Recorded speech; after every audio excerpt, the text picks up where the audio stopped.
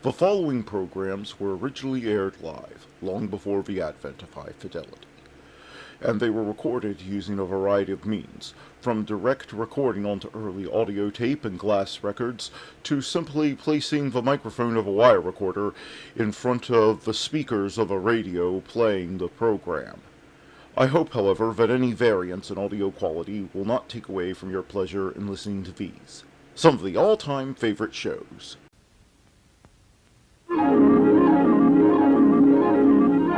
The following program is brought to you in living color on NBC.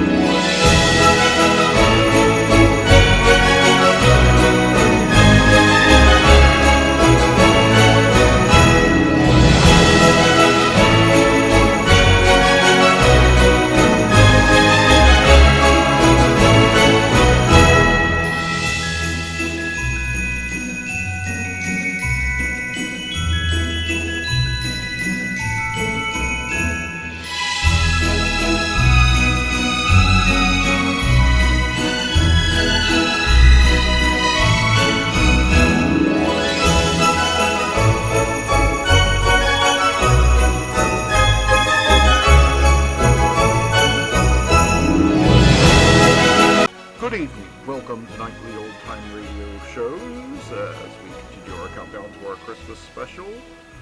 It is December the 21st, 2024, and here is what happened on this day in history.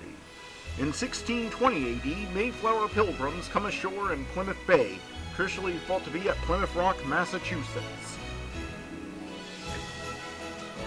In 1898, scientists Pierre and Marie Curie discover radium.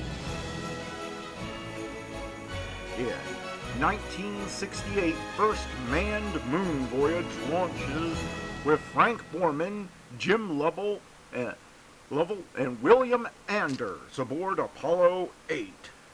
In 1988, Lockerbie disaster. A terrorist bomb destroyed Pan Am Flight 103 midair over Scotland, killing all 259 passengers and crew on board and 11 people on the ground. In 1991, Soviet Union formally dissolves as 11 of 12 republics sign treaty forming the Commonwealth of Independent States. In 1937, Snow White and the Seven Dwarfs, the first full-length animated feature film and the earliest in the Walt Disney Animated Classics series, premieres at the Carface Circle Theater of Los Angeles. In 1968, Glenn Campbell's album Wichita Lineman goes #1 in the U.S. In 1891, first game of baseball based on rules created by James Naismith, played by 18 students in Springfield, Massachusetts. Born on this day, Thomas Becket, Roger Williams, Benjamin Disari, Kurt Wilhelm,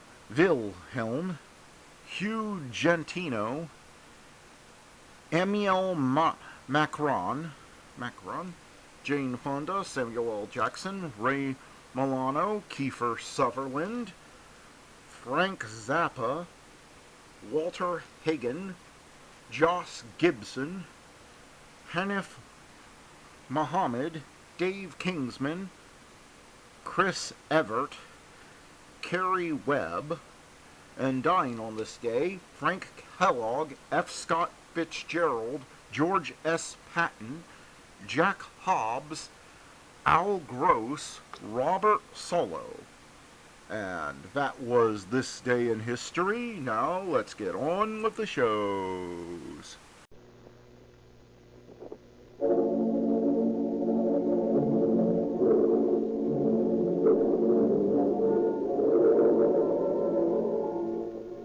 Calling All Cars, a copyrighted program created for the Rio Grande Oil Company.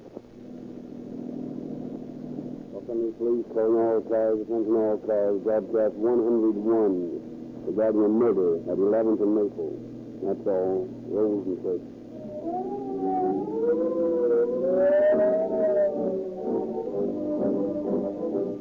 Every police car that speeds past you with sirens squeaking is a dramatic advertisement for Rio Grande cracked gasoline. So is every police ambulance speeding on its errand of murder. Every fire engine that roars past. Every police motorcycle that patrols the road.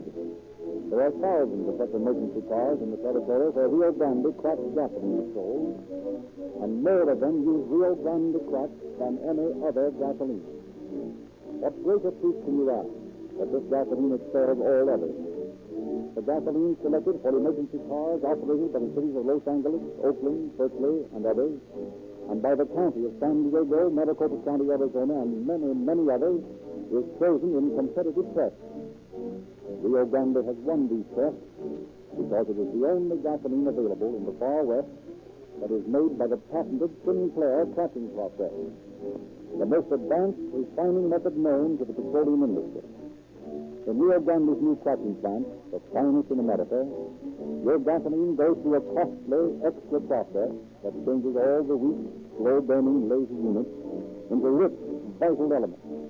And when you buy Rio Grande cracked gasoline from your neighborhood independent dealer, you get the same gasoline that is used by more emergency engines than any other brand. And in addition, Rio Grande offers free gifts to every boy and girl. Drive in tonight, or tomorrow sure, wherever Rio Grande cracked gasoline is sold. Ask for your free copy of the Calling All Cars news, and read how your youngsters may have a complete junior detective outfit free of charge.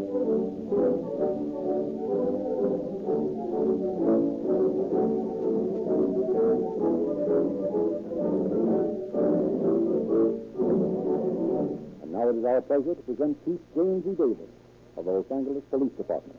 Chief Davis. Good evening, friends.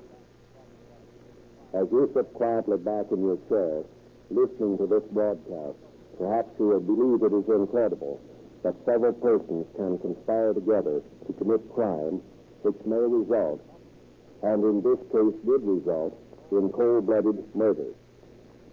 Few citizens realize that walking abroad in our community are vicious individuals whose criminal tendencies are so great that they can conspire together in a single act of violence. But this story we bring you tonight is one which proves conclusively that definite criminal types are dangerous and altogether unfit to associate with civilized society as we know it. I wish to call particular attention to those listening in tonight to the splendid work done by the police officers in ringing from the group of conspirators and would-be murderers whose story this is, the truth concerning one of the most barbarous killings in police annals. This splendid piece of detective work was done without resorting to the antiquated so-called third degree. The psychology used by the police officers in this story to break down the resistance of these clever criminals is particularly noteworthy. Now for the story.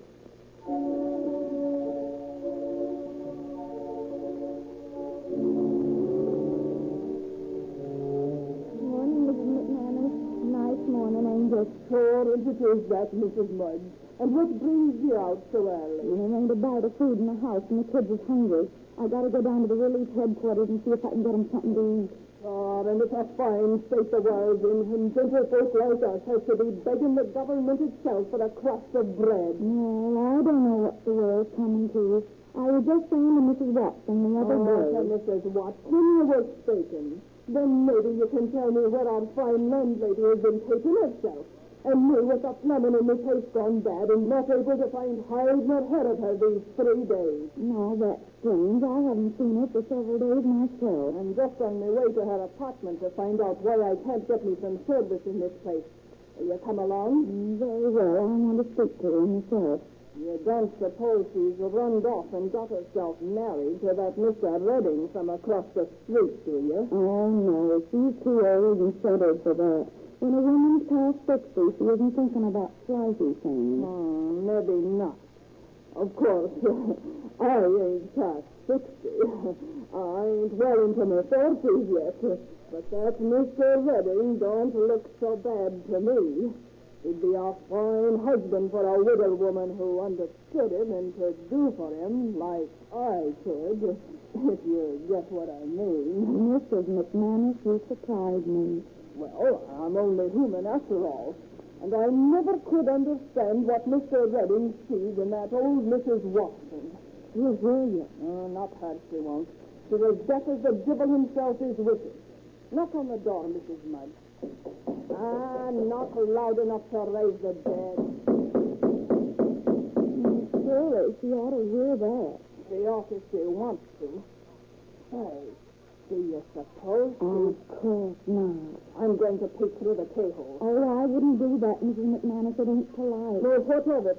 My plumbing needs fixing, and I'm going to tell her about it no matter how I do it. Now, just nail down here. Oh. Jones is plaguing me again. Do you see anything? Mrs. Mudge. Mrs. Mudge? Yes, what is it? The room's a wreck. If the devil himself has been up to trick him, Let's go in and see what's the matter. Not me. That's the job for the police.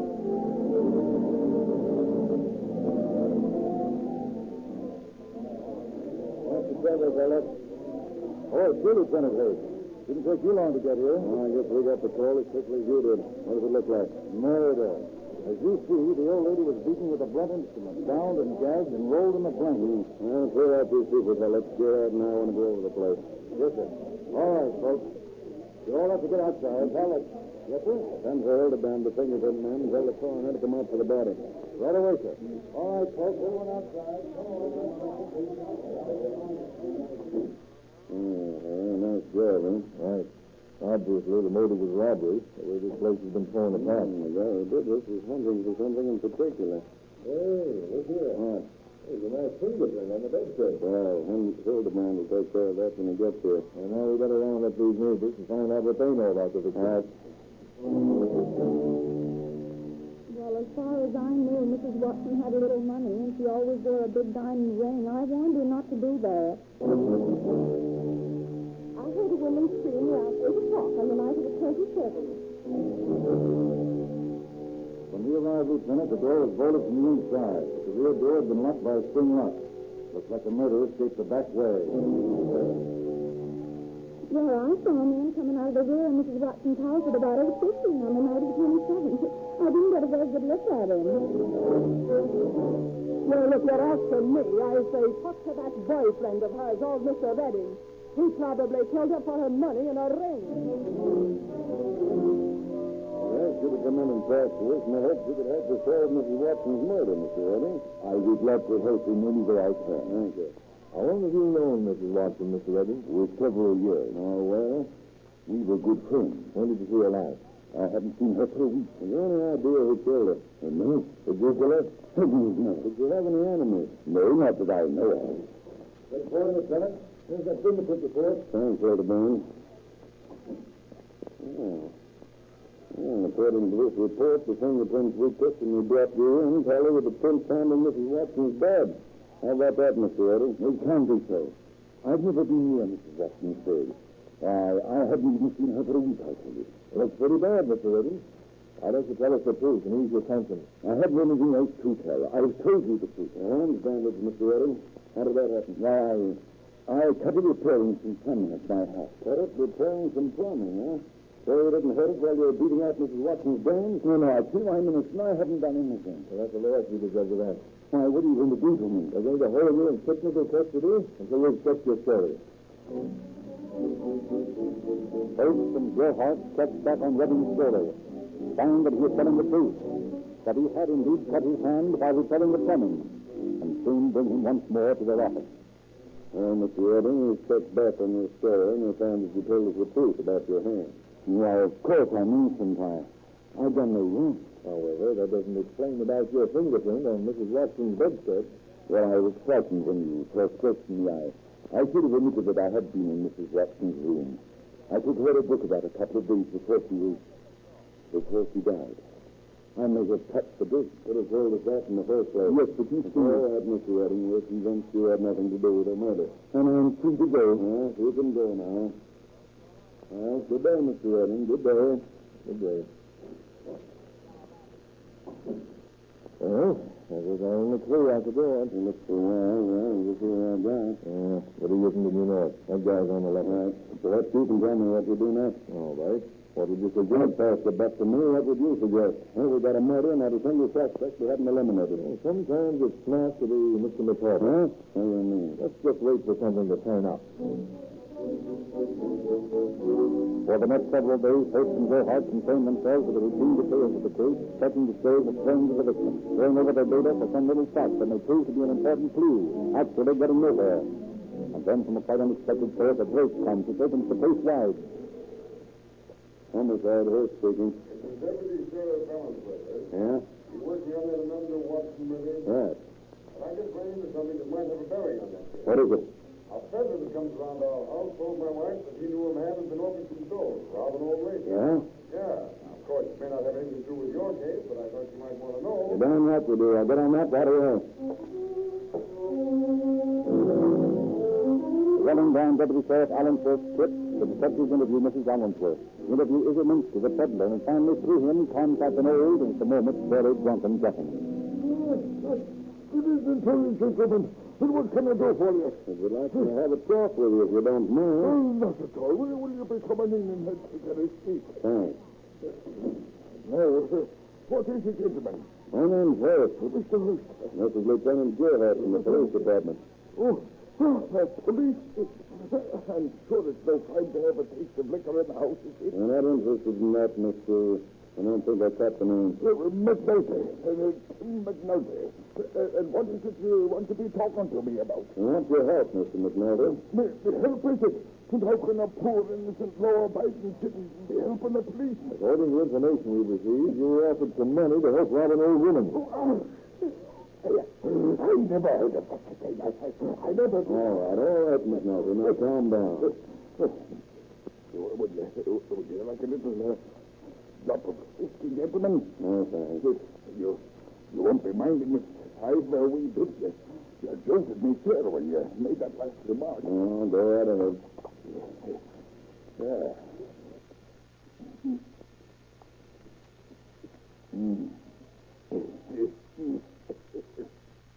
Well, now that's better. How about it, McNulty?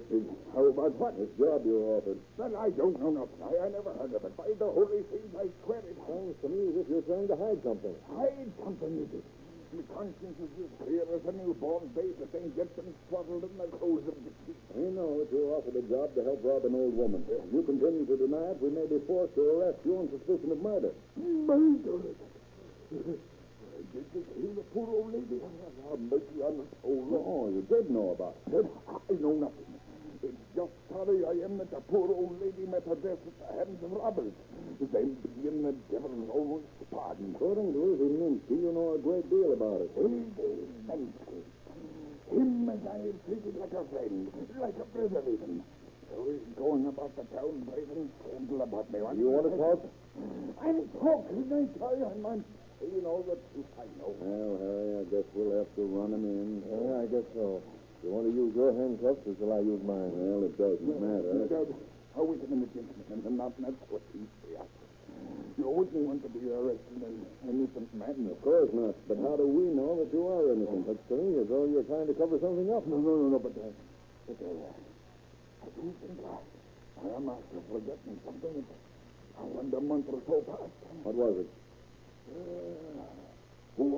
Yes, I remember now. The thing that the fella did talk to me about robbing some poor old lady. But I didn't have nothing to do with it. I told him I was a respectable, self-respecting, respectable citizen. And Who was this man? now, let me think. Seems like his name was Eddie Black. Eddie Black. Yeah. Where'd you live? Yeah, I believe it's somewhere around Pico and San Pedro. But then I ain't sure. I never had nothing to do with him. I sent him and his illicit propositions packing. I fed him like the black one I did. Sure and why should a self-respecting, respectable, self-respecting taxpayer and citizen like me have any truck with a black-hearted devil like the one he is himself? The devil take you like a...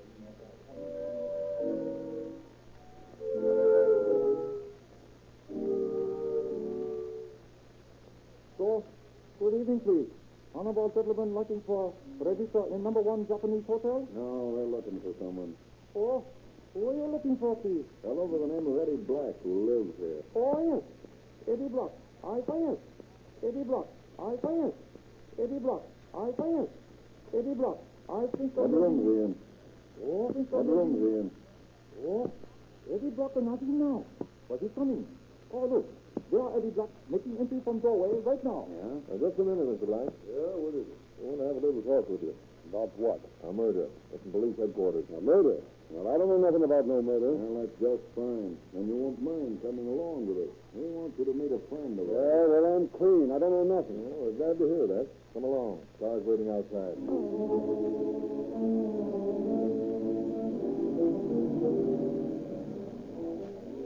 Come on, get out. Hey, what's the idea? Where are you taking me? You'll see soon enough.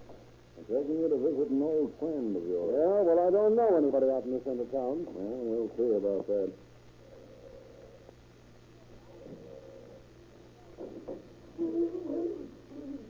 You gentlemen very long, and I see you got your man.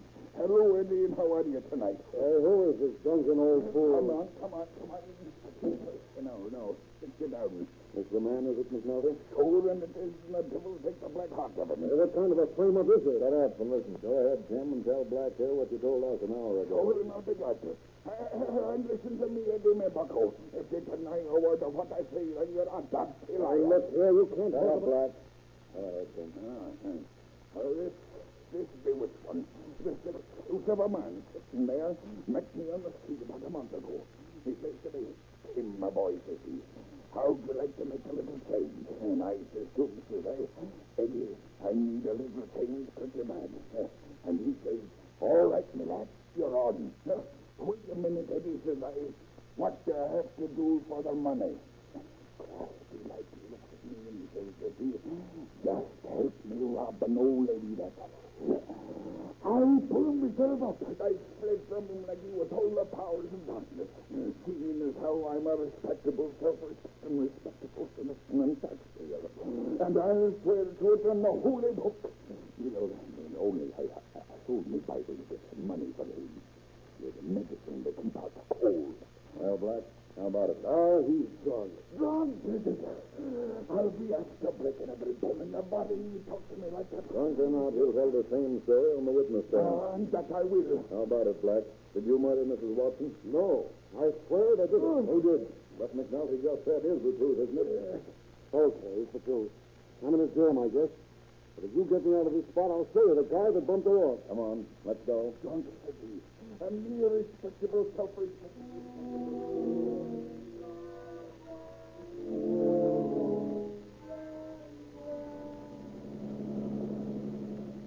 That's the rooming house he lives in right there at the corner. What's his name? Well, I don't want to tell you that, but I know what room he's in. All right, what room is it? Number 15. That's fine. Let's get Black into headquarters there. Okay. Hey, what's the idea? You can't hold me. No. Well, they're holding you as a material witness until we check your story.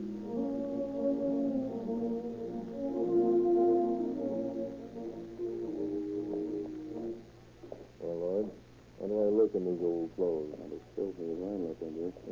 I always hate to wear some phony disguises like this. Well, sometimes you better. You better stake in this neighborhood. Everybody for blocks will know who exists. Well, here we are at the rooming house Black pointed out. Let's ask the landlady. Okay. There's a room there at the left. Yeah? I want to rent a room. Yeah. Yeah. You'll have to pay in advance. Okay, we will. Don't look to me like you had 10 cents between you. No, we have. See this badge? The police. Right. And we want your assistance. Well, now, look here. I don't want no trouble here. This is a respectable place, and I don't want it getting a bad name. All right, now, quiet down. You're smart, and we're here. You make a fuss, and we have to raid the place to get our men. Oh, heavens, no, not a raid. Very well, then, be quiet, and we'll cause you no trouble. Oh, what do you want? I want the name of the man in room 15. Mr. Jefferson has that room. Is he in now? No, he went out half an hour ago. When do you expect he'll be back? Well, it's hard to tell. Sometimes he's away for a couple of days, and sometimes for just a few minutes. Have you got any rooms vacant next to his? No, but there's an empty room across the hall. We'll take it. But I don't want no trouble. I promise you there won't be any trouble. Just you keep your mouth shut. The only way there'll be any trouble is if you tip them off that we're here. For 24 long hours, the two detectives sit in the little room, smoking endless cigarettes, taking turns, watching through the keyhole for anyone entering Jefferson's room across the hall. No one comes that afternoon, that night, nor the next morning, but finally at noon on the second day. Come on. Yeah, probably that old chicken down the hall. He was walking around all night.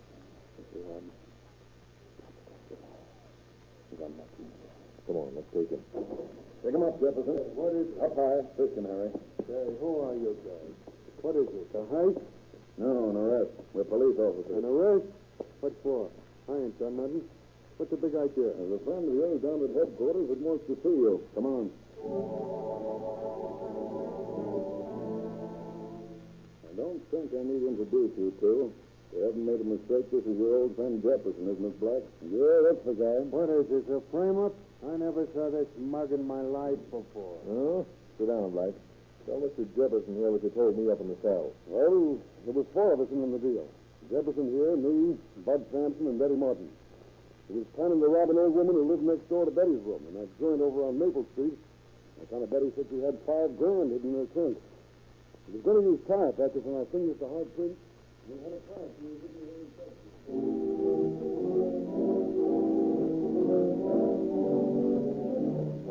Betty Martin? Yeah, what of it? You're under arrest.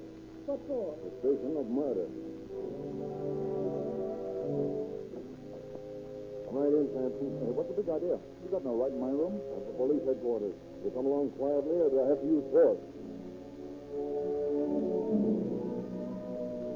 First, loses no time in hurting the suspect. Into the office of the superior, Captain Bert Wallace of the Homicide Squad. Captain Wallace, this is Eddie Black, Bud Sampson, Jack Jefferson, and Betty Martin.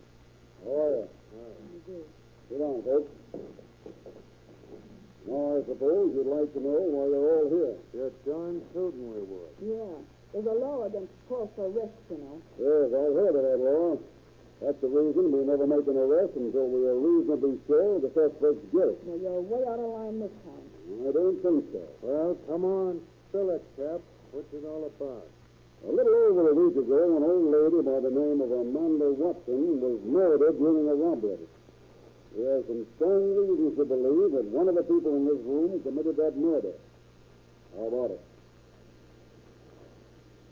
Okay. I'll lay my cards on the table. I'll start talking. That's fine. You don't mind if we take down your statement in shorthand, do you? A lot of good it would do me if I did. Perhaps you're right. You ready to take the statement, sir? Yes, sir. All right, Johnson.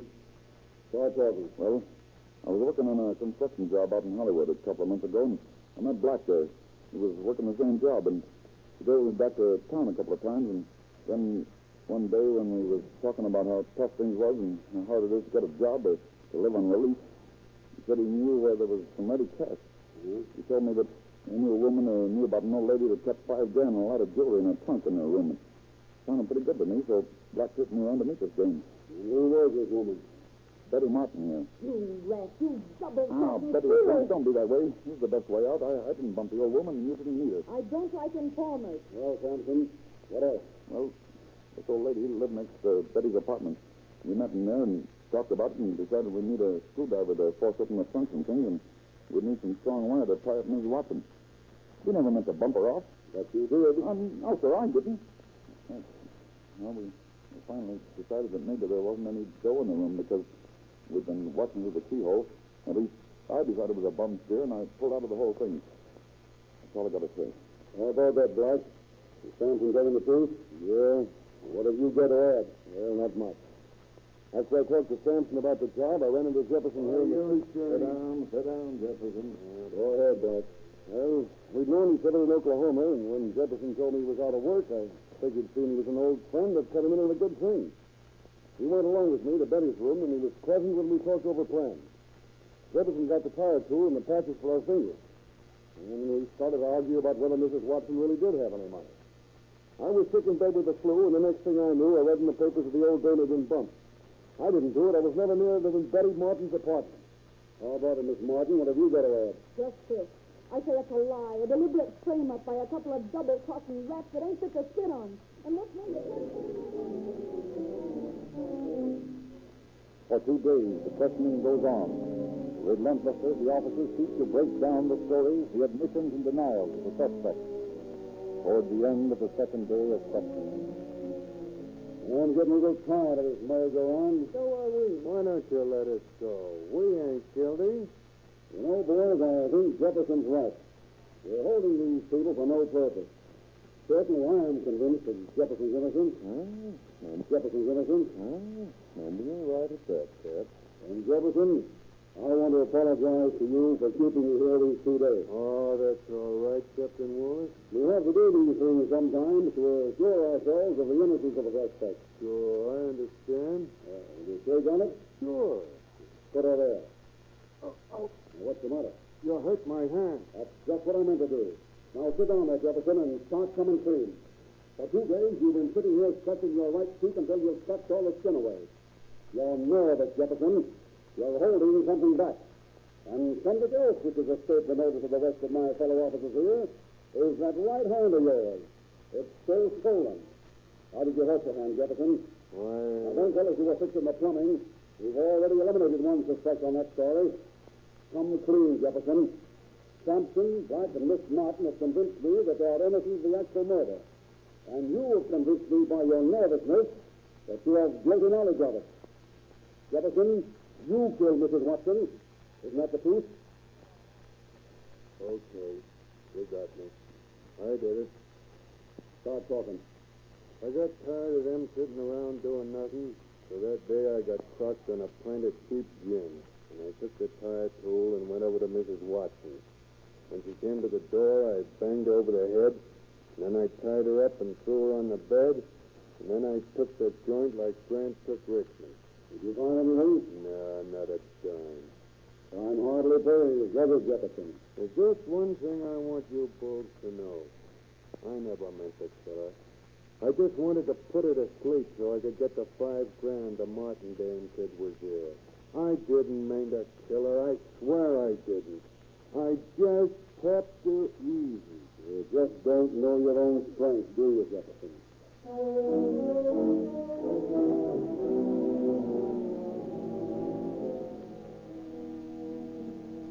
Jefferson, Black, and Miss Martin were booked for murder. Sampson was held as a material witness, and complaints were issued by Deputy District Attorney Vern Ferguson on 1 count of murder, 2 counts of conspiracy to commit robbery, and 3 counts of attempted robbery. But 4 days before the case came to trial, Judge Reuben Smith released Black and Miss Martin, declaring that the evidence of their guilt was insufficient. Jefferson went on trial on an insanity charge, was found sane, and was sent to San Quentin Penitentiary for life. Thank you, Chief Davis. Someday you may need help from the police. Someday you may need an ambulance, quick. Every second counts when you need help. So police take no chances with gasoline refined by ordinary methods. Gasoline which may sputter and balk and stall at a sudden demand for speed. To ensure that every police car can jump from a crawl to top speed in emergencies, the largest cities and counties in California and Arizona specify Rio Grande cracked gasoline to power all emergency motors. It costs no more to get tetraethyl-treated gasoline refined by this extra cracking process. And with cracked gasoline in your car, you can get police car performance too. And as an extra inducement to try the super-refined gasoline, every independent dealer handling Rio Grande cracked gasoline is offering free, valuable gifts to boys and girls. Drive in. Get police car performance for your car with Rio Grande cracked gasoline.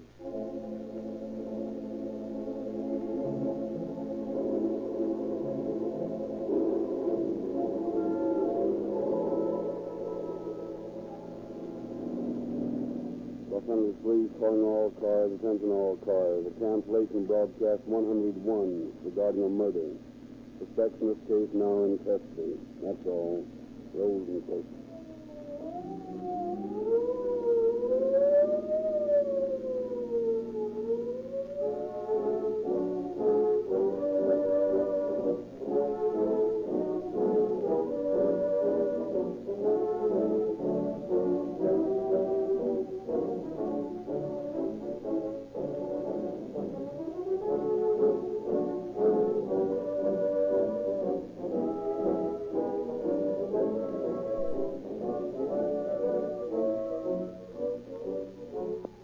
Narrator Frederick Lindsley bidding you good night for the Rio Grande Oil Company.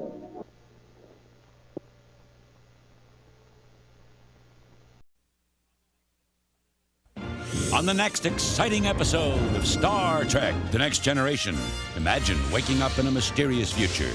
Data, I haven't remembered a day for the last 16 years. Where time has altered the crew's destiny. Perhaps it would be best if we discuss this. Shut up! Is it a Romulan trap to sabotage the Enterprise? Shall we end this charade? Or an endless nightmare with no escape? Find out on Star Trek, The Next Generation.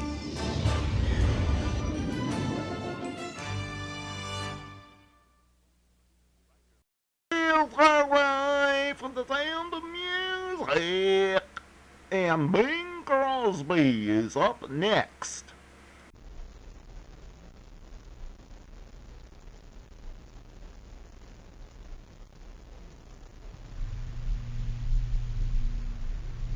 The Bing Crosby Show, transcribed from Hollywood and brought to you by Lanolin Plus Liquid. Famous Lanolin Plus Liquid, the golden beauty liquid that's sweeping the country, the secret of beautiful women everywhere, and a wonderful way to end dry skin worries forever.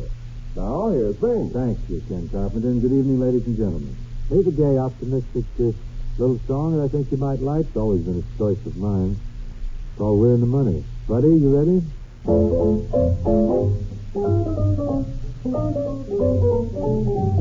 in the money, we're in the money. Yes, we've got a lot of what it takes to get along. We're in the money, and the skies are sunny. Old man trouble, you are through, you've done us wrong. We never see a headline about a present line today. And when we see the landlord, we can look that guy right in the eye. We're in the money, come on, my honey. Let's send it, lend it, send it, rolling along. We're in the money, we're in the money.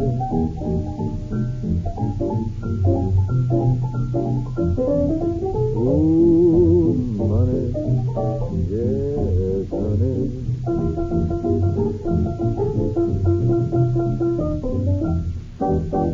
We never see a headline about a bread line today. And when we see the landlord, we can look that guy smack dab in his good eye. We're in money, come on, my honey. Let's spend it, let's spend it. Let's spend it, lend it, spend it, rolling along.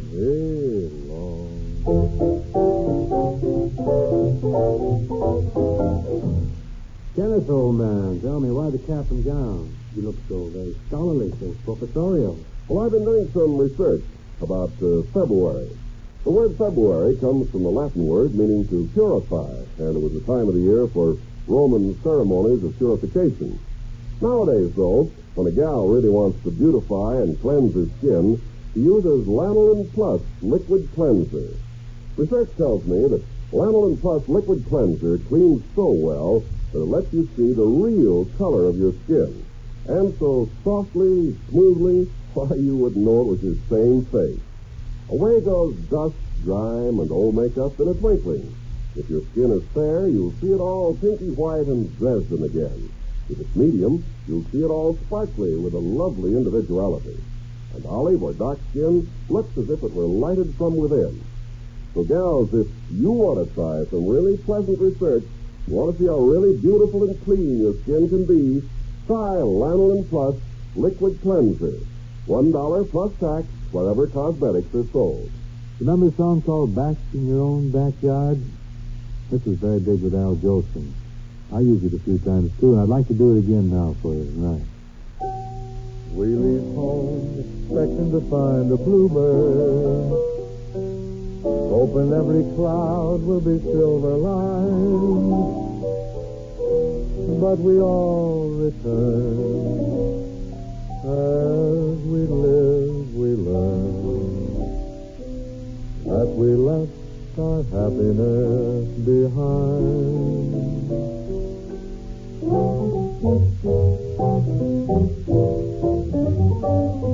The bird with feathers of blue is waiting for you back in your own backyard. You see your castle in Spain through your window pane, back in your own backyard. Oh, you can go to the east, go to the west, but someday you come, weary at heart, back where you started from. You'll find your happiness lies right under your eyes, back in your own backyard.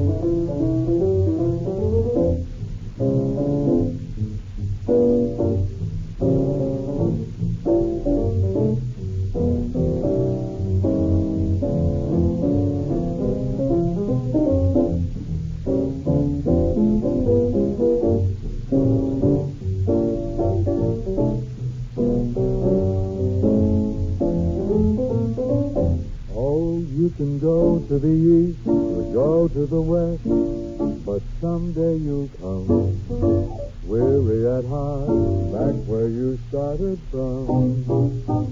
You'll find your happiness lies right under your eyes, back in your own backyard.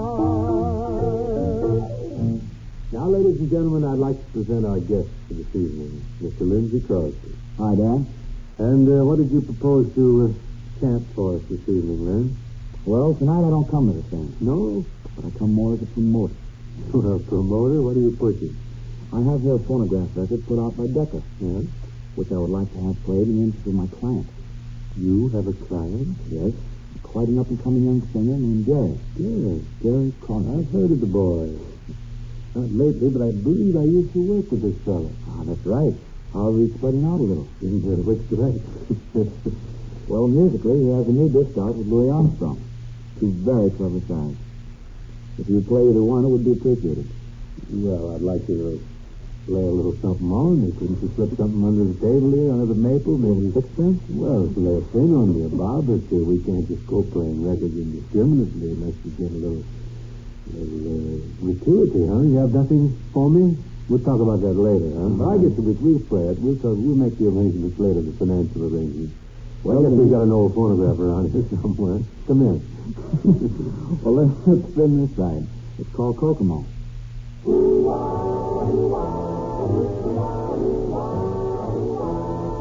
don't you talk to me, baby? Baby, baby, whisper in my ear.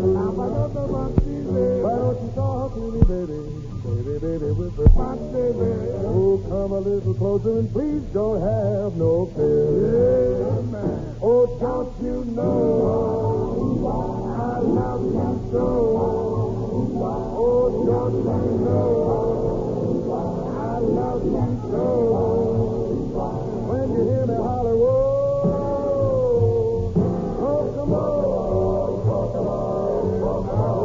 You told me, heard what you said. I heard what you told me, heard what you said. Don't worry, my friend.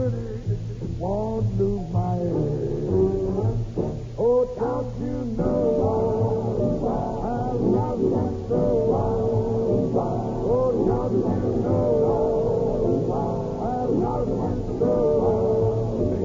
When you hear me holler, whoa, want some more, want some more, want some more.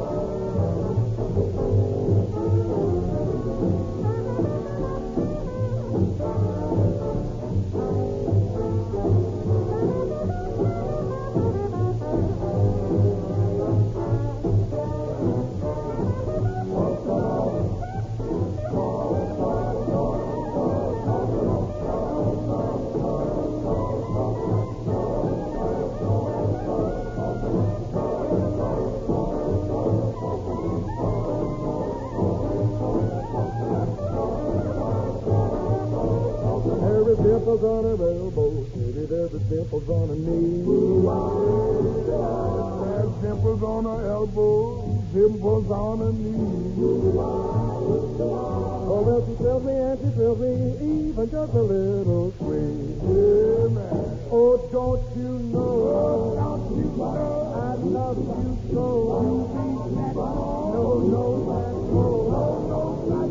but no, come more. You hear me holler, oh, come on.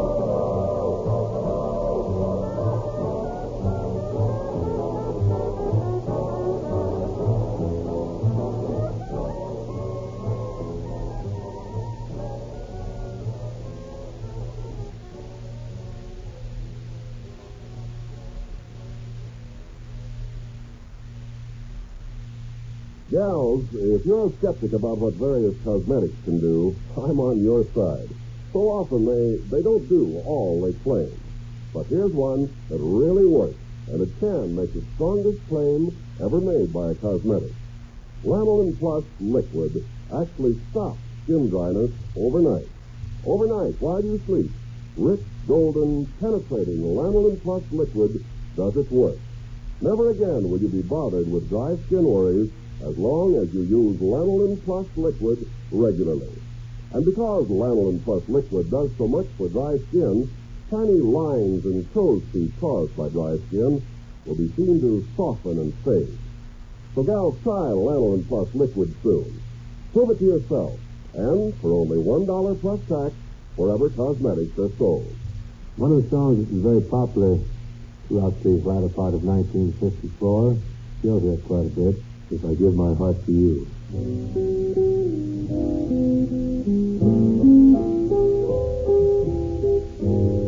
If I give my heart to you, will you handle it with care? Will you always treat me tenderly and in every way be fair? If I give my heart to you, will you give me all your love? Will you swear that you'll be true to me by the light that shines above? And will you sigh with me when I'm sad? Smile with me when I'm glad, and always be as you are with me tonight. Think it over and be sure. Please don't answer till you do. When you promise all these things to me, then I'll give my heart to you.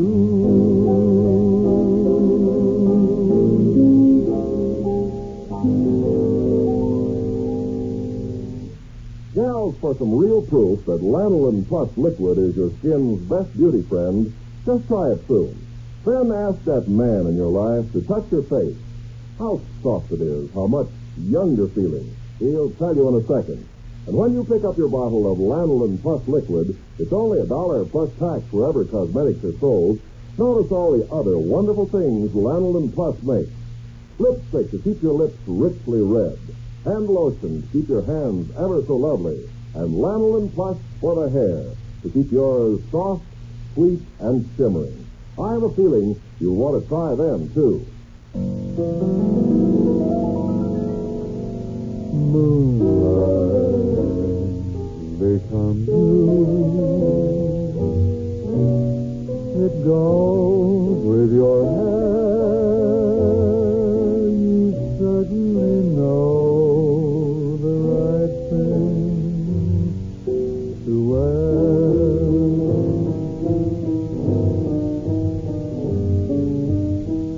Moonlight become you. I'm thrilled at the sight. I could get so romantic tonight.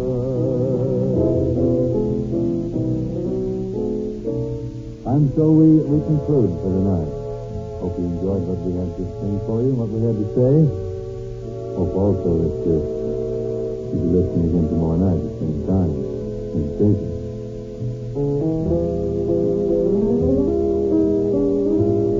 This is Ken Carpenter saying goodnight to you all and reminding you that Bing Crosby can be heard Monday through Friday, transcribed from Hollywood.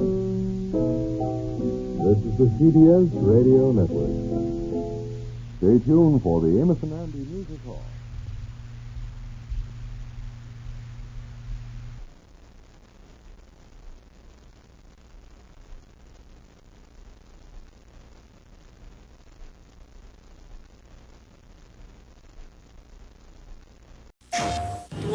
One of old-time radio's longest-running and most popular programs, CBS Mystery Theater, is up next.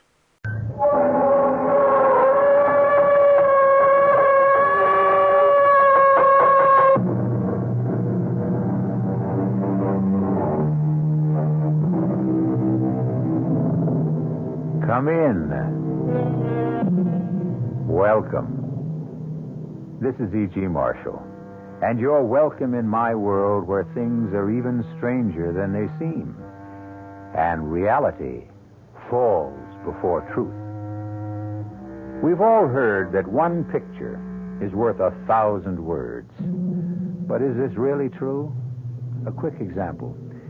Would your sweetheart rather hear you say, "I love you," or look at your picture?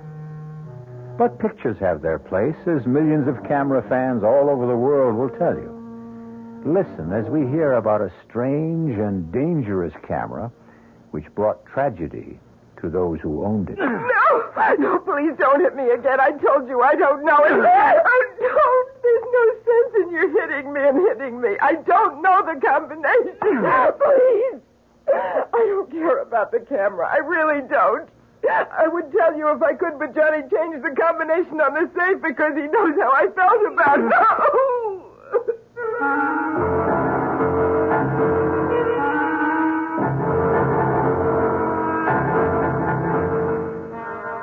Our mystery drama, Die, You're on Magic Camera, was written especially for the Mystery Theater by Murray Burnett and stars Nick Pryor and Terry Keane. How do you feel when your host or hostess pulls out the old family album for a quiet evening looking over family snapshots?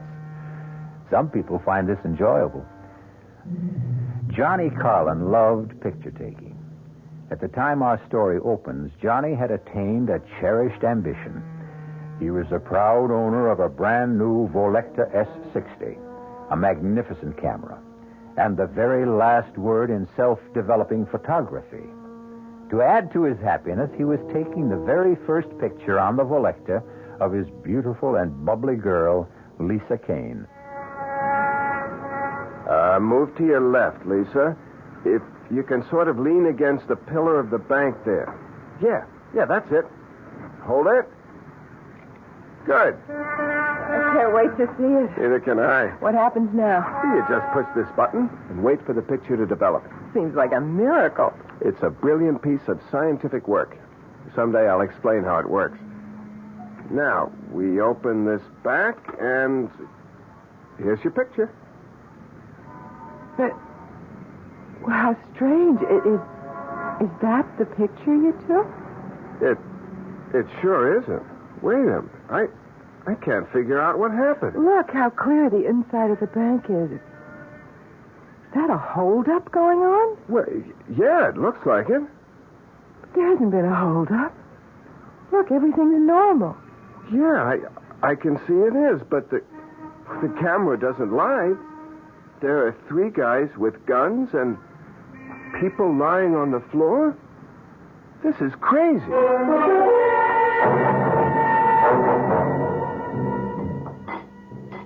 I don't know what I did about breakfast before I met you, Lisa. You had coffee and Danish and some greasy spoon. Remind me to chalk up another reason for us to get married. It'll be more convenient for me to have you in my kitchen than for me to come over to your place every morning. I'll remind you. Hey, Lisa, look at this. Intercoastal Trust held up by 3 bandits who escaped with $30,000 in cash and negotiable securities. Johnny, isn't that the... That's the bank where we stood when I took that picture. What does it mean? Hand me my camera. Here. It beats me that this is a perfectly ordinary Volecta. Well, could it have been just a freak thing? Some kind of a crazy mix-up? You tell me how this camera could take a picture of a holdup in a bank that hadn't happened yet. Can you explain that? No. Why don't we just forget about it? Because there's a reward for information leading to the capture of the robbers. You think the picture we have shows the actual robbers? Well, it's worth a try.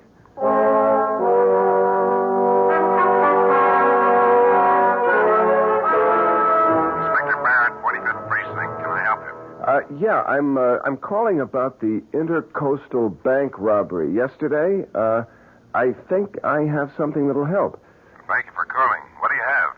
Well, I can't tell it over the phone. Why not? Because it's a photograph. A photograph? Yeah, I was taking a picture of my girl outside the Intercoastal Bank yesterday, and somehow I got a picture of the holdup. Where are you now? My office is 1 Central Park South. I'll be there in an hour. The name is Carlin Communications. I'm John Carlin. See you in an hour, Mr. Carlin, and thanks. You didn't say anything about the reward. There's time for that when I get him in the office. You expect anyone? No. You'll forgive me, but the door was open. What, that's impossible. I always double lock that door. We're all forgetful at times. You're John Carlin. Who are you? My card. Volecta Camera Corporation, Nicholas Scarlett, sales representative. Yes, Mr. Scarlett? I'll come straight to the point, Mr. Carlin. Our records show that you purchased a Volecta S60 on the 27th of this month, correct? That's right. Well, it was our mistake. No question about it. A very grave error. That model was sold to you by some stupid clerk. It is an experimental camera that should not be on the market. So, since it was our error, we are going to give you your choice of any 2 Volecta cameras you wish, including our motion picture line, when you return the experimental model. Fair? What kind of experiments were you doing with this model? Not my department, Johnny. I'm just here to get the camera back. Well, suppose I want to keep the camera. Why would you want to do that? Suppose I did. Bad move, Johnny. I wouldn't advise it. You mean there's a chance that the Volecta people might try to grab it sometime? Rip me off? Oh, never. You paid for the camera. It's yours unless you return it voluntarily. That's the rule of the company, and that's the way it works. Now, what do you say? Do we have a deal? I'd like to think it over. Oh, sure thing. But believe me, Johnny, this camera wasn't meant for you. And whatever you're thinking, it won't work out.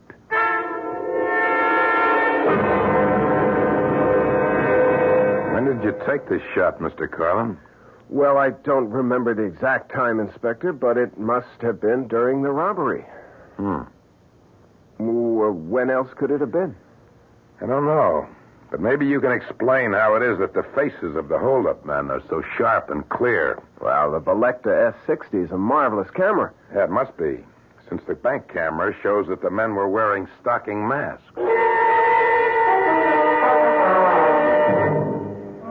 Johnny, I don't know what you're trying to prove, but I've got to get out of this hotel lobby. Can't figure it out. It just doesn't make sense. Every single one of these pictures came out just the way I took them. Well, why shouldn't they? Well, how do you explain that picture in front of the bank? I told you, it was a freak, that's all. Come on, let's get out of here. Well, maybe you're right. There's a phone over there. You sit in this chair while I call Scarlett and tell him I'm ready to make the deal. Okay, but make it fast. 1 minute.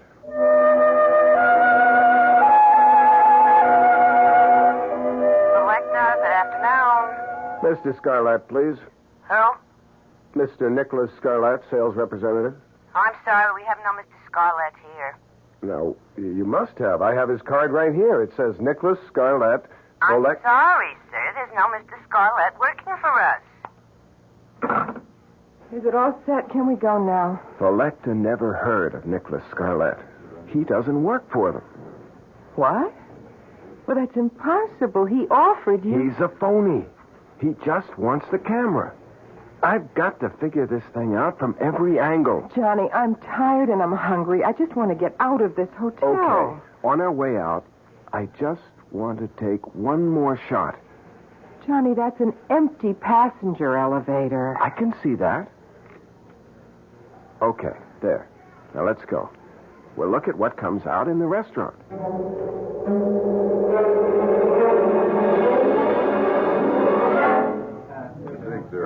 Oh, I never would have believed a bacon, lettuce, and tomato sandwich could taste this good. Look, Lisa, look at this shot.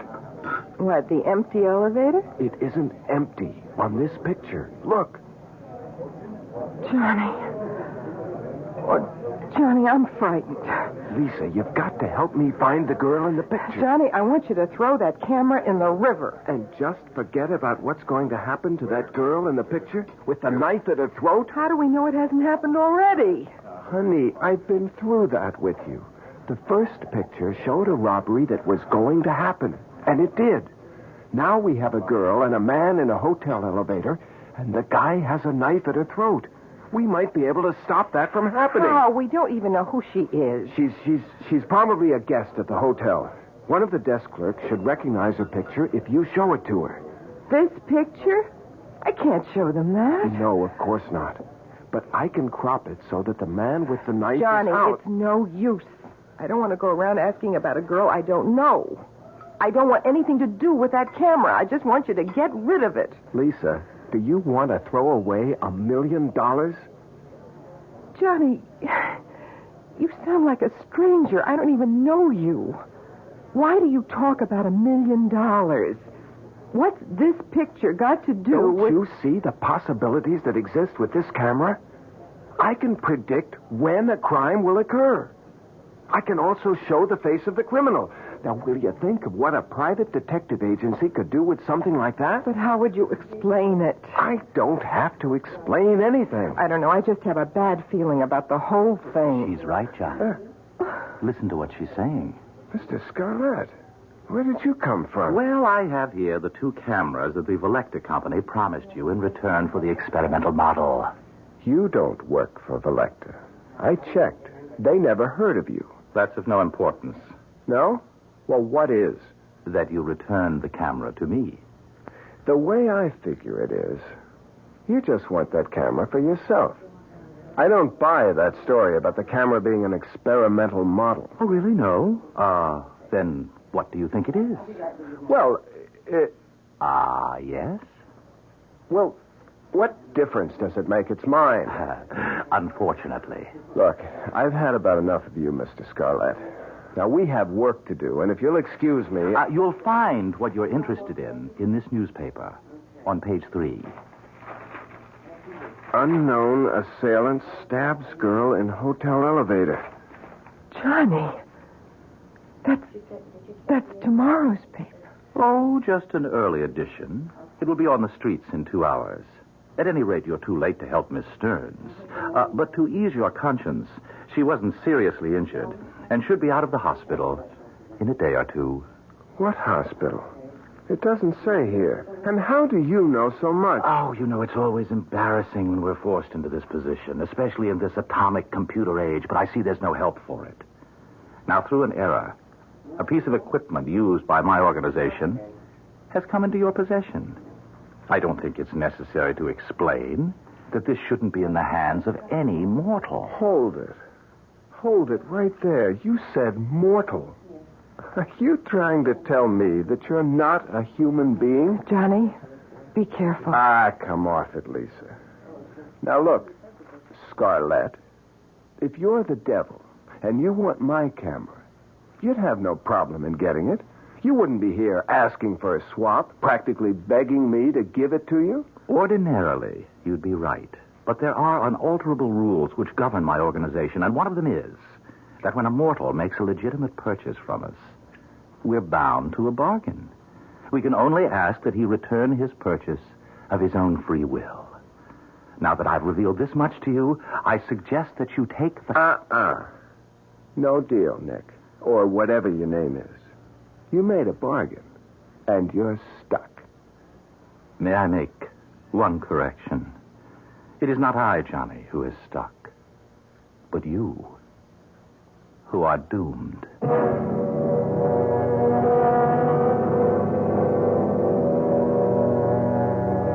I don't suppose there's one of us who hasn't thought of what they'd say or ask if they really had a conversation with the devil. You know, I like to believe that most of us have at one time or another, but that we somehow either didn't recognize him or didn't believe him.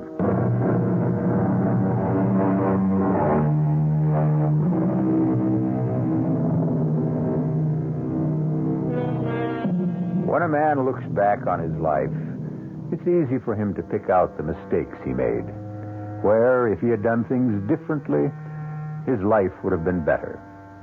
However, man is always the victim of his desires, and in today's world, the desire for wealth can blind.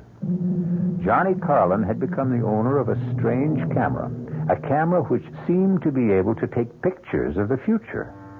And Johnny Carlin had visions of untold wealth.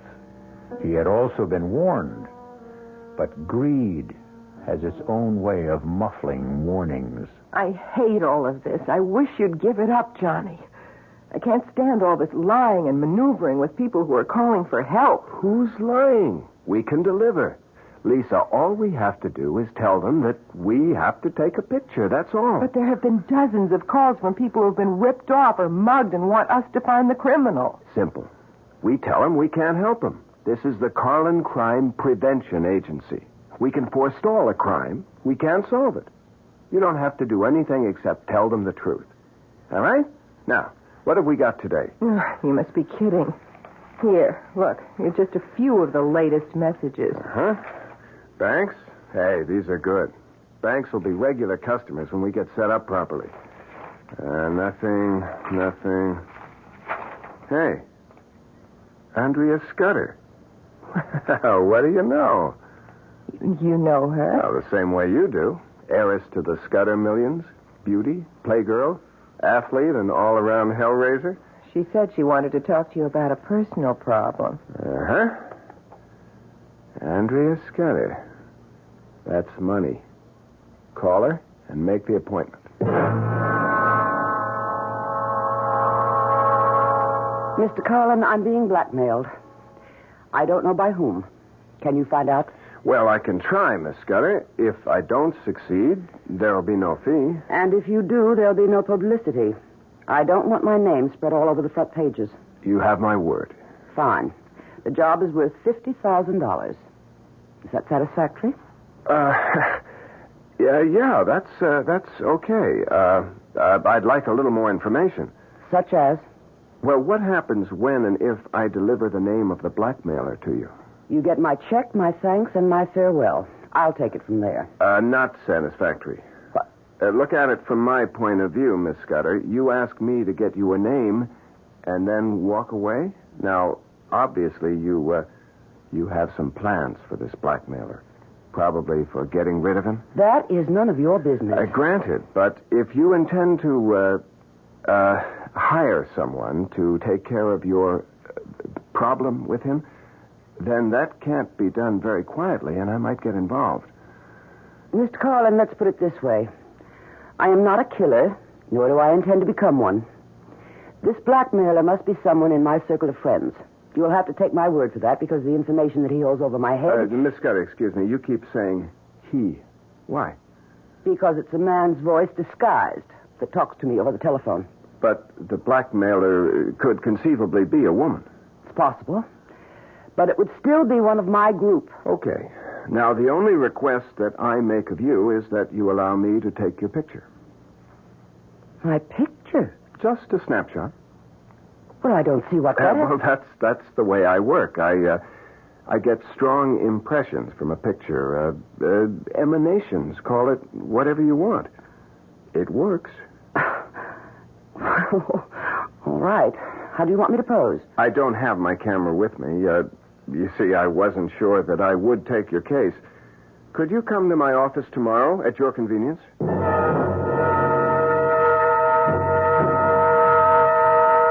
Full face, if you please. Whatever you say. Thank you. That's it? That's it. Thank you for coming to the office. Well, what happens now? Well, I'll study the picture and hopefully get some vibrations which will enable me to name the blackmailer. How long do you think it will take? Not long. I may be in touch with you this afternoon. All my instinct tells me that this was a waste of time.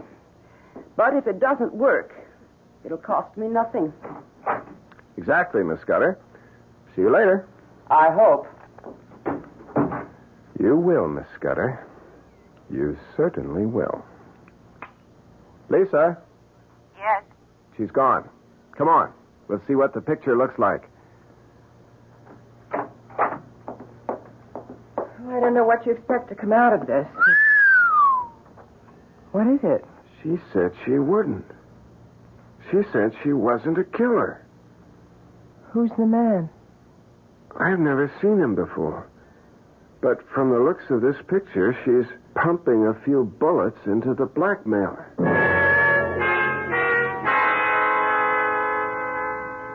Are you sure you know what you're going to tell her? I'm not going to tell her anything. Hand me the scissors. Here. All right. There. Now, all we have is a picture of the blackmailer. I'll take this up to her and say, here's the man who's been blackmailing you. Give me a check for $50,000, please. Johnny, she looked a lot older in this picture. Well, he isn't too young either. I want you to promise me something. When and if you get the $1 million, you'll forget about the camera and throw it away. Lisa... Johnny, please. Promise. Okay. If that will make you happy, okay.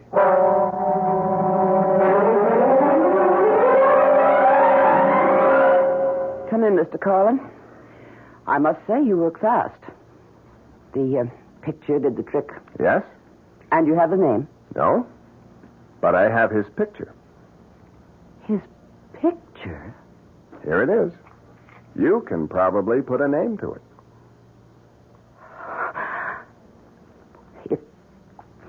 If this is your idea of a joke, Mr. Carlin, I am not amused. But I don't understand. Something must Get have out. gone wrong. Now, wait a minute. I meant what I said, Mr. And Carlin. I've got something to say to you, Miss Scudder. You asked my help in locating a blackmailer. Now, I came up with this picture, and it's obviously upset you. I don't know who the man in the picture is. The man in the picture is Tracy Kingsford, my fiancé.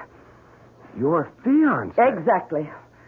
And I know he isn't the blackmailer because he could and will have half of everything I have when we marry next month. But... Now, I don't know what your purpose was in showing me this picture, or even how you got it, but this picture of Tracy, He isn't this old. Where did you get this? Well, maybe it isn't your fiancé. Don't be ridiculous. Where did you get it? Well, I'm afraid that's confidential. I want to know why you thought Tracy was the blackmailer. Miss Scudder, I told you. I will pay for the information. What is your price? If I decide to tell you, it won't cost you a penny. But I'll have to think it over.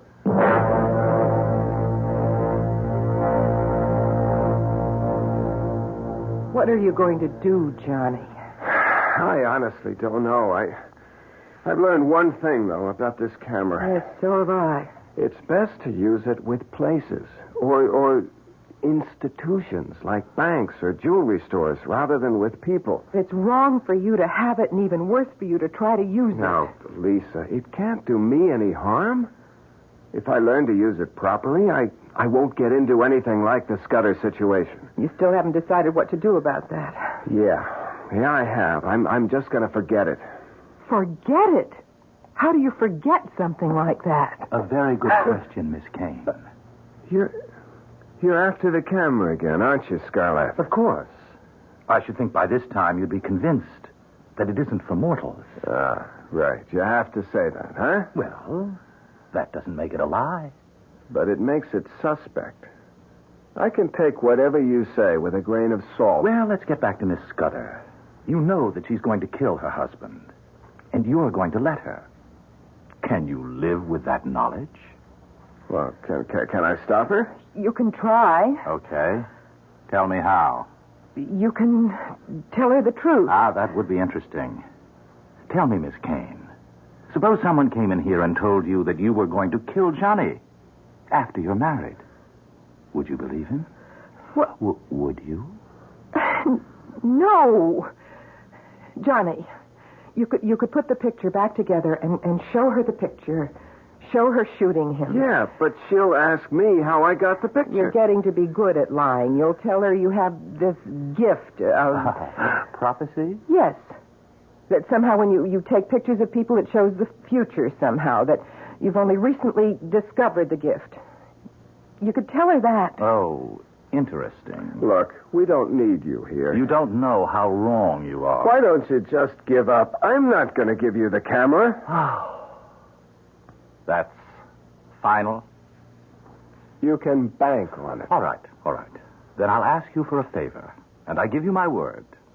You won't regret it. Yeah. Well, what is it? Permit me to take one picture. What for? As a favor.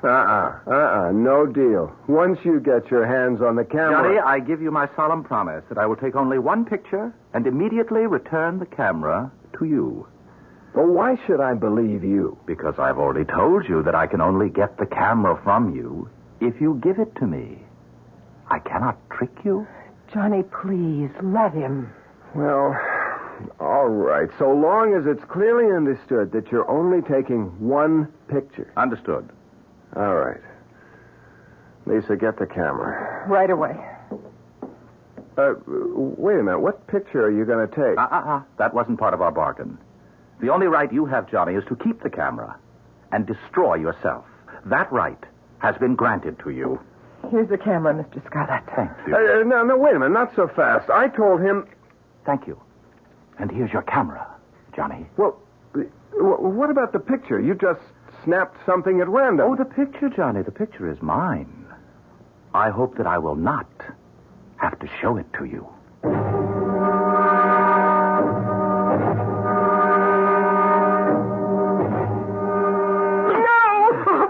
Please, I told you I don't know. Please, there's no sense in you hitting me. I don't know the combination. I don't care about the camera. I don't. I would tell you if I could, but he changed the combination to the safe because he knows how I feel.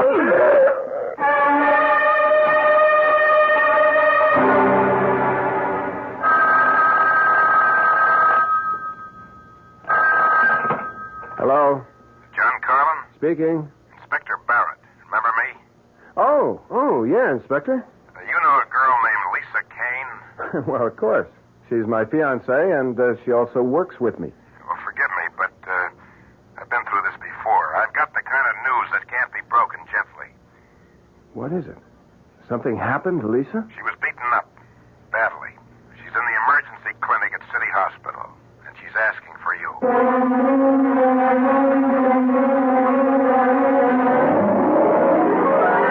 Since the days when Homer smote his blooming lyre and regaled Grecian nobles with the stories of Greek gods and men, which have become part of our Western heritage, man has sought to pierce the veil of the future. And ever since those days, from Cassandra on, man has consistently ignored the words of prophecy, no matter from where they came. Now, Johnny Carlin has been given more than a warning. Whether he heeds it or not, we'll find out.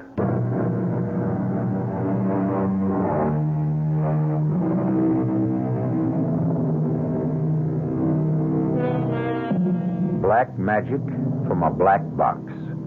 A seemingly ordinary camera purchased by Johnny Carlin has turned out to be anything but ordinary. In fact, it has the capability of depicting future crimes which will be committed by or against the people photographed. The camera has brought Johnny a lot of money, a lot of notoriety, and a lot of trouble. Lisa Kane, his fiancée, is in the emergency clinic of City Hospital because she has been brutally beaten. You got here fast, Carlin. Where is she, Inspector? One of the rooms down the hall. She's been asking for you. All right, let's go. Any idea why she was picked on? No, wasn't it an ordinary mugging? Hardly. She was attacked in your office, and nothing was taken from her purse. Johnny, I want Johnny. I'm here, Lisa. I'm right here. Oh, Johnny, they wanted the camera. They knew it was in the safe. Now, don't try to talk now. Please, let me. I want to tell you. Did you see their faces, Miss Kane? Yes. You think you could recognize them if I showed you some pictures? Inspector, look, I don't think she's in any shape. Johnny, get rid of the camera. Get rid of the camera. Is this the same camera that took the pictures that nabbed the men who robbed the Intercoastal Bank? Inspector, look, you can tell she's in pain. Doctors say she's going to be all right. Now, what about the camera? Well, this isn't the time or the place. This is the time. You want to find another place? It's okay with me.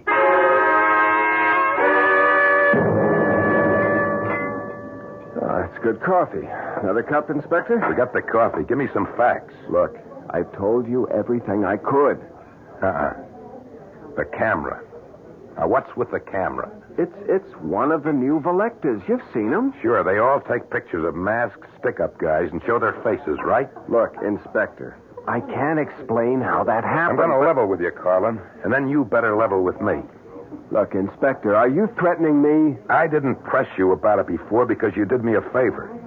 I got a lot of brownie points for bringing in those bank robbers. But now the heat's on me again. The new commissioner is throwing his weight around. And I'm looking for something that'll help me score with him. Well, I'm afraid you're looking in the wrong direction, Well, let Inspector. me see the camera. I've told you. I know what you told me. And I know you haven't leveled with me. Two guys don't beat up a girl looking for a combination to a safe that holds nothing but a camera. Unless they want that particular camera awfully bad. Inspector, that's pure speculation. Now, they may have thought there was a lot of cash in the safe. The girl says all they wanted was the camera. Inspector, she's like you. She's got a thing about it. Well, I sure have. Take a guy named Johnny Carlin in the communications business. He buys a camera, and all of a sudden he's in the crime prevention business, and doing very well. How come, Carlin? I discovered I had a special talent. Yeah. I checked with some of your satisfied clients. They tell me you use ESP. Yeah, that's right. And a camera. Yeah, that's right again. Well, I don't buy it. Well, I'm not trying to sell it to you. Yes, you are, Carlin. You're trying to sell me a phony story. Now, I want that camera you use for your ESP bit. It seems to me that you're a lot more interested in the camera than you are in getting the guys who beat up Lisa. I haven't heard you screaming at me to find them. If I thought that would do any good, you'd hear me on the moon. Meaning? Meaning that I think we'll get those guys one way or another. You think you have a way? Maybe. Something to do with a camera. You have your methods, I have mine. If I come across anything, and I expect to, I'll let you know, Inspector.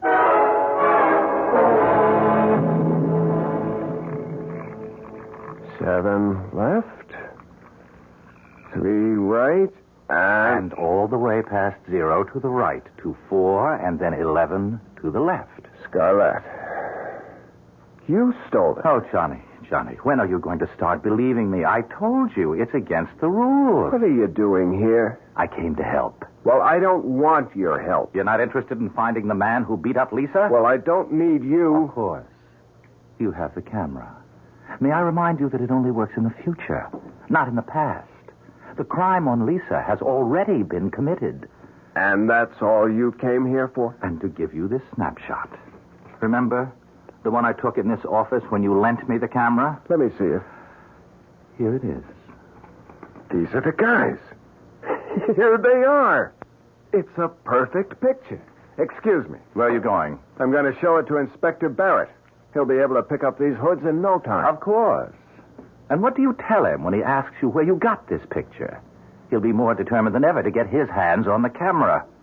Well, then, why did you snap it? Wait a minute.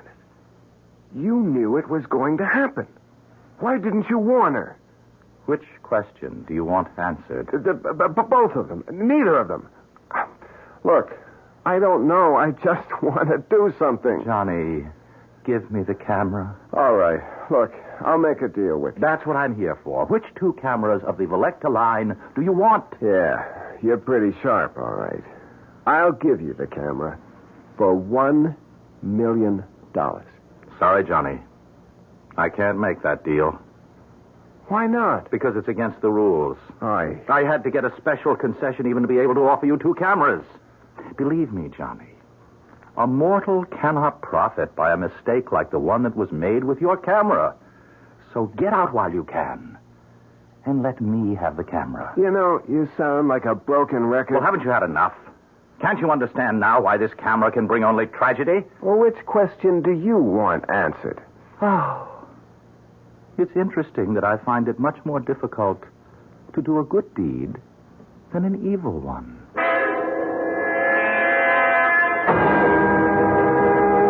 I'd like to know what makes you think you can pick out these mugs, Carlin. You've never even seen them. Yeah? Well, what have you got to lose, Inspector? Time. I could be showing these mugshots to your girl. She's the one who saw them. You looking for someone you know? I'm just looking for a couple of faces.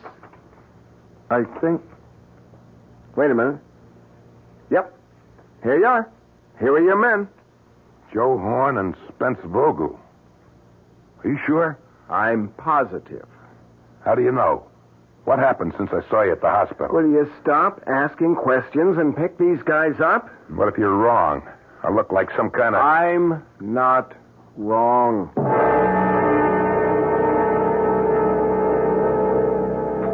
Hey, I've got good news, Lisa. The doctor says you'll be able to go home in a couple of days. That's nice. Well, honey, you don't seem very happy. Johnny, what have you done about the camera? Isn't it great? They've caught the 2 guys who hurt you. So you've still got the camera. Look, Lisa... Hello. It's for you, Inspector Barrett. Barrett? How did he know I was here? Thank you. Hello? Carlin, I want you to meet me in your office as soon as possible. Well, why? What's up? I'll tell you when you get there. Be there. What did he want? Well, he wants me to meet him in my office as soon as possible. Johnny, please don't go. Oh, Lisa, why not? You just got here. Look, if I go now, I can finish with Barrett and get back and spend an hour or so with you before I get thrown out. Inspector, I never really thanked you for getting those 2 guys. That's what I came about. What, to get thanked? In a way. I want that camera. Inspector, look, you must be losing your marbles. I told you... Now, listen to me, Carlin, and listen good. I put 16 years of my life into the police force, and they've just transferred me to Staten Island. Me, Inspector Barrett, sent to... Well, you get the idea. Now, I'm not sitting still for this transfer. I gotta have your little camera. Inspector, what good do you think the camera's gonna do you? Oh, come off it, Carlin. I'm a cop. I've done every kind of police work from pounding a beat to undercover surveillance. And never have I heard of a guy who could predict crimes and name the criminals. And you can't either, Carl. Oh, well, wait a minute. I never said I could. You can't. But you got some kind of newfangled device on that trick camera of yours, and I want it. It's going to make a big difference to my career. Look, Inspector, I'm sorry about the transfer, but it's upset you. Now, you're dreaming. You don't believe for a minute that I've got a gadget on a camera that can look into the future? That's just what I believe. It's the only thing that makes sense. All right. Now, suppose I prove it to you. How? I'll show you the camera. Fine. You'll look at the camera, and if you know anything about cameras, you'll see that it's a perfectly ordinary Selecta S60 with no extra gadgets on it. That's why you keep it in a safe. Here, Inspector. Look for yourself. You see? A plain Selecta. No gimmicks. Nothing. What did you leave in the safe? Nothing. Take a look. I will. All right. Now you satisfied? No. I think I'll take a picture. Now, Inspector, you're being childish. What's your beef? I'll just... Now, give me the camera. Back off, Colin. No, come on. I said give me the camera. Colin, I want you. I warned you, Colin. Now get up. On your feet. Colin. Good Lord. He's dead.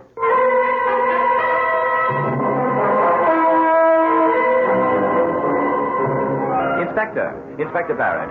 Hold up a second. Who are you? Nick Scarlett. I'm a friend of Johnny's. Oh? He asked me to pick up his camera. I see you're carrying it. I'll check with him. Oh, really? That won't be necessary. Look, I've never seen you before in my life. I know that this camera means a lot to Johnny. You don't expect me to hand it over to some stranger simply because you know Johnny and you ask for it. Inspector, you're in a better position than most people to know what happens to people who try to hang on to this camera. You'd be well advised to hand it over. You're the smoothest con man I ever met. Now get lost before I take you in for loitering.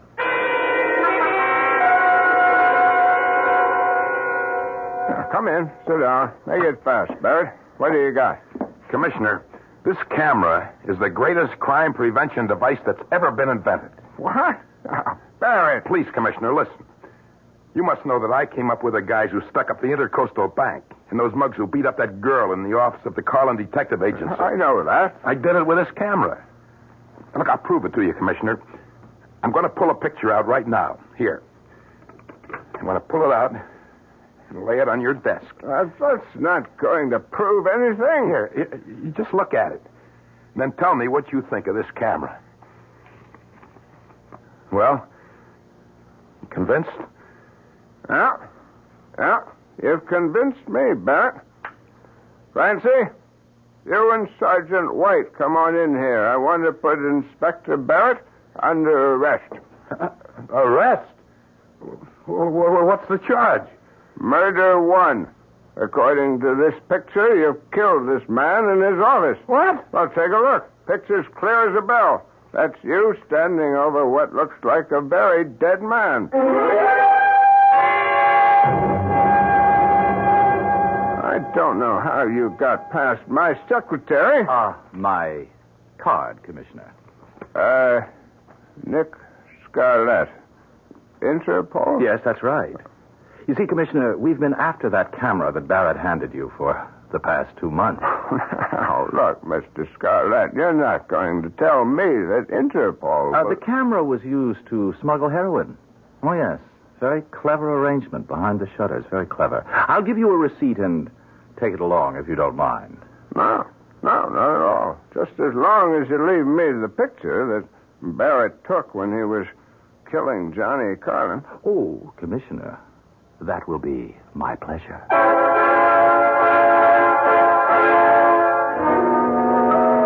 I often wonder where that camera is today. Sometimes I think that it may be used by St. Peter when an applicant stands at his gate demanding admission to heaven. Perhaps St. Peter pulls out a picture which would effectively silence a sinner who hadn't been caught by the law here on earth.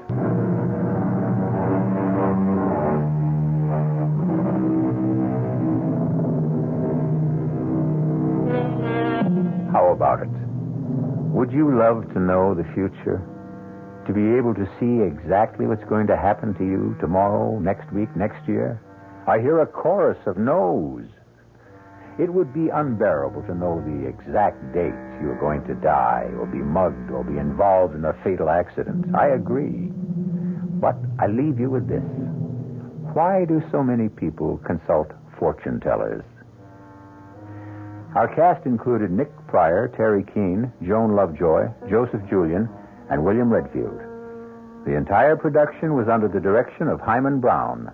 This is E.G. Marshall inviting you to return to our Mystery Theater for another adventure in the macabre. Until next time, pleasant dreams.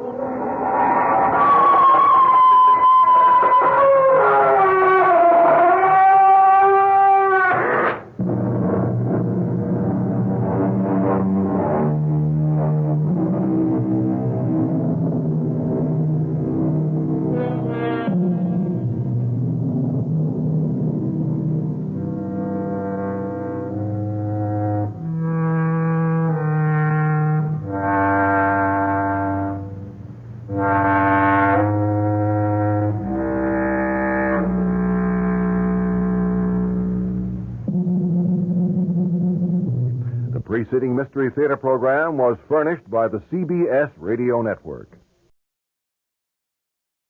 Up next in our prolific parade of programming, it is Eddie Cantor.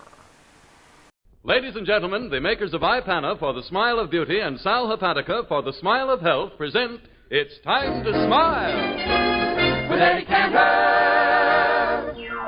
Time to smile, time to wear a grin. That's the style. Put a dimple in your chin. Let your troubles right from your fireside through the countryside, cross the great divide, push your cares aside, find the sunny side. Time to smile. And here he is, Eddie Cantor.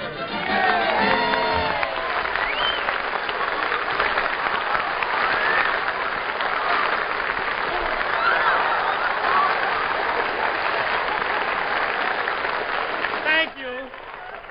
Thank you, Harry. Good evening, ladies and gentlemen. Harry? What? I've got the most exciting news. Listen to this. Oh, what? What is it? Jack Benny is coming east. And on behalf of his radio troupe, he's challenged us to a baseball game. Okay. Oh, Harry, I can hardly wait to sock one of Jack Benny's pitches and run around those bases. Me, running around boy, first, second. Oh, wait, you're going to run around the bases? Yeah. Well, I don't know. What are you laughing at? Eddie, you couldn't run around a Dixie cup without getting winded. That's a lie. And I'm taking this game seriously. And every day I've been doing road work, 20 miles a day. 20 miles. Of course, today I had to stop after 15. Oh, well, you ran out of breath. No, I ran out of gas. Look, Eddie, riding in a car is not road work. Well, look at Benny. He does it. Oh, well, that's different. In his Maxwell, it's exercise. Well, really, he still should do more than that if he wants to get in really good condition. Oh, yes, Harry. I've got my spies on the coast. They told me. Yeah. Oh, yes. Every day he takes steam baths. Steam bath? Yeah. Well, they're pretty expensive, aren't they? Not with Benny. He just get down to his uncle's tailor shop, takes off his pants, and sits under the pressing machine.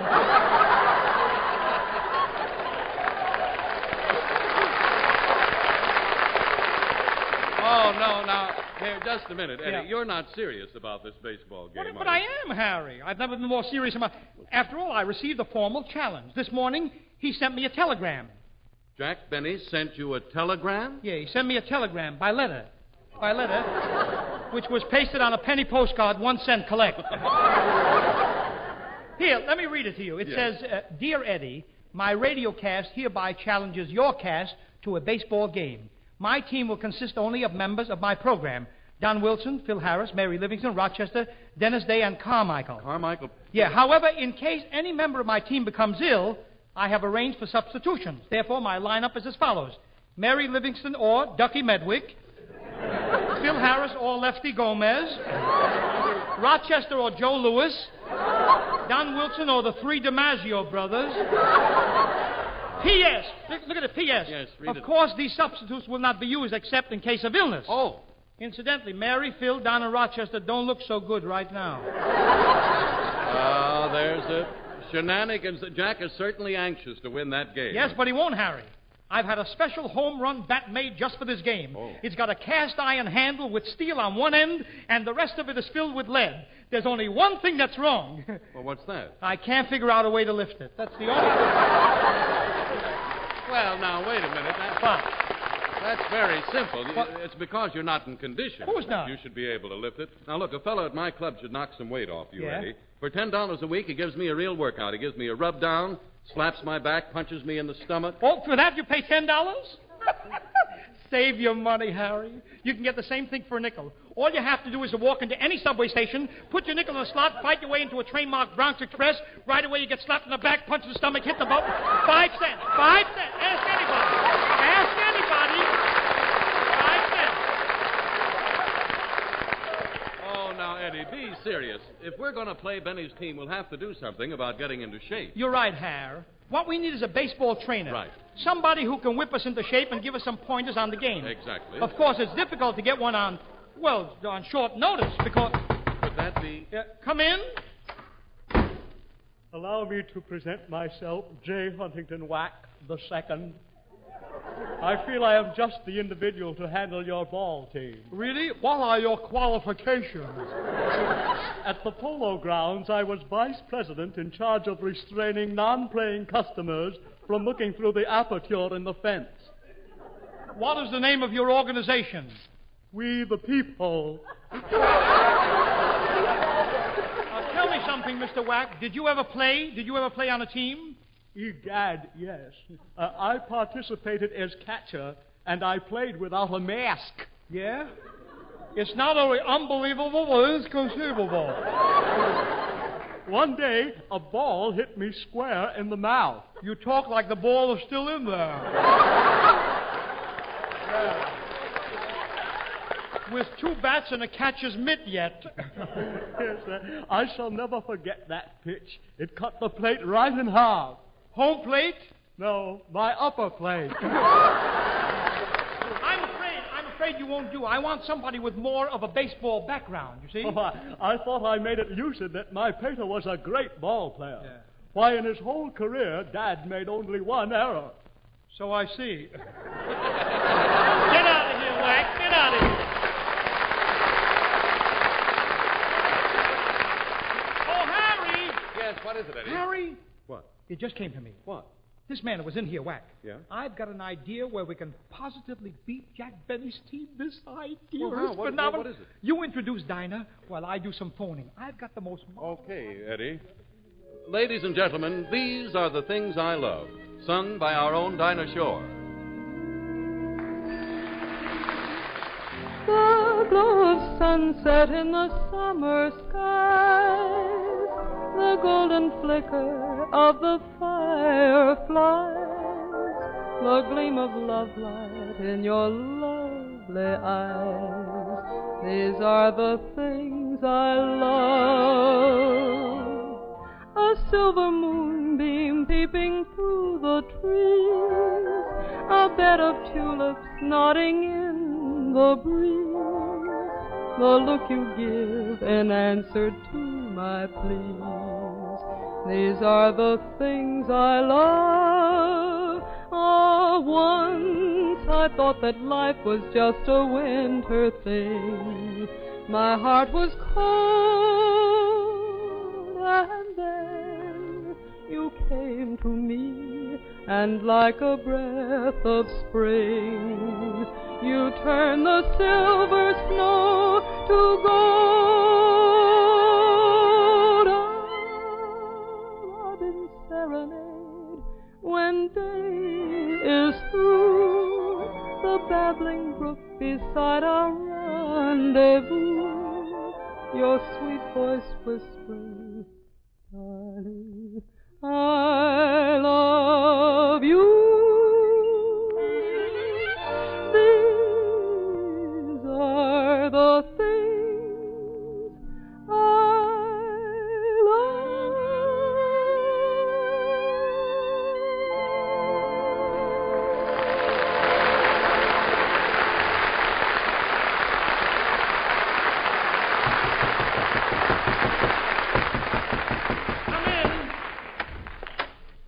I said come in. But I am in. Where? Oh, gosh, Sonny, you're so small I almost missed you. What can I do for you? I want to be bat boy on your baseball team, Mr. Cantor. Bat boy? But you're not much taller than a baseball bat yourself. I know, but I'm good and strong. Feel that muscle. Isn't that terrific? I'm in training now to be a big leaguer when I grow up. In training? My mom feeds me good. I get lots of sleep. Because a fella's got to know how to take care of himself. Why, I even brush my teeth every day. Even on Saturday when there's no school. Well, that's a good habit. Sure. That's just what we learned in school. Brush your teeth all the time, even on Saturday. And massage your gums good. Well, what do you say to that, Harry? The guy's going to take your job away. Yes, well, I'd say, young fella, that all your life you'll be grateful for the care you're giving your teeth and gums right now. And because so many dentists and school teachers say the same thing, ladies and gentlemen, we're really proud to do our part and bring home to millions of men, women, and children the necessity of gum massage and the important part Ipana toothpaste plays in helping to keep gums firmer and teeth brighter. For you see, teeth are seldom at their sparkling best when gums are tender and soft. And the creamy, well-cooked foods we eat simply do not give our gums the exercise and stimulation they need for firmness and health. That's why, like so many dentists, we suggest this easy, modern routine. Every time you brush your teeth with Ipana toothpaste, put a little extra Ipana on your brush or fingertip and massage it on your gums. So stop at your druggist tomorrow for a tube of Ipana toothpaste and faithfully follow this easy, pleasant way to help your gums become firmer, your teeth brighter, and your smile more attractive. The Ipana way.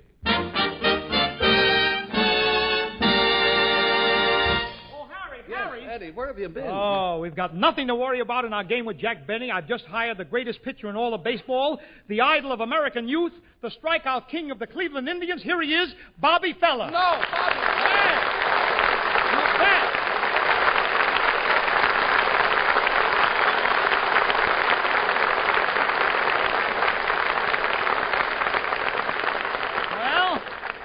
Well, Bobby, tell me, how do you feel? Gee, I'm nervous.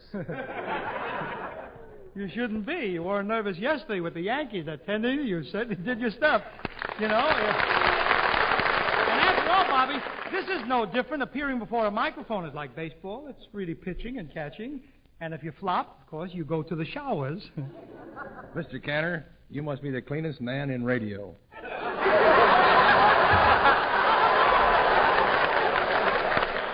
Right one. Bobby, you know why you're here. You're going to pitch for my team against Jack Benny and his gang, you know. But that isn't ethical. I'm not a member of your cast. You're not, eh? Repeat after me. Ipana for the smile of beauty. Ipana for the smile of beauty. Sal Hepatica for the smile of health. Sal Hepatica for the smile of health. Member of the cast. Boy,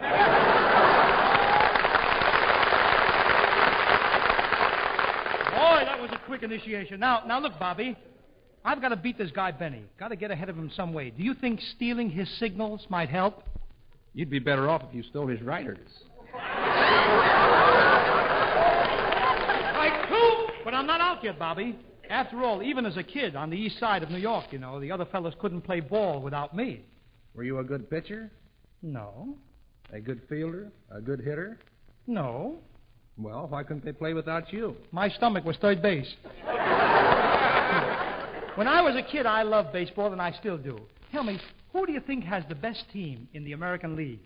Cleveland. Who do you think is going to win the pennant? Cleveland. And who's going to win the World Series? Brooklyn.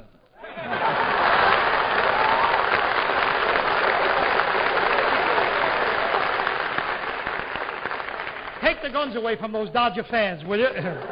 Look, I don't want you to think I'm getting personal, Bobby, but, well, I just can't help it. Looking at you, handsome fella, like you, haven't you thought of getting... You're ahead of me. Wait a minute. I really mean, haven't you thought of getting married? Gosh, no. And even if I had a girl, I wouldn't get married until after we win the pennant. Well, Bobby, you should never delay getting married till after you win a pennant. I remember a fellow who played with the Yankees, and he decided not to get married till his team won the pennant, and then one day... Yes? He was traded to Philadelphia, a bachelor for life. But, Bobby, I brought you here to show me how to beat Benny in that ball game, you know. Mr. Cantor, I'm afraid you'll never make a ball player. Well, what do you mean, Bobby? Why, I'm an old Cleveland man. I played with the Indians before they bought you. You played with the Indians before they sold Manhattan.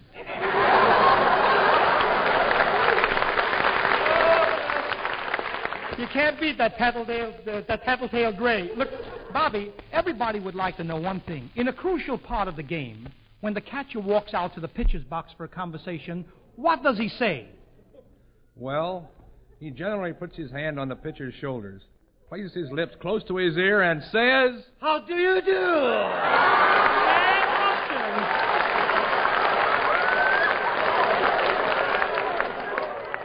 Why, Russian? Russian, I want you to meet the most famous member of the Indians. Eddie Cantor, this is Pocahontas. No, Russian. This is Bobby Feller. Oh, pleased to meet you, Bobby. No, not Bobby. It's Bobby. Yes, it's Bobby. Bobby. What's the matter, Bobby? Very good. Will you stop that? You dare to insult the greatest pitcher of our time? Why not? I insult anybody. You know, I am the greatest hitter of all time. Yes. In one game, the pitcher wound up, threw the ball, I missed. Again he pitched, again I missed. Maybe you were using too heavy a bat. You gotta have a bat. Of course you have. You gotta have a bat. I don't know. Why, you idiot? Didn't the umpire call you out? What? No, the umpire said when you're playing, a man stands behind you and looks over your shoulder. Give it today.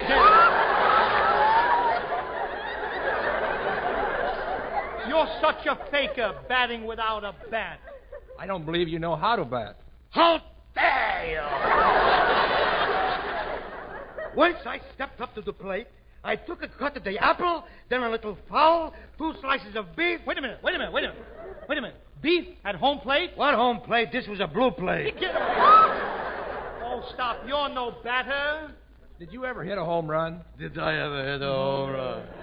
People is asking me, did I ever He's asking, did you ever hit a home run? I'm going to tell you.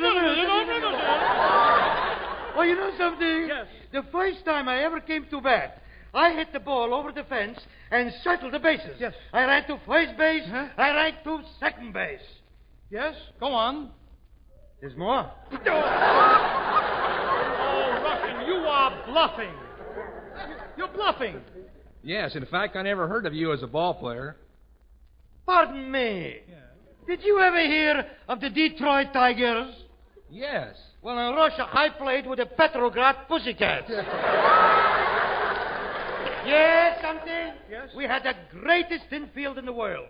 Mishkiv, Rishkiv, Kishkiv, and O'Brien. How did O'Brien get in there? He owned the ball. Russian, you talk a great game of baseball. I also pitch a great game. I'll never forget the Siberian World Series in the Yankel Stadium. Yeah. For the last pitch, I am winding up, throwing with all my might, and I am landing in the catcher's mitt. You landed in the catcher's mitt? Yeah. What happened? I forgot to let go of the ball. Russian, that's preposterous. If you ever did pitch a game, I'm sure you'd be sent to the showers. The what? The showers. When a pitcher gets knocked out of the box, we send him to the showers. Such punishment we don't even have in Russia.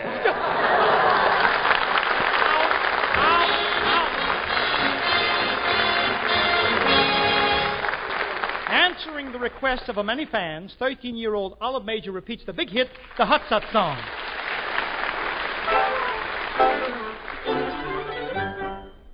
In a town in Sweden, by a stream so clear and cool, a boy would sit and fish and dream when he should have been in school. He couldn't read or write a word, but happiness he found in a little song he heard. And here's how it would sound. Hutsut Rawson on the rilla-ra, and a brawler suet. Hutsut Rawson on the rilla-ra, and a brawler suet. Hutsut Rawson on the rilla-ra, and a brawler suet. Hutsut Rossin on the river and a roller suet. Now the Rossin is a Swedish town, the river is a stream, the bride is the boy and girl, the hot spot is their dream. Ha, ha, Rossin on the river and a brawler suet. Sunset Rossin on the river and a brawler.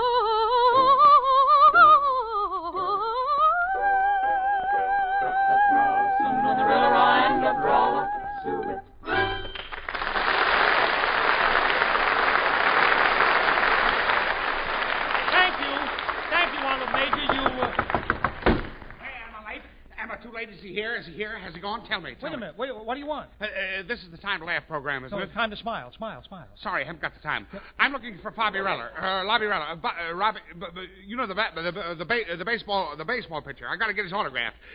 Wait, is that feller? Is that fellow what? Is that feller? No, that fellow's Harry Von Zell. Oh. I mean, who is he? He's the fellow who tells the folks about Sal Hepatica. Oh, Sal Hepatica. Harry, look, he said something right. He said Sal Hepatica. I heard him. You've heard about Sal Hepatica, eh, mister? Oh, sure. Tell me, is it as good as they say it is? Well, sir, Sal Hepatica is so good that no home should be without it.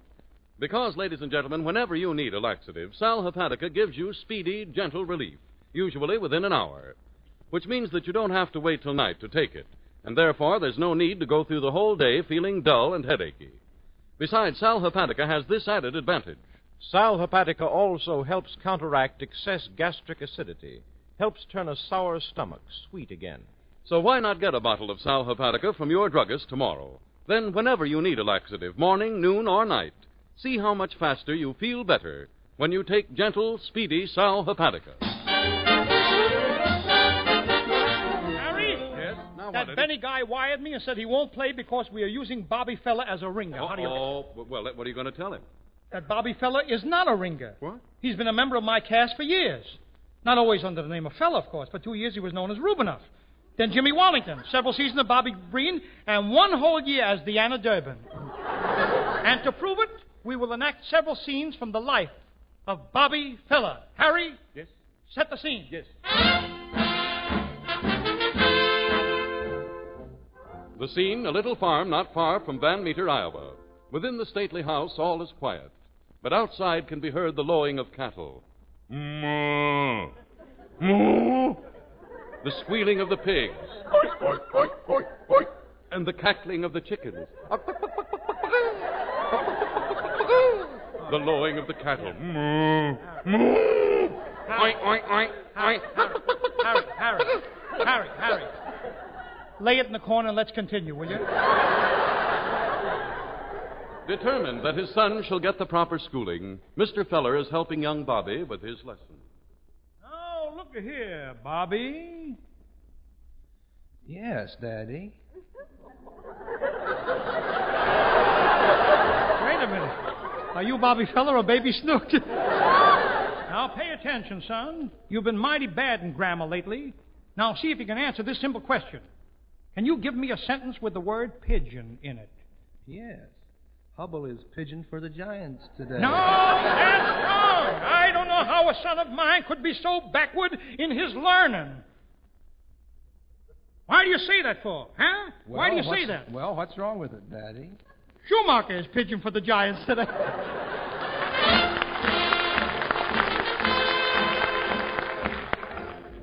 When Bob reached the age of 16, he was especially popular with the girls, who soon learned that baseball was his only love. We now look in as young Bob's first girlfriend pays a visit to the Feller household. Hello, Mary. Hello, tall, dark, and hard to hit. Do you like my new dress? Yeah. Gee. And I thought I had curves.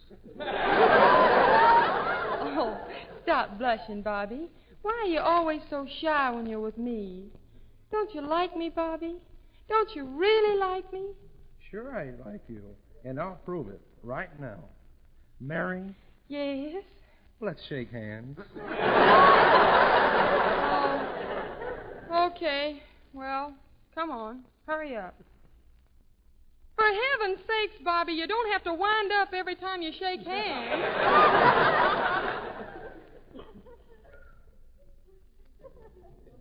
It helps my pitching arm. Would you like to sit on the sofa, Mary? Oh, yes. Gee, I'd love to, Bobby. I'd love to sit on the sofa. Well, go right ahead. No, Bobby. You sit here on the sofa with me. There. Look, Bobby. I know it's asking a lot, but will you please take your hands out of your pockets? Why? You want to play catch? No, Bobby. I want to hold hands with you. Hold hands like this. There. Isn't that nice? Yeah. It sure is fun holding hands with you. You know, it would be even more fun if you took off your pitcher's glove. Oh, I forgot to take it off after today's game. Bobby, there's only one thing that'll make you stop thinking about baseball, and here it is. There. What'd you think of that kiss? I thought it was a little high and outside.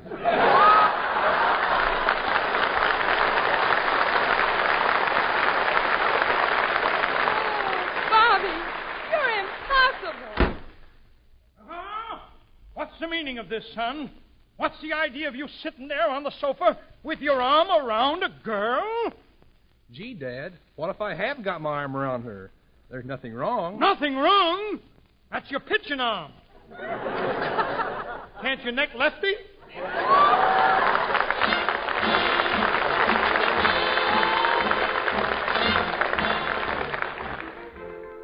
Years pass, and we find our young hero in his last days of high school. It is the eve of the big game. Not only the game of ball, but the game of life. The game of life with its ups and downs, with its many obstacles, where one often goes around in circles like a pinball game. Pinball, you put a nickel in the slot. You pull back the lever, the little ball goes whizzing around. Zip, zip, zip, zip, bing, bong, bing, bing, bong, boom, boom, 40,000, bing, bing, zip, zip, zip, zip, zip, zip, bing, boom. I hit the red light, 50,000, bing, boom, boom, zip, zip, zip, bing, bing, bing. Harry! Wait, Till! But the machine is tilted, I tell you. Wait a minute. Harry, will you stop and get out of here? Give me back my nickel. Oh, go away. To this day, Papa Feller is his son's best pal, and together they have frequent discussions concerning Bob's welfare. By far the most important of these discussions occurred recently when Papa Feller, behind closed doors, approached his son and... I want to talk to you, Bob. As a dutiful father, there's something I must tell you. What is it, Dad? I'll come right to the point, son. You've made a lot of money in baseball, a fortune. But there's something lacking in your life. Bob, you need a mate, a partner in marriage, someone to share your success, your happiness, your wealth. But I don't know many girls. Whom could I marry, Dad? I'll tell you, son. Out in Beverly Hills, California, there's a family named Cantor. They've got a lot of girls. Take one of them off his hands.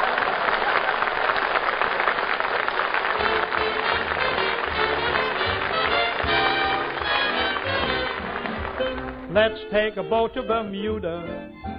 Let's take a plane to St. Paul. Let's take a kayak to Quincy or Nyack. Let's get away from it all. Let's take a trip in a trailer. No need to come back at all. Let's take a powder to Boston for chowder. Let's get away from it all. We'll travel round from town to town throughout the USA. Benny will tear out all his hair. What hair? I mean from his toupee. Let's flag a train to Niagara. Let's watch the big waterfall. Let's hop a freighter, a bus to Decatur. Let's get away from it all. Let's take a Pullman to Nashville. Yeah. Down where you say, hi, y'all. This place will bore you. Come on to Peoria. Let's get away from it all. Let's roam to old Oklahoma. Let's pay the cowboys a call. Why, you pack a Uraipana and a head for Montana. Let's get away from it all. Out west we'll browse among the cows. That's the kind of life I enjoy. Now wait, you can't row cow, you dope. Why not? I'm a Moscow boy. Let's take a boat to Bear Mountain. Get from behind the 8 ball. Let's pack a dozen, go straight up the Hudson. Let's get away from it all.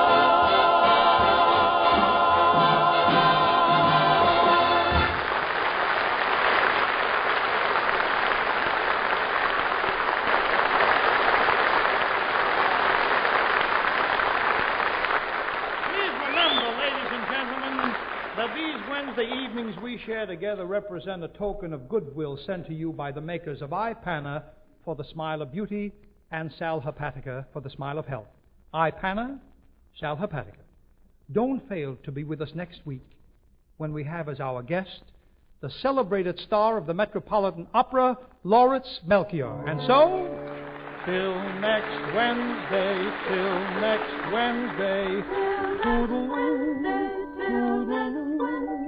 don't forget to Wednesday, till next Wednesday, NBC.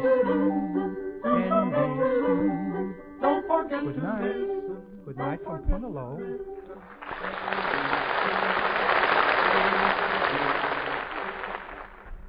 Ladies and gentlemen, be sure and listen to Mr. District Attorney, who follows immediately with the thrilling case of the armored truck.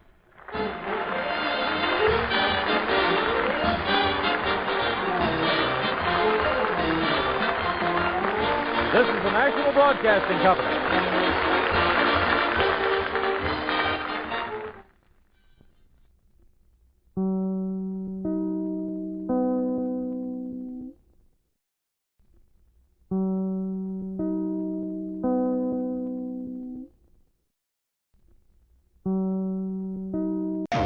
Is it my imagination? Into Dimension X. Adventures in time and space, told in future tense. Dimension X.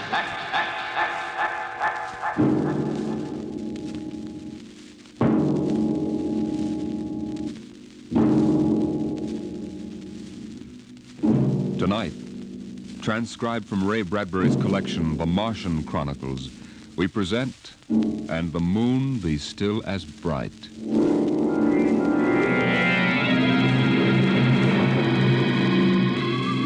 The first 3 expeditions to Mars left Earth in a mushroom of flame, arced through the atmosphere, and finally dwindled to tiny specks in the big eye of Mount Palomar telescope, and then were lost to sight forever. The prearranged landing signals flashed back to Earth, and then the radios went dead. One after the other, ships had disappeared and were never heard from again.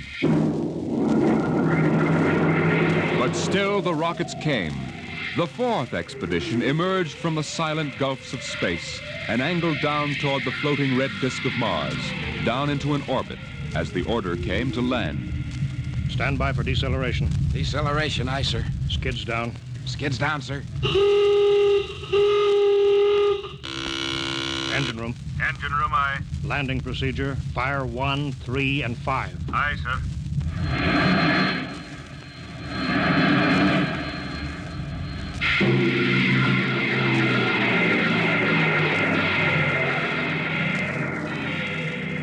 The last blast of the bow jets broke red against the blue desert sands, and the ship slid to a halt at the edge of a vast city that reflected the icy glare of the moonlight. For a while, all was still. All right, Parkhill. Open the airlock. Aye, sir.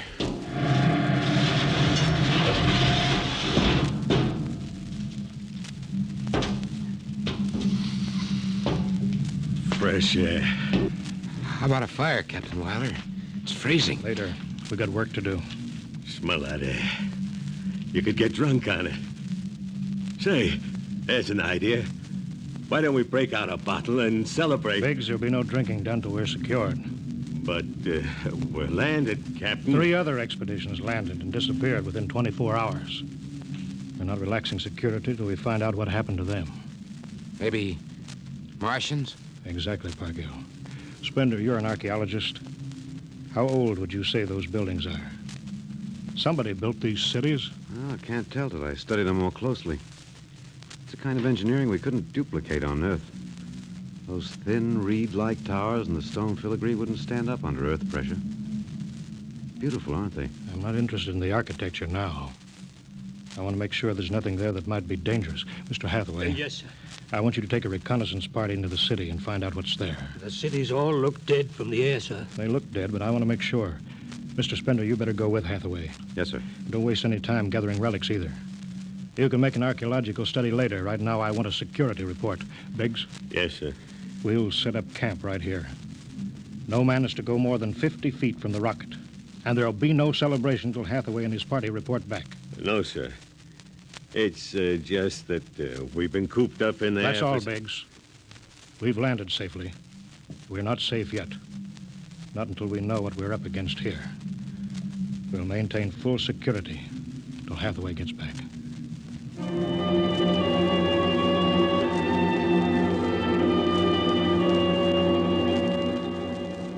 In the sea bottoms, the wind stirred along faint vapors, and from the mountains great stone visages looked upon the silvery rocket and the small fire.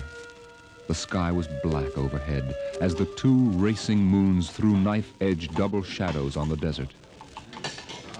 All right, come and get it. Chow. What you got to eat, Cherokee? Sawdust, smothered in cold lamb fat. Good. I thought it was something I couldn't eat. Hey, you guys, pipe down. Captain, Mr. Hathaway's back. Captain Wiley. Over here, Mr. Hathaway. Well? Most of the city is dead, sir. Spender says it's been dead a good many thousand years. But we found one part about a mile over. What about it? People were living in it last week, sir. People? Martians. I see. Where are they now? Dead. We found the bodies. Thousands of bodies. They hadn't been dead more than 10 days. What did they die of? You won't believe it. What killed them? Chicken pox. Chicken pox? Yes, I made tests. It worked differently on Martians than on Earth people. Burned them black and dried them out to brittle flakes. But where could they get chicken pox? From Earth, sir. And the other rockets did get through. Yes, sir. I don't know what the Martians did to them, but I sure know what they did to the Martians. Gave them chicken pox and wiped them out. They just didn't have any resistance to an Earth disease. There aren't any of them left? There won't be any. When a thing like that starts spreading, sir, there's no stopping it anywhere. It's 1,000 to 1 that's killed them all. This planet is through. Incredible. Think of it, Captain. A dirty, silly child's disease like chicken pox. It isn't right. Spender, take it easy, You know, man. it's like saying the Greeks died of mumps or the proud Roman Empire collapsed because of athlete's foot. We didn't even give them a decent excuse for dying. We just gave them chicken pox. Spender, get hold of yourself. You didn't see those bodies, Captain. It must have been a shock, I suppose. You need a rest, a little relaxation. Martians are dead. There's nothing you can do about it now. Hey, you hear that? The Martians are all dead. Well, come on, let's break out a bottle and whoop it up. How about it, Captain? Well, all right, man. Oh, that's fine. Hathaway, see to the security guard. Yes, sir. Good Lord, do they have to do that now? It's been a tough trip. It's only natural they'd want to celebrate a little. Celebrate because the world died? Because a rotten little virus from Earth wiped out a whole civilization? Well, they're not thinking of Isn't that. there time later to throw old beer cans into the canals? A civilization died here. It's like butchering a pig in a churchyard. Spender, you think too much. We're lucky to get to Mars without catching a meteor in our bulkheads. Let it go at that. Save on Mars. The first statement, save on Mars. We gotta celebrate.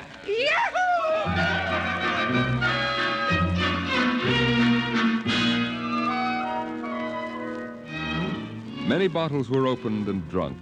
The voices got louder. The earth laughs and shouts echoing across the empty Martian sands. There was that time in New York when I ran into that blonde.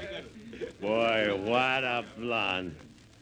Listen, the first thing she said. Spender listened to the wind over his ears, cool and whispering. He felt the land getting cooler. The stars drew closer, very clear. The air smelled clean and new. He looked at the cool ice of the white Martian buildings over there on the empty sea lands. What a woman. Hey, what do we do with these empty bottles? Save them. There's a 2-cent deposit. Throw them away. Hey, wait. How about that building? 2 to 1 for $1, I can heave one right through that window. You're on. Here goes. Bullseye! I owe him $1. Double or nothing on the next shot? Put that bottle down, Biggs. Who's that? Mr. Spender? Stop smashing those windows. What's the difference? The planet's ours now. I guess I can do anything with it that I want. Drop that bottle, I'll knock your teeth out. Yeah? Just watch me. I warned you, Biggs. Spender, what is this? I hit him. He's crazy, Captain. He just walked up and slugged me. Biggs wasn't doing nothing. All right, let go of him. You men go back to your party. Spender, come with me. I like that guy. Just walks up to him and slugs him. He wasn't. Spender, suppose you explain. What was the idea? Oh, the noise, the drunken brawl. I guess I was ashamed of the spectacle the whole crew was making. Where's their respect for what's happened? Their sense of what's right? Men are tired. It's been a long trip.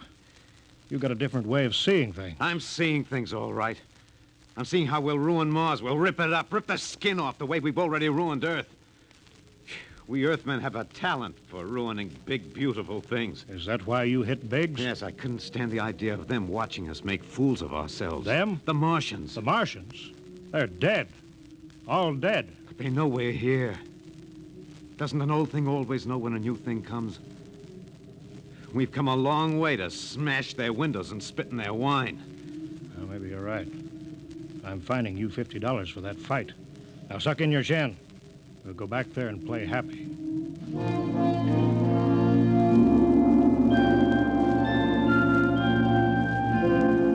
Now the whole party moved out into the moonlight across the desert. They made their way into the dreaming dead city. The light of the racing twin moons glinted on the barrel of a pistol, the long blade of a machete, the round, gurgling shape of a raised bottle. Their shadows under them were double shadows on the ice-blue sand. They were waiting for something to stir in the dead city, something to rise, some ancient ancestral shape to come galloping across the vacant sea bottom on an ancient armored steed of impossible lineage, of unbelievable derivation. Look at it, Captain. Down those avenues in the mist. You can almost see them. The mind's eye populated the dead city. Each window was given a person who leaned from it and waved slowly, as if under some timeless water, at some moving form in the fathoms of space below the moon-silvered towers. There were faint murmurs of sound, and odd animals scurrying across the gray-red sands. The wind blew in from the dead sea bottom and brushed through the silvery wire filigree of the towers. A strange music drifted down to the double-shadowed streets, a thin, haunted music that played as it had played through the uncounted years of time. Nobody moved. The moons held and froze them. The wind beat slowly around them. Hey, out there. You people in the city. Biggs. Well, I just wanted to make a little noise. Come on. They built this city thousands of years ago. And now where are they? How did they die? Who cares? They're dead. It's good enough for me. Lord Byron. What? Lord Byron, an old 19th century poet. He wrote a poem that fits this city. Might have been written by the last Martian. So we'll go no more a-roving so late into the night, though the heart be still as loving and the moon be still as bright. For the sword outwears the sheath, and the soul outwears its breast, and the heart must pause to breathe, and love itself must rest. Though the night was made for loving, and the day returns too soon, yet we'll go no more a-roving by the light of the moon.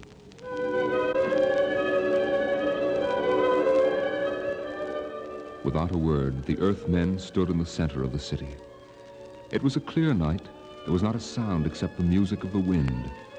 At their feet lay a tile court worked into the shapes of ancient animals and images. They stood there, silvered by the double moons beneath the crystal towers of Mars.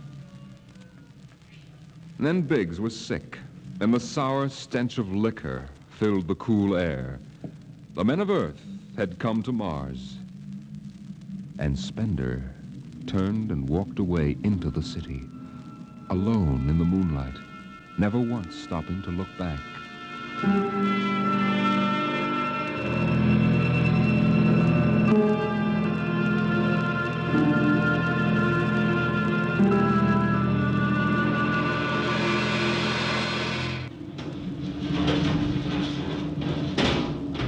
That you, Hathaway? Yes, sir. My trick on Bridgewater, sir. What time is it? 0400.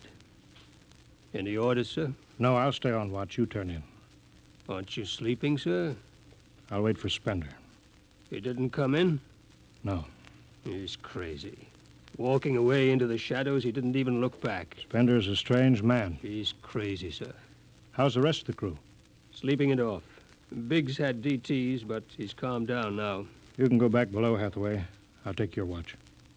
Captain Wilder, do you think Spender'll be coming in before morning? I don't know.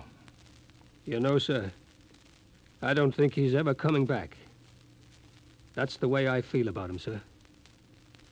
He'll never come back.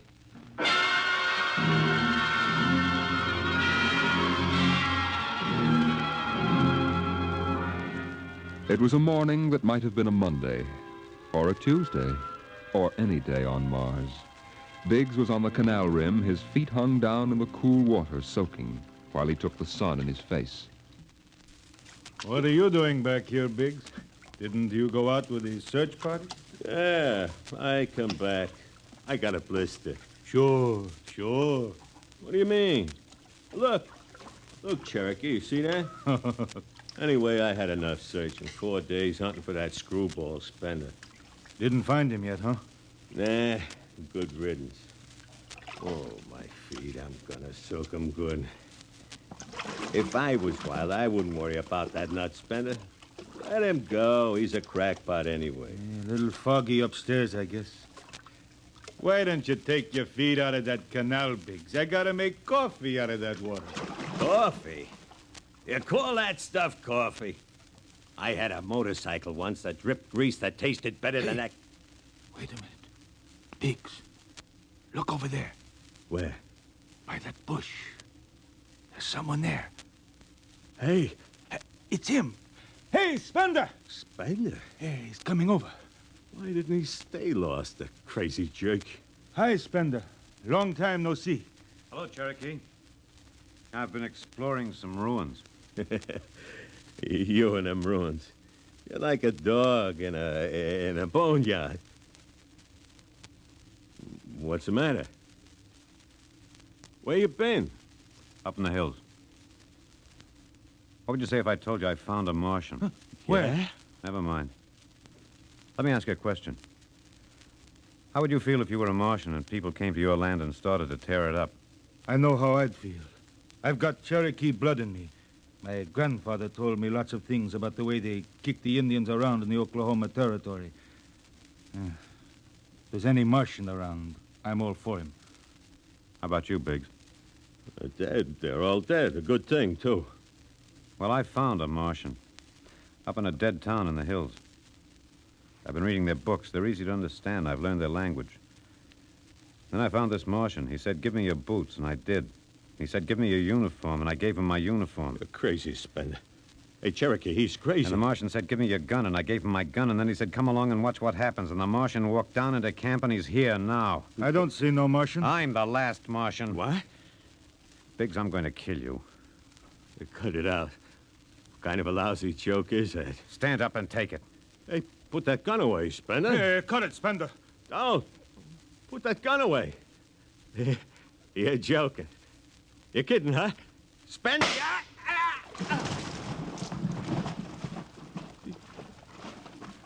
He's dead. You killed him. You can come with me, Cherokee. You know how the Martians would feel. You can be in this with me. You killed him. You just killed him. He deserved it. You're crazy. Well, maybe I am. But you can come with me. Come with you? For what? Go on. Get out of here, you crazy murderer. All of them, I thought you'd understand. I thought you'd remember what happened to your own people. You get out of here, you crazy Don't murderer. reach for that gun.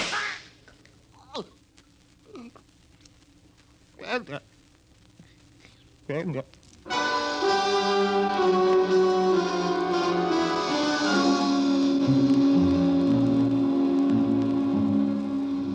They're both dead, Captain Wilder. Who's missing?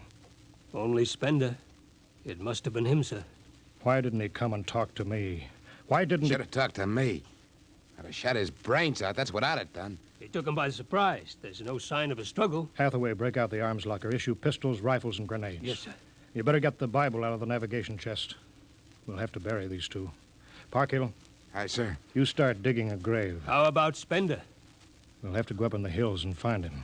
Just let me at him with my bare hands. Crazy murdering louse. That's enough, Parkhill. The man is sick. He must be. Sick my That's enough. eye. Now grab a shovel. Start digging.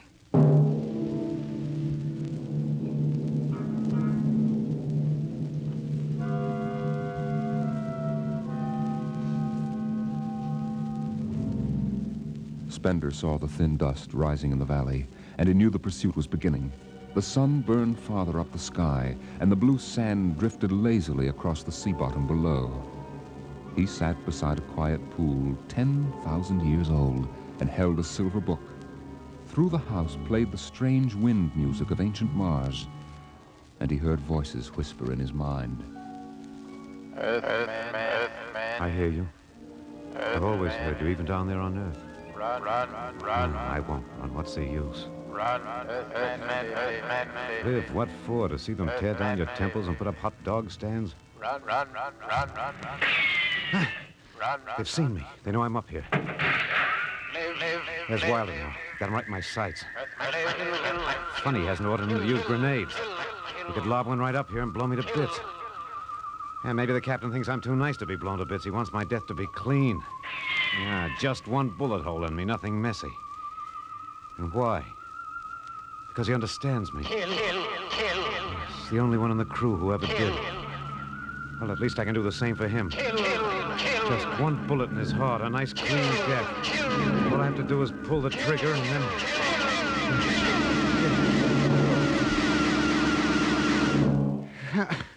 It's no use. I can't do it to him. Spender!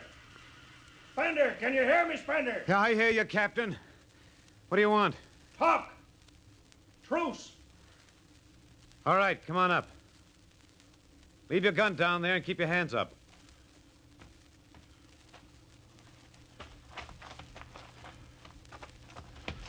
Spender, are you there? Over here. It's quite a climb. Mind if I sit down? Cigarette? Thanks. Light? Yeah, got my own. It's warm. Yeah, it is. You comfortable up here in the hills? Quite. How long do you think you can hold out? About 12 men's worth. Why didn't you kill all of us this morning when you had the chance? You could have. I know. I got sick.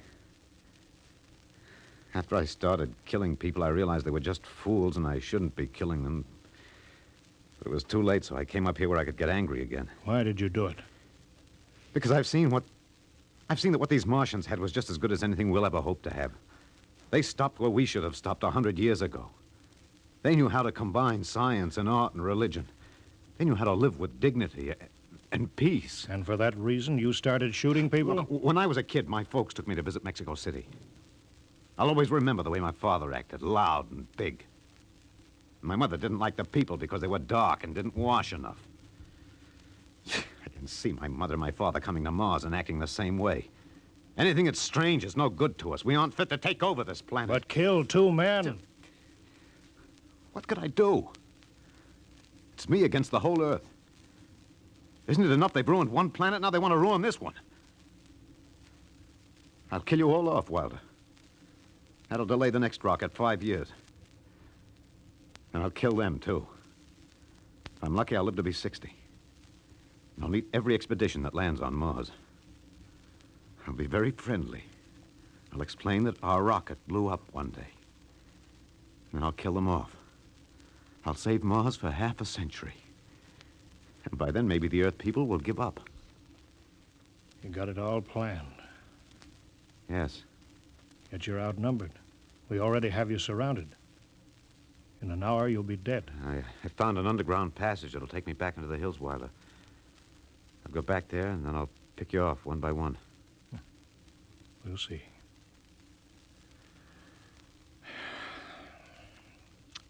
It's a nice town you got here, Spender. Beautiful. I'd like to live here. You can.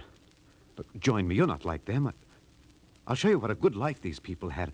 I'll play you an old reel of Martian music that must be at least 50,000 years old, a kind of music you've never heard in your life. That sounds wonderful. But I can't stay with you. Sorry, Spender. I'm sorry this is happening. Guess you'd better go back now so you can start your attack. I guess so. But, Captain, I won't kill you. When it's all over, you'll still be alive. Then maybe you'll change your mind. No. There's too much Earth blood in me. I may even agree with you about all this. But that doesn't change what I've got to do. You won't stay? No. This is your last chance, Spender. You're sick. Come along with me quietly. No. Look, one last thing. If you win, do me a favor. Try to see that they don't tear this planet apart. Right. If it helps, just think of me as a very crazy fellow who went berserk one summer day. It'll be easier on you that way. I'll think it over. So long, Spender. Bye, Captain. Good luck.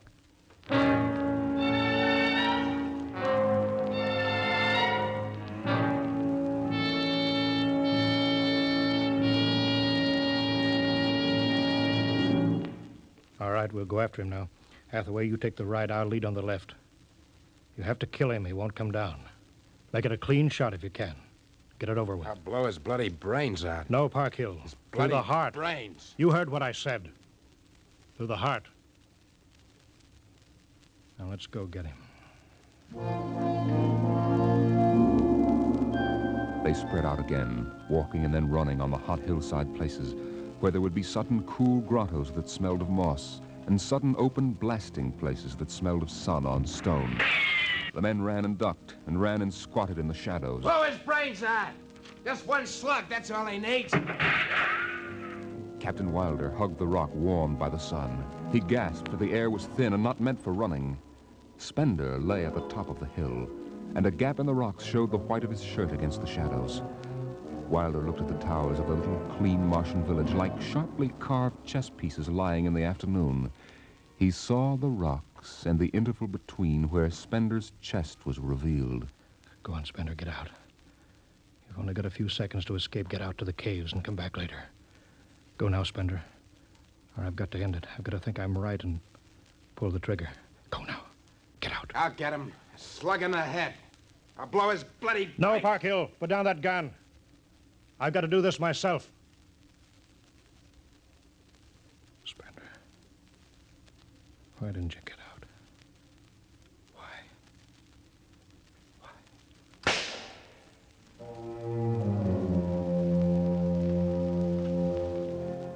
They buried him in that ancient valley town where the music of the wind played on through the days and the nights. They laid him in an ancient silver sarcophagus with waxes and wines which were 10,000 years old, his hands folded on his chest. The last they saw of him was his peaceful face in the cold silver light of the racing twin moons. The captain found the poem in Spender's pocket, and he read it before he shut the marble door. So we'll go no more a-roving so late into the night, though the heart be still as loving and the moon be still as bright, though the night was made for loving and the day returns too soon, yet we'll go no more a-roving by the light of the moon.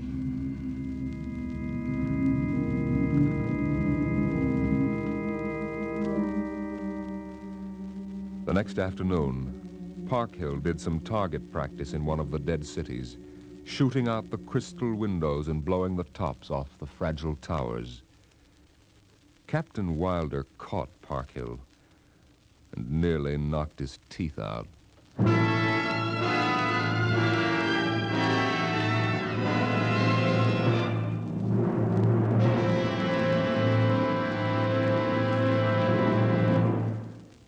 All of you regular listeners to Dimension X will be interested to know that our show is changing its day and time of broadcast over this station.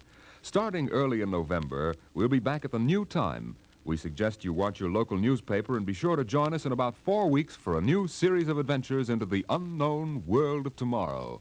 The world of... Dimension X.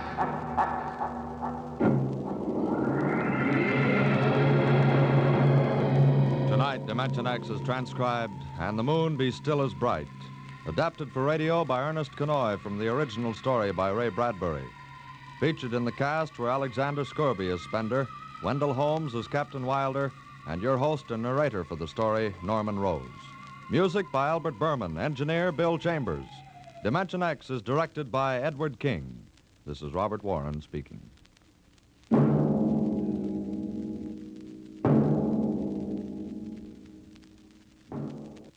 Enjoy the Life of Riley with William Bendix next Friday on NBC.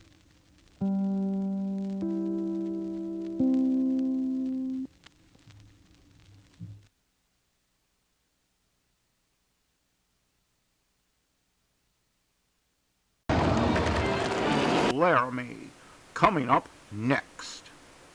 That's the gallop! Oh!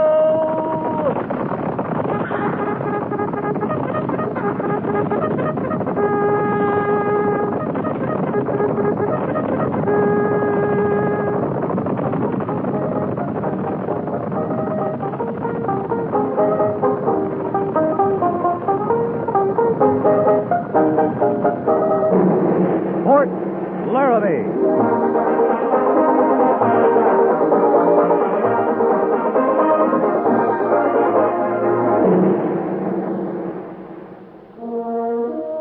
Fort Laramie, starring Raymond Burr as Captain Lee Quint. Specially transcribed tales of the dark and tragic ground of the wild frontier. The saga of fighting men who rode the rim of empire. And the dramatic story of Lee Quint, Captain of Cavalry.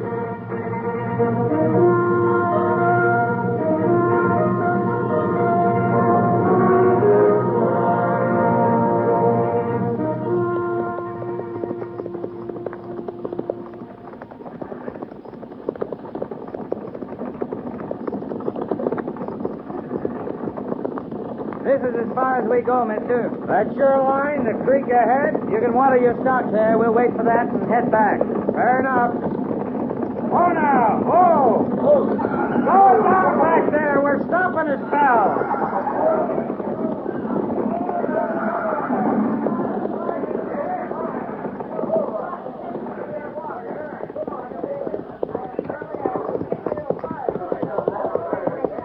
This the end of the line for us, Captain? That's what the order says, Sergeant. Yes, sir.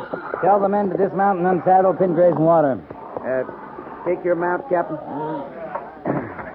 Yeah, thanks. I want to talk to the driver. Well, you seen them then, up on the rim. Yeah, they're keeping their distance. Ain't every wagon train pushing west gets 2 escorts, cavalry and engines. Yeah, of course. I'll tell him. Dismount and unsaddle, pin graze and water. Dismount and unsaddle, pin graze and water. Come on now. Mind your stock don't take on water too fast. See, they don't swell it down. You're planning to stick to the Oregon Trail, driver? I'd be a plain fool if I didn't. With them engines staring me down from the top of the canyon. I don't think they'll bother you. They're not hungry. We butchered some beef on the agency for them last week. Can't see we'd look too good to them. Kind of mangy-looking outfit, ain't we? Oh, I've seen worse. You're all right, so long as you don't get any ideas about the old Bozeman Trail. Well, that's closed now, ain't it? Yeah, by treaty. That's what's bothering our friends up there on the rim. They think we aim to cut up to Montana country? Some of the wagons try it. Lots of gold up there, ain't they, Captain? Yep, and lots of Sioux and lots of Arapaho. It's all Indian country. Bozeman Trail's closed. Forts and posts are abandoned. I tell you the truth, Captain. I kind of had my heart set and fanning myself a fortune or two. You wouldn't get to the first turn in that trail. Nope, I wouldn't. I know I wouldn't. Well, had my heart set in my own plot of ground in Oregon, too. Sure, you'll live longer. You, going up there to the rim, Captain? Talk to them Injuns? What for? Tell them to leave us be. That's reservation land they're on. They'll leave you be. Long as you set straight along the Oregon Trail. They haven't bothered a wagon train since the treaty. Well, I can wait till I settle in Oregon. Then maybe drop down to the motherlode country.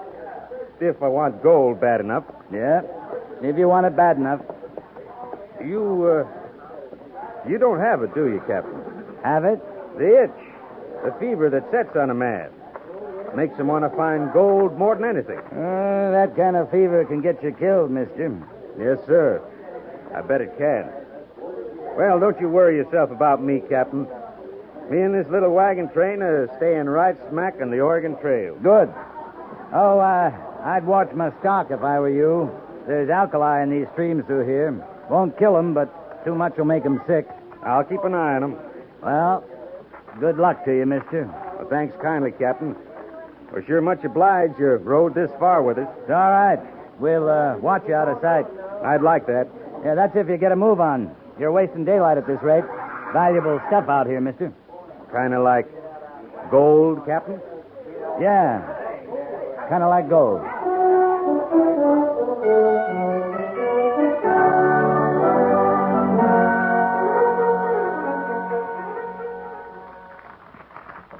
The Indians made no move to follow the train? No, they left the rim of the canyon a little before we did. You can't be sure they didn't ride on ahead to intercept the train when it was out of your sight. They weren't headed that way, but I can't be sure. I keep feeling like we're sitting on a powder keg, Lee. Slightest little jar will blow up to a full-scale war. It's got me edgy. Huh. You got company. You? Nope. Red Cloud. Why do you think those Indians were lining the rim of that canyon? I guess they can't believe it either. Not much of a peace, Captain, if we spend all our time watching them, just to find out they're watching back. Well, Major, beats killing each other. You like Red Cloud, don't you, Lee? Yeah, I like him. You trust him? He signed the treaty. Hasn't broken it yet. Then you do trust him? I don't think he'll be the one to break the treaty, if that's what you mean. You think we will, is that it? No, not we. But I saw something in that wagon train driver that breaks treaties. He called it a itch, a fever. Fever for gold. You told me you warned him about going up the old Bozeman Trail. Yeah, I warned him. I don't think he'll try it. But if he doesn't, someone with a fever will. If not the Bozeman, then they'll break new trails up into the Bighorn Range, over into Black Hills. That's all Indian territory. We've both read the treaty, Major. And Red Cloud signed it. So did we. Now, what do we have to do? Read it to every wagon train that stops at Fort Laramie? You asked me if I trusted Red Cloud. I trust him till the next white man goes into Indian country looking for gold. Yeah, I suppose you're right. He got what he wanted. Powder River country, Black Hills for hunting grounds. That covers everything to the north and east of us. And we better stay out of it. Tell that to the men with the gold fever. I do, when I see him. Lee, if you were sitting in my chair, what would you do if you had to translate this problem to Washington? I'd desert. No, you wouldn't. You'd have a plan. What would it be? About white men going into Indian country? We can't protect them. We'll have to try to keep them from going in. That's what I want to know.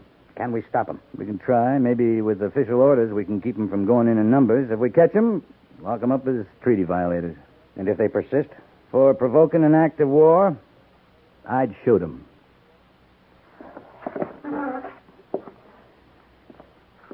I said you'd have a plan. All right. I'd start by redoubling our patrols all along the North Platte. We don't have the manpower. Let the infantry secure the garrison. I'll take a patrol out right now. Oh, you just got back. You're tired. Oh, I'm not tired. All right, the men are tired. I got another plan. What's that? I need a drink. Why don't you go on over, Captain? Maybe I'll join you later. Yes, sir, Major.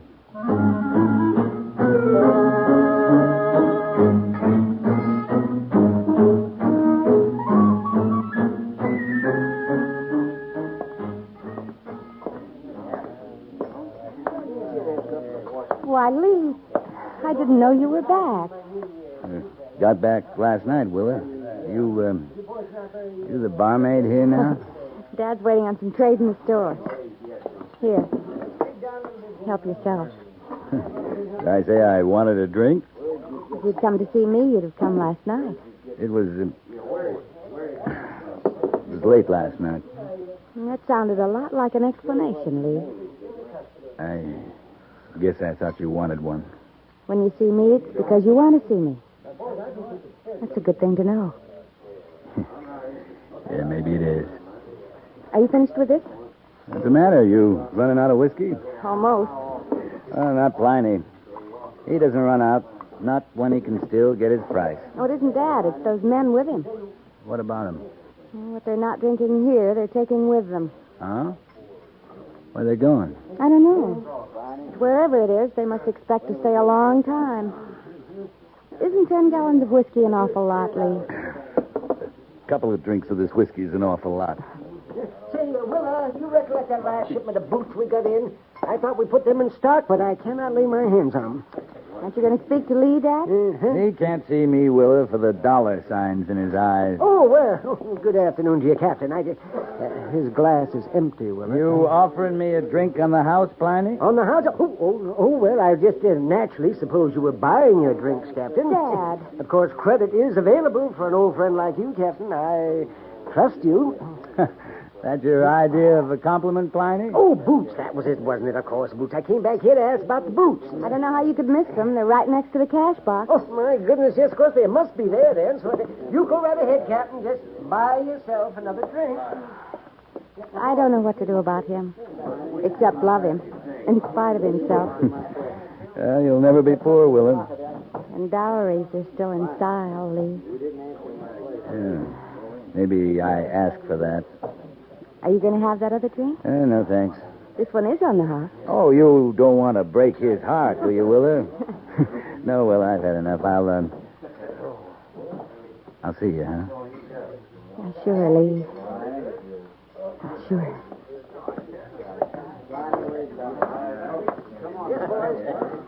Hey, you, soldier. Hey, you. You talking to me, mister? I called you soldier, didn't I? This a friend of yours, Pliny? Well, he is spending quite a lot of money, Captain. Yeah, and I aim to spend a lot more. Maybe with you, soldier boy. I got nothing to sell, mister. Well, you might give him some information, couldn't you, Captain? He's such a good customer. You want to quit bobbing around in front of me? No offense, no, not the slightest bit of offense. Excuse me. That's better. You want a drink, soldier? I'm in a hurry, mister. You must know this country pretty good. I'm looking for horses. Good ones. You're new here? New as today. Most of the settlers around here have horses? I said good horses. I've seen the crowbait they pass off for horses over in Laramie village. I mean good ones. Strong. Take a lot of riding. That's what I want. Mm-hmm. How many? Oh, 4, say. Well, the Sutter Ranch is about your best bet. That's a good day's ride from here. Which way? West. Due west. You can see the ranch house from the Oregon Trail. I ain't heading west. Then south, near Cheyenne. I ain't heading south. I can't help you, mister. You're not trying too hard, are you, soldier? Hard enough. Pliny, you'd better get your cash customer out of my way. Now, please, gentlemen, no roughhousing. This is a respectable place of business, you know. I told you, quit bobbing in here ever so often. I only meant to help. You got any more shoving around you want to do, mister? Yeah. Kind of forgot my manners. Reckon you'd speak your piece better. You got paid for it.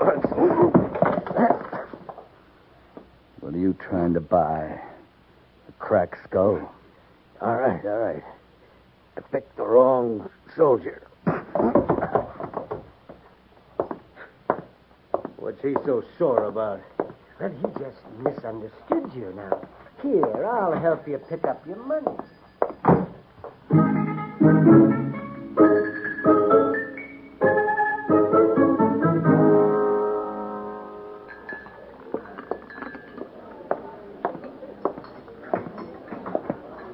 All right, if I sit next to you, soldier. Help yourself. You get used to the food in time, do you? You eating free, ain't you? It's free enough.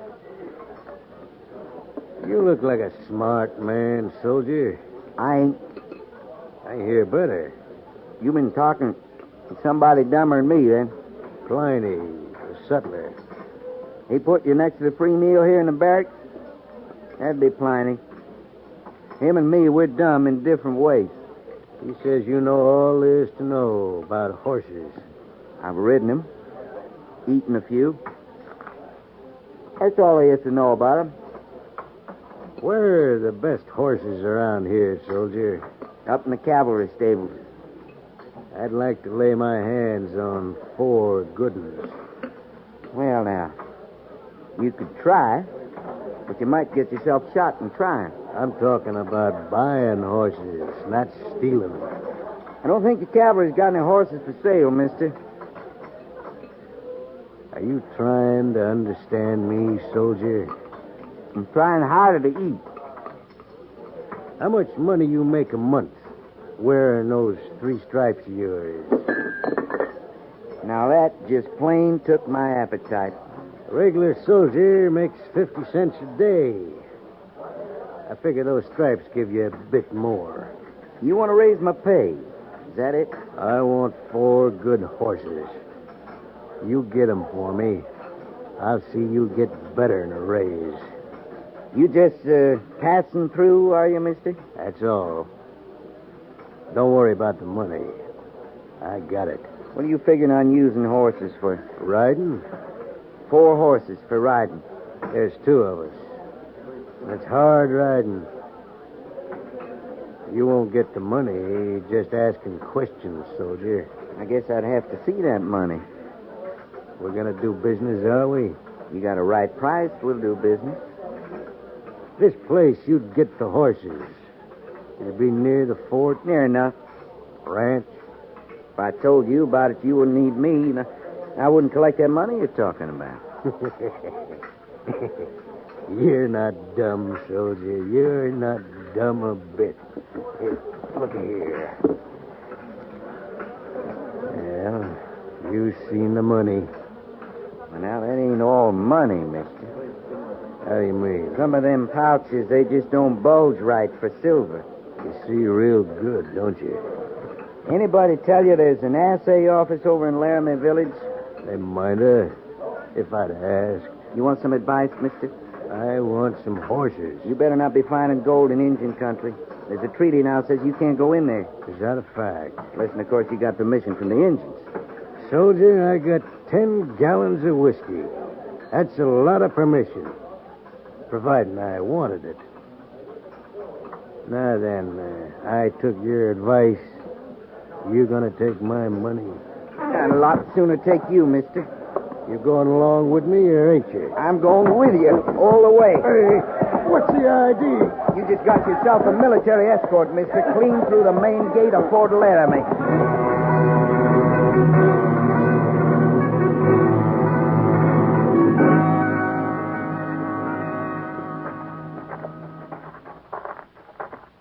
Well, Gorse, how'd you keep from roughing him up? Same way you did, I guess. Pliny and Miss Willer said you went plumb white to keep him from hurting him. Yep. One of us should have busted him. He might have stuck around to prefer charges. Not this one. He didn't want any trouble, just horses.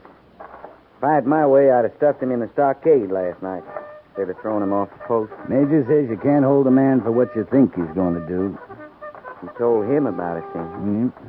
Last night, after you told me. That was gold in them pouches, sure as anything. I didn't have to look inside. Yeah, sure it was gold. And it was picks and shovels and pans he bought at the Sutlers. I got that much out of Pliny last night. You're not forgetting the whiskey. I'm not forgetting. Like he's not, he's got the horses by now, too. We can't stop him from getting horses, Sergeant. We just don't have to help him. You were smart to hear him out. I should have been a little smarter. He'd stand to talk freer to me, seeing I'd have more need of money. I had to throw him out before he works his way any further down the wage scale. Yeah, I knew a trooper once, deserted, sold his mount, saddle, everything up to his kerchief for $100. The best part of a year's pay. You think the Major will stand still for us taking off after him? Mr. Syberts brings his patrol in tomorrow night.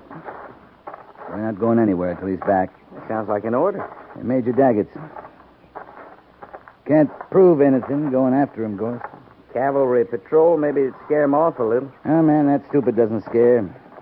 He'd rather be scalped than be poor. If he goes in, we can all get scalped, trying to save his lousy hide. Sure like a better excuse to fight a war. We all would, Sergeant.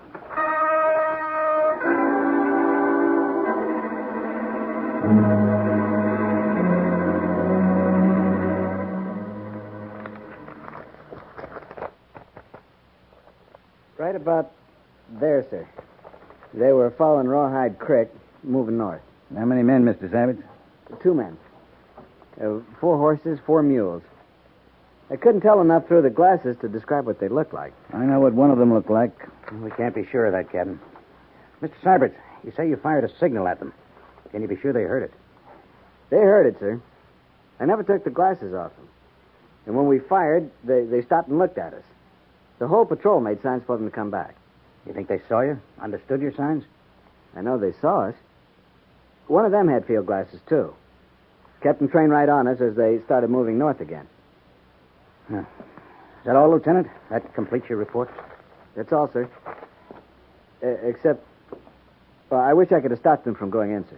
Well, you did all you could, Mr. Savage. Thank you, Captain. Every bit you could, Lieutenant.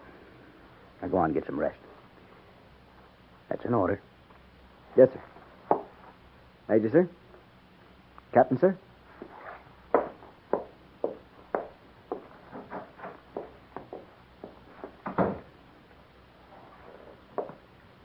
All right, Captain. What would you have done in his place? Exactly as he did. Glad to hear that. But now you want to go after the prospector. I want permission to go to Red Cloud. To keep him from being killed? To keep a war from starting. The man I saw knows his chances. Everybody warned him. I got no feeling for him. I want to think about it, Captain. While you're thinking, a runner could be on his way to Red Cloud. I'm aware of that. And while you're thinking, Red Cloud could be on his way here, in paint and war bonnets. If he is, a runner wouldn't stop him. He might. I'd say that's a chance we got to take. The only chance we have got. If the runner gets through and Red Cloud agrees to powwow with you, what then? I'll ask him to let us find the prospectors and deal with them our way. And if he's found them first? I'll take their bodies off his hands.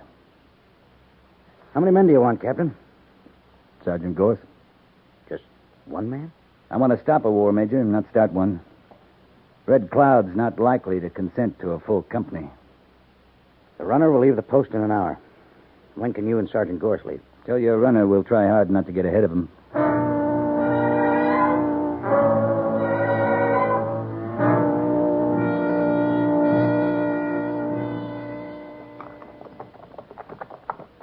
That's Black Hills country ahead, ain't it, Captain? Yeah, if you can see it, over the war bonnets. Red Cloud's not taking any chances. Would you, Gorse? No, sir, I wouldn't.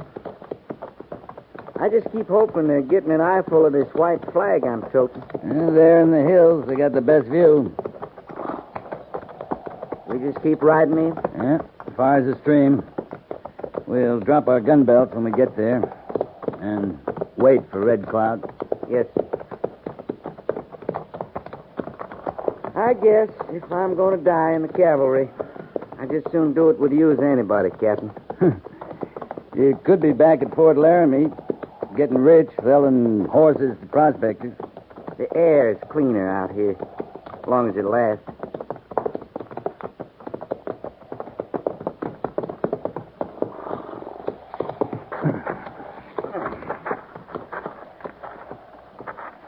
The gun belt goes? Oh. How could I forget a little matter like that, I suppose?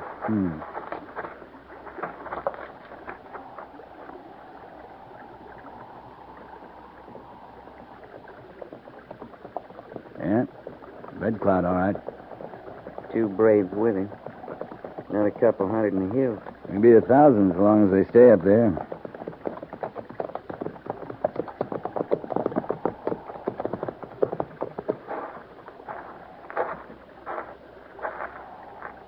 You honor our flag, Red Cloud. We thank you. Where is honor in white man for treaty boundaries? It comes slow to some white men. I came to ask your patience, Red Cloud. Patience stretches. In time, like an old hide, it breaks and is no more. Since we smoked the pipe, we've handed over your renegades to let your people deal with them. Bring white men here.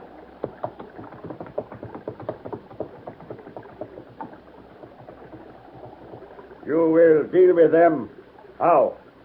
They're alive? I did not come here to deliver dead men. Then they'll be put in the stockade and kept there. You have been our friend. Tell your people Red Cloud will not powwow again. Next time, warriors not stay in hills. Next time, white men, dead white men. I'll tell them, Red Cloud. I hope they listen.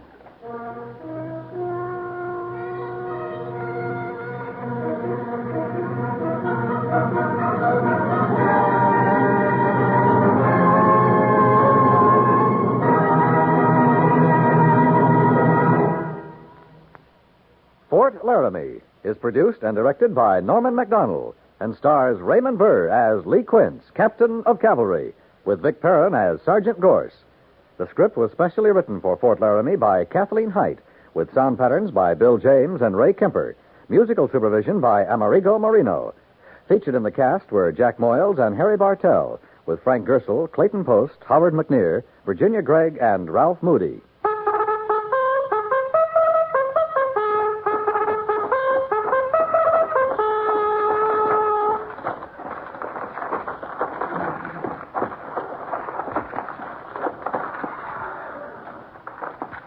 Company, attention.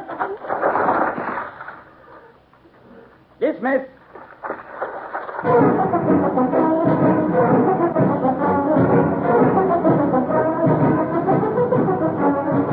Next week, another transcribed story of the Northwest frontier and the troopers who fought under Lee Quince, Captain of Cavalry.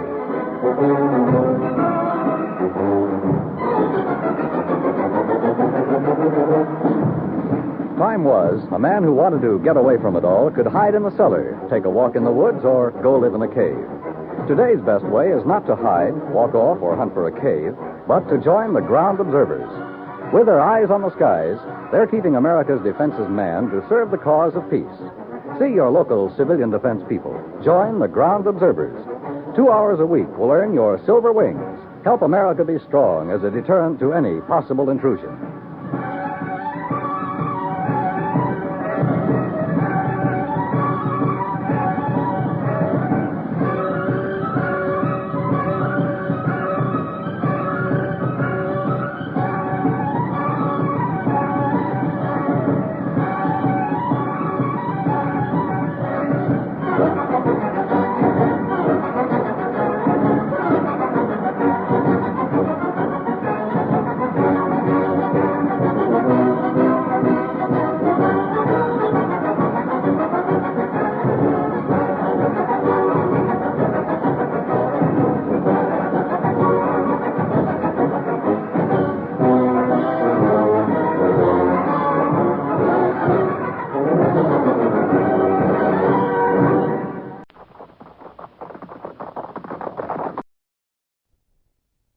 Hey, man, how about we check in with Fibber McGee and Molly next?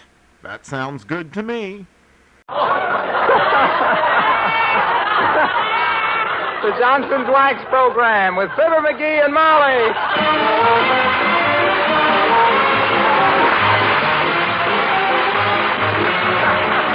The makers of Johnson's Wax products for home and industry present Fibber, Magee, and Molly with Bill Thompson, Gail Gordon, Arthur Q. Bryan, and me, Harlow Wilcox. The script is by Don Quinn and Phil Leslie. Music by the King's Men and Billy Mills Orchestra.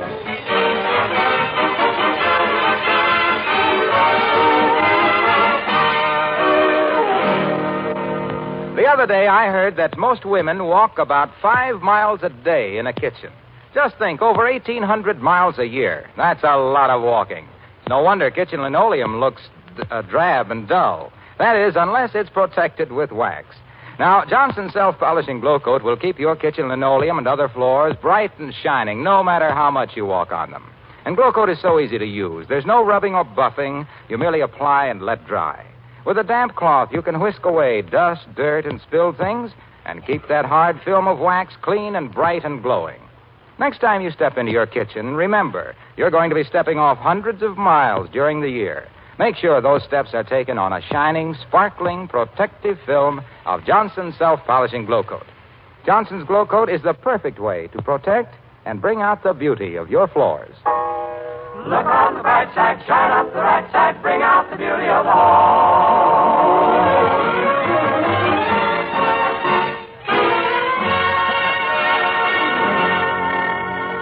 The Bonton Department Store is the scene of a shopping expedition this morning by one of Wistful Vista's leading citizens and her husband.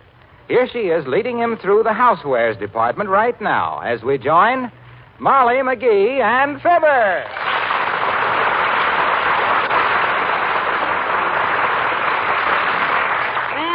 Let me cross off my list here, Magee. Yeah. We bought that big ashtray you wanted. Yeah. Box of your favorite cigars. Yeah, we were lucky to get those cigars, you know that? I suppose that's a matter of opinion. They quit making them during the war, you know. Factory was working for the Navy, making rope. I've got a TL for you, sweetheart. That factory is still making rope. Here, let's look around at vases and things here a minute. They've gotten in some wonderful new imported ceramics and Yeah, well, let's grab a hunk of it. There's nothing I love like a big slab of ceramic on rye with a slice of raw onion and mustard. Oh, no, sweetheart. You're thinking of salami. I'll say I am constantly. That good imported stuff with the garlic. No, I'm talking about pottery, Magee. You can't eat pottery. Here. These little statues and things. Oh. These are ceramics. Aren't they beautiful? Oh, them. Yeah, look at this vase. Oh, perfectly plain, and isn't it lovely? That'd look beautiful on the living room table. Well, if you like it, Molly, go ahead and buy it. Anytime my wife wants a vase or something for the house, you'll never hear me cry over a buck or two. Go ahead, buy it. You think I should, dearie? Give me one good reason why not. Well, it's $10 and... That's reason enough. My gosh. $10 for that hunk of fried clay? Why, my God. Yeah, but look at it, Magee. Why, that's a beautiful vase. I'll admit that's a lot of money, but... I'll say that's a lot of money. I wouldn't lay out $10 for a hunk of vase like that. Oh, but I'm not being very thoughtful, am I? You'd really like to have that vase, wouldn't you? Yes, I would, but it is pretty expensive. So what? If you want a vase like that, baby, you'll have a vase like that. I will? Certainly. I'll bake you one myself. You'll bake me? Yeah. Oh, no, Magee. Sure. No, we don't really need it. Not that bad anyway. Sure. Oh, no, let's forget it. Skip it. No, sir. You want a vase, I'll bake you a vase. Gee whiz, there's nothing complicated about cooking up a little vase. Look, sweetheart, making pottery isn't that easy. You have to have tools and, clay. Oh, clay is a cinch. We got a backyard full of it. Why do my tulips always look like crocuses? Why do my tomatoes always look like crab apples? Because our backyard is all clay, that's why. Come on, I'll grab a book on how to make pottery and I'll go home wait and a minute, Magee. Here comes the old-timer. Where? Oh, hi, old-timer. Hello, Mr. Old-timer. Hello there, kids. What you doing downtown? Buying something or just shopping? Both. I just got a great idea down here, too. I'm looking for a book on it right now. I'm going to make Molly some pottery. Pottery, eh? Yep. That's very interesting, Johnny. I used to be a politician myself. What's that got to do with making pottery? Well, the way I look at it, daughter, it don't matter if you bake it or sling it. Mud is mud. Well, it won't be mud when I get through with it. I'm going to model a vase out of clay, bake it in the oven, and... Well, now you might do all right that, Johnny. Betcha. Papa made a lot of money for a while modeling things out of clay. Your father? What did he make, statues? Nope, bricks. He was always trying something new, Papa was. Always experimenting. He made up a batch of bricks one time out of clay and baking powder. Built a hotel with them. Cut it out. A hotel with baking powder bricks? Why, of course, dearie. You've heard of the Parker House. Daughter, I don't want to be rude, but who's telling them, you or me? Well, I'm sorry. I'd like to stand here and do straight lines for you, kids, but I gotta go home. I've been fixing up my room today, doing my spring cleaning. Your spring cleaning? Yep, every year I lift my mattress and clean off the spring. Just come down to the Bonton here to buy myself a chint. A what? A chint, daughter, a chint. They say a room looks real nice decorated with chints. I got a small one, so one chint ought to do. Say, where is the chint department, kids? Do you know? Well, you're a little confused, Mr. Oldtimer. Chintz is a material. They use it for window drapes. Drapes? You mean burlap is out of style now, kid? Yeah, and look, Oldtimer, I got to grab me a book on pottery making and get to work. Say, isn't your cousin Salvador a painter and sculptor, dearie? Yeah, he makes faces and busts. I'm going to make a vase and mug. Well, that's pretty good, Johnny, but that ain't the way I heard it. The way I heard it, one feller says to tell a feller, he says, don't touch my back, I got a terrible sunburn. Is that so, says t'other feller. Why didn't you use suntan oil? It's no good, says the first feller. I drank 3 bottles of it and still got blisters.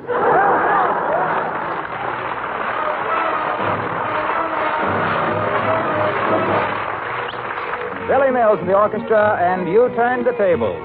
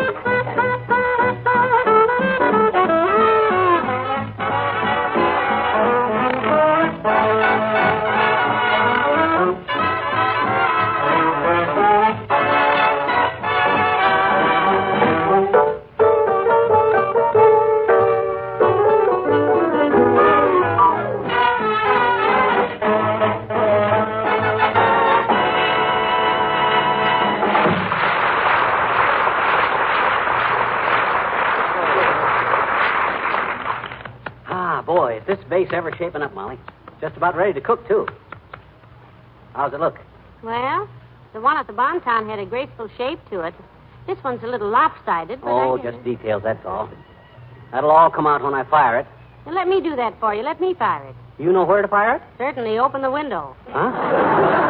I'll fire it clear across. No. Firing the clay means to cook it, kiddo. That's shop talk when you bake it in the kiln. You know what? A kiln. K-I-L-N, kiln. Oh. The gas stove will do just as well, of course. You see, here in the book it says, place the vessel in the kiln and heat slowly to 2,000 degrees Fahrenheit. Yes? Well, you compare that to 1,000 degrees Gesundheit, and it's nothing to sneeze at. It says this requires about 4 hours. Well, you won't get 2,000 degrees of heat out of this gas range in 4 years, Magee. Well, don't worry. A little simple arithmetic solves that. You see, instead of 2,000 degrees in 4 hours, I simply give it 500 degrees for 1 hour. Simple?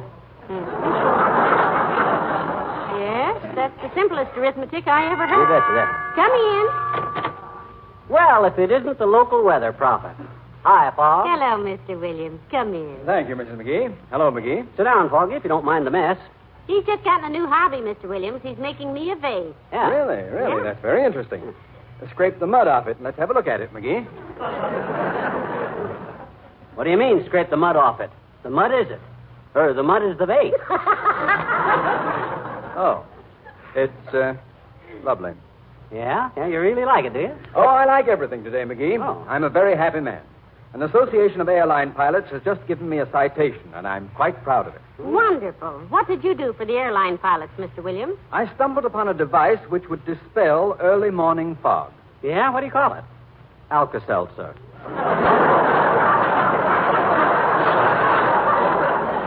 Hey, you do quite a bit of scientific research on the weather, don't you, Foggy? Quite a bit. Yeah? Quite a bit. My brother Cedric and I used to work together on it. Mm-hmm. He was a lightning calculator. He used to stand on top of a hill and calculate where lightning would strike next. Poor lad. Why, poor lad, Mr. Williams? He miscalculated. On top of a hill, we found his shoes full of melted suspender buttons. And 10 feet away were his socks in a running position.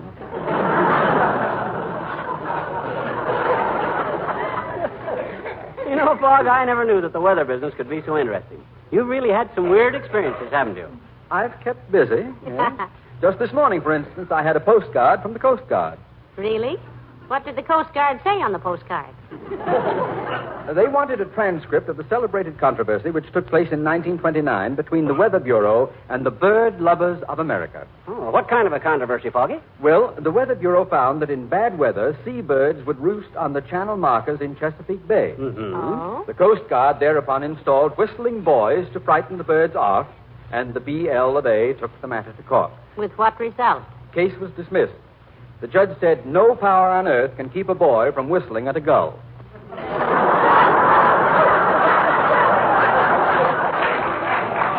Well, good day, probably.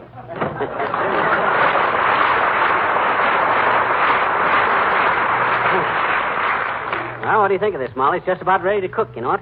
I just had a little flatter shape around the bottom. Well, don't be so self-conscious. Go ahead and make your vase. Okay, open the oven door, kiddo. She's ready for firing. All right. Hello, Molly. Hi, pal. What were you doing in our oven, Wilcox? Don't be silly, McGee. Mr. Wilcox just came in coincidentally with the oven door opening. Oh, that was it. Isn't often we give you your choice of two openings, is it, Mr. Wilcox? No, and don't think I don't appreciate it. Hey, what are you doing with the muck, Mac? It's a new hobby, Junior. I just took up pottery. Well, put it down quick. You're getting your hands all dirty. His hands? Look at his face. He looks like he swam across Oklahoma. Well, I got no time to worry about a little dirt. A good craftsman is completely obvious of things like that there. You mean oblivious, pal. At your age, you should know how to use the right word for the right things. Like low coat is the right word for linoleum. Ooh, didn't take him long. Well, I will say, Mr. Wilcox, that you stick to your hobbies a lot longer than McGee does to his. Selling glow coat's much more than a hobby with me, Molly. I've dedicated my life to it. It's my vocation and my avocation. It's a crusade, a cause. And when you consider that I have an expense account on top of that, you can't dismiss it as a mere hobby. It becomes a mission with a commission. May I say something?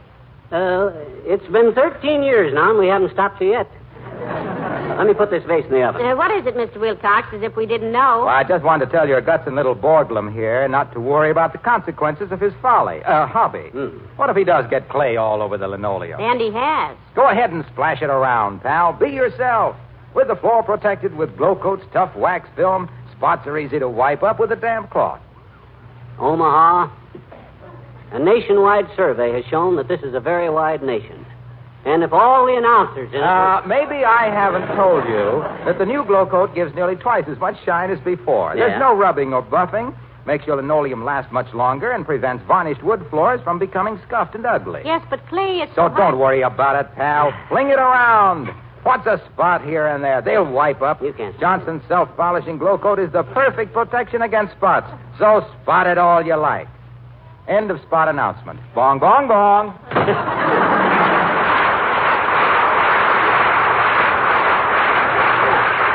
You know what I'm going to... You know what I'm going to do, Molly? While that vase is cooking, I'm going to whip us up a flower pot for your geraniums. Yeah. Say, how long does the vase have to cook anyhow? Well, let me see now. I could look it up in the book. Although I should know. I spent enough time around the pottery in Peoria. You never told me about the pottery in Peoria. I never told you about puttering around the Peoria pottery. You never did. Well, baby, I will. You see, the proprietor of the Peoria pottery was a fellow named Peter Porter. And I worked there as a porter for Peter and his pater in the pottery place. Papa Porter, Peter's pater, was not only a potter, too, but also Peter's partner. Oh? So while Peter and his pater potted their pottery pots, I potted for the potters and puttered around the pottery like any porter with a whole pottery to putter in with putter. It got so interesting that Peoria people used to peep into the premises to watch Peter Porter potting pots, Pat Porter, Peter's pater, patting pottery, and me, the porter, pitter-patting around the pottery. And between the puttering, the pottering, the pittering, and the pattering, the porter and his pater, would you go in someplace, kiddo?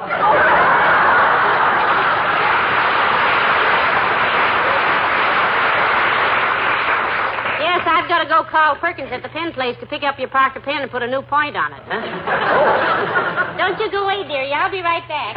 Okay. There goes a sharp kid. And tolerant, too. How could she have known when she married me that she could be happy with a hubby with a hobby that... Oh, there's one for next week. Come in. Hi, mister. Oh, hi there, Teeny. Hi. Hi. What you doing with all the mud, mister? What you doing with it? Watcha. It isn't mud, sis. It's clay. Gee, is that clay? Mm-hmm. Gee, let me see some. Here. So that's what Mama says Papa has feet of. She does, eh? Yes, she always... I say she does, eh? Who does? Your mama. Does what? Says that. Says what? Says your daddy has feet of clay. I know it. Oh, but he really hasn't, though, I betcha. Because if his feet were made of clay and he stepped out of bed onto the cold floor, he wouldn't say the things he does, I betcha.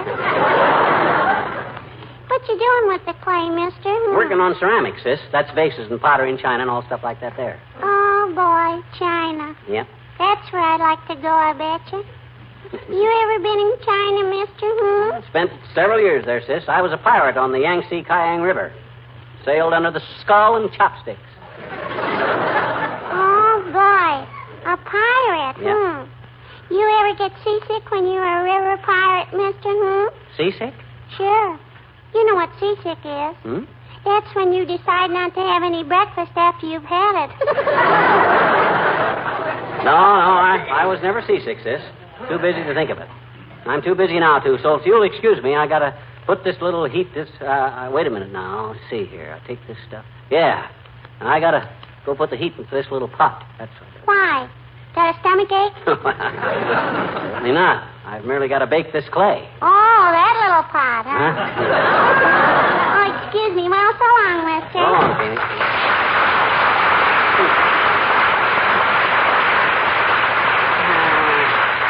What other pot did she think I meant?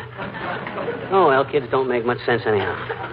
Now, people just leave me alone for... Oh, hi, Molly. Well, how's the vase coming along? Fine. Isn't it about time you stuck a fork into it to see if it's done? That oven's pretty hot, you know. Hand me the book, will you? I'll look it up. Here. Thanks. Now, let me see. It says here, after the vessel is properly shaped and molded, allow to dry thoroughly before placing in kiln or oven. Dry thoroughly. What's that for? Well, let's see. It says here, warning. If moist clay is placed in hot kiln or oven, steam will form and result in a violent...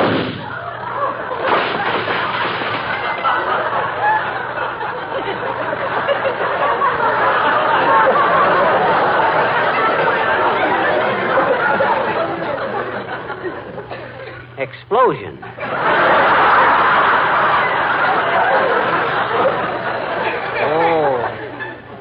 Oh, I see. You scrape the mud off the walls, kiddo. I got to get started on a new vase.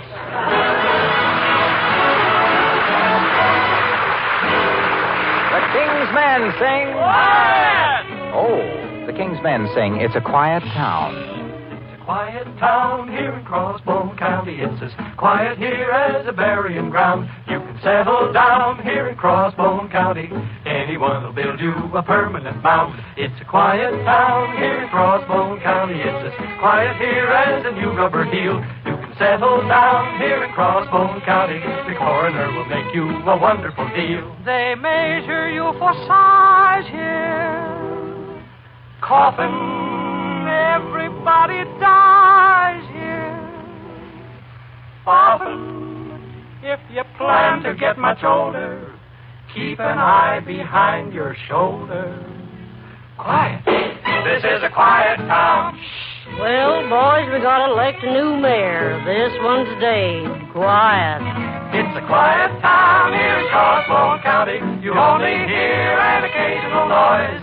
Everybody's friendly, so expect some horseplay. They may shoot you dead, but they're wonderful boys. Shh, quiet!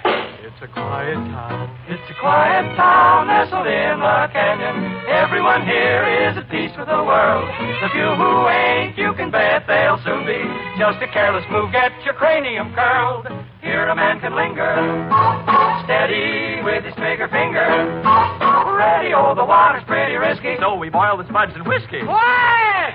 This is a quiet town. The sheriff's on the border, busy keeping law and order.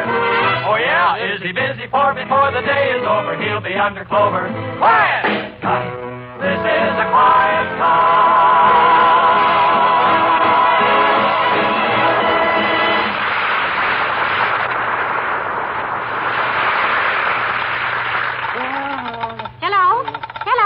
Hello. That's funny, McGee. He hung up. Who hung up? Dr. Gamble. Oh, why'd you call him? These explosions haven't hurt anything but my pride. Well, I didn't call him. He called you. Yeah? He asked me what you were doing, and I told him, and he got very excited and said, hold everything, he'd be right over, and hung up. Ah, that old snoop. I knew he'd rush over here to try to catch me making a fool of myself again. And he's going to be wrong this time, kiddo, for a change. He is? Yep. I got a different angle on this thing. And I just went downtown and got some new materials. When I promise you something, kiddo, you get it. You're sweet. But the next time I ask for something, you just ignore me. Huh? I'm just a little old gold digger. And by the way, did you know that oven is turned off? Yep, I turned it off. I got a vase in there now, and it's got to cool slow. I'm taking no chances with this one because I... Where is he, Molly? Loosen his collar. Heat some water. McGee, you open the window, quick. Oh, okay, Doc. I open the window. Well, Molly said you... McGee, who got you out? Out of what, Doctor? The oven. Huh? You told me on the phone he had his face in the oven. That's why I rushed... No, Doctor, no. I said he had his vase in the oven. Hey. Boy, are you ever eager for business. You big fee splitter. Talk about ambulance chasers. You're always 10 blocks ahead of the sirens. That's a fine way to talk, McGee, after he rushed over here to save your life. Well, he makes me tired. Sit down, Doctor. Thank you, my dear. Now, what goes on here? What's with all the clay, Pigeon? Well, I'll tell you what's going on, Doctor. I admired a vase at the Bonton. It was a tall, vaseful grace that would have looked beautiful on the tipping room label, you see. So he walked up. Let me tell it, Molly. You're confused. For your information, Knuckle Nose, I'm the kind of a husband that when my wife expresses a desire for something, he's the kind of a guy that I see that she gets it. So, when she sees the vase downtown, I says, relax, kiddo. I says, I'll bake you one exactly like it. So just tread lightly, Fatso. It's still in the oven. Oh, fine. Yeah. I've seen you through at least 48 hobbies, and you've been a dismal flop at every one of them. You took up fly casting, and what did you catch? The lobe of your left ear. It was his right ear, Doctor. Then you took up the piccolo, and I had to saw it in half to get your pinky out of the E hole. It was the G hole. And now, pottery. Well, it's harmless, I guess. That's your opinion. You should have been here when he blew the door off the oven. Blew it clean across the kitchen, Doc. Yeah. Took me 40 minutes to get it back on and 8 rolls of Scotch tape. Well, that's more like you, Jughead. I'd hate to think you'd let me down by doing anything sensible. So you're a pottery maker, are you? Yep, pottery. Look, mud hand.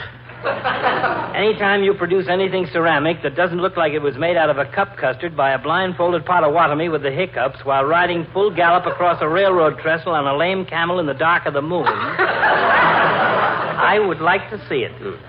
Heavenly days, so would I. Oh, you would, huh? Well, watch this, both of you. Open the oven, Molly, but don't touch the base. It's still hot. Well, why, McGee, you did it. He did what? Let me see. Well, I seem to have misjudged you, my boy. That's a very handsome vase. You want to sell it? No, sir. This vase is for my little wife. And there ain't enough money in this whole world to buy something on which my little wife has her heart set on that I've got especially for her. You making me an offer?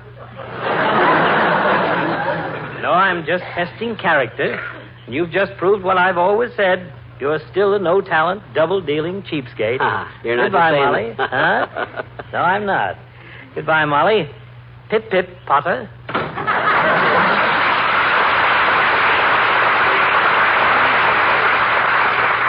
Oh, this vase is simply beautiful, Magee. Look how graceful. How's it compare with the one you liked at the Bonton? Why, sweetheart, it's almost exactly like it. Same shape, same color. Yep. In fact, it's so much like the one at the Bonton that you forgot to take the price tag off the bottom of it. Glad you like it, kiddo.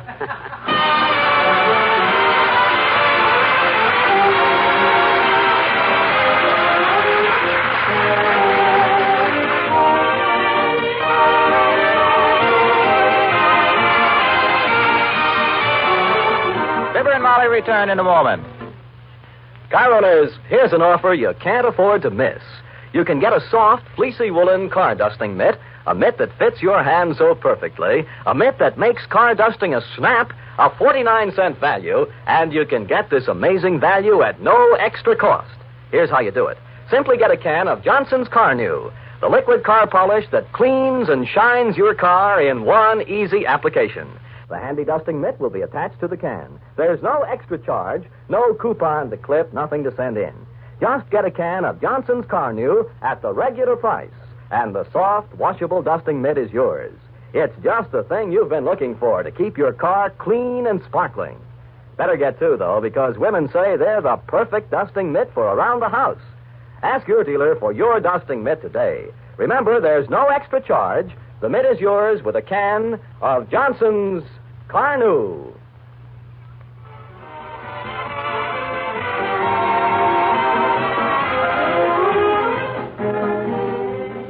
Ladies and gentlemen, here's one more short commercial. Not about how to protect your floors and furniture, but about how to protect your future and that of your family. The sponsor is Uncle Sam, and the product is United States Security Bonds. Those $4 for 3 bonds that are just about the best investment you can make. Security bonds give you a reservoir of purchasing power to protect your future and help fight inflation. See your nearest dealer today, your bank or your employer. And if you mention our names, you can buy them at a 25% discount off the maturity value. Or just mention your own name. Good night. Good night, all.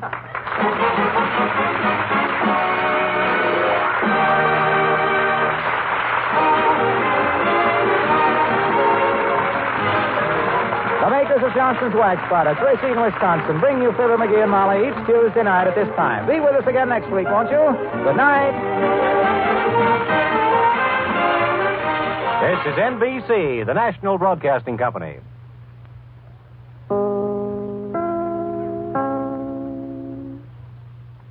WMAQ NBC in Chicago. Are coming at you with CounterSpy next.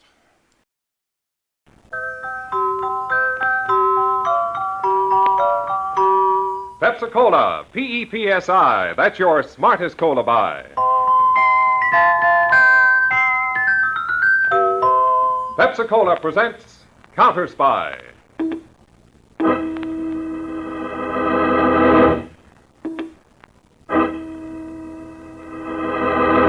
Washington calling David Harding, CounterSpy. Washington calling David Harding, CounterSpy. Harding, CounterSpy. Calling Washington.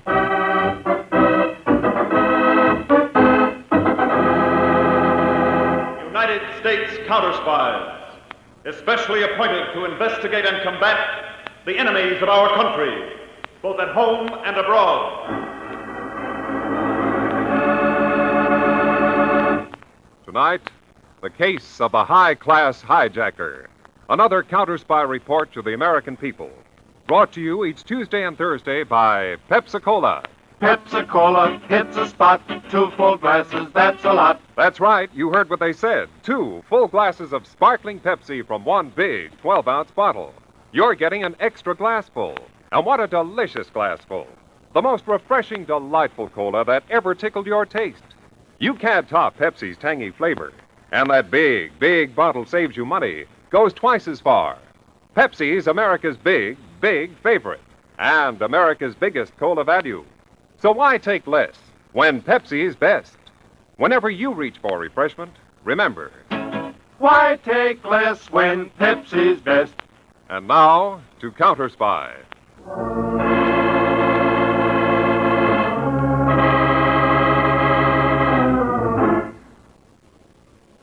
It is approaching midnight. On a dirt road, at right angles to a paved, steeply graded highway in Tennessee, a dark blue sedan is parked.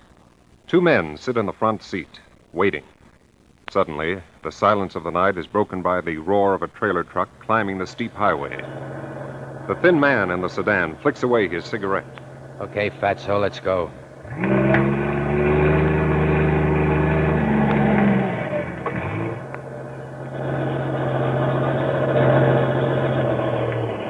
Come on, Fatso. Not so fast, Corny. Hey, what's the idea, you guys? Hijackers. That's right. Keep your hands on the wheel and sit tight. Corny, you know I ain't that fast. Two of you, huh? Yeah, my pal's kind of slow on his feet. Always running, always running. Skip the complaints, pal. Okay, driver, outside and climb down. What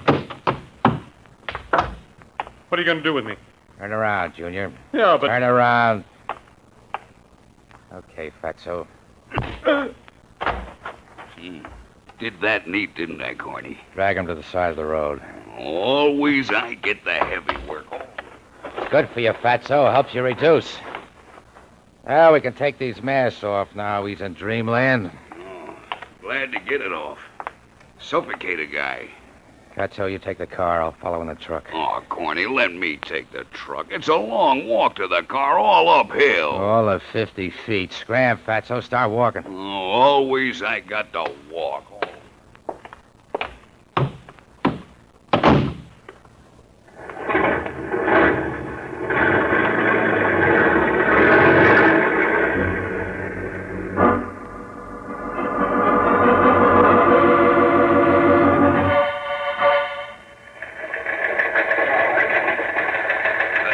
CounterSpy Headquarters, Washington, from CounterSpy Field Office, Central City. Truck operating in interstate commerce hijacked last night on Route 201, 20 miles north of Central City. Local authorities request CounterSpy investigation on the basis of interstate federal nature of crime.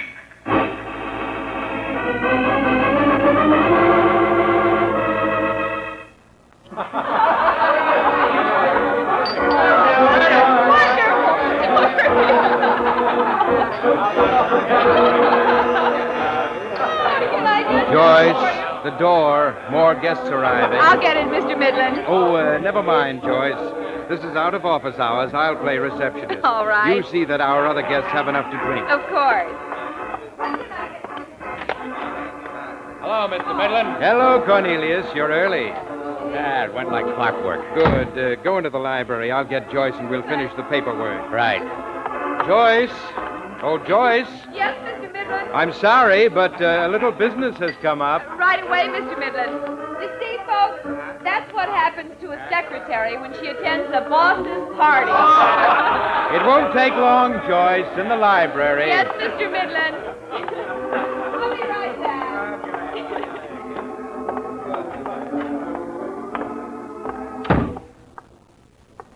Hello, Joyce. Hello, Carney. I'll get my notebook, Mr. Midland. Yes. A good haul, Corny? Yeah, sure. Soaps, detergents, toothpaste, candy, regular items. I had Fatso make up a list. Let me have it, Corny. I'll copy it. Joyce, check off any items that we don't buy from regular sources. We'll make out purchase orders tomorrow at the office. Right. Now, Corny, I'm opening up 2 new drugstores in our chain next week. 2?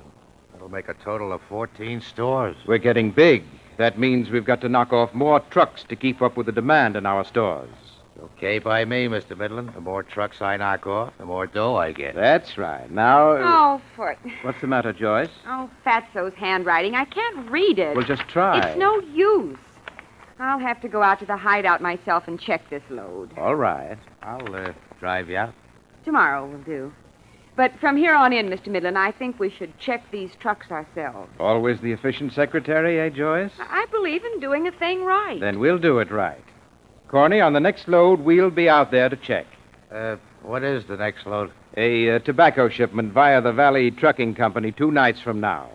You and Fatso knock it off, and then Joyce and I will check it off.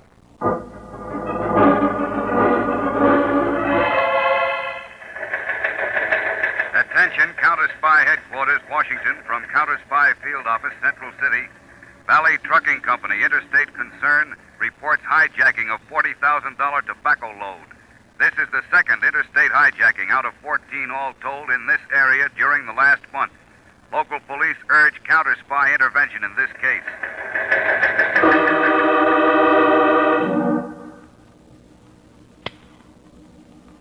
CounterSpy Photo Laboratory, Haley speaking. Haley, this is Harding. What's the situation on those new mini cameras? They're coming in fast, Mr. Harding, and they're beauties.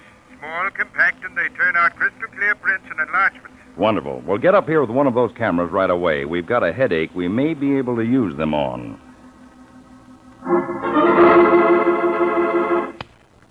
Statistical Department, Harding speaking. Send the modus operandi files on all hijackings for the last 2 years to my office as soon as you can.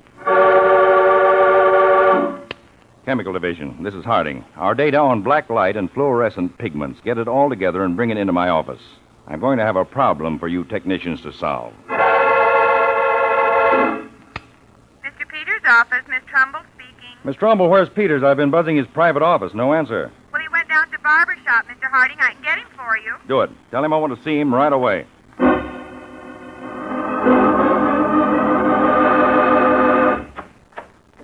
Hello, Chief. What's up? Why the rush? Sit down, Peters. We're going to work on those hijackings in the Midwest. Oh? They knocked off a second truck interstate, so we're assuming jurisdiction now instead of just advising the local authorities. Good. Those records you got on your desk from the modus operandi file? Yes. Now, all told, there are 14 hijackings that fit the same pattern. Hijackers masked, trucks stopped on hills where they can't pick up speed, drivers slugged. All in the same general area? Well, more or less, they've been concentrated in these 3 Midwest states. Trailer trucks, 10 of them with built-in alarm systems. Going to be tough to crack? Well, maybe, maybe not. Now, I've got 2 jobs for you right away. Shoot. Well, first, you... What's the matter, Dad? Well, what's the matter with you? Me? Well, there's something... You look lopsided. What's the matter with your hair? Oh, that. Well, you wanted me to come up here right away. I was in the middle of a haircut. Well, it didn't have to be that right away.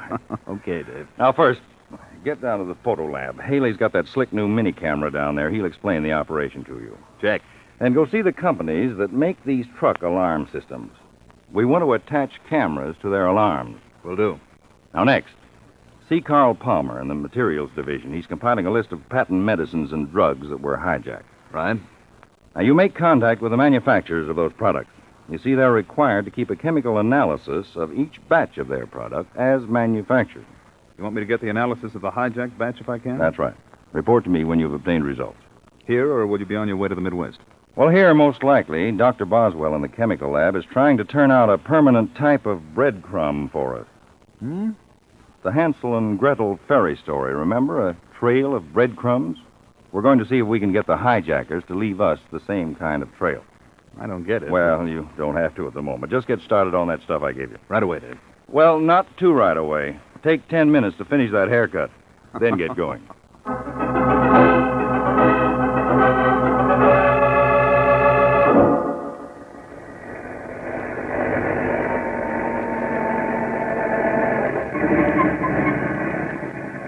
Hello, Cornelius. Oh, Mr. Midland. So you come to check the load yourself, like you said, huh? Yes. Everything go all right? Yeah, Mr. Midland. Didn't Fatso tell you? Just double-checking. Pull the truck over to the empty van. We'll unload this one right away. Okay. Joyce, Right with you, Mr. Midland. we'll check this stuff. It all goes to our Central City warehouse. Make out the bill of lading accordingly. Yes, Mr. Midland. Hiya, Joyce. Hello, Carney. Now, where's that big... Fatso probably fell asleep in the car. No, I didn't. Not me. It's a long walk from the driveway. Always a long walk. Hello, Mr. Midland. Hello, Fatso. We brought 3 men to help with the unloading. They're playing cards in the old farmhouse. I'll open the truck and put them to work, Mr. Midland. Do some yourself, Fatso. Good for that front porch of yours. Now, don't you worry about my front porch, Corny. I'll take care of it. Always I do the work. Oh. Always he complains, always. Corny, In the next few days, I want you to put on 4 more men. We're expanding our operations. They'll work in the northern part of the state around Norport. 4 more, Mr. Midland? Yes, I want to buy as little as possible from legitimate wholesalers. Getting our product this way is much more profitable. Okay. I'll dig up some real good boys. Now, Joyce, you'd better... What's that? Holy mackerel. That fool, he's broken the auto alarm system. Come on. What happened? What did I do? You fat moron. Joyce, the keys, have you got them? Here, Mr. Midland. The alarm box there on the side of the truck. Yes, I see it.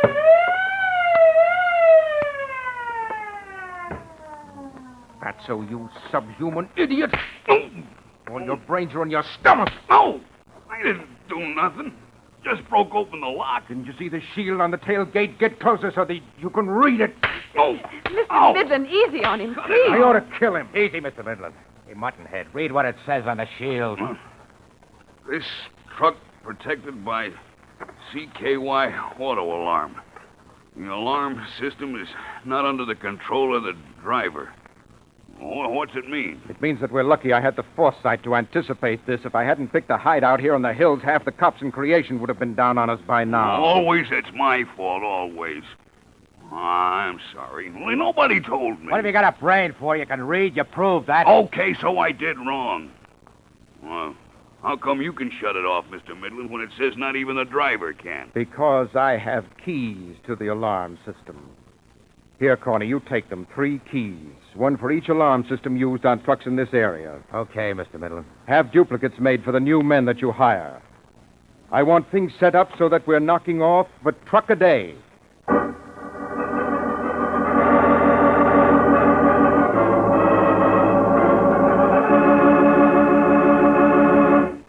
Back to CounterSpy in just a moment.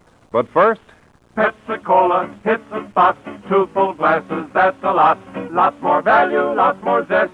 Why take less when Pepsi's best? More and more, among fellows and girls, among mothers and dads, you hear that sane and sensible question, why take less when Pepsi's best?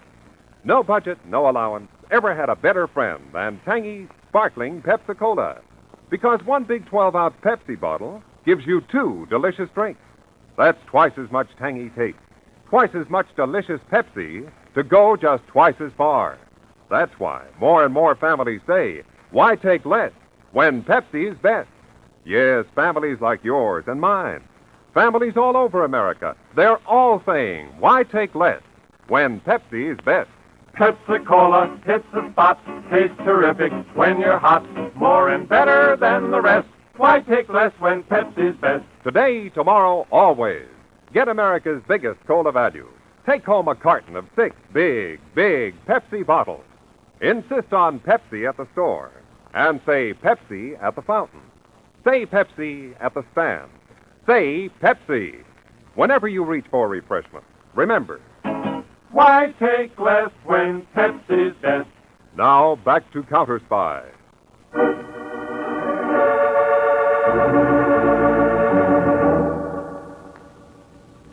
Following David Harding's instructions, Harry Peters is calling on a leading manufacturer of automatic alarm systems.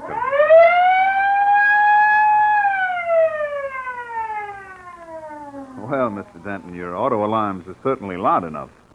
Oh, yes, Mr. Peters. That's why I think the hijackers drive these trucks to some backwoods section and break them open. Our sirens can be heard a couple of miles away once they're tampered with. Well, the hijackers might have a key to your alarm system. Well, that's a possibility. A good one, too. That's why we want these mini cameras installed on the truck separate from your system. Yes, sir. 3 of them in each truck. Now, our photo lab has worked out a way to do it. When the truck doors are opened, each camera will take a picture. That way, we'll get 3 actual photos of the crooks breaking in. Well, we'll be glad to install them for you, Mr. Peters. Well, pretty soon, these cameras will be standard equipment for all counter-spies. But right now, we'll just want them installed in whatever trucks in that Midwest area use your alarms. I see. Well, that's about 40 or 50. But there are other companies in this general area with similar systems. Yes, I know. I'm going to contact them, too. Good, good. Now, Mr. Danton, when your mechanics install these cameras, please tell them only this. Yes? They're just an additional feature of your regular alarm system. Oh, naturally. Mighty nice-looking job, these cameras. My boy would love to have one for himself. Well, later on, Mr. Harding told me he wants them to be available to everyone. I'll let you know. Meantime, be cautious about them. We'll be discreet, Mr. Peters. Good. And let's hope the counter-spies will be successful. Goodbye, Mr. Denton.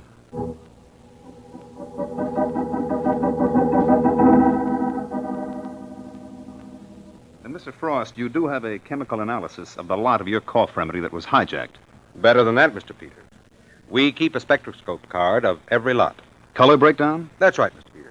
We take a sample of every batch we make. Then we throw a light on it, project it through a prism that breaks it down into its component colors, and photograph those colors for our records. We want to make copies of that color card, Mr. Frost. You're welcome to. If you can match it exactly with a sample, that sample will be from the lot that was stolen. That's what we hope to do, Mr. Frost. Thank you.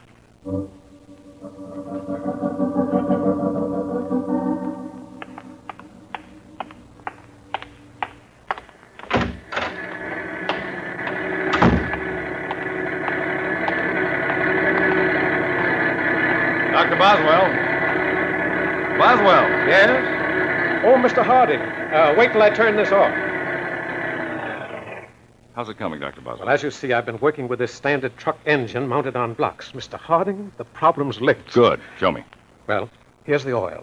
I've impregnated it with a green fluorescent pigment. Well, it looks like ordinary oil. Well, look at it under our black light lamp.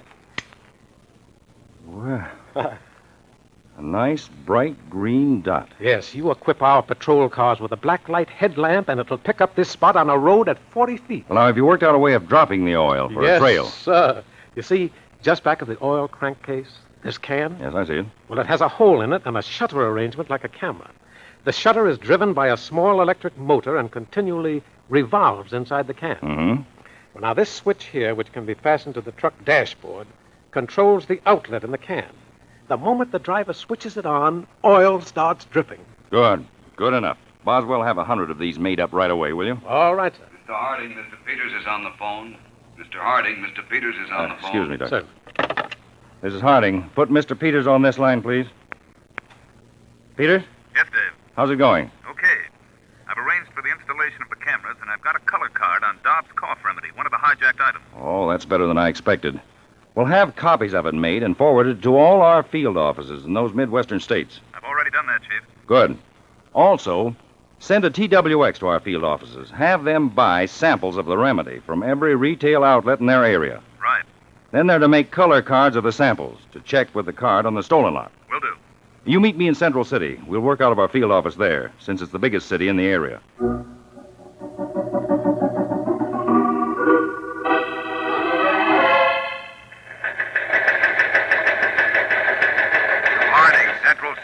Office forwarded from Washington. Spectroscope analysis, Dobbs cough remedy reveals Midland Drug Store's only outlets handling the stolen batch here in Danville. Will continue reports. There it is again, Dave. Midland Drug Company. 9 times in 2 weeks. And not another company in this whole area has had a single bottle of that batch of cough remedy. Peters, call Joe Lincoln in our tax department. We'll set up some excuse to examine the Midland Drug Company's books. Okay. Wait a minute, hold it. CounterSpy field office, Harding speaking. Oh?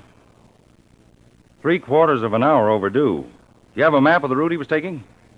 Good. I'll be over at your office. I'll pick it up in 10 minutes. Goodbye. Hijacking, Dave? That was the traffic manager of the Valley Trucking Company. One of their trucks is 3/4 of an hour overdue in Danville. I'll get out a police alarm on it right away. Well, now, if the truck's located, tell them to call us in patrol car number 23. Right. That's equipped with a black light headlamp. Now, we'll follow the truck's route. And I hope the driver had time enough and sense enough to turn on that oil switch.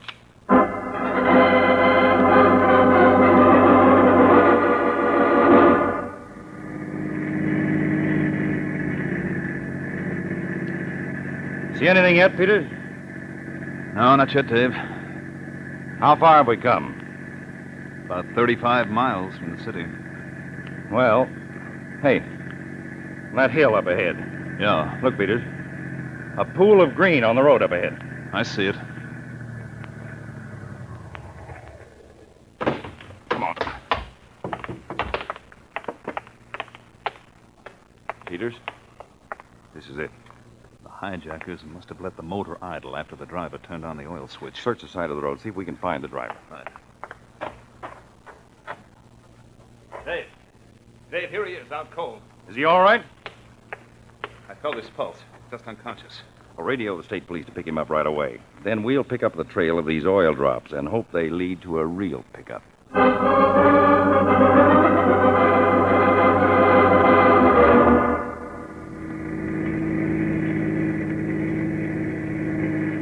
Not too fast, Peters. We followed the trail about 15 miles. They must be turning off the road pretty soon. All right, Chief. Wait, hold it.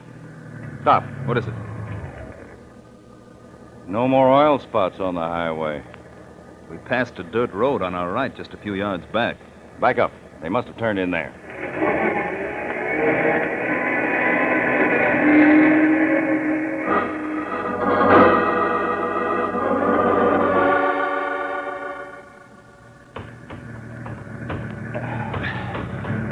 The road's getting worse, Dave. We may be getting close. Better stop the car, Peters. I'll take the black light hand lamp and go ahead on foot, and I'll wave you ahead as long as I can follow the trail of oil drops.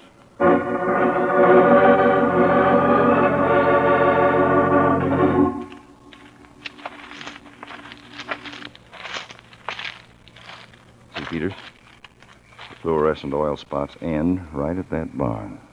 Then they double back where they drove the truck out again. It's a wonderful hideout. An abandoned farm really in the backwoods. There's a light in only one room in the old farmhouse. Well, guns ready, Peters. We may need it.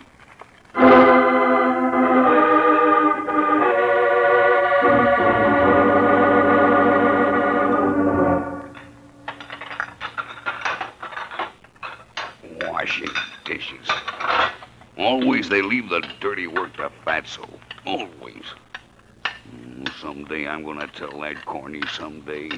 Eat like pigs. The dishes so dirty. And they call me Fatso. Oh, what? All right, big boy. Take it easy and keep holding that dish. He said keep holding it. Who are you guys? United States CounterSpy. Huh? You're under arrest for hijacking.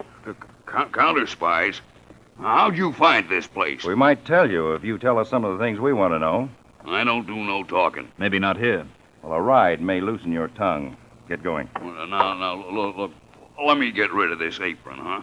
I'd look awful silly being arrested in an apron. Okay, put down that dish. Get your jacket on. Yeah, at least that's one dish I won't have to clean. There's a lot of dishes to clean in prison. And you could use the exercise. Always cracks about my front porch, even the cops even. Skip the lamentations, start moving. You've got a lot of questions to answer.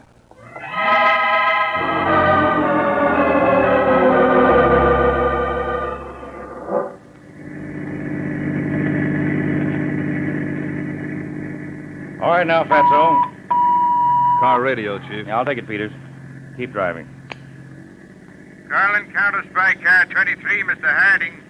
Calling CounterSpy Car 23, Mr. Harding. Harding speaking, Haley. Go ahead. I'm at the Valley transportation truck that was hijacked. The local police found it abandoned here in Milton, the suburb of Central City. Nice going, Haley. The cameras, have you checked them? Yes, sir. I brought a portable development outfit along when we got the flash about the truck. What results? Plenty. There are 7 people in the photos. 3 men unloading the truck, a girl checking the load, a human blimp eating a candy bar, and 2 other men. Any identification?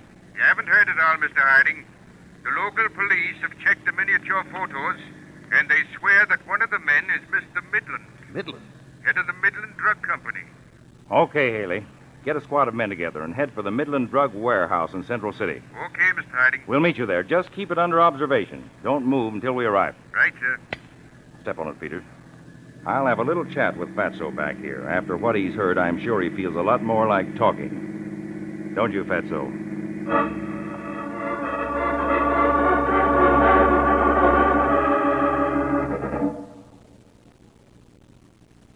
Well, that checks, Mr. Midland.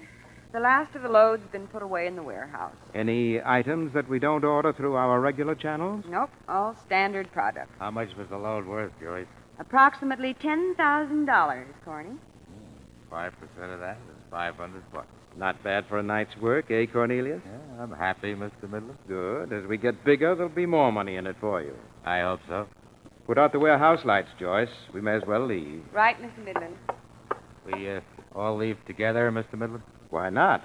Just an industrious boss and his equally industrious employees working overtime.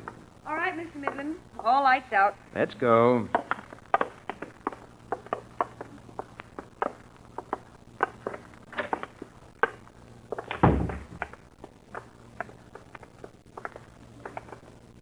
Hello, Mr. Midland. What? I'm sorry, I don't... Know me?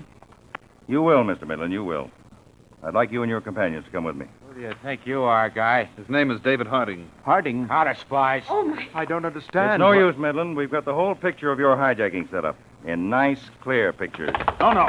Corny! Get him, Peter. All right, Dave, I've got him. But I don't understand. I had it all figured. My setup, my big organization. There's one thing you didn't figure, Midland. The CounterSpies have a bigger organization. Okay, Peters, let's take them along.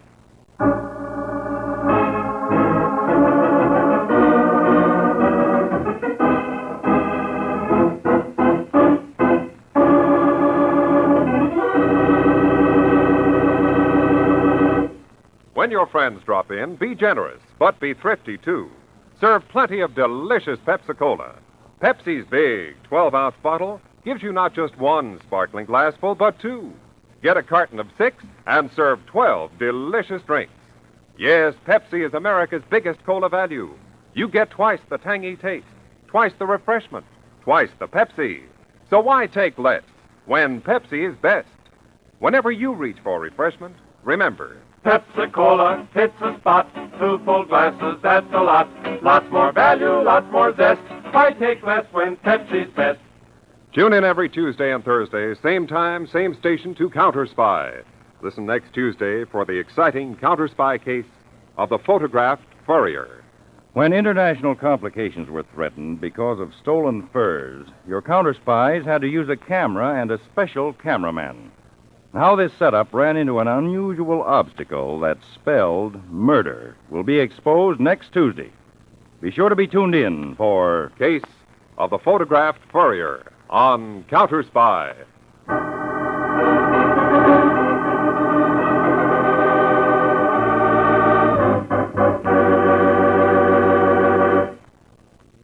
Tonight's CounterSpy program originated in New York, was directed by Marks B. Loeb, dramatized by Palmer Thompson, and featured Don McLaughlin and Mandel Kramer with music by Jesse Crawford. Bob Shepard speaking. CounterSpy is a Phillips H. Lord production for Pepsi-Cola. Enjoy some Pepsi, ice cold tonight.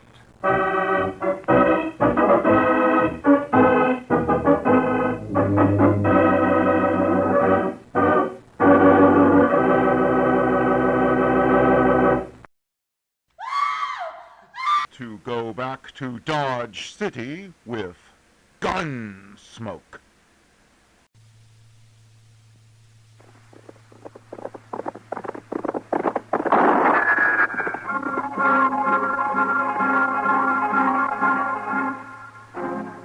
Around Dodge City and in the territory on West, there's just one way to handle the killers and the spoilers, and that's with a U.S. Marshal and the smell of Gunsmoke.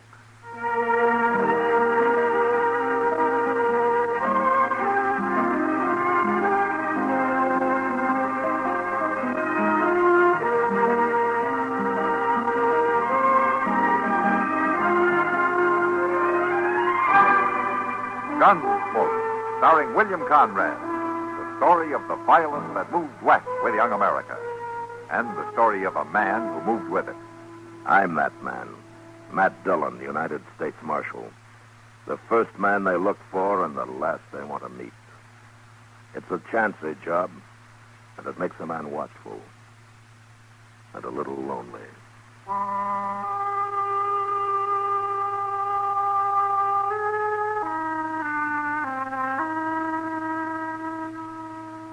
Here's Frankie Lane. I never feel like singing with a bad cold, so I take wonderful 4-way cold tablets to relieve my cold misery fast. Right.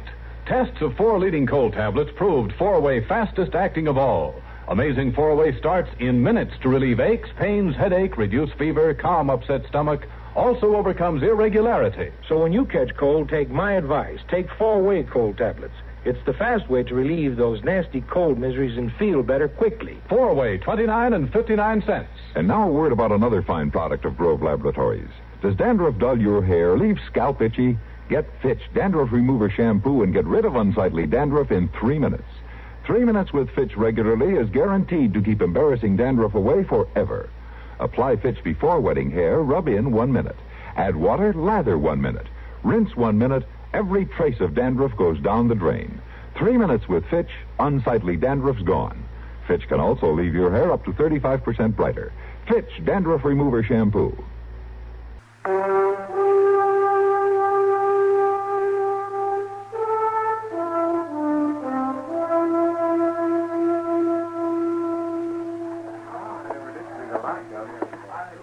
Barkeep, short whiskey and a small beer. Yes, sir.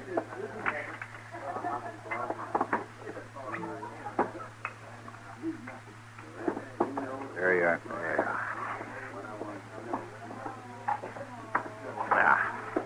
My name's Hank Fergus. They tell me you're Zeno Smith. Yeah, that's right, young fella. Well, they tell me Zeno Smith's got a big reputation for handling a gun. Well, I didn't ask for it. But you got it. That's what's important. It's not such a good thing to have, Fergus. And why not? 'Cause it attracts young fools like you to try me out and get themselves killed. But if I don't get killed, if I kill you instead? Well, you'll have yourself a pretty fair start as a gunman. You'll have had your last peaceful night's sleep. I don't mind. Now, look, Fergus. I just want to have a quiet drink and then go to bed. I'm worn out. Now, leave me be, will you? You see that big picture of Valley Forge that got hung on the wall down there? You see them wires holding it up? I'm not interested, I tell you. You watched.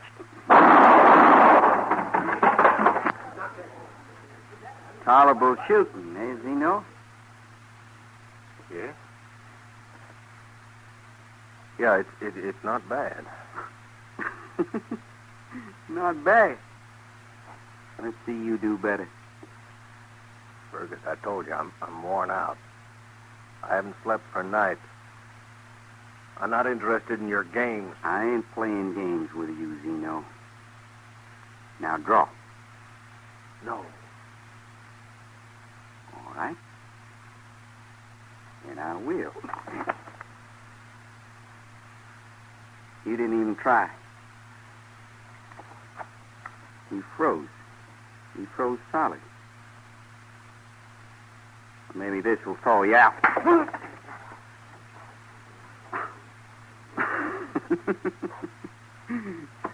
Look at him, everybody.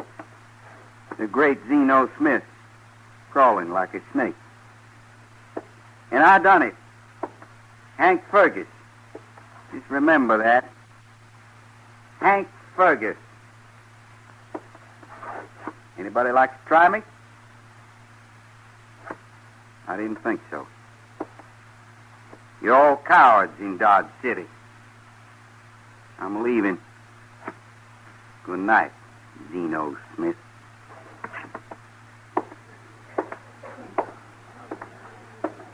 Barkeep. Yes, sir? Barkeep, give me a whole bottle of whiskey. A full one, right up to the top.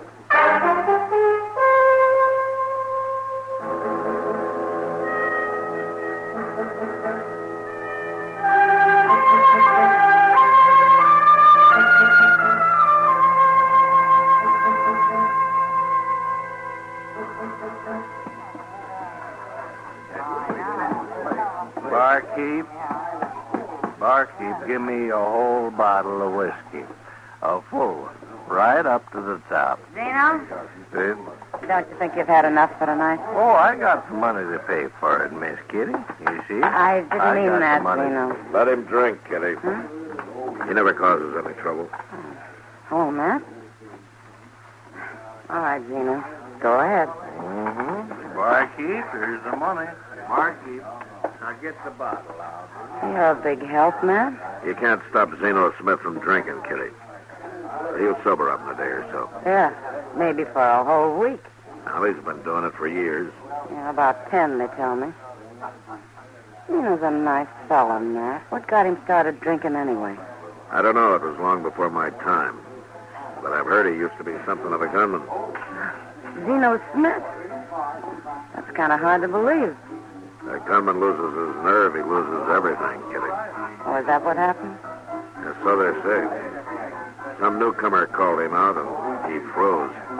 So he took to drink, huh? It helps him forget, I guess. At least for a couple of days a week. Yeah.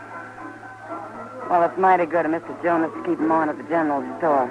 Most people wouldn't be that patient with him. Jonas trusts him, Kitty. Even when he's drunk? When he's drunk, he doesn't go near the store. Little Tommy sees to that. What a combination. A 45-year-old drunk and a 13-year-old orphan boy. Now, they're good company for each other. Oh, you men. Well, there he goes with his bottle. Matt, does Tommy know about Zeno backing down that time? Now, that's one thing everybody's been decent about. They've never told the boys. Good. That's a funny thing, Kitty. They say it happened right here at the Long Branch. Well, this place has got a lot of history. I'm just as glad I've missed. Yeah, me too. But I'd better get going now. Come by later, man. I'll try. So long. So long. Mr. Dillon? Yeah, what is it, Chester? Mr. Dillon, you better get out there. Some toughs are plaguing Zeno Smith. They're pretty drunk, and they could hurt him. They wouldn't listen to me. Well, what are they doing to him?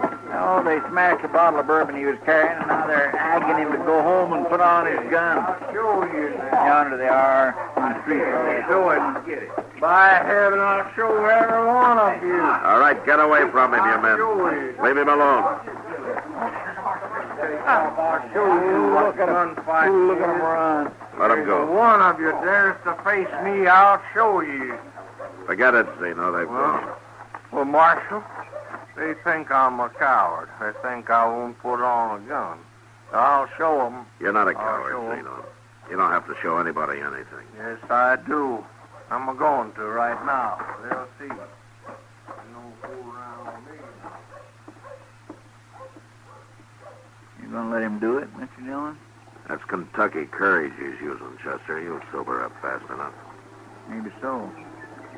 But I'm thinking one of these days he'll get on that bottle and come out shooting for real. Well, you never know, Chester.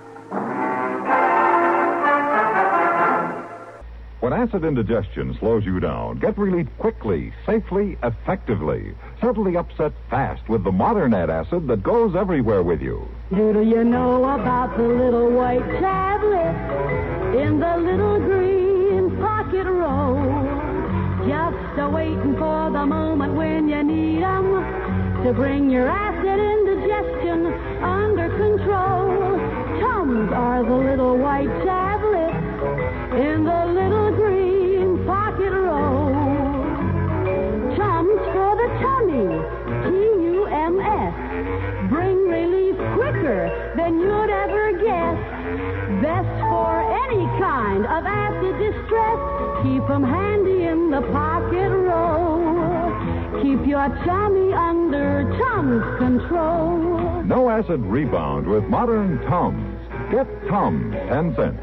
3-roll pack, a quarter. Or the new Tums 6-roll pack with 3 metal carrier, 49 cents.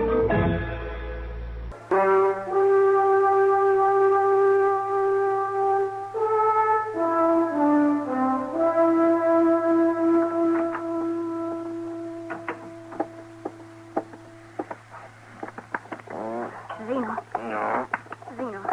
Come on. Wake up. Oh, Tommy. You've got to get to work, Zeno. Mr. Jonas is asking for you over at the general store. Oh, no. Oh, I can't work today, boy. Oh, my head's got an axe stuck in it. You was awful drunk when you come home last night, Zeno. You was even looking for your gun. Huh? I was? I hid it, Zeno. It's under the mattress. You was talking about some fellas, Zeno, how you was going to take your gun and face them. Oh, yeah.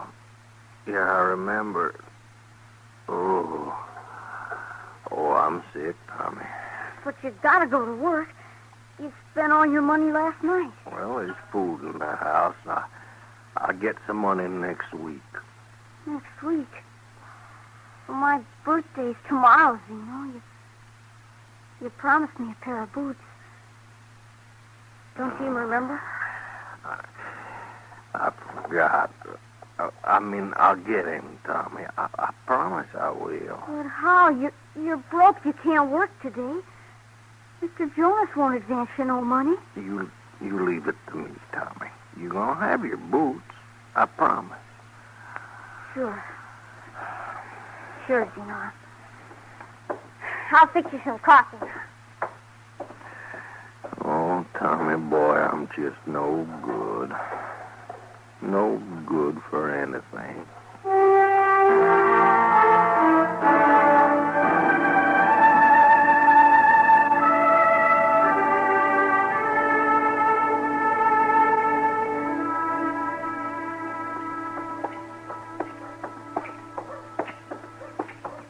We gonna get that beer now, Mr. Dillon? You always thirsty, Chester? It seems like it, don't it? Oh. What's yonder? What? Ain't that Zeno's boy, Tommy? Oh, yeah. Why, looks like he's crying. Just standing there looking in that store window and crying. Oh, that poor little fella.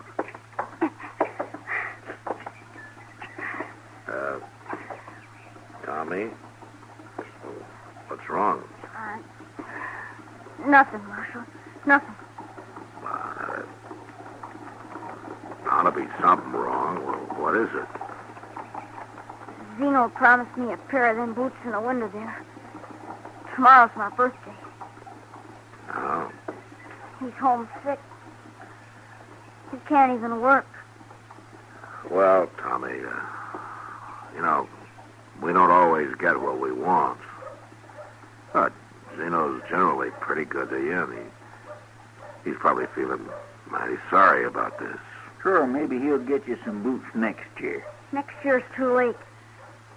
I'll be 14 tomorrow, and I'm going to get me a job at the stable so as I can learn to ride and make a living for myself. You're going to be 14 tomorrow, huh? Well, you're practically a man then, Tommy. Men have to learn to take hard knocks. You're right, Marshal. I've been being upstage. I'm okay now. Sure you are. Well, I gotta get back to Zeno now. He may need me. So long, Marshal. Chester? Bye. He's an awful good boy, ain't he, Mr. John? He's going to make out all right, Chester. Well, what you say let's get our beer in the Lady Gay, huh? Okay, sir. Said I'd pay you later, barkeep. Can't you trust me for one little whiskey? No. I got half a mind to put another hole in your nose. Stay back, Chester. Yes, sir. 10 years since I've been in this town. It stinks just as bad as it ever did. You got a complaint, mister? Oh. You're the marshal. So? Well, I'm Hank Fergus, Marshal. You make that sound like I should know you. You never heard of me? No. Well, I have been in California quite a spell. Uh-huh. Well, this is Dodge, Fergus, and I run Dodge. And gunmen with big reputations come and go a lot here. But mostly they go. Look, Marshal, I don't aim to cause no trouble. I'll tell you the honest truth. I'm heading for St. Louis, and I kind of went broke on the way. Thought I'd stop by a Dodge and make me a little money gambling, that's all. Sure. I'm broke. It's the truth, Marshal. Well, being broke sure ain't nothing new around here. I'm most generally always broke. Marshal, I hope you're convinced of my peaceful aim. I'll let you know when I'm not, Fergus. I'll let you know real fast. You sure don't make it easy for a man, do you? I'm not paid to make it easy for men like you. Goodbye, Marshal.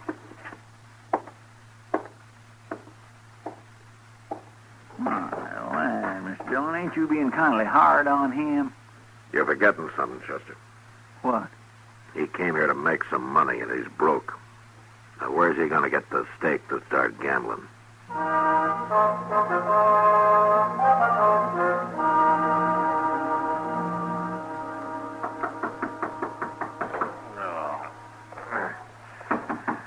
Oh, come in, come in.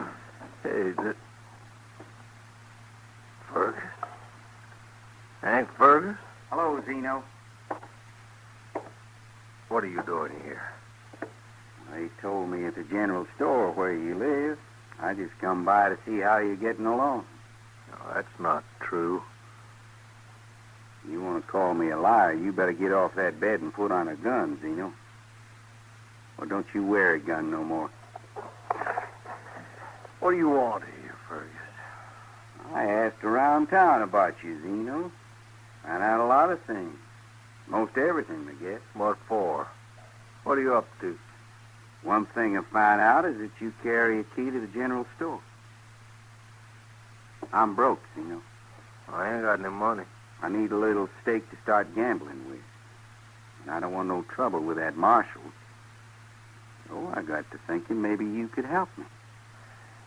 Help you rob the store, sure. Well, I won't do it, Fergus. I'm a lot of things, but I ain't no thief. Tommy, don't you bother. Wait a minute. Now, boy. Come on in, son. Tommy, I said not to bother. I heard about Tommy, too, Zeno. What'd you hear? What are you talking about? Tommy, will you please He's go on? He's kind of upset, son. He thinks there's things a boy shouldn't know. What things? Things about him, for example. Right, Zeno? Fergus, don't now. I know everything about Zeno, mister. Well, yeah, let's see. Do you know that one time right here in Dodge about, Fergus? Oh, just how long ago was it? All right, Zeno? you win. I thought I would. What's he win, Zeno? Never mind, Tommy. Well, I want to know what this is You all about. heard me now, Tommy. I want to know. You tell me that. Just shut up. You hit me, Zeno. Tommy, You hit me. I'm sorry. I didn't mean to. Tommy, wait a minute. Now, come back.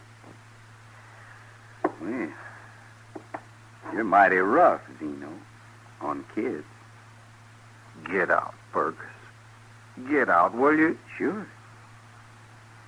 But I'll be back tonight. You'll be here. I'll be here. Just you promise not to tell that boy about what happened. Of course not. I wouldn't want him to know what a coward you are. At least not if I get the cash box out of that general store without making no trouble. I'll be back tonight.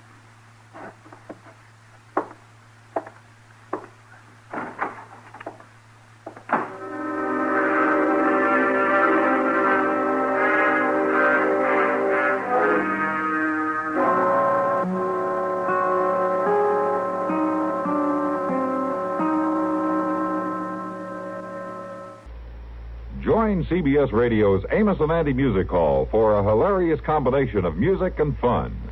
5 nights a week, you'll enjoy the wonderful characterizations of these beloved comedy favorites. Amos and Andy also invite some of the biggest names in show business to their music hall to join the super-duper goings-on.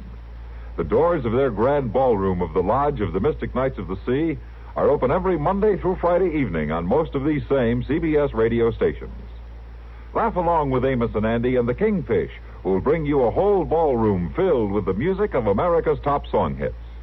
The antics of these famous fun makers will put you in a light-hearted mood as they get light-headed about everything from high finance to romance. Get together with your whole family and live it up with the comedy, music, and fun you'll find at the Amos and Andy Music Hall. You don't have to jot down the date or tie a string around your finger to remember this invitation. All you have to do is keep your dial set where it is on CBS Radio, which is the address of the Amos and Andy Music Hall 5 times a week.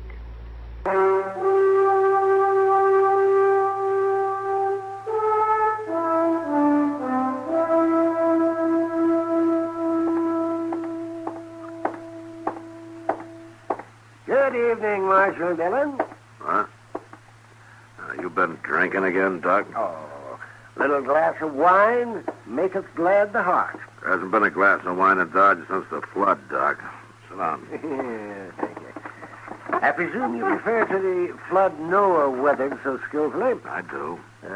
Great man, Noah. Sure. Without him, there wouldn't be all the gunmen and murderers and horse thieves and plain common bums walking around the earth. Yes, that's true.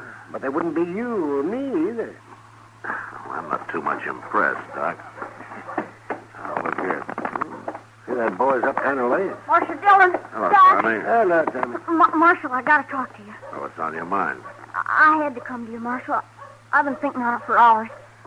You gotta stop it. Stop what? That man there, that Fergus. I waited outside the door and I heard him talking. He's got something on Zeno, Marshal. And he's gonna make him help rob the cash box out of the general store. What? Tonight. You gotta stop it, Marshal.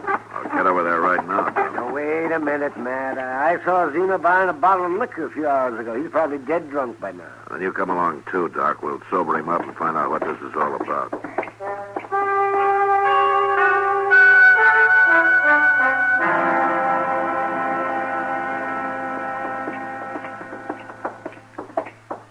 If Zeno ain't at home, he's gotta be in here robbing the store, don't he, Marshal? We'll soon find out, Tommy. The store's dark. Don't see anybody in there. No. The door's locked. Zeno's key fits the back door, Marshal, not this one. Let's go around back, then. Down the alley here.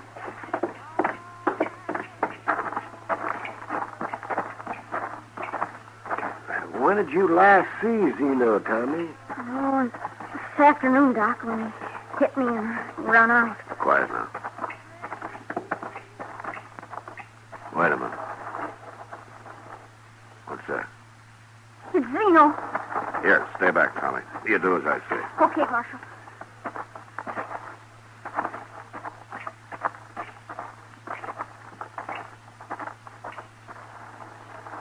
Yeah, dead drunk, just as I said. Take a look at him, Doc. Oh, don't leave me be. Well, he's not quite out. What's that sack he's holding? Money from the cash box, probably. Here, let me have that. No, don't touch it. Marshal, come here quick. Huh?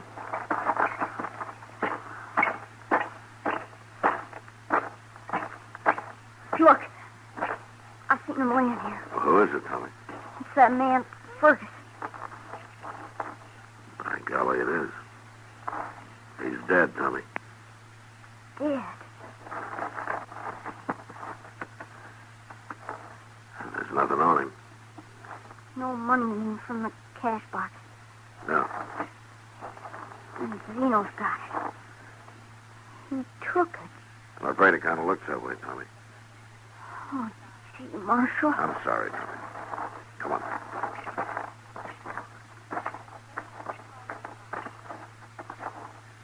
Matt, this man's been shot. What? Zeno shot. Right through the lungs. He's filling up bad. Oh, no. No. Zeno. Zeno. Here's a gun I found on him, Matt. Let's leave him alone, Doc. Sure, It's Tommy.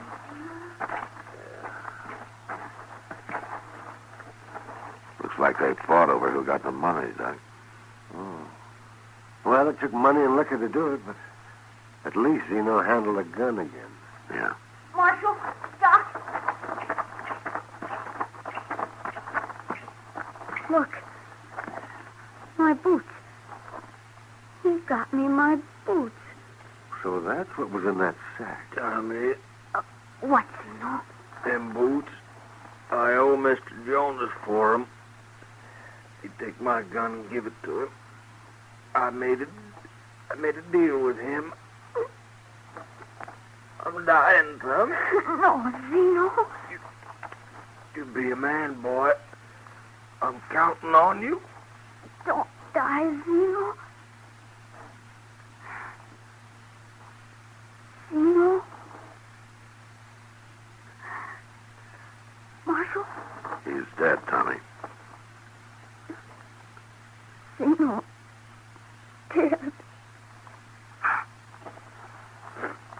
gun, Tommy. You give it to Mr. Jonas tomorrow. And start wearing those boots. You're a man now. And you can walk proud in them, Tommy. Mighty proud.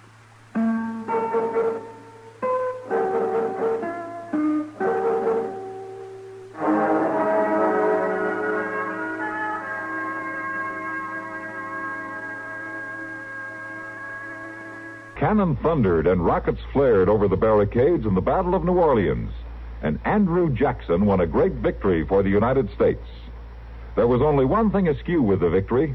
A month before, United States and British envoys in Europe had signed a treaty ending the war. 2,000 men died at New Orleans because they didn't know their countries were at peace. That, of course, was in 1815, when news traveled by sailing ship. Today, if a shot is fired in the Middle East, Lowell Thomas has the whole story for you by dinner time. If a conference is held in Europe, a CBS News correspondent tells you its highlights on the World News Roundup within hours. Start this week to hear the World News Roundup and Lowell Thomas regularly. Both programs are heard Monday through Friday on CBS Radio over most of these same stations.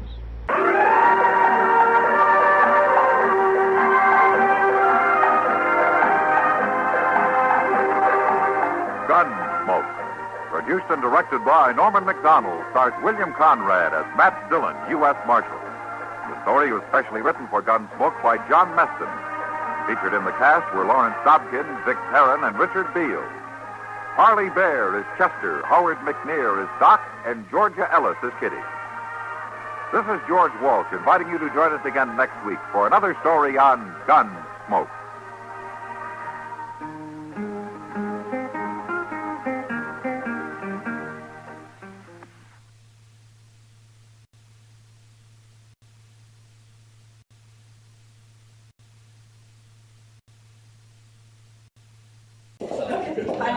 Our next guest will give you the laughs, just don't ask him to lend you money. It's Jack Benny coming up next.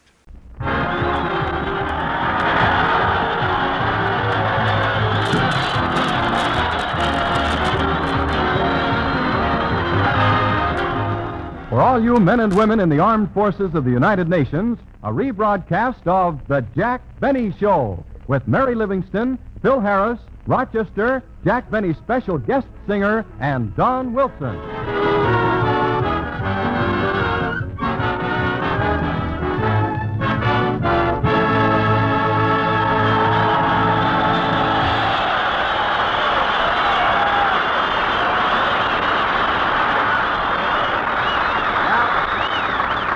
Well, here we are broadcasting from the Puget Sound Navy Yard near Seattle, Washington. And I know all you boys here are anxiously waiting to be entertained. So while you're waiting, we bring you Jack Benny.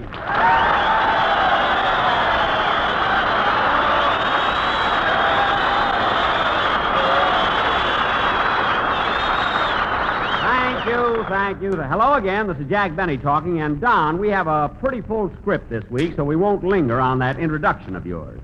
And anyway, after that wonderful boat trip we had from Vancouver, I'm in no mood to be mad. Well, thanks, Jack. And by the way, Don, we've been off the boat 3 days. You can take off that life preserver, you know?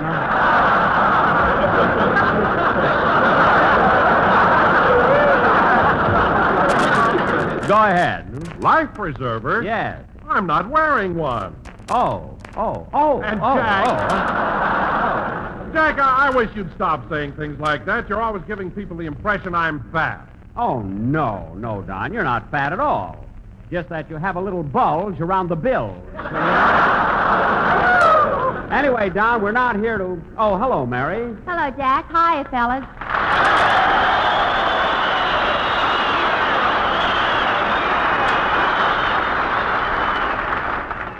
Say, Jack, what were you and Don talking about?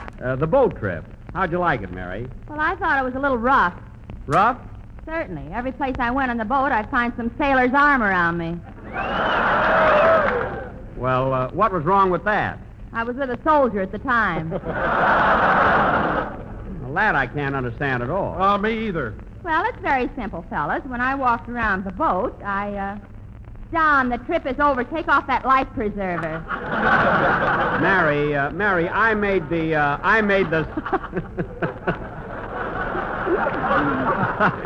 Mary, I made the. I'm laughing at my own jokes here. You think I was.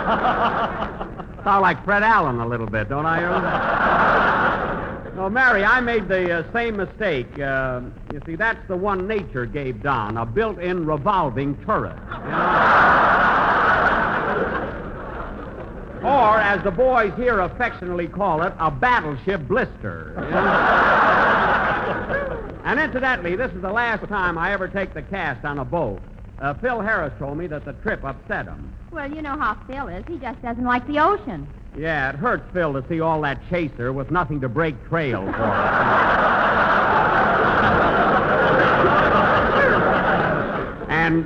And Frankie, his guitar player. Did you ever see anyone drink so much beer? Why, Jack, Frankie doesn't drink beer. He doesn't, eh? All I know is every time he looked over the side of the boat and saw a white cap, he'd try to blow the foam off of it.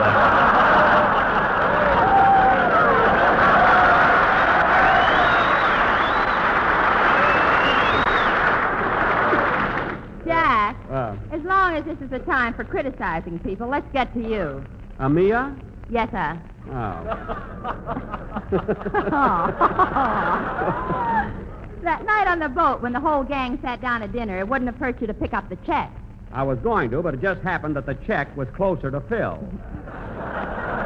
Not until you blew it there. Mary, I was blowing my soup. Out of the side of your mouth? I always blow like that.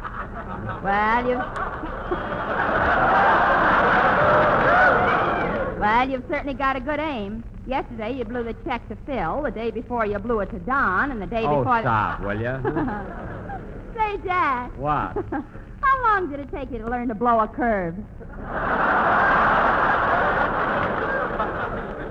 Well, it isn't easy. First, I had to have 2 wisdom teeth removed. And then I had... I'll take it. Hello? Hollywood calling?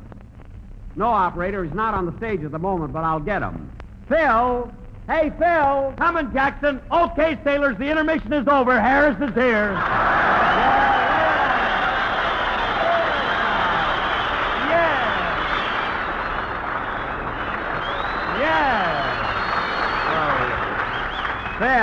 Phil, never mind the corny entrance. There's a long-distance call for you from Hollywood. Oh, long-distance call. Gee, I've been expecting this call. Hello? Yeah, well, put him on. Hiya, pal. Yeah, what is it? No kidding. Well, how about that? Gee, that's terrific. Oh, boy, wait till the gang hears about this. So long. Phil, what is it? Yeah, what happened? Flat Top got away.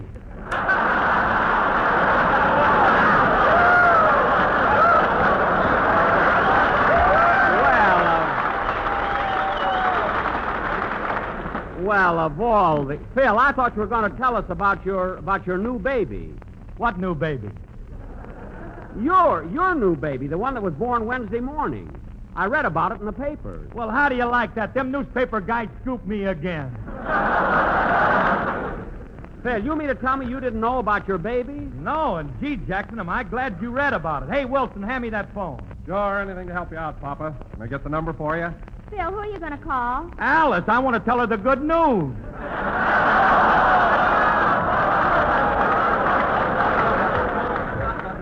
Phil, she knows. Oh, yeah. Well, I'm so excited, I don't know what I'm doing. Well, I don't blame you for being excited. Congratulations. Yes, Phil, congratulations. That goes for me, too, Well, thanks, fellas. Oh, say, Jackson, you didn't tell me what my new baby is. Is it a boy or a girl or a... Hey, that's all there is, ain't it? Yes, you figured that out nicely all by yourself, Phil. Thanks, Jackson. Phil, your new baby is a girl. Gee, another girl. I'm a regular Papa Dion. Phil, he had 5 girls. You've only got 2. Okay, so I'm a Papa Dion JG.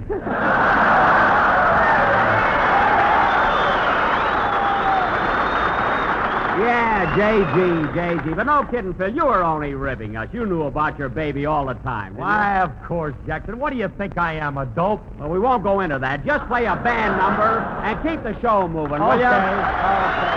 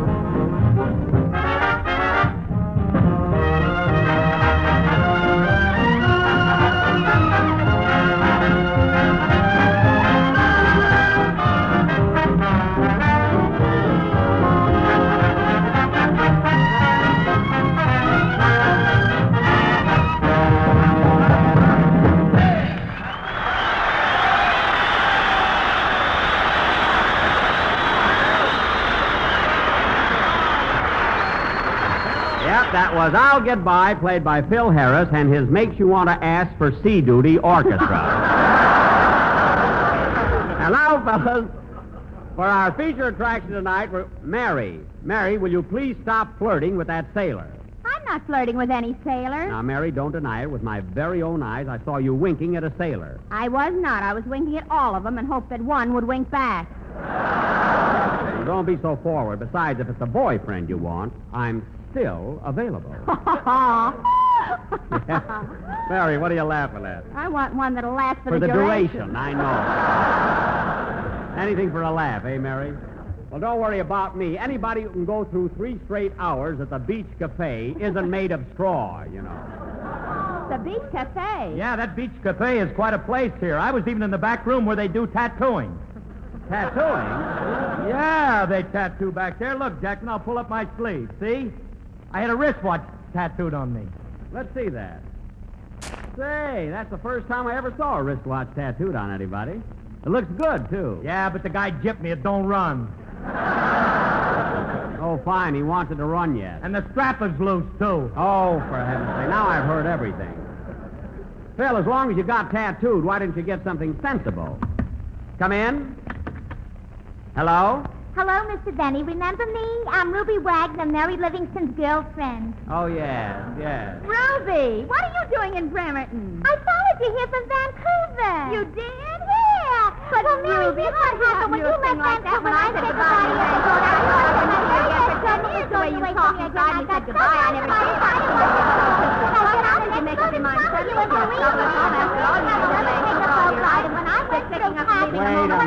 Wait a minute.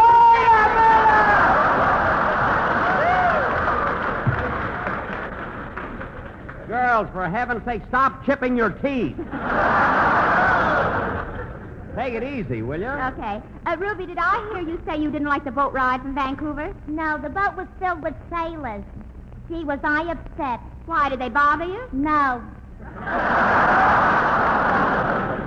Now, look, girls, we've got a program to do. Ruby, you remember Jack Benny. I introduced you to him last week. Oh, sure. I'm happy to see you again. Any friend of Mary's is a friend of mine. Yes,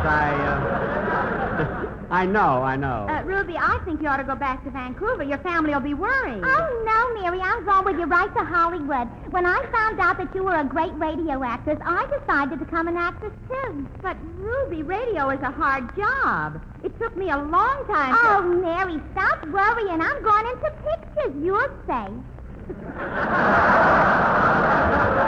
Oh, fine. Now we got a picture star with us, another Katharine Hepburn. Katharine Hepburn, listen to this. Oh. The calla lilies are in bloom again. Really, they are. Those big, beautiful calla lilies are in bloom again. Ruby. Really, you haven't seen...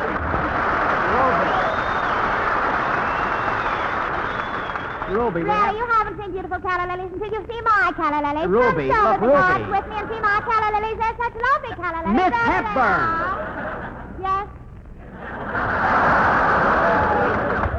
Now, listen, Ruby, we've got a program to do.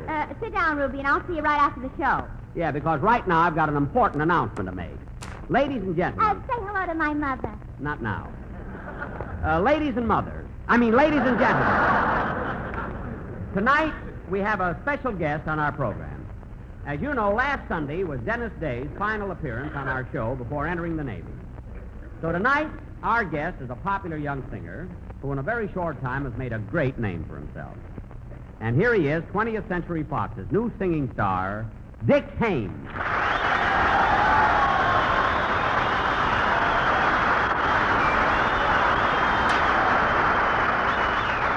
Thanks, everybody.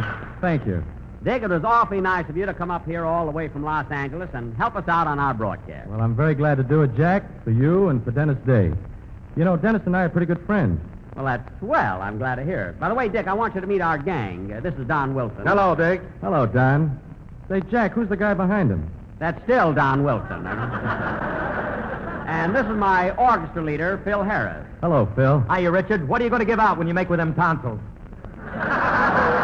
What? Well, the kid's going to loosen his lungs and lay it right on the line.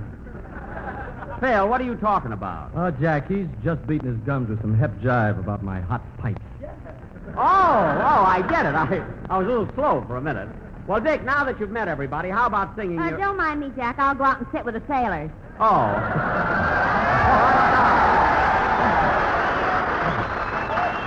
I'm sorry, Mary. Dick, this is Mary Livingston. Hello, Mary. I always listen to you on the radio. Gosh, how can a girl who's so pretty say things that are so funny? Oh, Dick, I'll bet you say that to all of us pretty girls. Mary, don't be facetious. Go ahead, Dick. Bump your gums, kid. Bump your gums.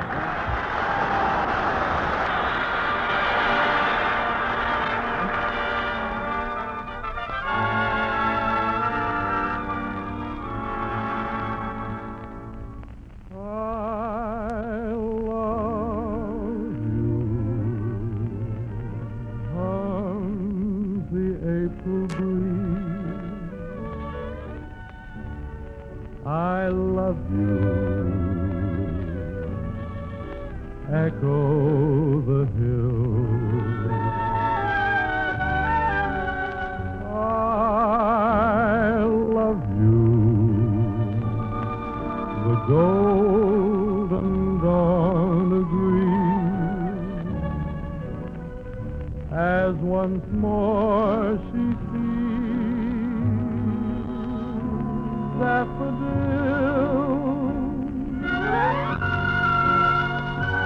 It's spring again, and birds on the wing again start to sing again the old melody.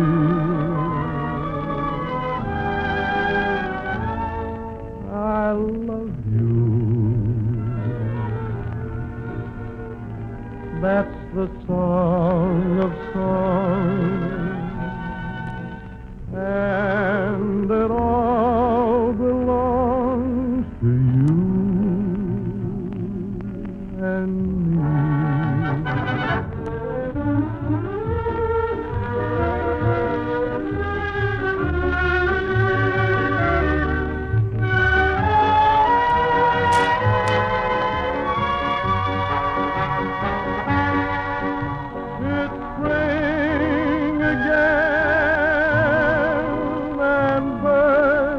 On the wing again, they start to sing again the old melody.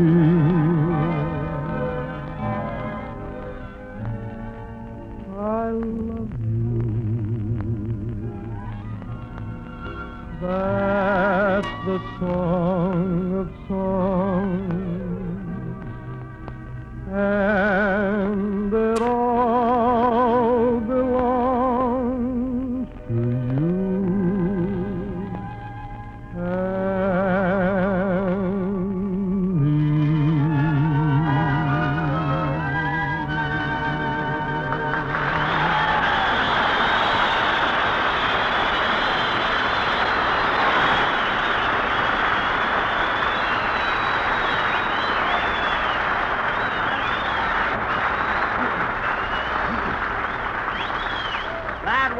I Love You, sung by Dick Hames, and that was really swell. Thanks, Jack. By the way, Dick, we're going to finish out this season with guest singers.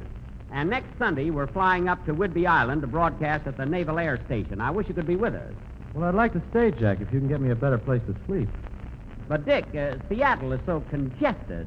You should be satisfied with the place you've got. I know, but that Bremerton ferry is so crowded. Oh, yes. Yes, I can appreciate how noisy it is. Well, it wouldn't be if you didn't snore so loud.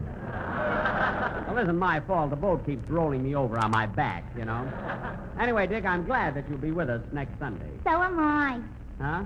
Oh, Dick, this is Ruby Wagner from Vancouver. Well, I'm pleased to meet you, Miss Wagner.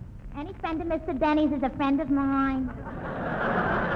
Yes, we're all friends. You know, Mr. Haynes, I think you have a beautiful voice. Ruby. When you sing, I could just die, and believe me, it ain't easy to kill me. Ruby, look, I used to listen to you all the time when Now, I was... Ruby, stop. Now, sit down. Oh, go button your cuffs and swear your hat.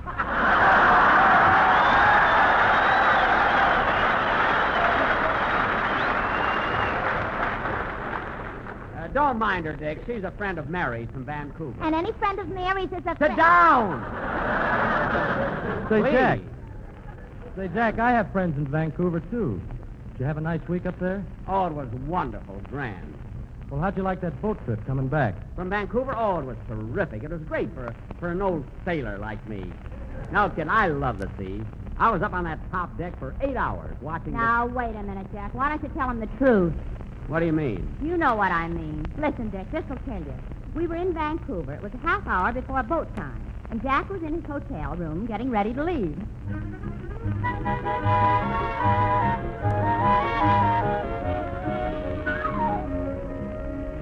Oh, Rochester.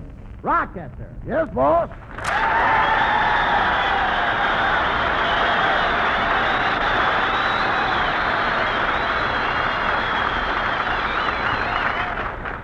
Rochester, we got to hurry and get out of this hotel. The boat leaves in half an hour. I know. And you should have finished packing long ago. But, boss, I had to go up on the roof and take your shirts off the line. Oh, yes. You know, Mr. Benny, it's a good thing we're checking out of here. The hotel laundry is sure mad at you. Oh, they are, eh? Well, I've got a right to do my laundry if I want to. Yours, yeah, but not everybody.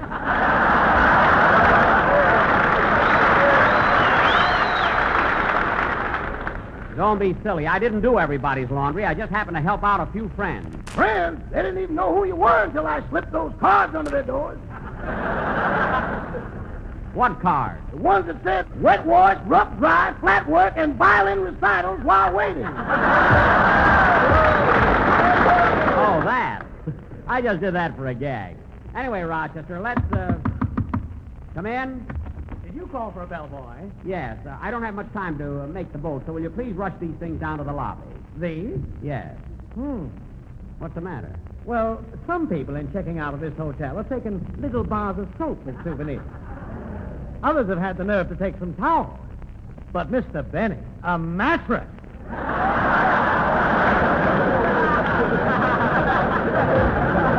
What? Are you accusing me of taking a mattress? That's what he said. That's what the man said. He said that. Rochester, stop helping him. Now, why in the world would I take a mattress? To go with that bed we got from the last hotel. Rochester. He took a bed? To go with the bathtub we got from the... Rochester! Now, stop making up those ridiculous things. Now, listen, boy, I had nothing to do with this mattress. It was rolled up by the maid. Oh, it was, eh? Yes. Well, unroll it and take the maid out. Can I help it if she's clumsy? Now, grab these bags. I don't want to miss the boat.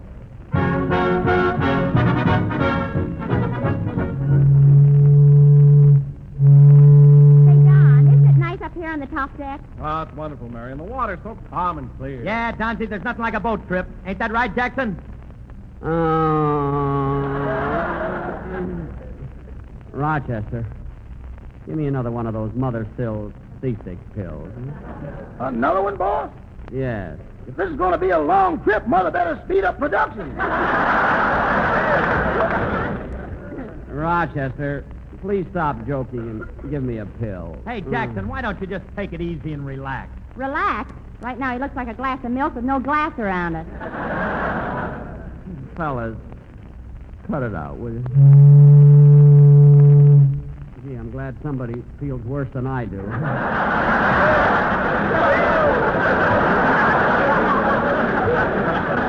That's a boat whistle. Oh, yes. Rochester, how long before the boat docks at Seattle? 12 hours. 12 hours? Why so long? We haven't even left Vancouver yet. Oh, another pill, Rochester. Another pill.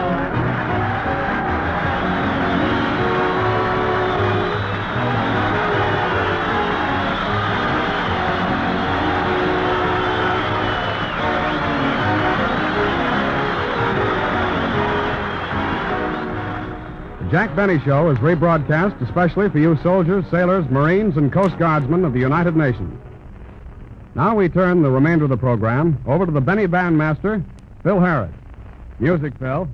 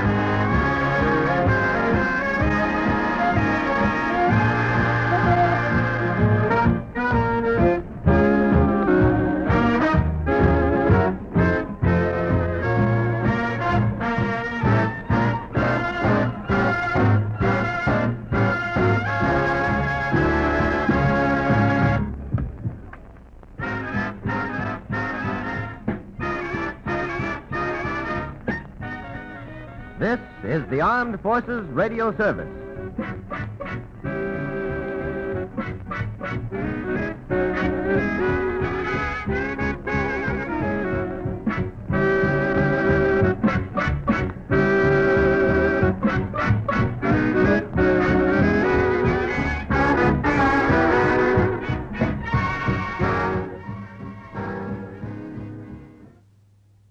Director Cecil B. DeMille hosts Lux Radio Theater.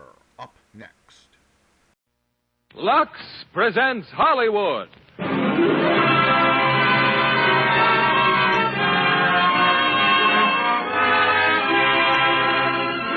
Lever Brothers Company, the makers of Lux Toilet Soap, bring you the Lux Radio Theater, starring Judy Garland in The Wizard of Oz. Ladies and gentlemen, your producer, Mr. William Keighley.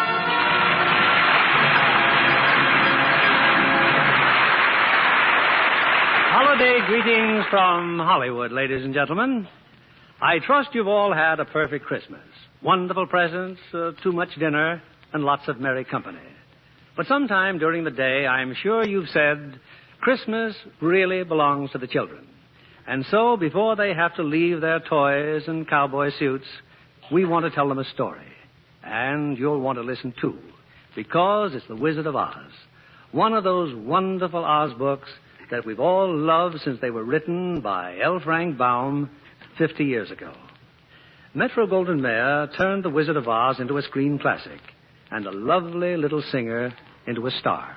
One of the most talented stars of Hollywood, Judy Garland. Audiences have asked her to be brought back again and again to be entranced by Judy's performance and those fascinating Oz characters.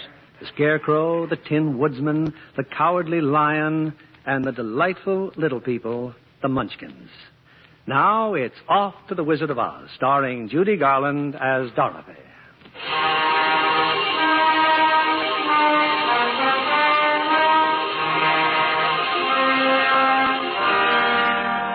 This is the story of a girl named Dorothy, who lives with her aunt and uncle on a farm way out in Kansas. Her dearest friend is her dog, Toto. But Dorothy has other friends, too. The farmhands, for instance. Zeke and Hunk and Hickory. Hey, what's your hurry, honey? What's wrong? It's Toto, Hickory. Toto. Toto? Something wrong with that dog? Well, he looks fine to me. Well, he is, Zeke, but he almost wasn't. Miss Gulch hit him just because he gets in her garden and chases her nasty old cat. Oh, sure, honey, sure. Only we're busy, see? I got them hogs to get in. Now, look, Dorothy, you just ain't using your head about that mean old Miss Gulch. You'd think you didn't have a brain at all. Hunk, I have so got brains. Well, use them, man. When you're walking home with Toto, just keep away from Miss Gulch's place. Your head ain't made of straw, you know. Gosh, Dorothy, that Miss Gulch ain't nobody to be afraid of. Have a little courage, that's all. Courage, Zeke? Why, sure. You know, like me. Well, look who's talking. You, courage. There ain't a man in the county who scares easier than you. Well, that's a fine thing to say. Look out, Zeke, that pig's gonna bite you. Where? What pig? Help, help! You see what I mean? Now, cut that. Scaring a man half to death like that. Here now, here. What's all this jabber-wapping when there's work to be done? It's about Toto, Eddie M. Miss Gulch says she's going to go and get the sheriff and then... I thought you and Hickory was supposed to be fixing that wagon. Oh, we are, Miss Gale. Hammer that ranch, Hickory. And feed them hogs, Zeke, before they worry themselves into anemia. Yes, ma'am. Now then, child, what's your trouble? Auntie M, really, do you know what Miss Gulch said she was going to do to Toto? She said she was... There you go again, imagining things. You know, you always get yourself into a fret over nothing. Oh, but this time... Now, you just help us all out this afternoon. Find yourself a place where you won't get into any trouble. I got to get back in the house. Yes, Auntie M. Come on, Toto. Do you suppose there is such a place, Toto, where there isn't any trouble? There must be. Not a place you can get to by a boat or a train, but it's far, far away. Behind the moon, beyond the rain. Somewhere over the rainbow, way up high, there's a that I heard of once in a lullaby.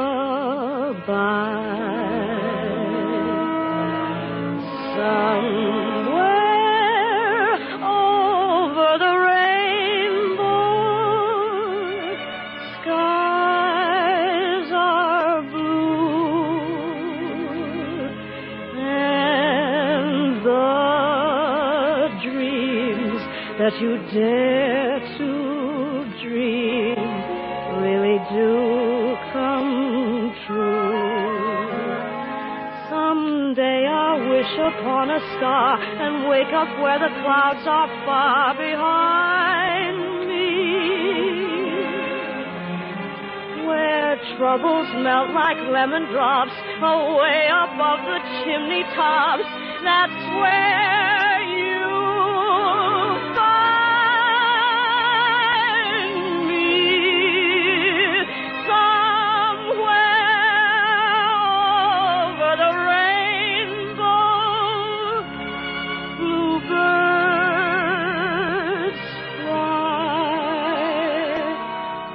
Bluebirds fly over the rainbow. Why then, oh, why can't I?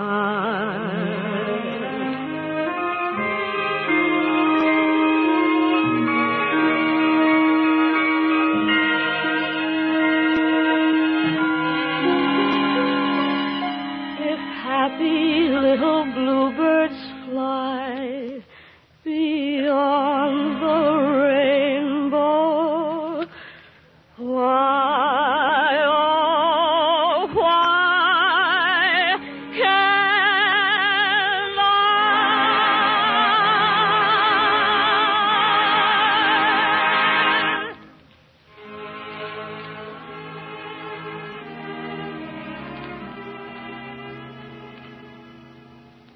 Oh, now, hold on a second, Miss Gulch. Surely you don't mean that. Why, that little That dog's a just- menace to the community. I'm taking that animal to the sheriff and make sure he's destroyed. Destroyed?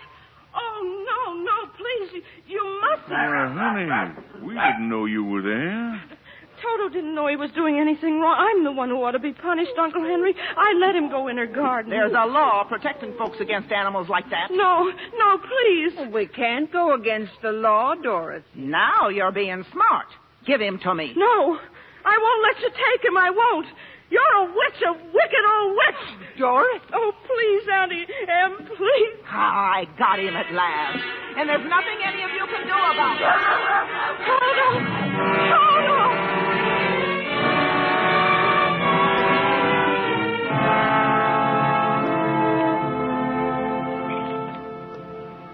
Now, come on, Dorothy. Cheer up, honey. Please, hon. I don't feel like talking. Not to anybody. Not even to Toto? Oh, you know he's gone. You know Miss Gulch took him away. I know something else, too, honey. Toto must have jumped out of her basket and run back home because there's a little brown and white dog looking all over for you. Oh, Toto. Toto, you're back. Toto. You came back to me, Toto. Oh, I thought you were dead. They'll be coming after you. Miss Gulch and the sheriff, maybe. We've got to run away. Now, Toto, where no one will ever find us or take you away again. Yes, Toto, we've got to run away.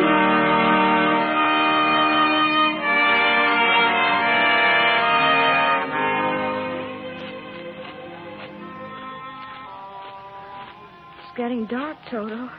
I think maybe there's a storm coming. But we'll just keep going, won't we? We're not afraid. It's just like Zeke said. Courage. I see what you mean, a wagon. A horse and a wagon and a man. And there's a big sign on the wagon. Wait, I think I can see what it says. Professor Marvel, acclaimed by the crowned heads of Europe. Let him read your past, present, and future in his crystal. Well, who might you be? I guess it's all right, Toto. He looks like a nice man. Well, if you're not going to tell me who you are, suppose I tell you. But how can you? Professor Marvel knows all, tells all. Your past, present, and future for 25 cents, $0.25. 2 bits, if you prefer. Oh, I'm sorry, but I don't think I can afford it.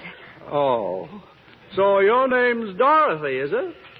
How did you know that? Well, on the one hand, perhaps I saw you in my crystal, and on the other hand, perhaps a fellow named Zeke passed by a while ago looking for you. Oh, I see. But don't you think for 1 minute I couldn't have figured it out for myself. Why, Professor Marvel and his magic crystal have amazed royalty and peasantry alike the world over. Oh, please, Professor, can't we go with you and see all the crowned heads of Europe? Oh, do you know any? You mean the sign on my wagon? I don't suppose you could take just a little look in your magic crystal for me. For nothing, I mean. Matter of fact, young lady, I already have. Oh, just practicing, you understand.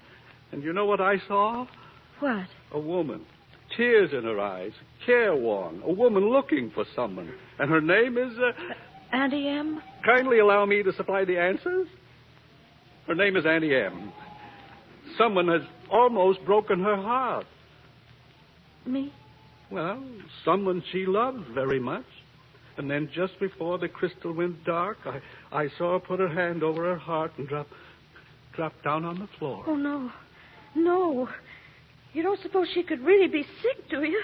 Oh, I've got to go home right away. Go home? I thought you were going along with me. Oh, but I've got to get to her right away. Toto, come on, Toto. We're going up. Goodbye, Professor, and thank you. Don't waste any time. There's a windstorm blowing up. Oh, poor little kid. Hope she gets home all right.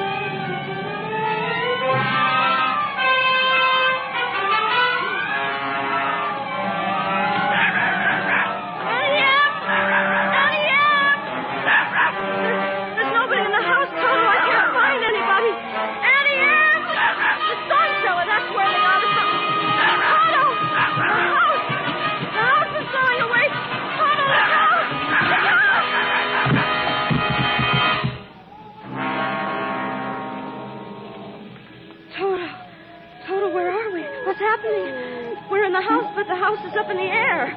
Everything's moving. Everything's rushing through the sky. Barns and buggies. And there goes our chicken roost. Toto, we're caught in the cyclone. We're right up inside the middle of the cyclone. But there's old Mr. Gallagher in his rowboat. Mr. Gallagher! Howdy, Miss Dorothy. Kind of breezy, ain't it? And Uncle Henry's heifer. Bossy! Bossy!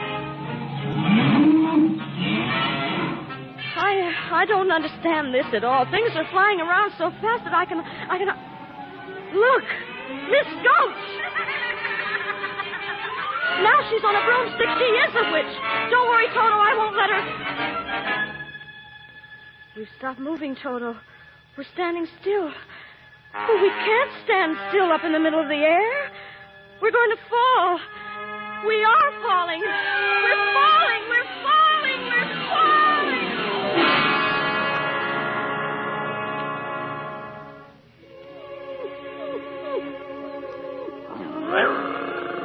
We've landed. But where? Where are we? Oh, it's a regular little village. And look, houses and streets and trees and fountains. Yes, you're quite right. That is our house over there. We must have bounced out when we landed. But what place is this? I have a feeling we're being watched. I have another feeling we're not in Kansas anymore. Why, we must be over the rainbow. Toto, look. There's a big bubble coming down the street, and there's someone inside it. A lady, and she's stepping out of it. Oh, now I know we're not in Kansas. Tell me, please, are you a good witch or a bad witch? Me? Oh, I'm not a witch at all. I'm Dorothy Gale from Kansas. Oh. Well, I am a little muddled. The Munchkins just summoned me because... Munchkins? You happen to be standing in the very center of their village, you know. And they sent for you? Because some new witch has just dropped a house on the Wicked Witch of the East. See, over there. Oh, but that's our farmhouse from Kansas. Now look where I point my wand. 2 red slippers. Exactly. 2 red slippers protruding from under the farmhouse. All that's left of the Wicked Witch of the East. And since it's your farmhouse, obviously you're responsible. Oh, you've made the Munchkins very happy, my dear. If you please, what are Munchkins? The little people who live in this land. It's Munchkin land, and you are now their national heroine. And who are you? Why, I'm Glinda, of course, the Witch of the North. Witch? But you're beautiful. Thank you. You see, only bad witches are ugly, and I'm a very good witch. Now, suppose I call the Munchkins. Come out, wherever you are, and meet a young lady who fell from a star. She fell from the sky, she fell very far, and Kansas, she said, is the name of the star. Well, Munchkins, have you nothing to say to her? Where's the mayor? Oh, there you are. First of all, Miss Dorothy, a little floral tribute. Oh, what beautiful flowers. Oh, thank you, thank you. There will be, of course, a parade and general celebration with a brass band and a regiment of cavalry. Meanwhile, oh, let the joyous news be spread. The wicked old witch at last is dead.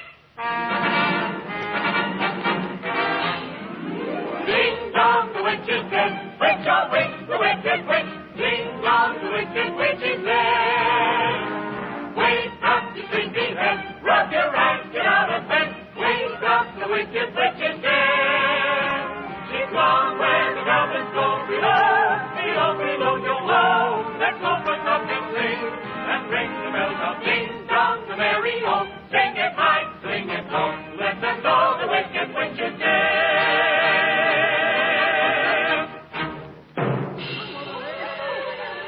Smoke! A cloud of red smoke!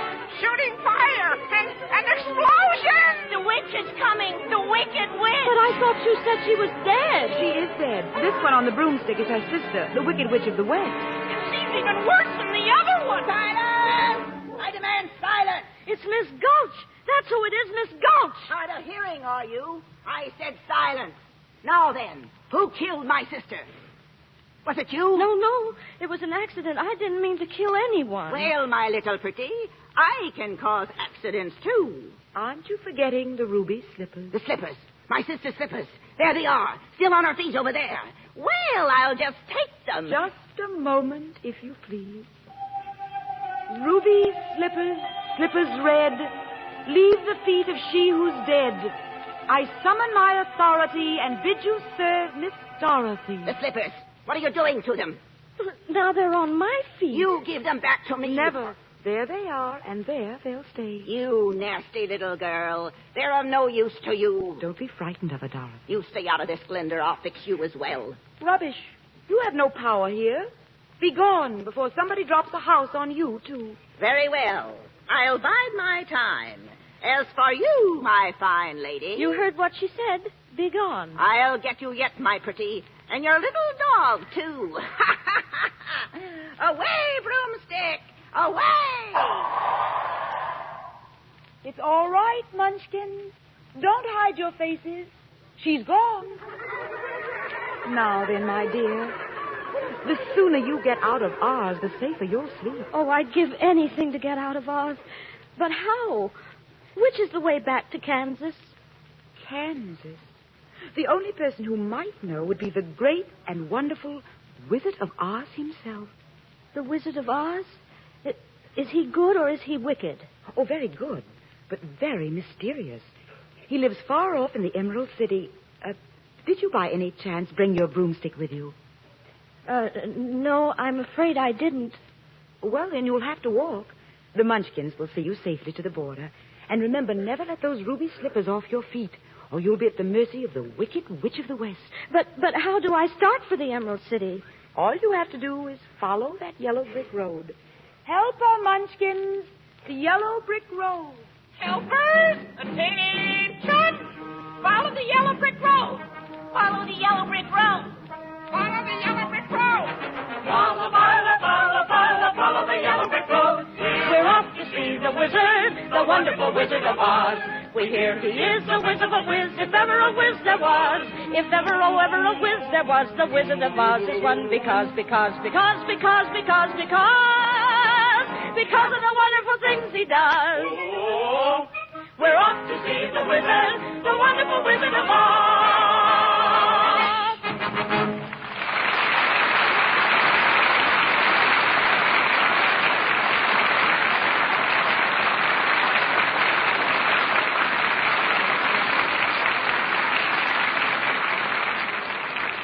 In a few moments, we'll bring you Act Two of The Wizard of Oz. And now, here is our Hollywood reporter, Libby Collins, to give us the Lux Radio Theater's movie news of the week. Tonight, John, it's the new Howard Hughes production Vendetta, starring a lovely newcomer to Hollywood. She's Faith DeMerg, and she's been given just the role her dark, exotic beauty calls for. This RKO picture tells the story of a family feud in old-time Corsica, and Faith plays the girl who vows to avenge her father's murder. Quite an intense melodrama, Libby. Isn't that a terrific set they built for the dueling scene? Oh, yes, indeed. No California landscape could quite convey the bleakness of that wild Corsican country. So they built the whole thing on a soundstage. Faith DeMerg is photographed in dark costumes throughout.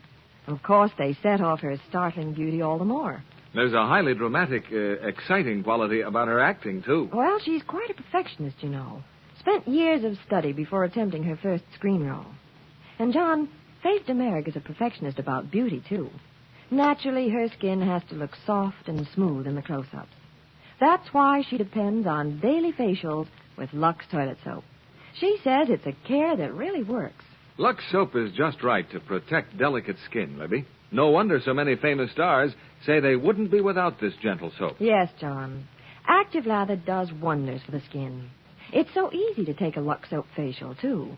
You just smooth the rich lather well in, rinse with warm water, follow with a quick cold rinse, and pat with a soft towel to dry. It works like a charm to give your complexion quick, new beauty. Yes, Libby, that's a tip for smart women everywhere.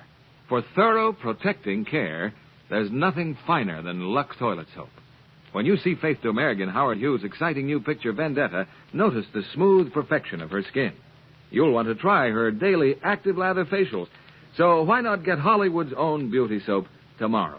Remember, 9 out of 10 screen stars use fragrant white Lux toilet soap. Now, Mr. William Keeley, our producer. Act Two of The Wizard of Oz, starring Judy Garland as Dorothy.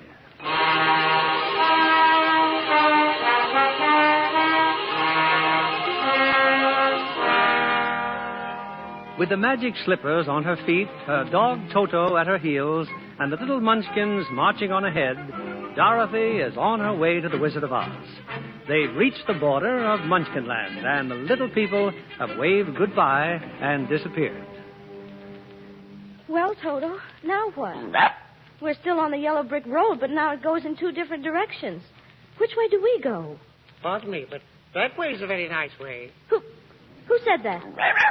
Oh, don't be silly, Toto. That's just a scarecrow in the cornfield. Scarecrows don't talk. On the other hand, that way's very pleasant also. Why, he did talk. Is there anything so unusual about that? Well, yes, there is. And why do you shake your head? I mean, both yes and no at the same time. Oh, that's my trouble.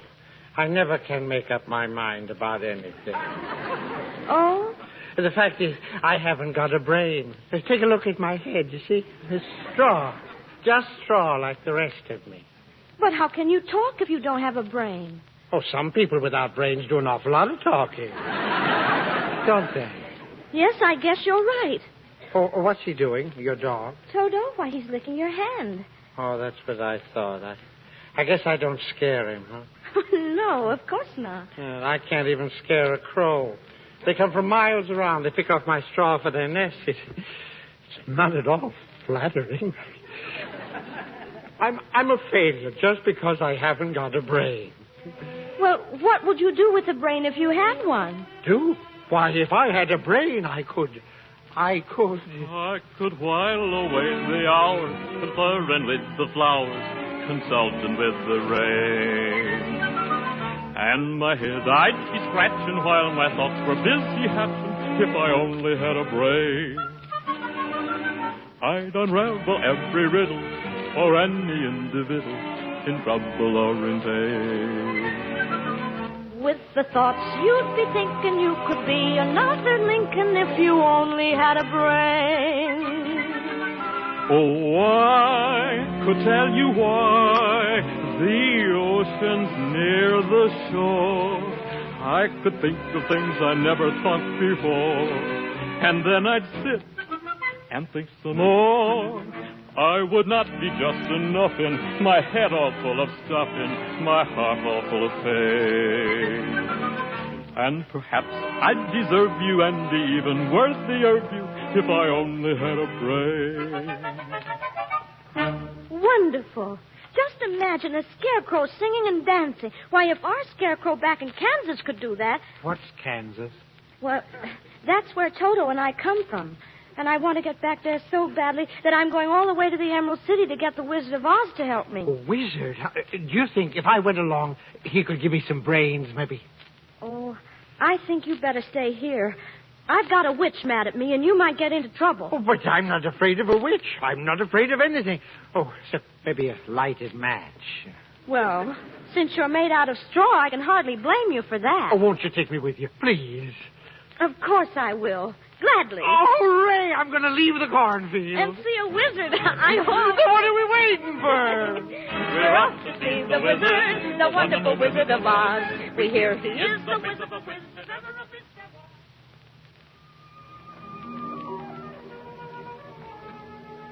Scarecrow? Huh? Do you see what I see? Well, not knowing what you see, how can I say that what I see is what you... Oh, wait a minute. Look, over there. That's just what I mean, at the edge of the forest. It's a man. A man made out of tin and holding an axe. Come on, Dorothy. Be careful, please. You too, Toto. Look here. Here on the grass. An oil can. Oil can. Did you say something? Oh, no. He did. He said oil can. He wants me to oil him. My mouth. He said his mouth. All right, just a minute now. Oh, my goodness. Oh, joy. Oh, bliss. I can talk again. I can talk. Oh, my arms, please. My elbows. Oh, that's wonderful, wonderful. Am I doing it right? Oh, yes, what a relief. I've held this axe up for ages. But my goodness, how did you ever get like this in the first place? Oh, well, about a year ago, I was chopping that tree when suddenly it began to rain. I rusted so solid, I haven't been able to move since. Well, you're perfect now. Perfect. Just bang on my chest if you think I'm perfect. Go ahead, bang on it. Beautiful. What an echo. You see? Empty. The tinsmith forgot to give me a heart. No heart? No heart. Oh. All hollow.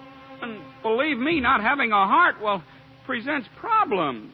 When a man's an empty kettle, he should be on his mettle, and yet I'm torn apart. Just because I'm presuming that I could be kinda human if I only had a heart. I'd be tender, I'd be gentle, and awful sentimental regarding love and art. I'd be friends with the sparrows and the boy that shoots the arrows if I only had a heart. Picture me, a balcony above, a voice sings low, wherefore art thou, Romeo? I hear a beat. How sweet just to register emotion, jealousy, devotion, and really feel the part. I'd stay young and chipper, and I'd lock it with a zipper if I only had a heart. Well, I certainly see what you mean. You were whispering, you and him, while I was singing. Well, we were just wondering if you'd care to go with us to the Emerald City. Then you could ask the Wizard of Oz for a heart. But suppose he wouldn't give me one when we got there. Oh, but he will. He must. We've come such a long way already. Ah, you call that long, my pretty? Why, you've just begun. Who's that? Who's laughing? The witch, the wicked witch. Well, my two fine gentlemen, helping the little lady along, are you? Well, stay away from her. Oh, yeah? Stuff a mattress with you, you straw man. And you, I'll use that tin carcass for a beehive. Gosh, what a witch. Want to play ball, Scarecrow? Well, here. No, look out, it's a ball of fire. No. Stand still. I'll stamp out the fire with my 10 feet. There, you can move now. Oh, much obliged, Tin Woodsman. Oh, yes, we both are. But I'm still not afraid of her. I'll see that you get safely to the wizard now, whether I get a brain or not. Stuff a mattress with me. Ha! And I'll see that you reach the wizard whether I get a heart or not. Oh, you're the best friends anybody ever had. And it's funny, but I feel as if I'd known you all the time. You're just like Hunk and Hickory. But I couldn't have known you, could I? I certainly don't see how. I guess it doesn't really matter. We know each other now, all right. That's right. We do. Then to Oz? To Oz! We're off to see the wizard, the wonderful Wizard of Oz. We hear he is the whiz of a whiz, if ever a whiz there was.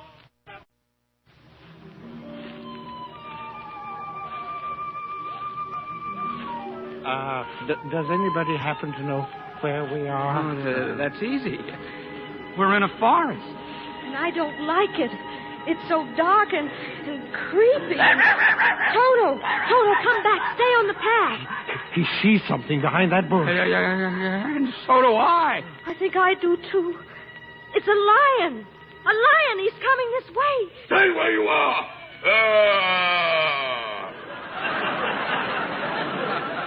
Put him up. Put up your fist. I'll fight you with one paw tied behind my back. I'll fight you standing on one foot. Stand up and fight. I'll swallow you first, you little peewee dog. Shame on you. You let that little dog alone. Let him alone.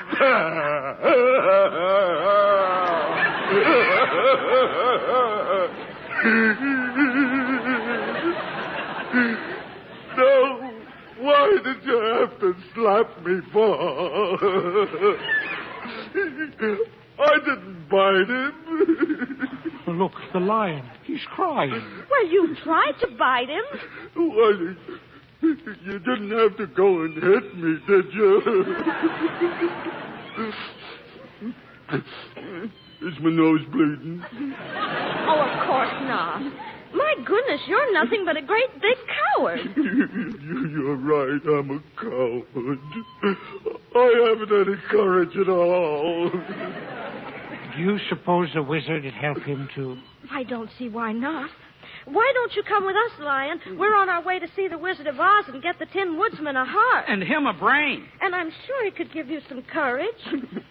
Well, wouldn't you feel degraded to be seen in the company of a cowardly lion? I would. No, of course not.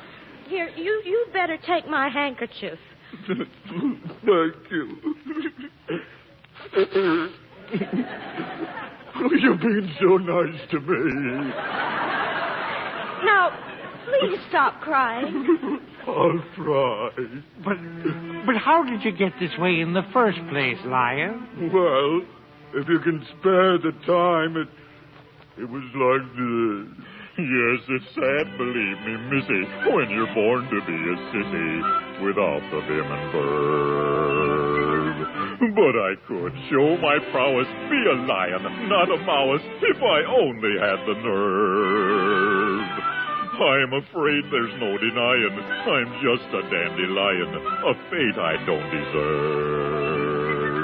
I'd be brave as a blizzard. I'd be gentle as a lizard. I'd be clever as a gizzard. If the wizard is the wizard who will serve, then I'm sure to get a brain, a heart, a home, the nerve.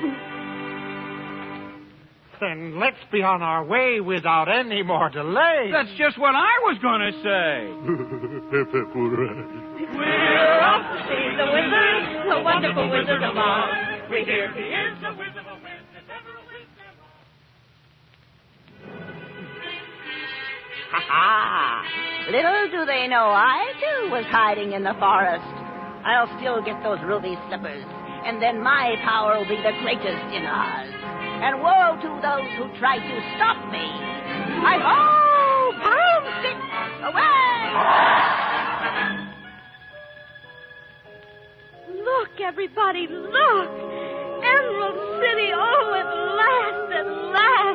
Emerald City, eh? Gosh, it's all green. And with turrets and towers, and look how big it is. But how do we get in? This wall goes all around everything. Most certainly does. Look at the top of the wall. Oh, who are you? That's my question. Who are you? Well, if you'll let us in, we'll be glad to tell you. Let you in, huh? Well, you look harmless enough. Open the gates of Emerald City.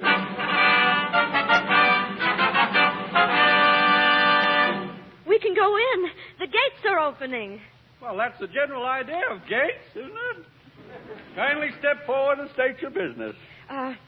We want to see the wizard, please. The wizard? Oh, but nobody can see the Great Oz. Nobody's ever seen the Great Oz. Even I have never seen him. Oh, please. The good witch of the north sent me here. Prove it. She's wearing the ruby slippers she gave me, you see?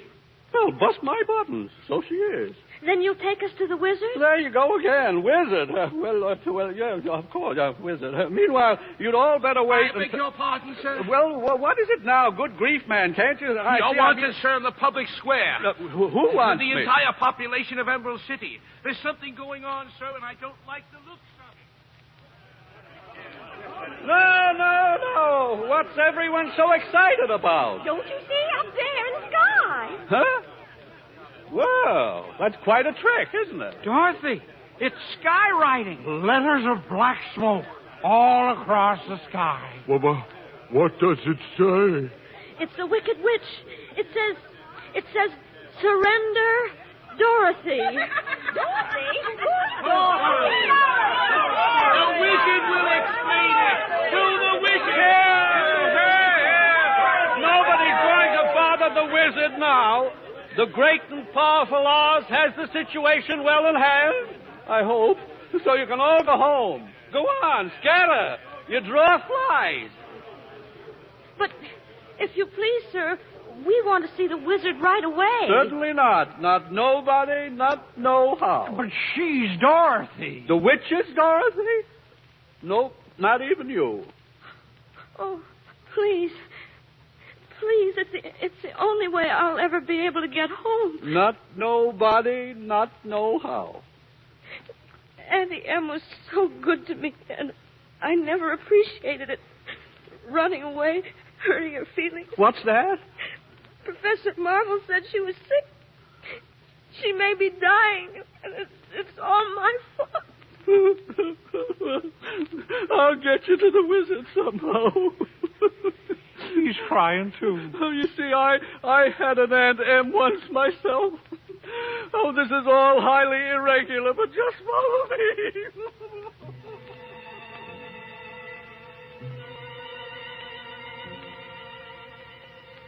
Gosh, he just left us in this chamber. It's so dark and echoey, huh? He said the wizard would be waiting for us. I'm closing my eyes. Just tell me when it's all over. Silence! Who was that? I am Oz, the great and powerful. But we can't see anybody. Silence! You shall never see me. But if you please, we must tell you something. Nobody ever tells me anything. I know everything. You're a little girl who wants to go home. And you, Tin Man? Yes, Your Honor. Clinking and flattering for the heart. And you? Me, your wizardry? A billowing beggar of both bean breakfast who's begging for a break. And you, man? He's fainted. Well, Lion, wake up. The wizard will be awfully mad. Oh, you ought to be ashamed of yourself. Frightening the poor cowardly lion like that when he came to you for help. Silence!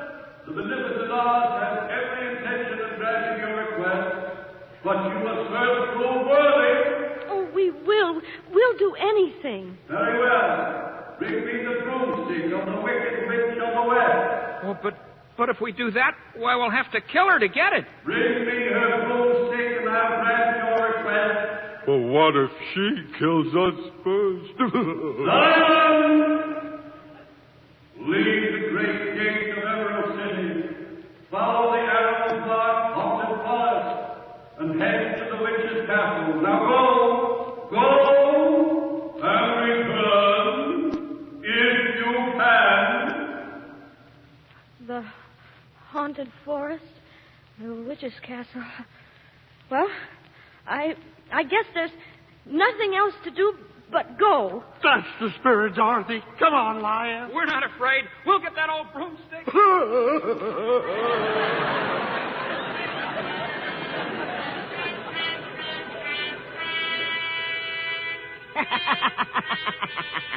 And they think I don't know about it.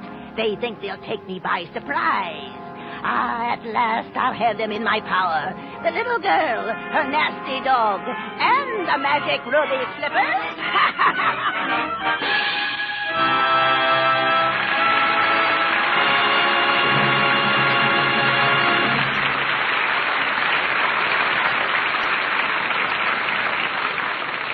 In just a few moments, we'll bring you Act 3 of The Wizard of Oz. I particularly want you to meet our guest for tonight, Paula Stone, writer-producer for MGM Radio Attractions. She'll bring us news of the world premiere in Hollywood last Wednesday of Metro-Goldwyn-Mayer's great picture, The Magnificent Yankee. As commentator at the premiere, you interviewed the many stars who attended, didn't you, Paula? Yes, I did, Mr. Keeley. It was one of the most thrilling evenings I've experienced. Over 100 stars were there. To cheer for Louis Calhoun and Anne Harding, of course. Oh, yes. Everyone was so enthusiastic about the picture. And the superb performance turned in by Louis Calhoun as Justice Holmes and Anne Harding as his devoted wife. There's a picture as rousing as a brass band. The distinguished career of one of our greatest men is presented in the authentic atmosphere of our nation's capital. Why, you actually feel the march of stirring events. It's an exciting treatment of our recent history, but it's also a beautiful love story. Yes, indeed. The deep attachment of Justice Holmes for his wife is something to warm the heart. Anne Harding brings dignity and beauty to her role in The Magnificent Yankee. And she's completely charming and very lovely, too. Of course, as you might expect, like so many famous stars I interview from time to time, she gives credit to Lux Care for her skin and just keeping it right for the cameras. Well, after all, Miss Stone, it's Hollywood's own beauty soap, you know. Oh, yes, Mr. Kennedy. And Lux soap in the big bath size is just as popular. I know I wouldn't be without it. There's nothing more luxurious after a busy day than a refreshing Lux soap bath. There's something special about the lather. Rich and creamy, even in hardest water. Yes, it leaves skin really fresh. Fragrant, too, with a nice, delicate perfume. No wonder screen stars prefer this satin-smooth bath cake. Thank you, Miss Paula Stone, for being here tonight. Now, here's a shopping hint for the ladies in our audience. Get the generous bath-size Lux toilet soap tomorrow. Enjoy its luxurious lather and delightful perfume. You'll discover why screen stars say it makes you sure of all-over Lux loveliness. 9 out of 10 famous Hollywood stars use fragrant white Lux toilet soap. We pause now for station identification. This is CBS, the Columbia Broadcasting System.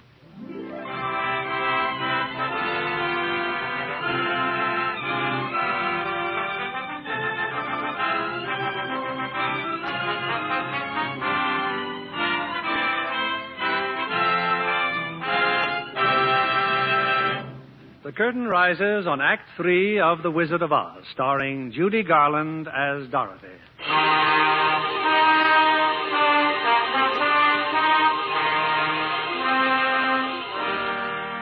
Well, if Dorothy is ever to get back home to Kansas... And if I'm ever to have a brain... And me a heart... And me courage...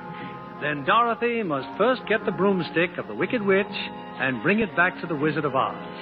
But if the wizard knows everything, the Wicked Witch, unfortunately, knows quite a lot herself. Now, in her bleak and dismal castle, she gloats over a newly captured prisoner. Excuse me for laughing, but it was so easy to capture you that I can't help it. At least my friends got away. Toto, too. What do I care about them? It's you I wanted. You and the magic ruby slippers. I had every warrior slave in this castle on the watch for you. Now give me those slippers. No. The good witch told me not to. Fool that I am. I should know the slippers will never come off as long as you're alive. You mean... Ah. Now, how shall I do it? I think I'll make up a special batch of poison. Yes, that ought to do it. Some nice, fresh poison.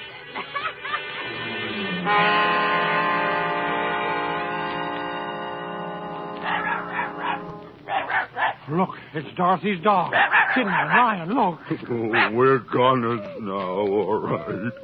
He'll lead the witch's soldiers right here to our hiding place. No. He's come to take us to Dorothy, up there in the castle. We can't fail her now. We can't. I'll go. Witch or no witch, I'll tear him apart. I'll knock him cold. I may not come out alive, but I'm going in there. Oh, Lion, that's wonderful. There's only one thing I want you fellas to do. What's that? Talk me out of it.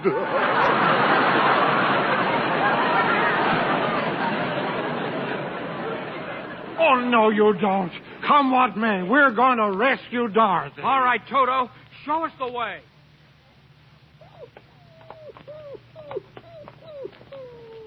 This is the room. Toto sniffed her out. Dorothy? Who is it? It's us. We've come to save you. Open the door. I can't. She's locked me in here. Tin Man, your axe chopped on the door. But that'll make a noise, and the guards... Who cares about the guards? We'll save you, Dorothy. We'll save you. She'll be back any minute. Hurry, please. Here goes the door. Stand back, Dorothy. Oh, I knew you'd come. I knew it. And Toto. Oh, we'll have you out of this castle before you can say Jack Gruff. The witch. The wicked witch. My little party's just about to begin. Guard! Seize them! Seize them! Thought you were being pretty foxy, huh? Now I've got the whole lot of you. Let's see. How shall I start the fun? You first, Scarecrow. How about another ball of fire? No, not fire. The hell, I'm burning. I'll help you. This bucket of water, he won't hear it. No. Put down that water. Oh, thank you, Dorothy. Thank you. Oh, you cursed brat. You've killed me. You've killed me. Nonsense. I just happened to splash some water on you, too. Oh. Look, the witch. She's melting. Oh, what a world, what a world. Who would have thought that a good little girl like you could destroy my beautiful wickedness? I'm going fast. Oh. She is gone. Look, nothing but a little steaming puddle. She's dead. You've killed the wicked witch. But I didn't mean to kill her. I didn't know that water would... You don't understand. Now we're all free. She enslaved us, but now her spell over all of us is broken. All hail to Dorothy. The wicked witch is dead.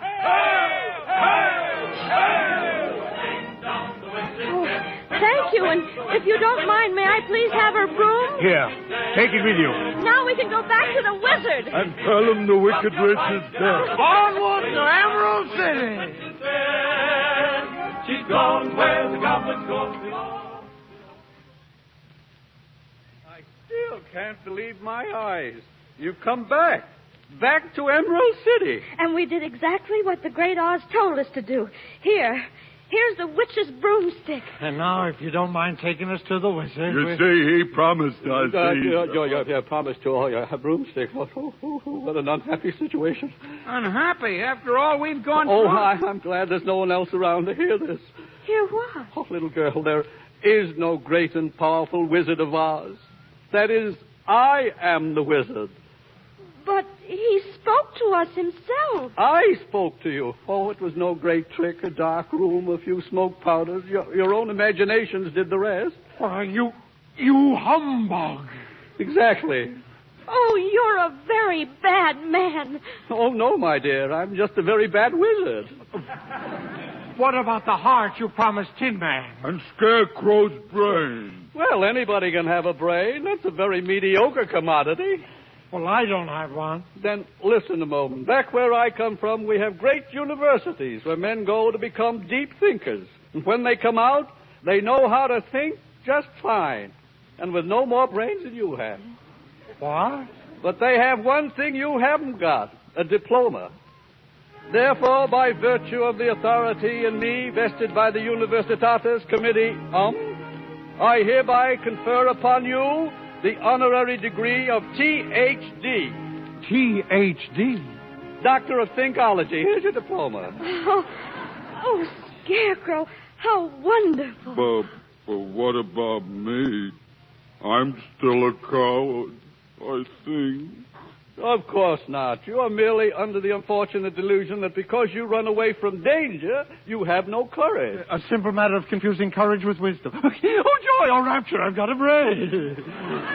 Back where I come from, Lion, we have men who are called heroes. Yet they have no more courage than you have.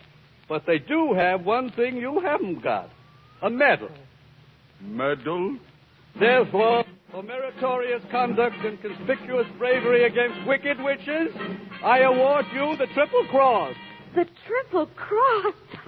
Oh, shucks. It was nothing. You are now a member of the Legion of Courage. As for you, my galvanized petitioner, you want a heart. You don't know how lucky you are not to have one.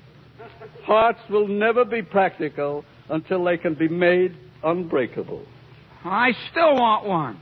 Back where I come from, there are men who do nothing but good deeds all day long, and their hearts are no bigger than yours. They're called philanthropists. But they have one thing you haven't got, a testimonial. Testimonial?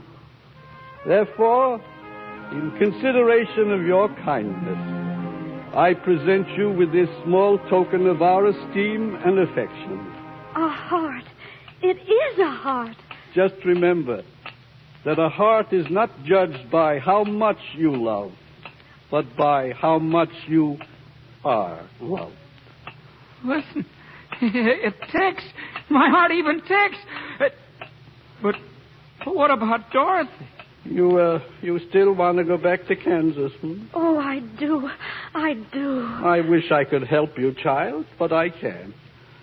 You mean I'll never get home? But it's really rather pleasant here once you get to know the place. And we want you to stay, Dorothy. You see, we love you. You and Toto. And I love you, but what am I to do? What was that? Look what's coming. A bubble. Who's been blowing bubbles around here? Hey, there's somebody in it. It's Glinda. Glinda the good witch. Oh, help me. Help me. You don't need my help, child. You've always had the power to go back to Kansas. I have? Then why didn't you tell her before? Because she wouldn't have believed me. She had to learn by herself. Have you learned, Dorothy? Well, I think that it wasn't enough just to want to see Uncle Henry and Auntie Em. And it's that if I ever go looking for my heart's desire again, I won't look any further than my own backyard.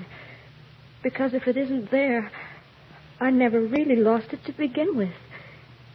Is that right? That's all it is, my dear. Now, your magic slippers will take you home in 2 seconds. Oh, that's too wonderful to be true. Only it's going to be so hard to really say goodbye. I love you all so much. Goodbye, Tin Man. Oh, don't cry. You rust so dreadfully. Now I know I have a heart. It's breaking. Goodbye, Lion. Oh, I know it isn't right, but I'm going to miss the way you used to holler for help before you found your courage. I never would have found it if it hadn't been for you. And Scarecrow, I think I'll miss you most of all. Goodbye, dear friend. Are you ready now? Yes, I'm ready. Say goodbye, Toto. Now close your eyes and think to yourself, there's no place like home. There's no place like home. There's no place like home. There's no place.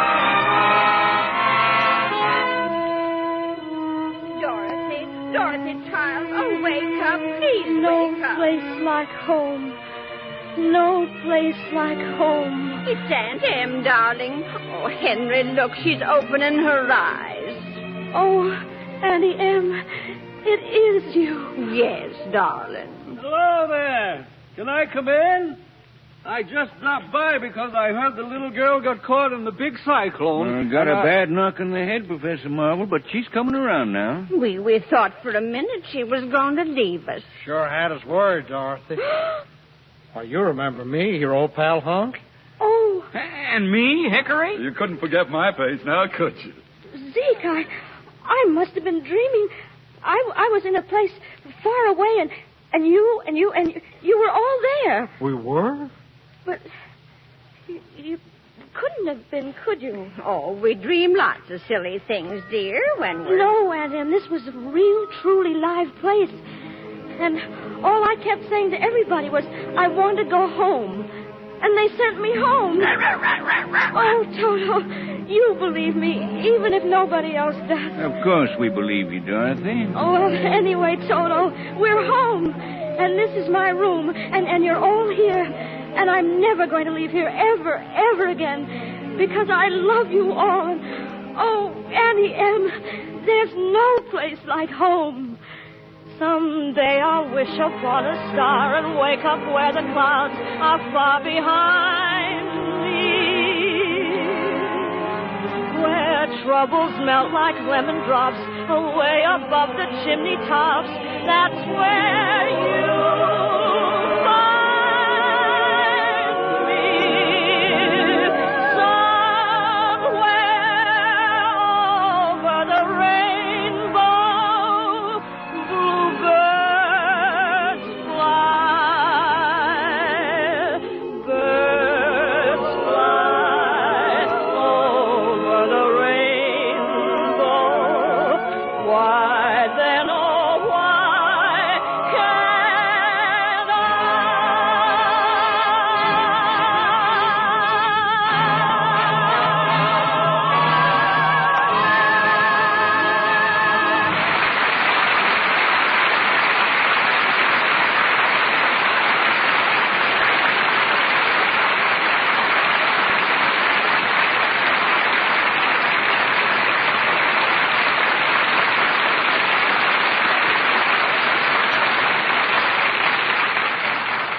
Goodbye to the Wizard of Oz, and congratulations to our lovely star, Judy Garland, and those remarkable characters from the land of Oz.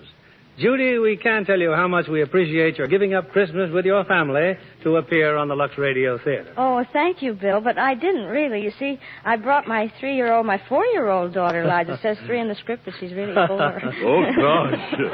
I'd like to meet her. I'm afraid you're too late, Cowardly Lion. Liza fell in love with the Scarecrow. He's teaching her to dance. Where is he? Let him put up his fist.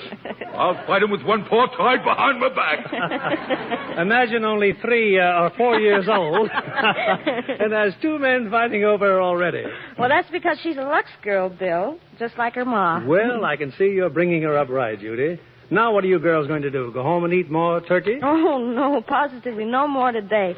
But I promised Liza if she was a good girl, I'd take her to the movie tomorrow. Well, why not take her to see Esther Williams in the Pagan Love Song? Metro-Goldwyn-Mayer's new musical. Well, that sounds good. Liza loves singing and dancing. Then be sure she listens in next week, because we'll have another holiday special. 2 of Hollywood's brightest musical comedy stars, Ginger Rogers and George Murphy. And we'll present them in Metro-Goldwyn-Mayer's recent musical screen success, the Barclays of Broadway. Oh, well, we won't miss it, Bill. Good night. Good night, Judy. And may your new year be a very happy one.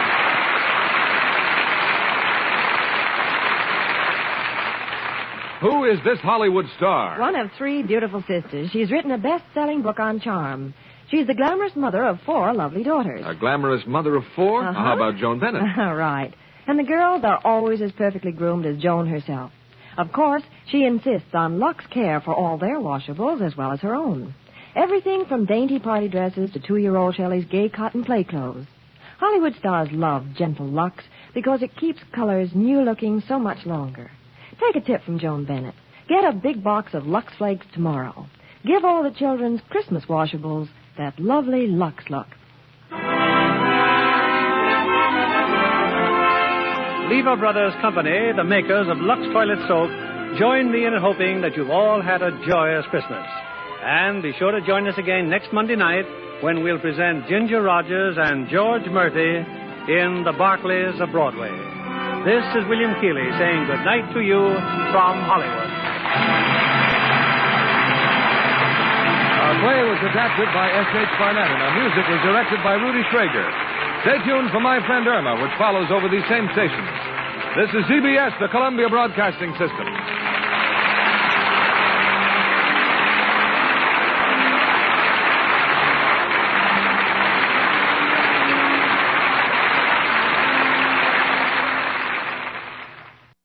With Broadway is my beat up next.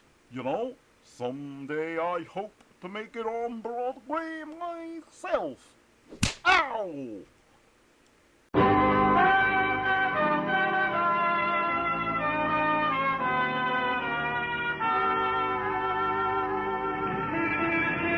Broadway's My Beat, from Times Square to Columbus Circle, the gaudiest, the most violent, the lonesomest mile in the world. Broadway's My Beat, with Larry Thor as Detective Danny Clover.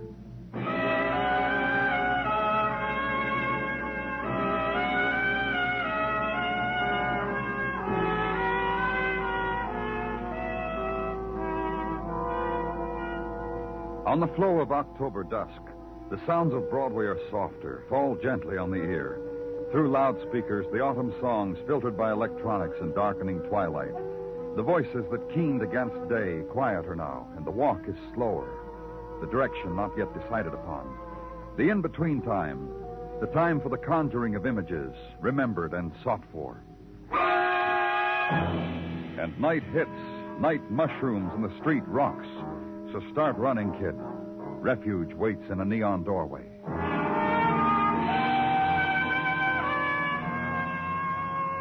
And night has a good hold now in the street of the rooming house, where autumn wind quick strokes the light of street lamp across scarred brownstone, across the faces of kids clustered in their night game.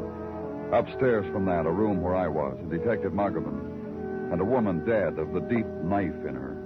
It's a place to die, huh, Danny? This room, the way it's furnished. No extras, just the necessities. The bed, washstand, chest of drawers, hot plate behind the screen. You find out who she is? Yeah, Super told me.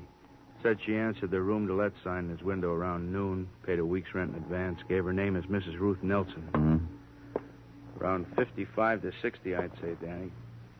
Her hands worked hard. This dress she's got on, mission salvage type. What could a woman like this do that'd make someone stick a knife in her? What The could... suitcase in the bureau, Muggerman. You've looked at it? No, not yet. Open it, look in it. Yeah. There's a couple more dresses like the one she has on. There's some nice underclothes. Tortoiseshell comb, hairpins. There's some papers here in one of the pockets. Take a look, Danny. Release and discharge from Woman's State Prison Farm. Notice the date here, the time this lady was let out of stir? Yeah, today, this morning, 8 a.m. Hits this room at noon, lives in it a while. Same night dies in it, gets killed in it.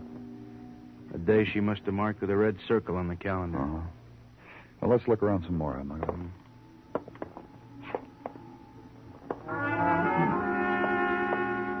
And it becomes this, violence in a narrow room, and the two men who move through it. And this, night and dust in corners. And far away, behind a crack in the window that cuts it in half, a rind of yellow moon hung on a drifting cloud. City and pale light and dust and death. To make notes on it, give it to Detective Muggerman and get out. Get out and go where the bed is. Give yourself up to it and go after this night's version of sleep. And finally give that up, too, because then it's morning. Back to headquarters, check in. Then the long ride upstate to the woman's prison farm. And in the warden's office, the woman who shakes your hand and takes your hat, touches at her graying hair and points at a leather chair for you. His name's Miss Fibber. And now we can talk. It's about Ruth Nelson, Miss Fibber. Ruth Nelson? I don't understand. She was released yesterday. It was in this morning's papers, I thought. What was? She was found murdered last night. Oh. That's ironic, isn't it? It is? I would say so. A woman who spends 30 years in a penal institution is finally... 30 years? Is finally released and is murdered. Why? What happened? We only know that she was here at the prison farm, Miss Fibber. She was murdered, and we want to know why. Oh, this is an impasse, isn't it? You want to know why, and I want to know why. What shall we do now? She was here for 30 years. On what charge? Murder. She did a thing to her husband with an axe. I see. Is there anything you know of, anything, Miss Fibber, something that happened here in your... Institution? Nothing. I knew Ruthie quite well. A model detentionee. She left yesterday with silk underwear that the girls bought for her. I'd like to see your institutional records on her, Miss Fibber. Sick calls, you mean? That sort of thing? No, I'm afraid that's about all you'll find, Miss Clover. There was a fire 20 years ago here in this spot. On Halloween night in 1932, somehow the prison farm got burned down. Much before my time, but I understand it was arson. However, records of detentionees before that date are very incomplete. Again, however, there is only one other person who has been here for 20 years, so it doesn't make much difference.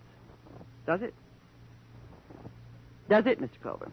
Then there's nothing you can tell me that would help to... Does it, Mr. Clover? No. And there's this you should know. I tell you now because it's the progression. Ruthie had a visitor a few days ago. Oh? I'd like to... I know.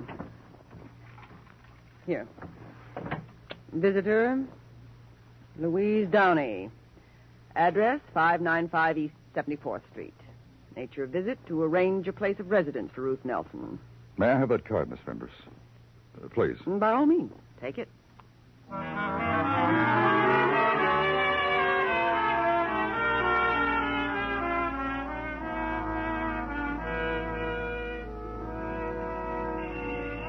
Miss Louise Downey? Yes, sir, we have Miss Downey lives here. I'd like to see her. Well, she ain't in. Ain't been in for 2 days.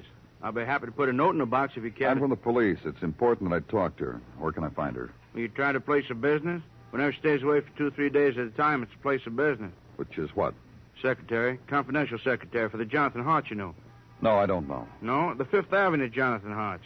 Now you know. Wait here. I'll fetch your address exactly. The address the man has given you is Marble Column, soft glowing in the moonlight, dedicated to Upper 5th Avenue. And the night stillness is very special. Mansions in autumn type. And slender shadows moving on lace. And the butler open door makes a sudden spill of light on granite stoop that stands erect from coarser pavement.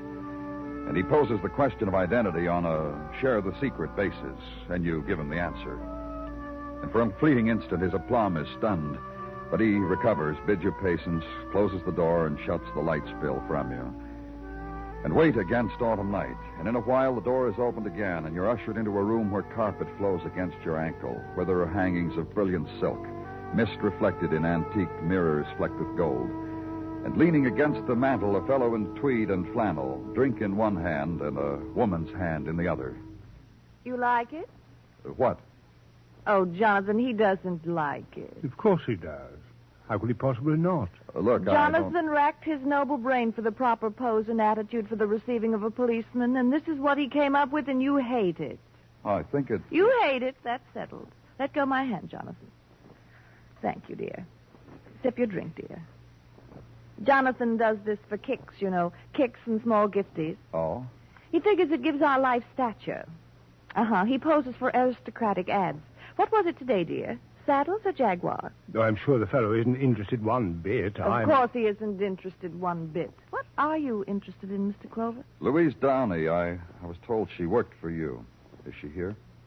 What about Louise could possibly interest you on a soft autumn night like this? She visited a woman in state prison a few days ago. Oh, that Louise. She's a deep one. Deep. Isn't that how you'd describe her, Jonathan, dear? No, not quite. I think I should put it, Louise... Your glass is empty, Jonathan, dear, and there's loads of champagne. So fill your glass and sip. This is your house. Show the man you're of noble breed. You were saying, Mr. Clover? Yesterday morning, Louise Downey visited a woman who had just been released from prison. Last night, we found that woman in a rooming house, dead, murdered. Louise did that?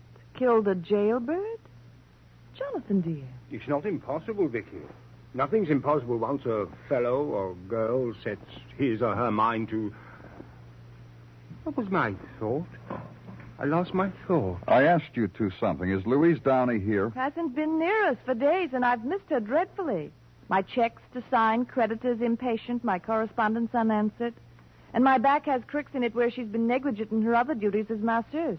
Cricks here. Make an effort, Mrs. Hart. Try real hard to understand what I said to you. A woman was murdered. So exciting. Nothing as exciting has happened to you and me in days, has it, Jonathan, dear? There was something, but not here. Not now, Vicky. Think of it. My social secretary, a murderess. A girl I've been this close to, right under her thumb and fingers. The confidences I've shared with her. Shared with the big heart of a murderess, a killer. We don't know that she's a killer. You know it, Mrs. Hart? Well, it's a natural assumption. A woman dead in a rooming house, you here, Louise not here? You have any idea where she might be? Not in the slightest. Describe her for me, Mrs. Hart, so that we I'll do better than that. I'll give you a picture of her. Jonathan, dear. Yes, Vicky? In my desk, that snapshot of the three of us, you, me, Louise, at tennis. That's it, dear. Now, unsheathe my scissors. That's it. And bring them to me. Oh, well done, dear. I'll just cut out the part you need, Mr. Clover. Easy. Easy, girl. There you are, Mr. Clover. Louise Downey. Take her. She's yours.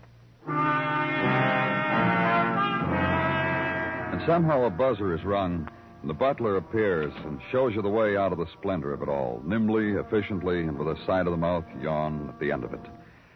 So out into the streets, and the squad car ride to headquarters, and the all-points bulletin on Louise Downey, friend of murdered woman, Louise Downey, now missing. And check out and have the blue plate special. Buy the magazine and home again. And the article in the magazine proves statistically that everything is better everywhere. There's a cure for everything. Fight it, but you drowse anyhow when you come to the spot where everybody is rich, really. Drowse.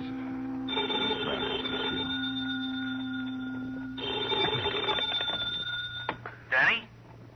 Muggavan, Danny. I'm at headquarters. Yeah. What do you want? Found her, Danny. Found who? What are you talking about? Louise Downey. Louise Downey. Get with it, Danny. Louise Downey, the private secretary, the girl who wanted to give a home to a convict. Louise. Where did you find her? Central Park by the lake on her face. Listen, Dead, Danny. I'll meet you there right away. Oh, forget it. They already moved her downtown to the morgue. Thought you'd sleep better if you knew where she was. Good night, Danny.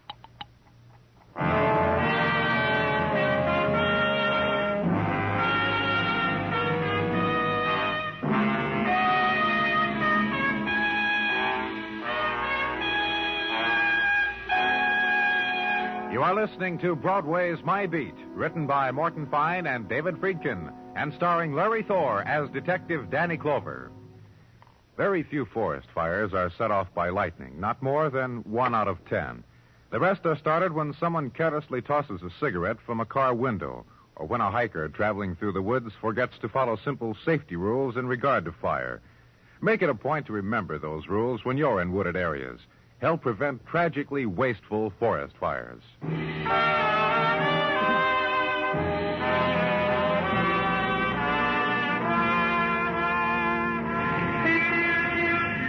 The new day is the new dream on Broadway, and each day the new wilderness. It's the dumping ground of odds and ends, and beginnings and leftovers. And a million billboards trade name your loneliness and have slogans for the kind of happiness you ought to have. And each doorway has a promise, suitably geared to mood, thirst, and credit rating. Name it and it's yours, because Broadway has everything. Light and darkness, crowd and corner, skyscraper and gutter, the dream, whatever you're looking for. Here's the place to hold it close. And at police headquarters, the new day is an old door opening. Danny? Oh, good morning, Sergeant. Come on in. From me, Danny, to you. Unwrap the newspaper. My Gino. Claret wine from sunny California, Danny. To partake when is your whim. A gift from Mrs. Tartaglia and me. You should share in what happened to us last night. What happened? Last night, about 4, Mrs. T woke me, made me get into my warm robe and slippers, and took me by the hand into the backyard. There we sat and watched the leaves fall from our tree by moonlight, till 4:30. What's the wine got to do with it? At 4:30, Mrs. T takes me by the hand into the kitchen and takes out wine. This we sip between toasts to our friends, mostly you, Danny. Well, thank you, Gino. So we figured instead of us sipping, you should have the full benefit. Enjoy the bottle of wine, Danny. I don't know what to say. Now, don't well up on me, Danny. To work, shall we? If you please. Rundown on background on dead girl Louise Downey. From effects found in her room, we learned that she had once registered with an employment agency as a secretary and through them finally located her last job, the one with Mr. and Mrs. Jonathan Hott. What else? What else is the various effects a girl of 28 surrounds herself with to fight the battle of life. Perfumes and books and things for every occasion wear. And this, Danny. A second. Let me separate the chiff from the chaff. Here it is. A page torn from the yellow section of the phone book. Yeah, a page of private investigators. That's interesting. Well, that's about all, Danny. Enjoy the wine. Oh, I will, Gino. Thank Mrs. T for me, too. There are strange and dark currents running rampant in my missus. Have you thought of that, Danny? Many times. Now, if you'll pardon me, Gino, I've got some calls to make.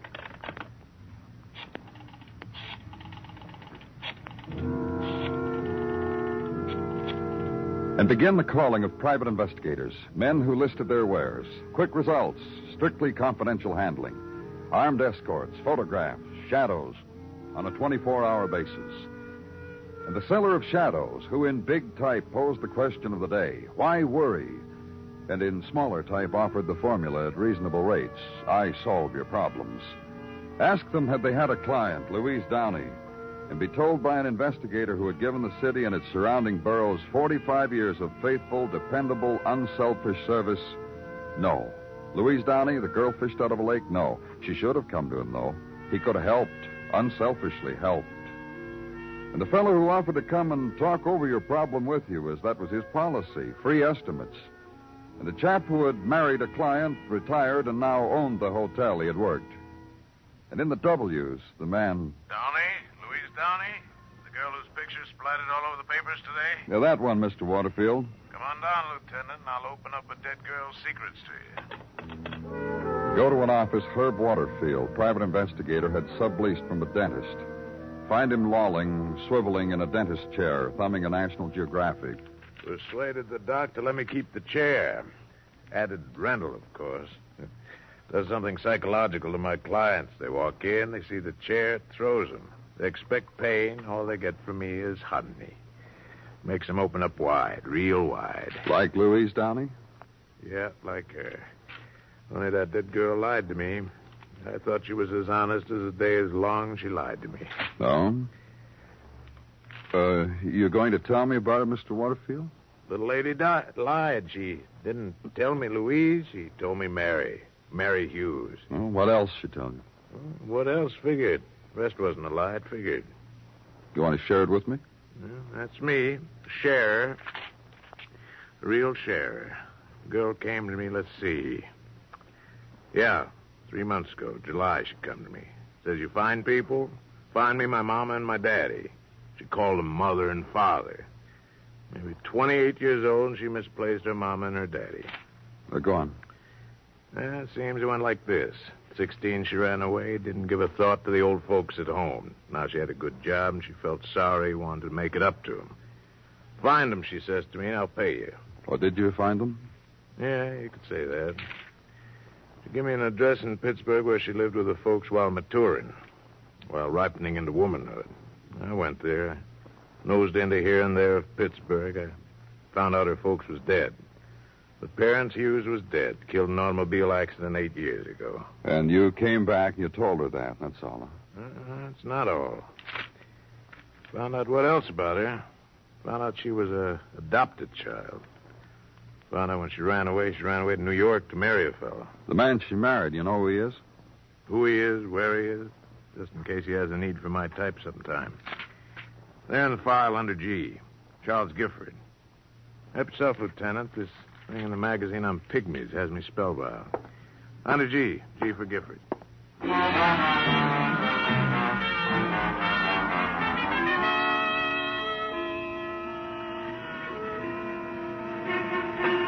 Gifford, sure, that's me. You've been recommended. What can I do for you? I'm a police officer, Mr. Gifford. Name's Danny Clover. Glad to know you, Danny. Glad you looked me up personally. Glad. You know why? Because you're a law enforcement officer. You deserve special consideration. Now, I got a little car down here in the back of the lot, 1949. It's about your wife, Mr. Gifford. Wife? You're on the wrong used car lot, Mr. Clover. I'm not blessed with one of the little darlings. Your ex-wife, then, Mary Hughes. A lot of miles and bumpy roads back, Danny. What about her? You seen her lately? What's this all about? Murder. Murder, huh? You ask and I'll answer. I got a reputation for being square and straight from the shoulder. I'm going to show you why. Ask away, Danny. Tell me about your marriage. She was a fireball out of Pittsburgh, PA, where fireballs really come from. A little on the youngish side, 16, but I was only 23 at the time. One look, and then we both knew, and then we got married. Go on. We got married, sent her step-parents in Pittsburgh a wire. They show up about 5 hours later and break us the news. Wow. Wow what, Mr. Gifford? The parents sit us down and say, Mary, it's time for you to know where you came from. Mary and I nudge each other and smile, we being already married, but they go on anyhow. Mm-hmm. Mary, they say, have no secrets from yourself or your husband, and you will have a long and prosperous marriage. Then they drop the bomb. Just go right ahead. Bomb.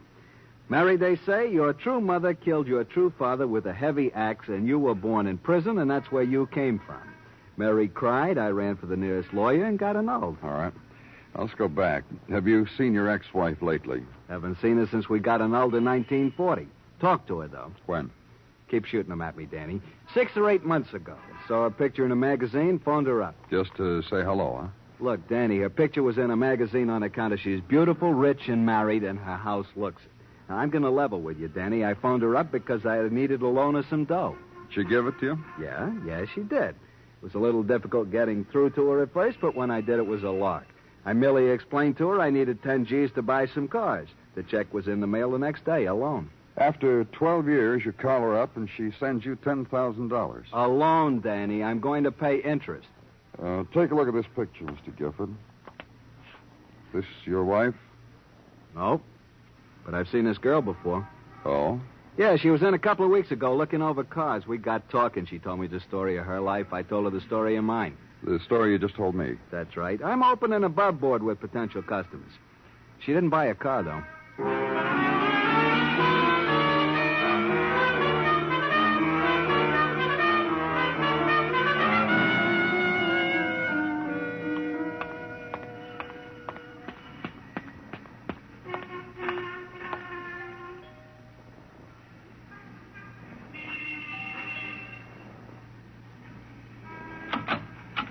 Good evening.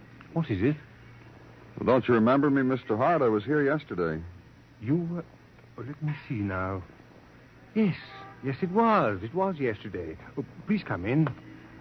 You forgive the informality of this evening. The butler went to the football game today. His school was playing. Oh, this way. I suppose the butler's team won and it got looped. Butlers are human. Vicky? Vicky, dear? What is it? We have a guest. Oh, wonderful. That game I was telling you about, Jonathan, it's better with 3 anyway. Oh, hello. We can't, Jonathan. I'm sorry. Good evening, Mrs. Hart. And a busy evening, Mr. Clover. What is it you want? You know about our finding Louise, don't you? You found her? Where is she? She's dead, darling. I forgot to tell you. It was in the papers, but I forgot to give them to you. Dead? Why? She was murdered. There's some mix-up here. I'll explain it to you. Yesterday, Mr. Clover, you said it was an older woman who was murdered, not Louise. A convict of some sort, so it couldn't be Louise. Face it, darling. Strike a nice pose. Pathetic. For the death of the social secretary. Vicky, you take it so calmly. She was very nice. It's all right, dear. We'll find another one. Nicer. All right. You see, Mr. Clover, you really didn't have to bother. No bother. Still, I like that girl. Jonathan. Yes, Vicky. Go pour yourself a drink. Yes, Vicky. You know why she was killed, Mrs. Hart? Oh, love affair? Jealous suitor? A mugger? What? Blackmail. It figures that way, anyhow. She was being blackmailed? Louise? But you have to be naughty to be blackmailed. She seemed so prim to me. I brought you a drink, too, Vicky, and Mr. Clover one, too. No, thanks. You may drink them all, dear. Cheers, one and all. I'm not getting through to you, Mrs. Hart. Don't try. I've already told you about this evening how busy we were. Louise was blackmailing somebody else. This somebody else resented it and killed her. Jonathan, dear. Yes. Don't overdo it. That tragic look. I said we'd get another secretary, younger. All right. Mrs. Hart, you told me yesterday that Louise Downey did a lot of things for you, personal things. Signed your checks, things like that. Things like that, Mr. Clover. It's the nature of her profession. And some time ago, she signed a check for you for $10,000. Check made out to your first husband, Charles Gifford. I said... Did you once have another husband, Vicky? I was very young, darling. I was called Mary Hughes then, and I was very foolish. And my marriage lasted only a very short time. Oh. Lasted only 12 hours. You know about it, don't you? All about it. Well? Well, what? Louise should have left it alone, Mr. Clover. She didn't, so you killed her. She should have left it alone, or I should have had more sense than to let her sign that check, either one. Probably the last. You get a phone call from a stranger, and you have a check signed for $10,000. Louise hired a private detective and found out why. About your husband. About your mother. Let's not call her my mother, shall we? I never saw her until... I never knew her. I didn't owe her the respect of the word mother. But you killed her. I live nicely. You can see that. Jonathan here... What? I'm not talking to you, darling. Oh, sorry, dear. Jonathan here isn't any trouble. He's got a lot of money, and he gives me what I want. My pictures get into magazines, how happy I am, how respectable I am. Suppose it'd get out that I was born in jail of a murderous mother. It's going to get out, Mrs. Hart. Now it will. But I thought I could prevent it. Well, it didn't work out. Well, let's go, Mrs. Hart. Will you want a wrap, dear? Yes. Yes, I think I do. Let me help you with it. There. Will you be long, Vicky? Very long. Have a very nice time.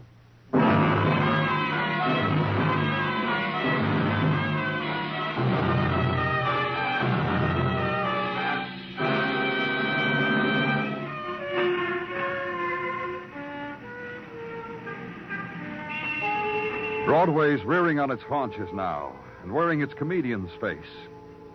And Broadway will reach out and tickle you under the chin and make clacking noises. Or bang you across the mouth and get hysterical. Either way, you feel no pain. Because it's a street that never does. It's Broadway, the gaudiest, the most violent, the lonesomest mile in the world. Broadway, my beat.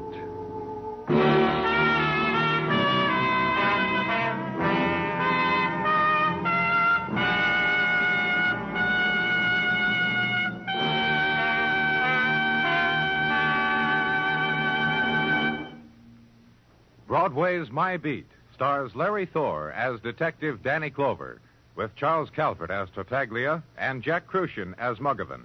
The program is produced and directed by Elliott Lewis, with musical score composed and conducted by Alexander Courage. In tonight's story, Mary Jane Croft was heard as Vicky and Jay Novello as Jonathan. Featured in the cast were Irene Tedrow, Harry Bartell, and Paul Frees. Bill Anders speaking.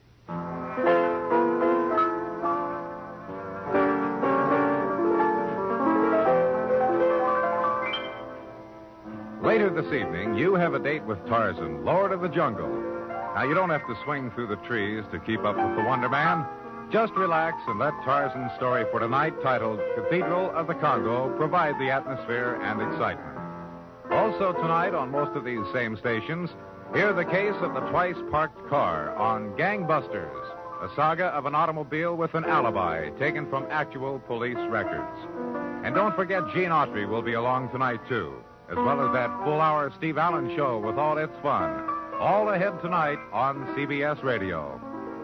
Stay tuned now for the Vaughn Monroe Show, which follows immediately over most of these same stations. And remember, the comedy treat that can't be beat is Jack Benny Time, Sundays on the CBS Radio Network.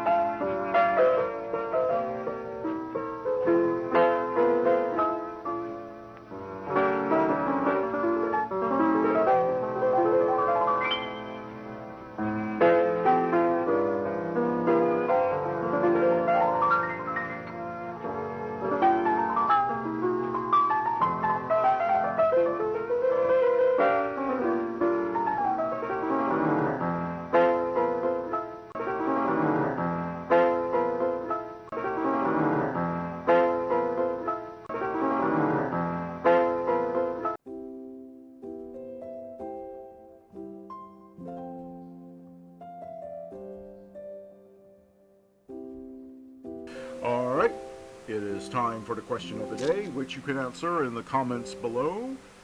And today's question is, have you ever experienced a white Christmas? For myself, it's only snowed once. Once where I live during Christmas, because here in Delaware we tend to have very mild winters, but boy was that memorable. But what about you? Have you ever had snow actually on Christmas? Let us know in the comments below. And now, let's get back to the shows.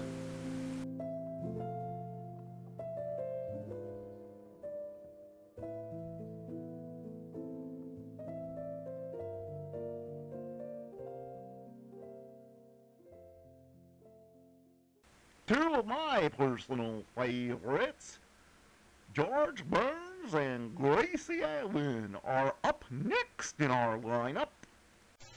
Another cup of Maxwell House coffee, George? Sure. Pour me a cup, Gracie. If it's free, I'll have a cup, too.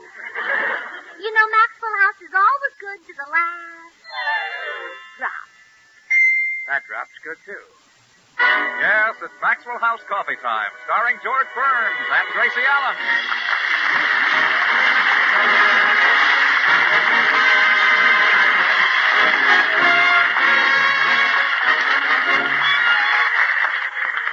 With our special guest, Jack Benny, yours truly, Toby Reed, Joseph Kearns, Harry Lubin of the Maxwell House Orchestra, and Bill Goodwin. For America's Thursday night comedy enjoyment, it's George and Gracie.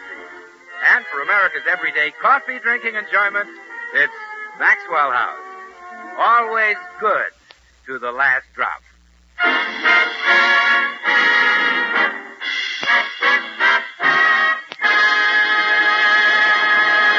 Well, today we find the Burnses sitting in a booth in the Brown Derby restaurant. It seems their old friend, Jack Benny, has invited them to lunch, and they're waiting for him to arrive.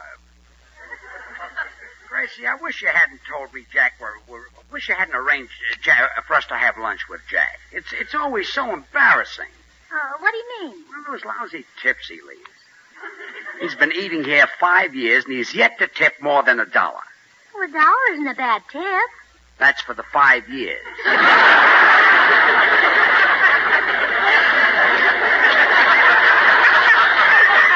Besides, if we're his guests, he'll make us order crackers and milk.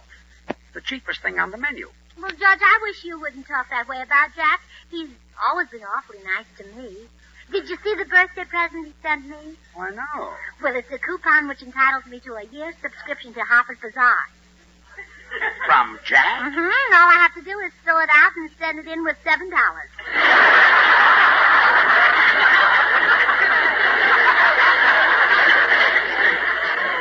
Harper's Bazaar is $6. Well, Jack gets $1 commission. Jack Benny hasn't put his hand in his pocket. January will be 80 years. What can be keeping him? Doesn't he know what time it is? No, he's too tight to buy a watch. Tells time by the sun. Oh, George, tells time by the sun. I'm not kidding. Shh, here he comes. Oh, hello, George. Hello, Gracie. Oh, hi, Jack.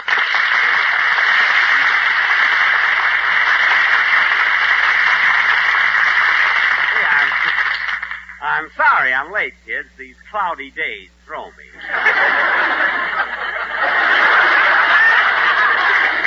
What did I tell you? Oh, waiter, we're ready to order. Yes, sir. Would Madame like to start with a cocktail? Oh, no, thanks. I never drink. I meant a shrimp cocktail. No matter how small it is, I never drink.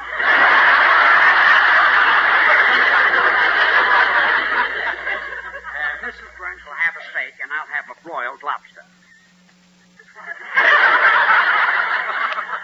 Steak and broiled lobster? Well, they're both very good here, but as long as you're in the Brown Derby, you really should order the specialty of the house. You see, crackers and milk. Oh, I've changed my mind. I won't have a steak. Good. I'll have lamb chops. Well, the crackers are very crisp here. They put the crumbs in a sack so you can take them home.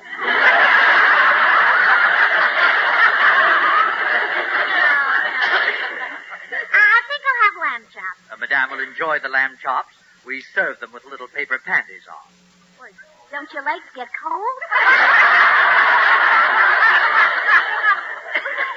Grace, that's our order, waiter. How about you, Jack? I'll have crackers and milk.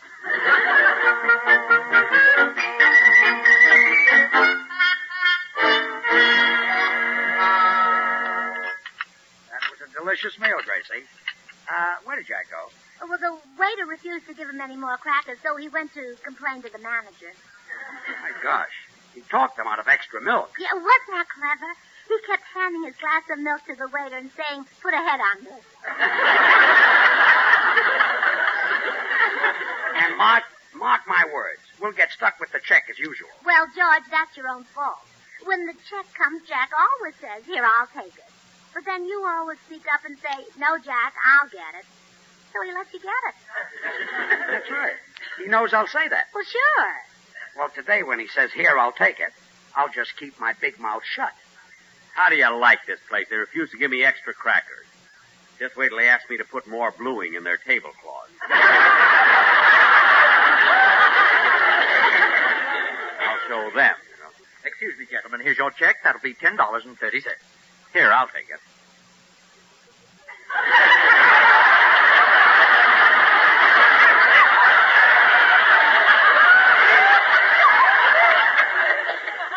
Well, somebody say something. It will be $10.30. You shut up.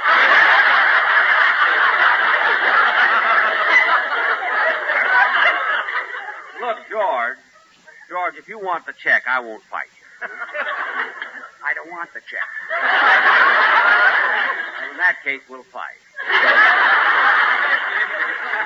Jack, you're the stingiest man who ever lived. Oh, is that so? Yes, that's so. Well, don't act so proud. You're not the first one who ever said that.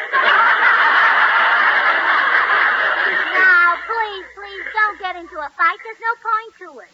No point to it? You're the only two men in the world who couldn't hurt each other. paying this check. After all, Jack, you invited us to lunch. Sure, I make a nice gesture. This is the thanks I get. Oh, George, let's not make a scene. Go ahead and pay the check. All right, but I just want to say this. Jack, if you let me pay this check, you're a low, miserable, tight-fisted, conniving miser. You're a disgrace to our profession, and I'll never speak to you again as long as I live. Well.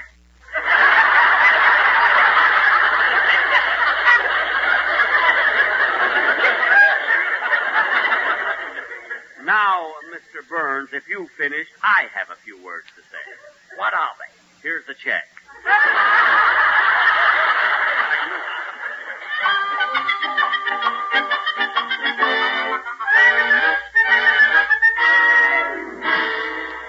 All right, George, we're home now. Calm down and forget about Jack Benny. I can't forget about it. How a man can go through life letting someone else pay his way, I'll never know. Well, now, don't let it make you so nervous. My goodness. When you paid that check, you were so upset you could hardly get my purse open. You know, Gracie, Jack didn't used to be this way. When we were in vaudeville with him, he was an altogether different fellow. Say, now that you mention it, he was. Well, people used to call him Generous Jack the Plunger. Yes, in those days, he spent money like water. I wonder what slowed him down to such a drift. I don't know. Maybe it was the disappointment of you marrying me instead of him. He was pretty sweet on you in those days. Well, I liked him, too. You know, Jack was awfully good looking. Yeah. Of course, that was a long time ago. Now he has to use makeup.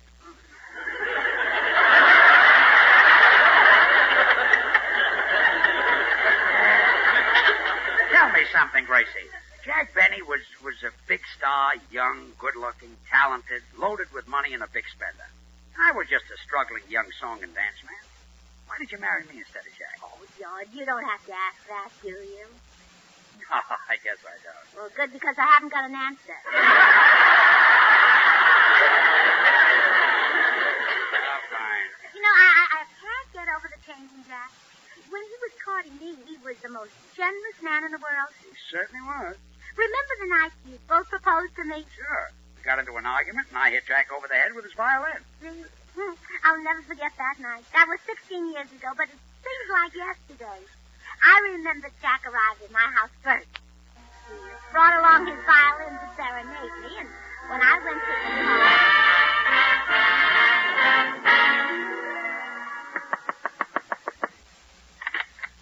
Hi, Gracie. Why, Generous Jack. That's me, baby. Here's a couple of dozen orchids for you.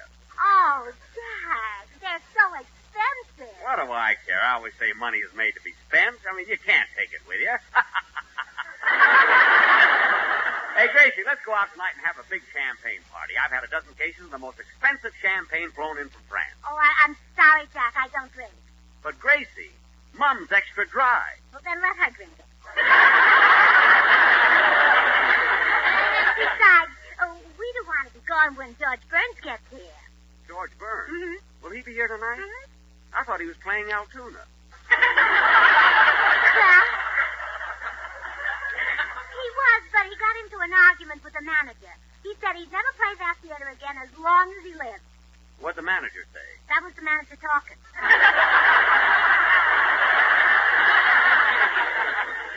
Oh, well, Gracie, I'd hoped we'd be alone tonight. There's a question I planned to. I'll tell you what. Let's go for a ride in my new car. You bought another new car? What happened to your stuck Bearcat?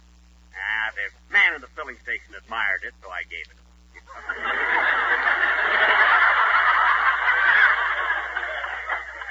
Jack, what kind of a car did you buy this time? A Maxwell. But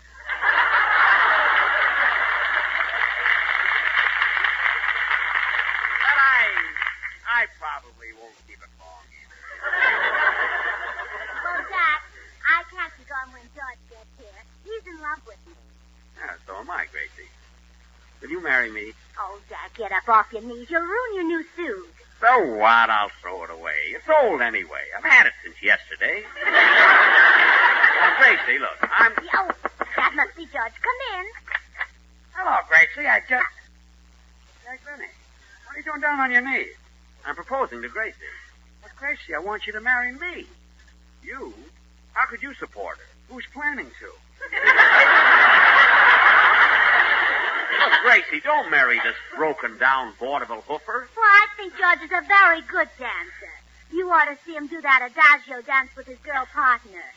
It isn't easy to throw a person 10 feet in the air and then catch them. You said it. But that girl hasn't dropped George once. But, Gracie, what future has George got dancing in vaudeville? Vaudeville is dead. It's been killed. Is that true, George? Well, you don't expect him to confess, do you? Well, me, look at I'm a violinist. I can go in that new business called radio. Yeah? Well, listen to this. I love you, I do. You're the only girl that I adore.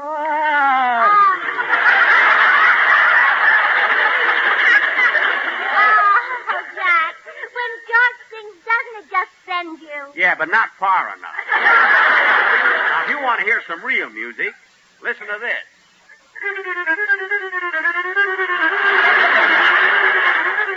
You know, this is called The Flight of the Bumblebee. I've been told I play it very realistically. Oh, you do, Jack.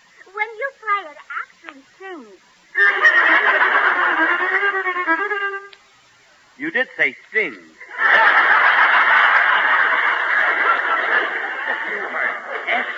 S-T-I-N-K. Oh, yeah? Oh, yeah. Well, here's my violin. Let's see what you can do with it. Okay. Here's what I can do with it. Oh. Oh, George, you knocked him unconscious with his violin. Oh, you shouldn't have done that. You might have broken a string. I'll teach him to try to steal my girl. Oh, look, he's coming too. What happened? Where am I? You're at my house, Jack. Who are you? I'm your girl, Gracie Allen. You brought me these orchids, remember?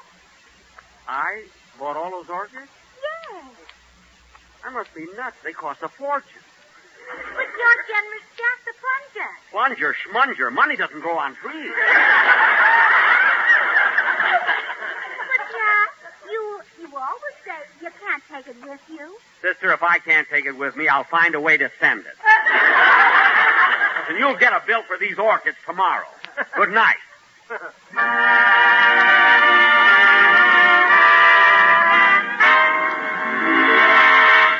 It all comes back to me now, Gracie. From that night on, Jack Benny was a tightwad. Yeah, it was that blow in the head that did it. George, do you realize what this means? It's our fault that Jack is stingy. Yeah, I guess you're right. Well, then it's up to us to change him back. Yeah, I've got it. Hit him over the head with his violin again. Yeah, that might do it. But I can't do that again. Why not? Well, we were young guys then. I can't hit a man with gray hair. We'll take it off.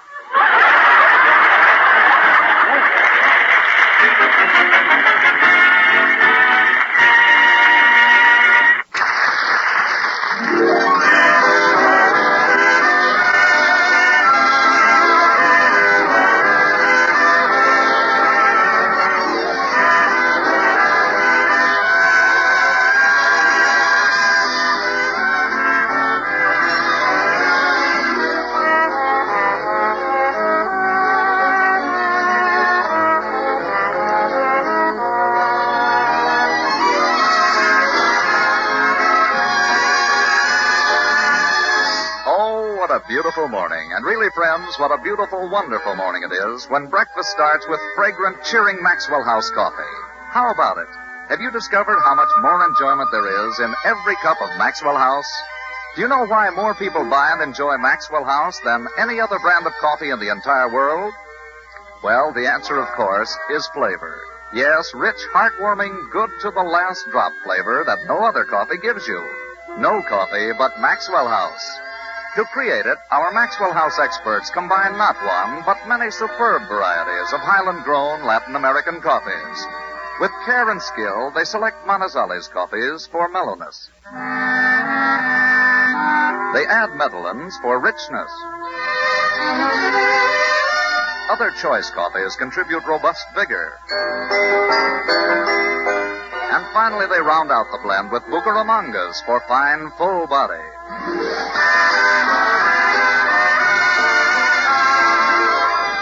This superb Maxwell House blend is then radiant roasted to flavor perfection and brought to you vacuum-packed in the familiar blue tin. Not just days fresh, but roaster fresh. And because you folks on the West Coast really know and enjoy coffee at its best, Maxwell House is blended and roasted for you right here on the West Coast to satisfy your critical tastes. America's favorite brand of coffee, Maxwell House. Always good to the last drop.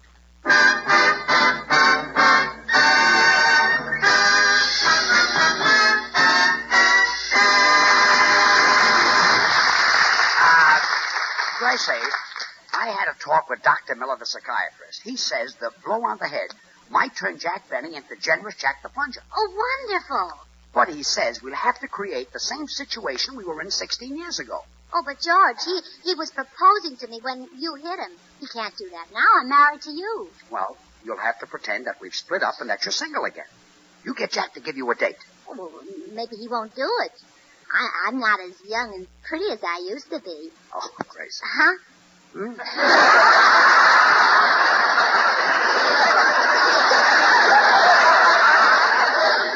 Gracie, you haven't changed since the day I married you.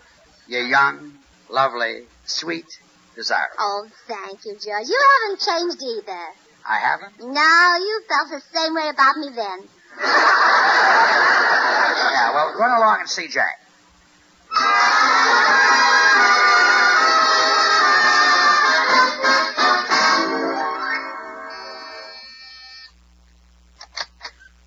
Yes?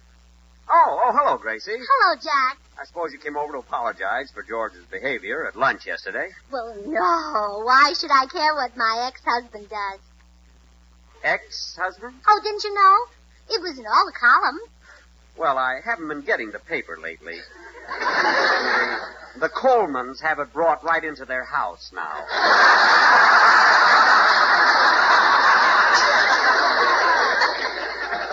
So you and George have called it off, huh? Mm-hmm. I'm single again. I'd even have a date if a very attractive man asked me. I'd love to ask you, of course. I'm not as attractive as I used to be. Huh? Ah, yes, you are, Jack. Oh, go on. I'm much older than I was there. Oh, no, you're not. You're still 39. How come you've never married, Jack? Oh, I guess I've been waiting for you, Gracie. Is there still a chance for me? Well, maybe. You used to say that the girl you married would have everything. Mink coat, Cadillac, diamonds, and all the money she could spend. Do you still feel that way? Certainly. That's why I want to marry you. You've got all those things. Gee, Gracie, we were meant for each other. Now, how about it? Oh, I don't know, Jack. You have to court me first. Again? Uh-huh. Call on me tonight and bring me orchids. But I did all that. That was 16 years ago. Well, didn't you save them? You know, they keep forever in the icebox. Well, as a matter of fact, I do have a lot of the things you gave me. I keep them pressed between the pages of the book. You brought me such nice flowers. I used to bring you candy, too. Yeah, I wish I could get that book open. Well, I'll see you tonight, Gracie. Yeah, well, it's a date, Jack. And be sure to bring your violin. Okay. Shall we have an evening with Beethoven? No, come by yourself.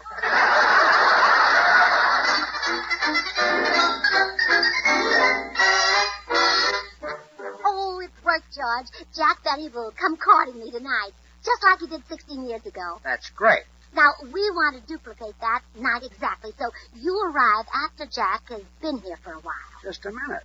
I like the idea of leaving you alone with that old gray wolf. Might try to kiss you. Oh, George, relax. He's bringing his violin. So what? So by the time he carries that over, he'll be all tired.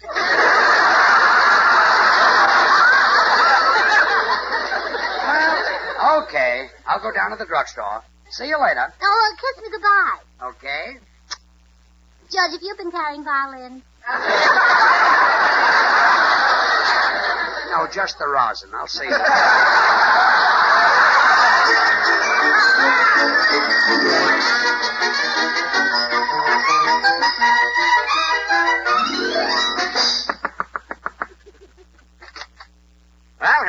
Gracie. Oh, Jack, how nice to see you. Gee, this is just like old times.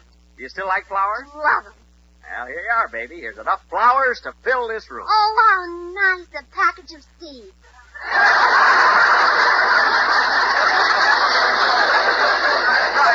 I mean, after all, it's spring. You know, half the fun of flowers is watching them grow and seeing them raise their tiny green heads. Which reminds me, George won't be around tonight. Oh, yes, Jack, he might drop by later. Well, I better get down on my knees and propose to you right now before he gets here.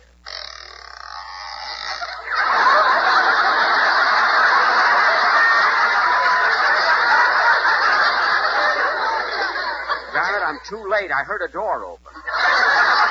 That was your knee. Come in. Hello, Gracie. Oh, Jack Benny.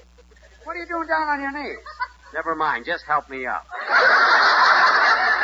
Jack was about to propose to me, George. Well, Gracie, I want you to marry me. You married her once. Give somebody else a chance. Well, George, if you're proposing, get down on your knees like Jack. Okay.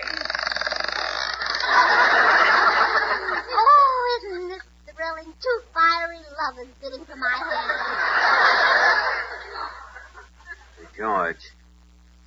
George, does this cold floor bother your rheumatism?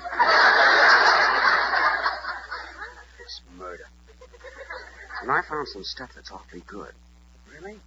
What is it? I've tried everything. It's a new liniment. Works wonders. That's for me. My knees have been killing me.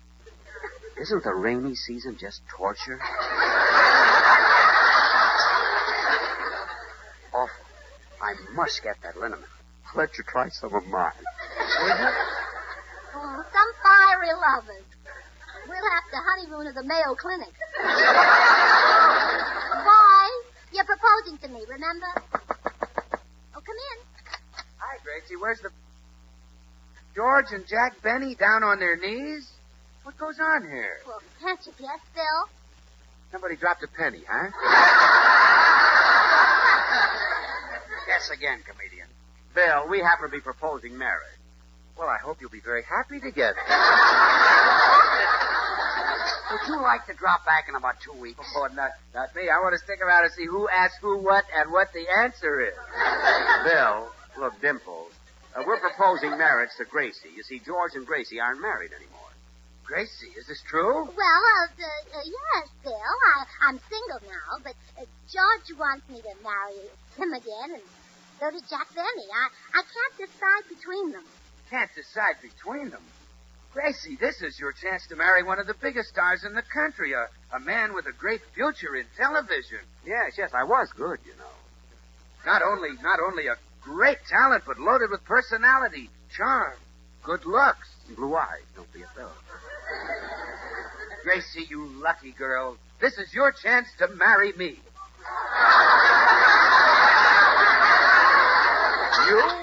Scram, you're lousing up everything. Pay no attention to him, Gracie. I'm asking you to be the mother of my children. How many have you got?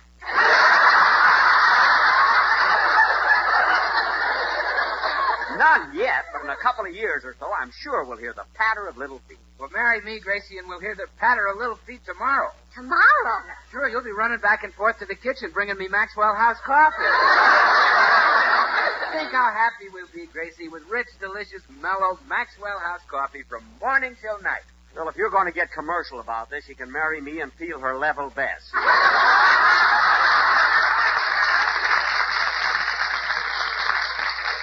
you serve Maxwell House coffee too, huh?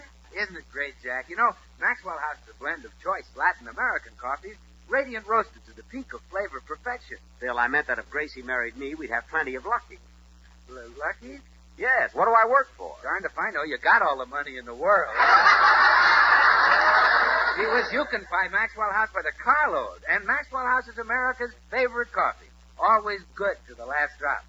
How about it, Gracie? Will you marry me? Well, I'm sorry, Bill, but it's between George and Jack. But don't feel bad. Whichever one I choose, you'll be the best man at the wedding. Well, obviously. So long.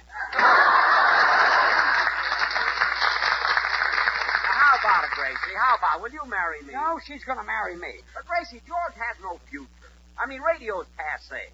I'll be a sensation in that new business, television. Well, so will George. In fact, I've heard lots of people say that television would collapse without him. They said it would collapse without George? That's right. They said that George single-handed is holding up television. Yeah, I wonder how they meant that. Look, I know how to settle this, Gracie. I'll serenade. George, hand me my Stradivarius. This violin is a Stradivarius? Certainly. I got it from Sam Stradivarius, the pawnbroker. Oh, Sam. Now, let me have it. Well, you heard him, George. Let him have it. I'll be glad to. Oh. Well, it happened just like it did 16 years ago. Better. This time I hit him before he played.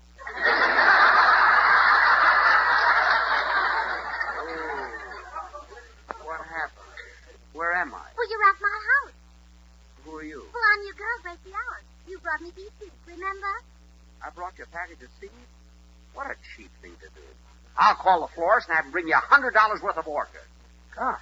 And a potted plant for your father here.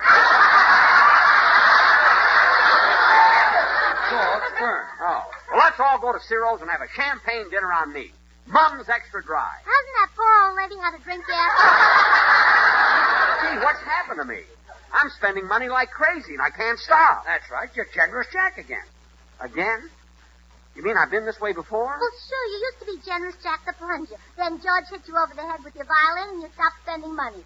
Getting hit over the head with my violin made me stop spending money? That's right. Jack, put down that violin. Jack, stop hitting yourself over the head. Jack!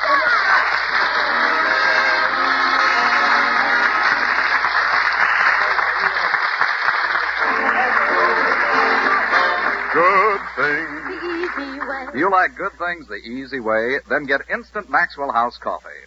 So good. So good. True coffee flavor and fragrance, because Instant Maxwell House is not a so-called coffee product. It's all pure Maxwell House coffee in instant form.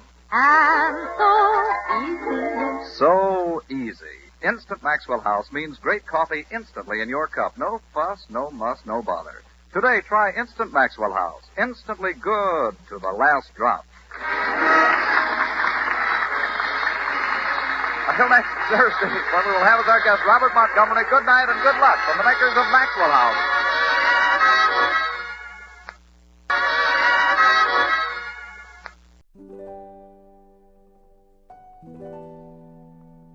All right, it is that time of day again. It's time for the Trivia Minute, and here we go. Ladies in Victorian England preferred wearing black dresses, not just as a fashion, but because of all the soot in the air from the coal burning chimneys, which would show up on dresses of any other color. Victorian ladies would wear mourning jewelry. Ladies would often have rings made of black onyx to symbolize mourning for the deceased person.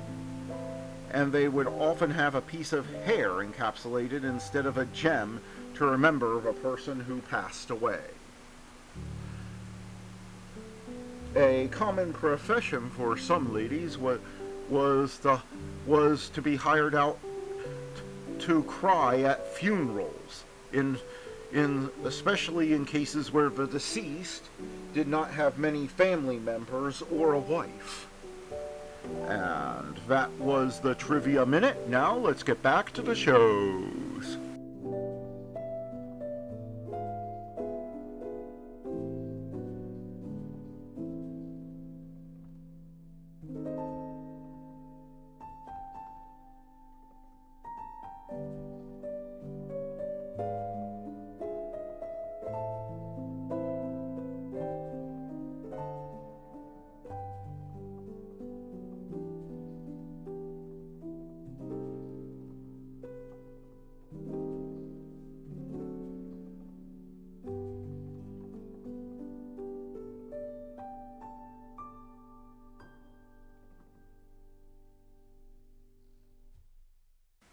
Hunt the Biggest of All game with the Green Hornet and Cato coming up next.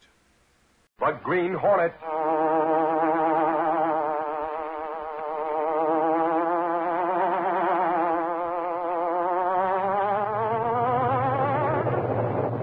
He hunts the biggest of all game, public enemies who tried to destroy our America.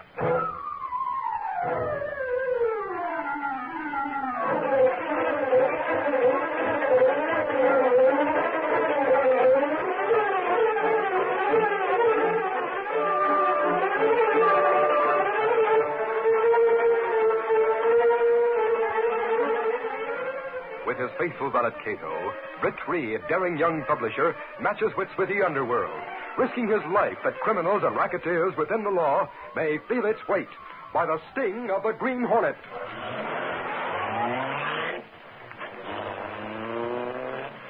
Ride with Britt Reed in the thrilling adventure, The Hornet Does It. The Green Hornet strikes again.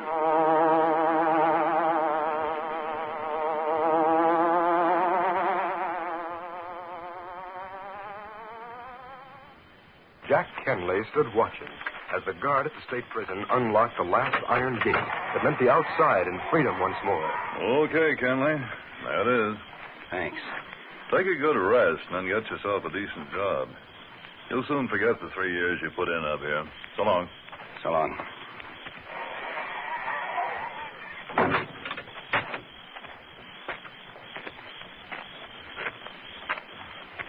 Hey, Jack. What? Over here.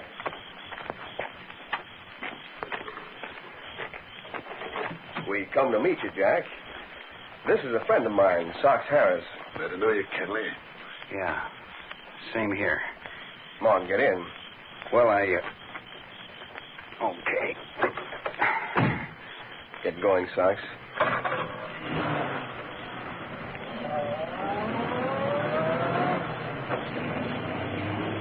You don't say much, Jack. Aren't you glad we met you? Sure. But I was thinking. What? Why did you meet me, Steve? Listen to him, Sox. Thinks because he's done a little time in stir, his friends have given him up. Is that it, Jack? Look, Steve. You came to meet me out of the kindness of your heart. Let it go at that. But, well, I know you better than that. I guess you don't appreciate us coming all the way up here for us, Steve. Jack's the suspicious kind, that's all, Sox. Oh, so that's it. Guess being in stir makes a guy like that, huh? Listen, you. Keep your mouth shut. No. Take it easy, Jack. Sox didn't mean anything by what he said. Can't you take a little kidding? Yeah, I was just kidding, Jack. Well, I'm not in the mood for kidding, see? I didn't ask you guys to come here to meet me anyway. Look, Jack, you've had a tough time. You'll need help getting back on your feet. And I've got something lined up that'll give you all you need for a while. Are you crazy? Don't you realize I've just left the pen after a 3-year stretch? I'm not in line for any job, unless it's on the level. Aren't you forgetting something, Jack? Like what, for instance? I've got evidence against you that could send you back to the pen.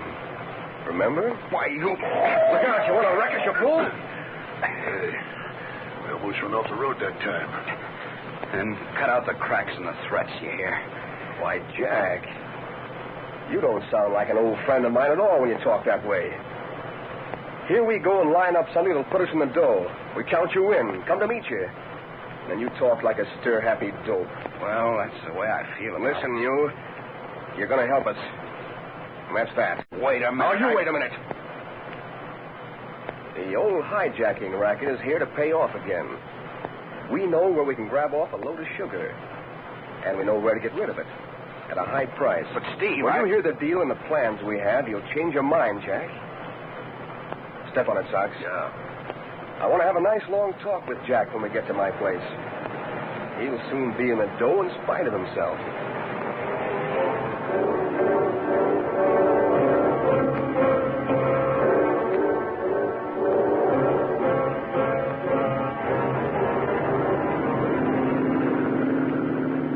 It was several nights later.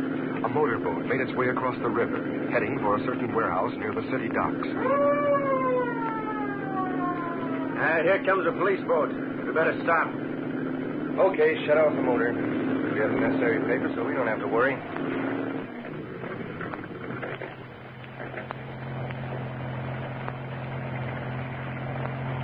Ahoy there! We're coming aboard. Come ahead, officer.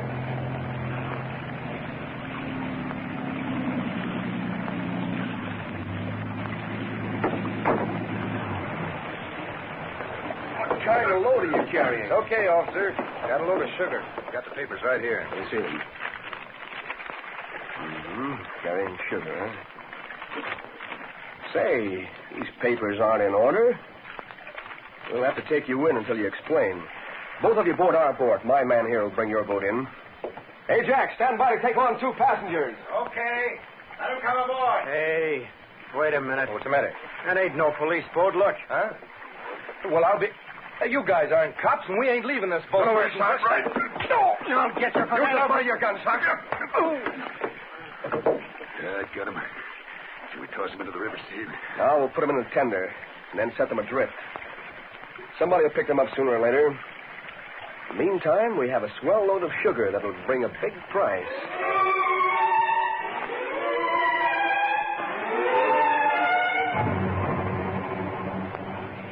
It was well after midnight when Gunnigan, city editor of the Daily Sentinel, received a phone call from Mike Axford, Sentinel reporter.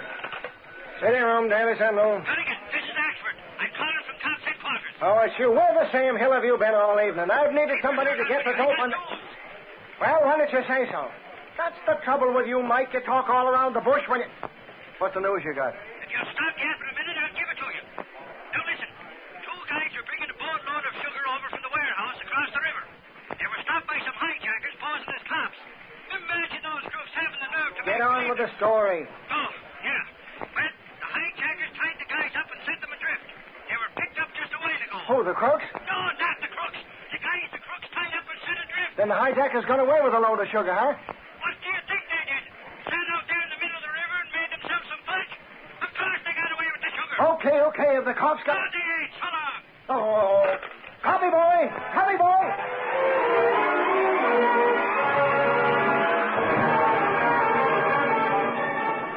That's the next street. Pittsburgh, gang, hijack, boatload of sugar. Here you are, sir. Truth, better, good. Give me over. Here you are, sir. Read all about it. That's the next street. Pittsburgh.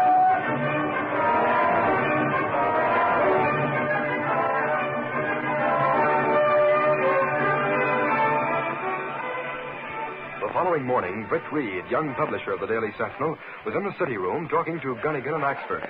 Those crooks pulled a new angle on the old hijacking racket this time. Sure. And believe me, Reed, Sarge is about to bust a button over thinking they posed as harbor cops. Have the cops got any line on them, Axford? Nope. The boat was found this morning in a cove up the river. They must have run in there to transfer the cargo. I suppose the police will keep a close watch on the river from now on. Sure. And more than that. What do you mean, and more than that? The cops are going to run a boat over each night with a couple of plainclothesmen on to see if anyone tries to stop it. Hoping to trick the crooks, huh? That's the general idea you're going to get. I should think the crooks would be on guard against something like that if they're smart. Maybe so. But the cops have to try something. You never can tell. Them crooks might take another crack at it. And if they do, they'll be grabbed. Well, let us know if the police run into anything, Axford. If they get away with it, others will start hijacking again.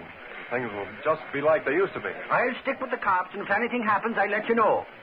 You can bet your life Sarge won't let up till he does get a line on them smart Alecs who go around posing as cops. They'll be a plenty sorry when they do get caught. Mark my word.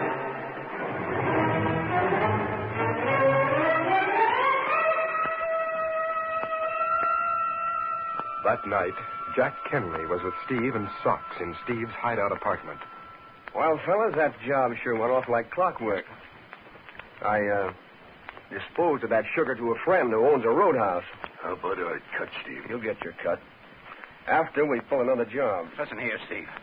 The cops are watching the river. We can't pull the same sort of job twice. Anyway, why can't we call it quits? Should have gotten enough dough for that sugar to make it worthwhile. What we're getting for selling that sugar doesn't satisfy me, Jack. I have another job lined up. And it's not on the river. Not on the river? What is it? It's another sugar deal. Another one? Well, sure. Haven't you heard there's a shortage of sugar? It's one of the few items that are still rationed. Yeah, but what will we do with this load of sugar if we got it? I got that plan, too. Don't worry. When do we get the load of sugar, Steve? On the pike. Later tonight. I know just about when it's coming in. And we'll be waiting for it. Well, them truck drivers are wise. It ain't easy to get them to stop. He'll stop, all right.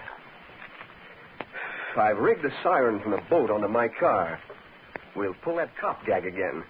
Get it? I don't want to have any part of it. Jack, you're sure hard to convince, aren't you?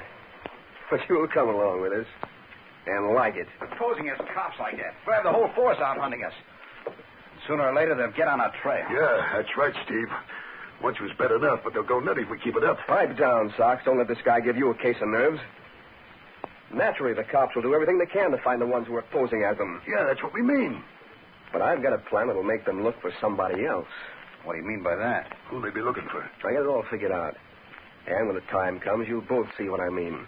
Why don't you tell us now? Yeah, what's the big secret? Well, it really isn't any big secret. Guess I might as well let you in on it. Now, listen. Here's just how I'm going to work it after we stop that truck tonight.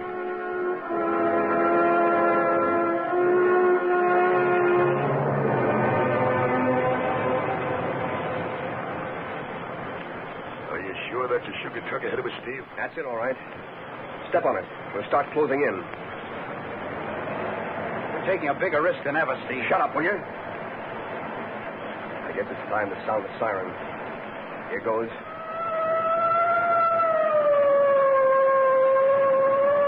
He's pulling over. Stop right behind him. You stay here with the car, Jack. Come on, Sox. Come on. Hey, what are you stopping me for? I wasn't... Hey, you ain't cops. Get out of that truck. Hey, let go of me. Oh. That did it. You can drive the truck, Sox. We leave him in the ditch with a nice little sign for the cops to follow. That'll keep him busy for a while.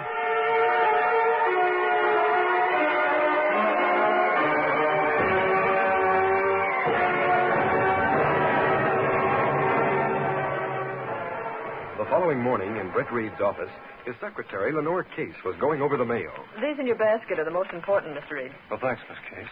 I'll get out this afternoon. Good morning, Reed. Hi, Casey. What got you out of bed so early, Axford? Early, is it? Huh. I was at cops' headquarters before you were up, I'll bet you. Anything new on the hijacking case? That's what I came to tell you, Reed. I already gave the story to Rewrite. Well, he brought in a story for a change. Quiet, Casey. This is no time for kidding. What's the story? Well, a truck driver, was found last night on the pike, in the ditch. He didn't come to till this morning. Well? He was stopped on the pike by a car with a siren. He thought it was cops after him. The same hijackers. Seems like it. Sure, but now the cops know who they're looking for. Really? Yep. When he was found, there was a seal stuck right on his forehead. 'Twas the seal of none other than the Green Hornet.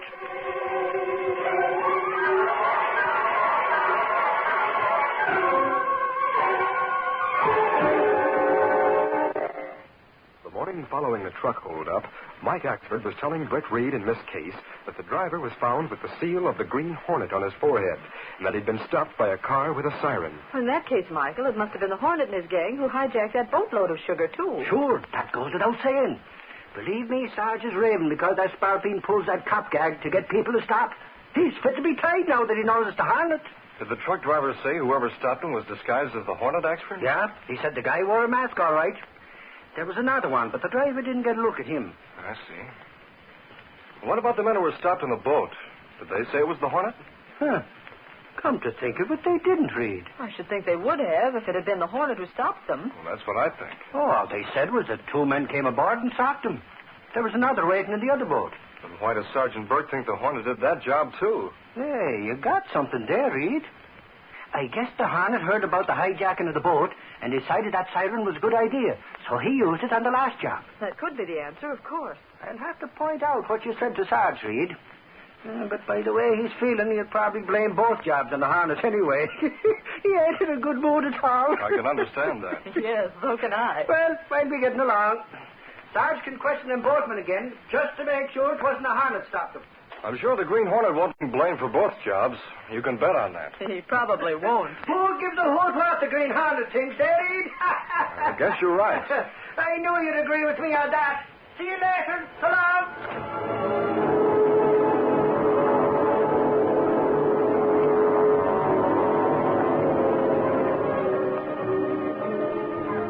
After Axford in this case had left his office, Britt Reed reached Cato at the apartment by private telephone and was giving him certain instructions.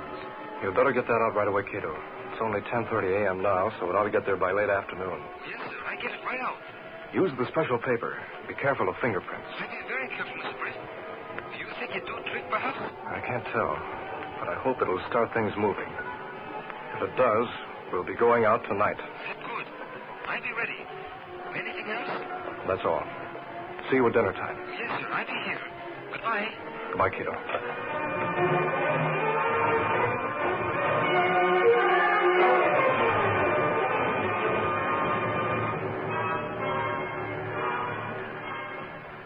Late that afternoon at police headquarters. What's on your mind, Ernie? Well, here's a special delivery, Sarge. Just says police headquarters on it. Well, don't stand there staring at it. Give me it. What do you think it is, Sarge? How do I know, Ashford? I ain't one of them mind readers. Read it. What do you think I'm going to do? Eat it? Shut up a minute. Let's see now. To the cops. I've read the papers. I don't like to be blamed for things I don't do. I have a lead to those hijacking crooks, and maybe after I get through with them, you can have what's left. The Green Hornet. Glory be. Holy crow. Let me see that. Hey, give me that. I got to phone the sentinel. But that knows that... Hold your horse, Sarge. I'll be right back. Gunnigan will make a good story out of this.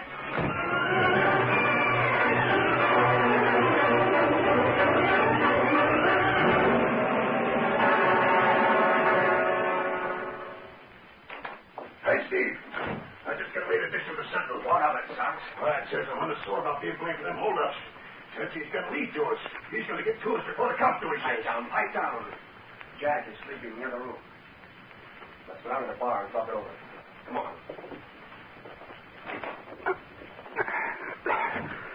So, the Hornet's after us. Says he's got a lead to us. I'm going to the cops. I've had enough of this. I don't care what Steve does now.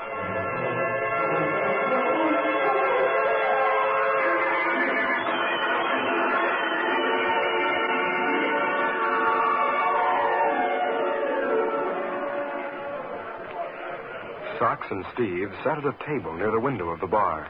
Listen, Sox. You have to be more careful of what you say when Jack's around. The way you came busting in with that newspaper, yelling about the Green Hornet being after us, that was enough to make that jittery dope run to the cops for protection if he'd heard you. Oh, I wasn't yelling. I don't guess he heard me anyway. Well, just be more careful, that's all. I don't want any... Hey, wait a minute. Hey, what's the matter? What are you looking at through the Venetian blinds, Steve? Look. Over there, waiting at the streetcar stop.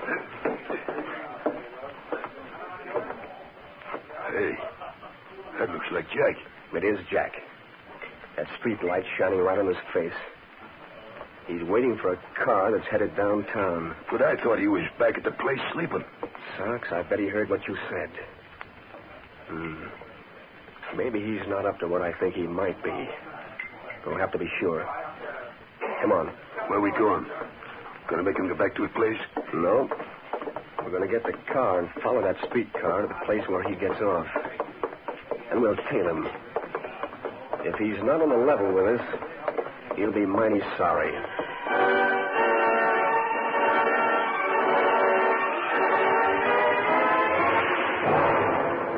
Meantime, Britt Reed had left his office and had gone to his apartment, where Cato was waiting. I mailed printed note like you say to do, Mr. Britt. I know. Axford phoned in and said the police received it. Well, what do you expect to happen now? I'm hoping one of those crooks will be frightened enough to seek protection from the police. Of course, I want to make sure. Also, they may not be able to get him to squeal on the others. So if we could spot him going into headquarters... Will then Green Hornet risk getting to crook to make him tell where others are? That's the general idea. We'll take the Black Beauty and decide on the way just what we will do. Let's go. Stepping through a secret panel in the rear of a closet in the bedroom, Britt Reed and Cato went along a narrow passageway built within the walls of the apartment itself. This passage led to an adjoining building, which fronted on a dark side street. Though supposedly abandoned, this building served as the hiding place for the sleek, superpowered Black Beauty, streamlined car of the Green Hornet.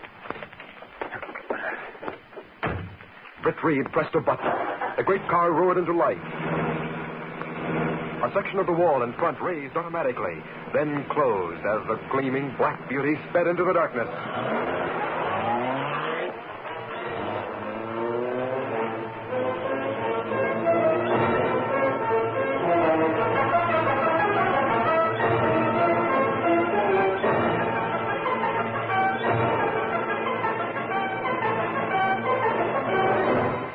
For several hours, Britt and Cato waited in the Black Beauty, which was parked in a dark alley, from which they could watch the entrance to police headquarters. There was little traffic and few people on the street. Well, how you expect to know if Crook comes, Mr. Britt? We've already been here a very long time. I figured one of the crooks might fear a visit from the Hornet tonight, and would go to the police for protection. It's taking a long chance, but I'm watching for a man who seems nervous and who hesitates about going in. Well, no one but police go in and out since we're here. So I noticed. They'd have a shock if they knew the Hornet was watching them. Well, they not think Green Hornet dare to park so close to police. Oh, look. Someone come around corner. He get off streetcar, perhaps. Yes. We'll watch him closely. He going toward police station. That's right. Look. He stopped walking. Oh, he seemed like he going back, maybe. Wait. There he goes. But he's walking more slowly. Well, he act peculiar. Keep looking around. You think he man we wait for? Hard to tell. He's walking by the entrance. Oh, he not the one. If he go by... He stopped again. Oh, he's turning around, going back. Cato, I think we'll... Oh, look. Car coming fast. He's on the wrong side of the street. On the side that man's on. Cato, start the car, quick. Swing in front of that car and make it pull over to the other side, away from that man. They shoot at fast. After them, Cato. They're the men we want.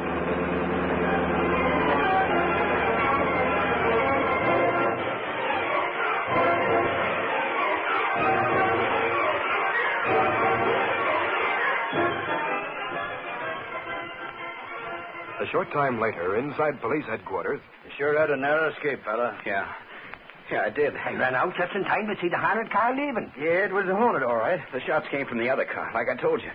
With Steve and Socks, the two men who made me pull those jobs with him. Where are they hiding out? Where can we find them? They found out I came here and followed. They won't go back to the hideout now. They'll get away. But I don't care. I'd rather be in the pen again than have that Hornet after me. Well, I can't say that I blame you. Of course, you might get time off for turning state's evidence against those other two, if we ever catch them. It looks to me like them and the Hornet were after you at the same time. Well, seeing as how you told us the jobs weren't pulled by the Hornet, you can't blame him for getting after you like he did. But Steve planned the whole thing. It was Steve who had the idea of putting the blame on the Hornet. Maybe so, but then... Something snares. That's the Hornet's car, I'll tell you. Come on. Watch that guy, somebody. Okay, sir. Great day. What's this? Looks like a couple of bodies. Let's see. Hey, Sarge. They're dead. They're gassed. By the Hornet, no doubt. Hey, come on, you guys. Come and help us. Come on. Come on, get them inside. They might as well be dead. They're out like a light. Give me a hand. Sure. Let's go. Take a seat there, Hal. Put them down. Who do you think they are, Sarge? Hey, that's Steve. And Socks. The Hornet caught up with him and brought him here. Hey, that's exactly what happened. Then you got the whole gang that pulled those hijacking jobs, Sarge. That's right. Oh. And I'm ready to tell all I know. I don't care what Steve does. Where am I? Where are you? Take a look around, buddy, and you'll soon be finding out. Oh, Cops. Well, how did we get here? As if you don't know. You were caught by the Green Hornet and gassed, weren't you? That's who brought you here. And dumped you right on the front steps. He's the guy who said he was smart. Smart? Oh, him? They don't come too smart for the Hornet, that they don't. Believe me, there's one guy who always comes through with the scoop when he lets loose. Scoop, you say? I thought I saw a Clarion reporter busting past the door a minute ago. So if you want to keep your job... Holy crow! Stand by, everybody! I got to phone the sentinel! The Hornet's done it again!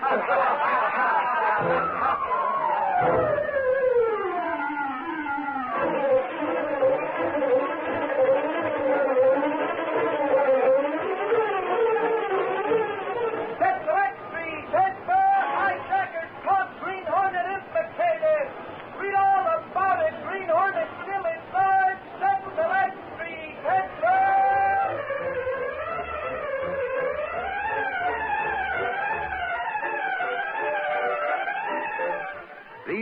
popular radio dramas created by George W. Trendle are a copyrighted feature of the Green Hornet, Incorporated.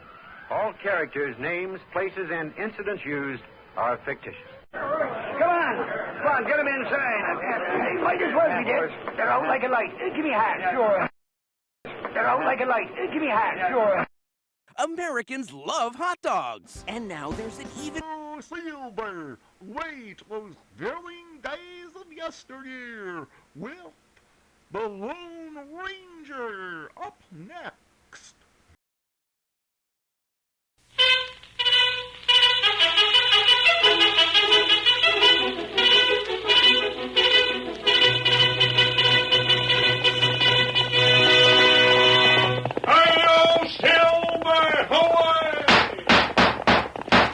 A fiery horse with the speed of light, a cloud of dust, and a hearty hi-yo Silver, the Lone Ranger.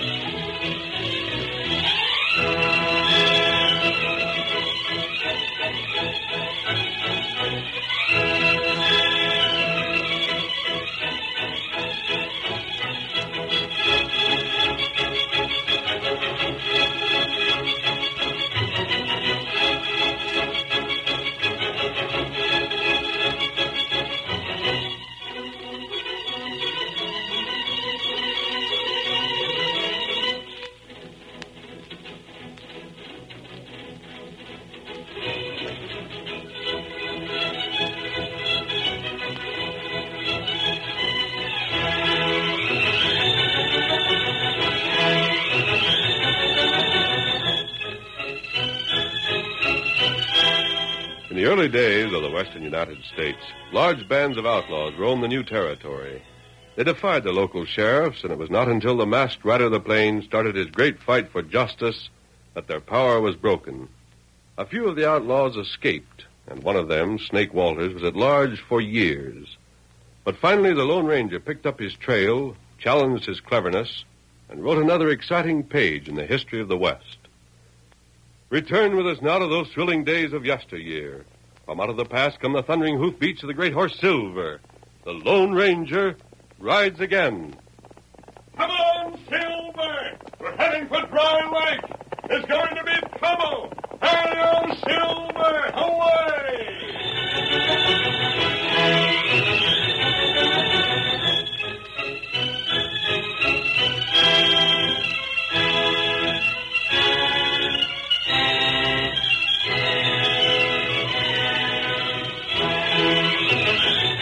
It was early morning.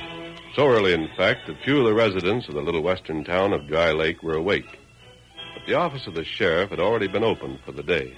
And inside stood three men. One was Sheriff Olson himself. One was his deputy, Dusty. And the third was a masked man. Stranger, if this ain't a holdup, then suppose you tell us what you're here for. Sheriff, if you could capture any single one of the outlaws wanted by the law, which would you rather bring to justice? That's an easy one. Snake Walters. I thought so. That sidewinder's worse than any dozen others I know of all put together. But what about him? You can get him. What the? What was that you said, stranger? You heard me. You want Snake? You can get him. How? You know where he is? Right now, no. And what do you mean? Tonight, he'll be in Dry Lake. Right here in town? Yes. How do you know that? How doesn't matter. All that matters to you is that I'm telling you the truth. That I got the news on the best authority. If you are telling the truth and I get my irons on that polecat... They'll be talking about us from one end of the state to the other, Sheriff. Nobody's ever been able to catch that coyote. Mister? Well? Supposing you've told us this straight. When'll he be here? He planning a holdup? What's he gonna... What's he planning? I don't know. But I can tell you when he'll arrive and how. Yeah? He'll arrive sometime between 10 and 11 tonight. And he'll come by stage. Adios. Hey! It's a trick. Sheriff, I'll go after that hombre. Dusty, you hold on. But how... I ain't so all-fired sure that it is a trick. You mean you believe that masked fella? Didn't he sound like he meant what he said? Well, maybe. But just the and same... ain't it just like Snake to try a stunt like riding into town on a stage bold as you please? Ain't it? Ain't you heard of him doing crazy things like that time after time? Well, I reckon it's the loco chances he takes that kept him from being caught. Just so. Most times the law ain't never knowed what to expect. But this time... If that masked man weren't lying, we do. Dusty, you line up a couple of good men for deputies.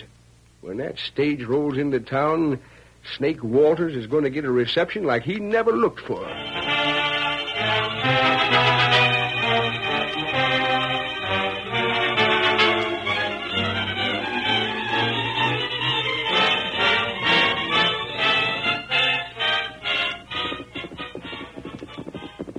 Oh, there, Silver. Oh, boy. Oh, there. Oh. Tonto. You see, Lawman? I told him what we learned, Tonto. Whether he'll act on it or not, I don't know. I imagine he will. He won't dare risk overlooking an opportunity. But I didn't remain to argue with him when it couldn't do any good. You'll have to ride to town, Tonto, and see what happens. Meet stage? Yes, and then report to me. I'll Tonto do it. You'd better go now, Kemosabe. Let me go. Here's Scout. You have most of the day ahead of you. But if the sheriff isn't going to take precautions, I want to know it. Me watch, Lawman. So the sooner you reach Dry Lake, the better. You stay here? I'll make camp while you're gone. Get him up, Scout. Get him up. Get him up.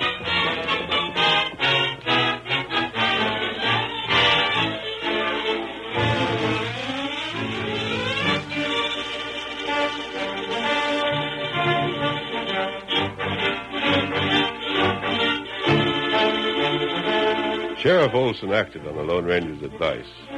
An hour before the stage was due, he gave strict orders to the men and women of the town to stay away from the station. And when the time drew closer, he gathered his deputies for final instructions. We're all set, Sheriff. Just how do you aim to handle this? We're taking no chances. Can't with a slick hombre like Snake. First of all, would you fellas know Snake by sight? Sure. We've seen his pictures on reward notices. Kind of short with a real heavy beard, ain't he? That's right. But then don't you worry about that. We'll recognize the critter all right. I mentioned that so you won't make any mistakes. If he tries to put up a fight, I don't even want you to call on him to surrender. Just shoot him down. As soon as the stage stops, we'll have it covered on both sides. But I'll do what talking is to be done. Mac, you and Jim will stand over there by that hitching rack. The minute the stage is stopped, you jump over by the far door and keep it covered. Dusty, you and Slim will stand in the door here. You won't be seen till we're ready. And you do like I told Mac. Only you fellas guard the near door. Keno. And I'll give him his orders to step out careful with his hands hoisted. Don't let him get a shot at you, Sheriff. He don't miss. I'll keep to the shadows. Hey, there's the stage now. Get where I told you. Right. Jim, come on. Back to the door, Dusty. Yeah. All ready? Yes, sir. So are we. Then watch it. Yes, sir. Get along with you. Aye, keep him moving. Get me, folks. Here we come. Whoa, you critters. Whoa, steady. Whoa. Hi, Sheriff. Where's everybody tonight? All right, fellas. Now. What is it with you, Sheriff? Snake, step out of that coach. I can see you there in the shadows. Come out and reach for the sky. Sheriff, what in tarnation you think you're doing? Arresting a crook. And don't you butt in. But listen, Sheriff. You hear me? Shut up. Well, if you say so. You in there. You coming out like I said? Well, don't then. I'll fix you. I'll open this here door. And if you try one funny move, you'll get blasted to kingdom come. There's 5 of us here got you covered. Now climb out or I'll...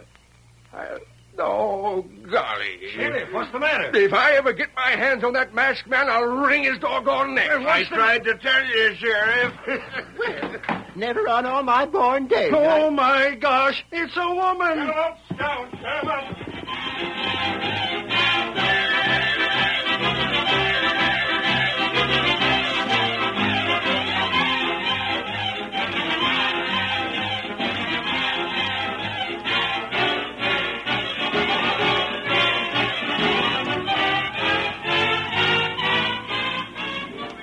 say only a woman got off that stage, Tonto? Not right. But I know Snake planned to come. Uh-huh. What happened? Her tell lawman plenty. I'll wager she did.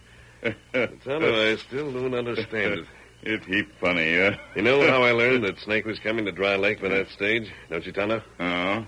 You not tell Tonto. Didn't I? Well, I got it from Snake himself. Oh, him tell you? Yes, but he wasn't aware of it. How that? Remember Whitey Lane? Oh, him bad feller. Well, when I caught him over at Wheeling last month, I searched him first before I turned him over to the law. Oh. He was carrying a note that had been sent him by Snake. He and Snake had been known to work together on quite a number of occasions. Not right. That note told Whitey exactly what I told Sheriff Olson. Whitey was to meet him here. Whitey can't now, of course, because he's in jail. But nevertheless, those were Snake's plans. Why you not tell law then? I destroyed the note and said nothing because I was afraid someone might talk and Snake would be warned. Oh. By waiting until the last day to tell the authorities, it seemed impossible that Snake could learn his plans were known. And I have never heard of Snake changing plans unless he had good reason, which in this case he didn't have. Not right. He couldn't even have learned that Whitey was in jail. The sheriff at Wheeling is holding him there under another name to prevent a lynching. Oh. And yet, somehow, it seems as if Snake must have known what was waiting for him at Dry Lake. Well, in that case, Kimosabe, there's just one thing for us to do. And what that? Find out what went wrong. Here, Silver. You ride? We both ride. Here, Scout. Where go? We're going to back trail the stage. Hip. Ready?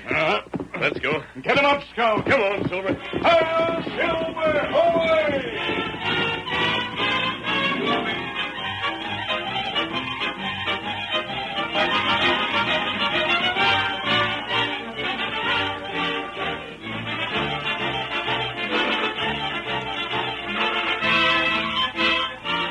It was 3 days later that Sheriff Olson and Dusty rode slowly back to town after an unsuccessful attempt to locate the Lone Ranger.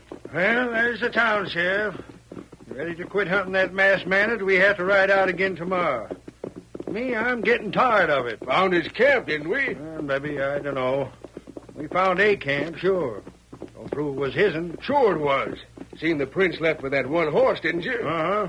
Well, you know of any horse outside of that white and he rides with a stride like them prints showed? Not offhand. Well, then. Don't make no difference anyhow. That camp was an old one. Hadn't been used for a couple of days. He could still be close by. Oh, now listen, Sheriff. Listen to reason, won't you? Forget that hombre. You know what's bothering you? What? You're just all riled about the way that woman got off the stage the other night, give you a talking to.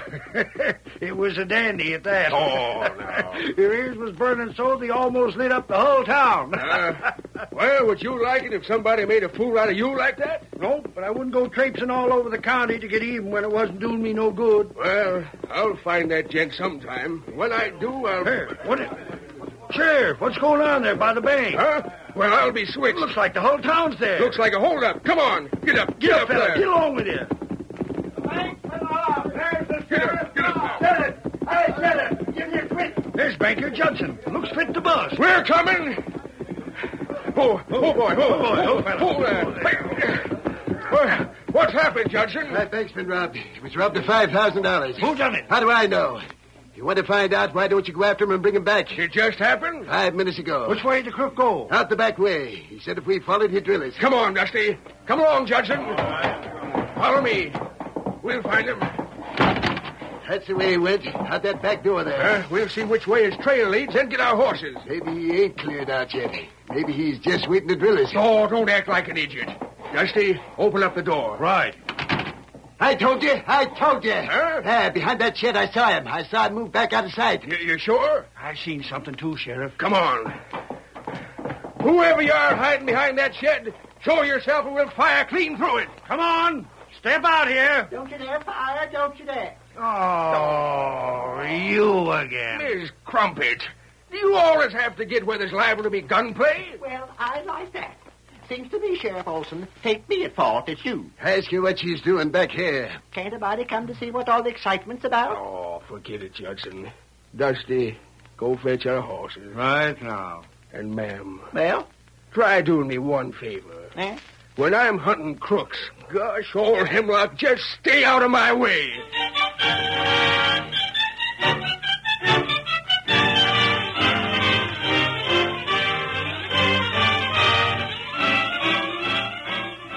curtain falls on the first act of our Lone Ranger story.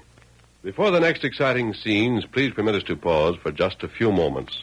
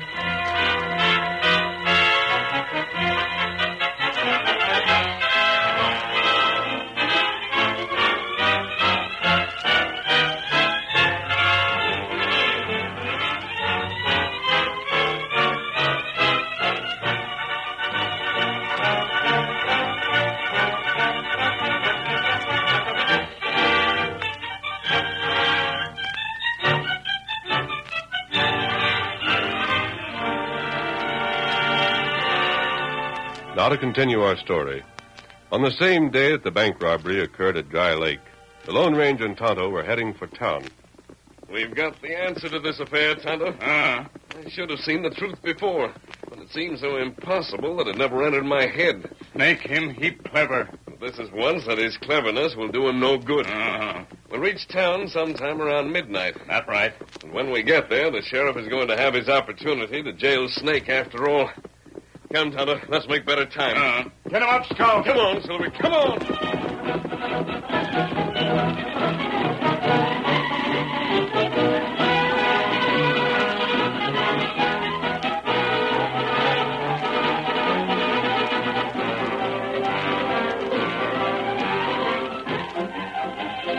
Neither the sheriff nor his men had been able to pick up the hold-up man's trail. And banker Judson called at the lawman's office to express his indignation. So, you haven't found hiding a hair of him? We haven't given up yet, Mr. Judson. It sure looks like it to me. What are you sitting behind your desk for, if you haven't given up? Dusty's rounding up all the suspicious characters in town, bringing them here. I'm going to question them. Question them? We've covered every trail leading out of town. There ain't no fresh tracks anywhere. Stands to reason it was somebody right here who held you up. Who? I don't know who. That's a fine admission for an officer of the law to make. You only had 5 minutes start on you. 5 minutes start with $5,000 of my money, and you let him get clean away. I've had plenty to say about the way you've handled this robbery, Sheriff. And what I've said to other people, I don't mind saying to your face. This community pays your salary, and we expect protection in return. What do we get? I'm doing the best I can. It isn't good enough. You can't think fast enough, ride fast enough, or shoot fast enough. When election time comes around, you can bet your bottom dollar there's going to be some changes made. All right. But until then, I'm the sheriff of this county, and nobody tells me how to run my business. You're a servant of the taxpayer. Oh, get out. Not till I've finished. It's bad enough to let a crook make a clean getaway. But when you have to take it out on a poor old lady and scare her half to death, I say that's the last straw. You're a disgrace to the West, that's what you are. Any man that deserves the name has got a decent respect for women. You can't blame me because Miss Crumpet got in the way. Pulling the gun on the poor defenseless old lady. Well, Dusty? Where's your suspicious characters? I got them all rounded up, Mr. Judson. Every single one of them was in the cafe when the holdup took place. The bartender swore to it. So you're just where you started. Nowhere. A fine sheriff, a fine deputy. Something's going to be done about this, mark my words. But, Mr. Judson... Boss, we sure got ourselves in bed. The whole town's sore at us. Miss Crumpet's been standing out in front of the store and telling everybody this is the worst-run county west of the Mississippi. Says she's clearing out of Dry Lake the first chance she gets. Huh?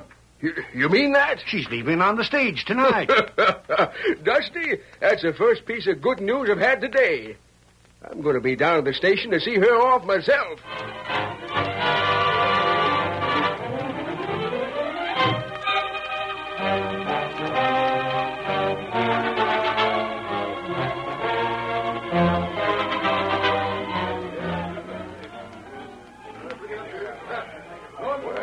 So you're really leaving us, ma'am? It'll be a pleasure. Shucks, no hard feelings, is there? Explained about that night you come here, didn't I? You did. Can't blame me for having you covered when I figured you was a desperate criminal like Snake Walters, can you? Any sheriff that's blind oughtn't to wear a badge. It was dark. Well, I'm not asking you to apologize. Well, I didn't want you to go away thinking Dry Lake was the kind of town that didn't know how to treat its women folks, ma'am. Never mind. Climb in, everybody that's going. We're just about ready to start. Well, that's it, I reckon. Yeah, I'll help you in. Getting in ahead of the others, you can choose any seat you want. Thank you. You're more of a gentleman than I'd suppose. Oh, shucks. I ain't so bad when you get to know me. Any of your baggage you want inside with you? Please, if you'll hand me that valise. Why, sure. Yeah, there you are. What's in it? Kind of heavy. That's my business. Sorry, ma'am. Just making conversation. All set? Just a second, driver. Others getting in. Well, goodbye. All right, Pete. Let her rip. Get up there. Get up. Get on over there. Get up there. Goodbye, Miss Crumpet. Goodbye. Sheriff. Huh? Oh, howdy, Dusty. Well, she's out of town, Dusty. Got that much bad luck out of the way anyhow. Ever see such a holy terror as she was? She topped them all. Wonder what she was doing in town. Ever see? Looking for a nephew she heard was around. Didn't find him, though. Reckon she got a bum steer. Uh-huh. Oh, yeah. Huh? Almost forgot what I come for. Fella across the street in the office to see you, Sheriff. A redskin. What do you want? Didn't say. Just told me he had to see you. Well, come along. I'll find out what's on his mind. Then I reckon I'll mosey along to bed. Oh, had a hard day. Gets me what happened to that skunk that robbed the bank. I don't even want to talk about him. Heard enough on that score from Judson already. Pretty mad, huh? Fit to bust. Can't blame him much, but don't know what I can do. Can't trail anybody unless they leave some sign. Where's that redskin you said was here, Dusty? Why, he was here. Left him sitting right... He's gone.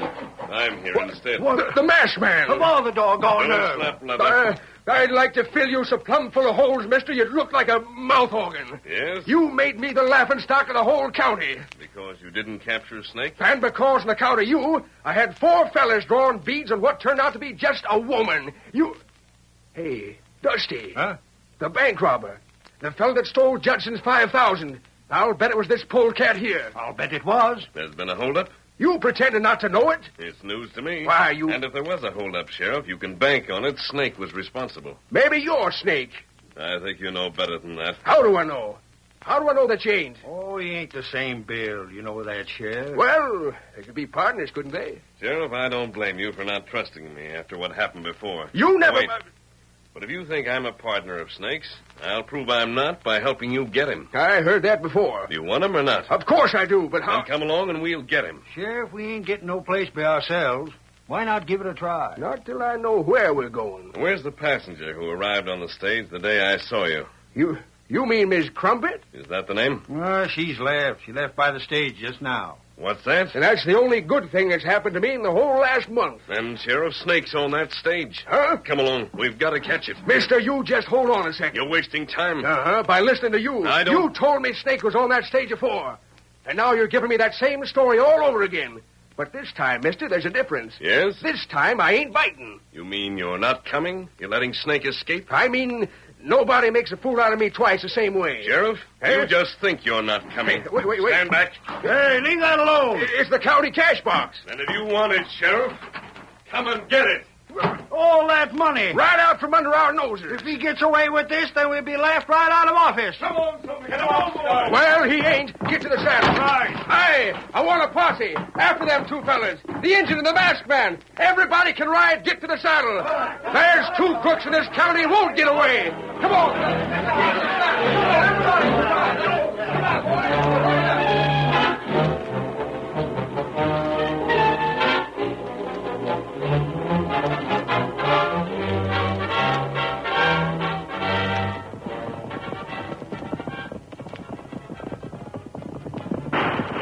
Come on, Silver. Get him up, Scout. Get him up. The posse's still following, Tonto. That's good. Careful not to ride too fast. We've got to let them keep us in sight so they'll not get discouraged and turn back. We should see the stage before long. There's plenty of light by this moon. What path? Where? There, this side hill. Tonto, that's it. Come on, Silver, come on.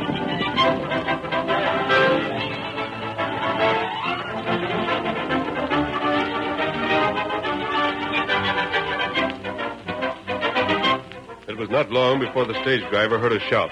Took one look, then whipped up his horses. Outlaws! Get up! Get up there! Get along! Get up there! Get along there! You get along! Get there! Hold up there! Get away! You ain't holding this stage up! Get away! There is Silver. Hold up for my fire! Get up! Get up there! Come on! You're coming! My next shot won't miss. Then hold your fire!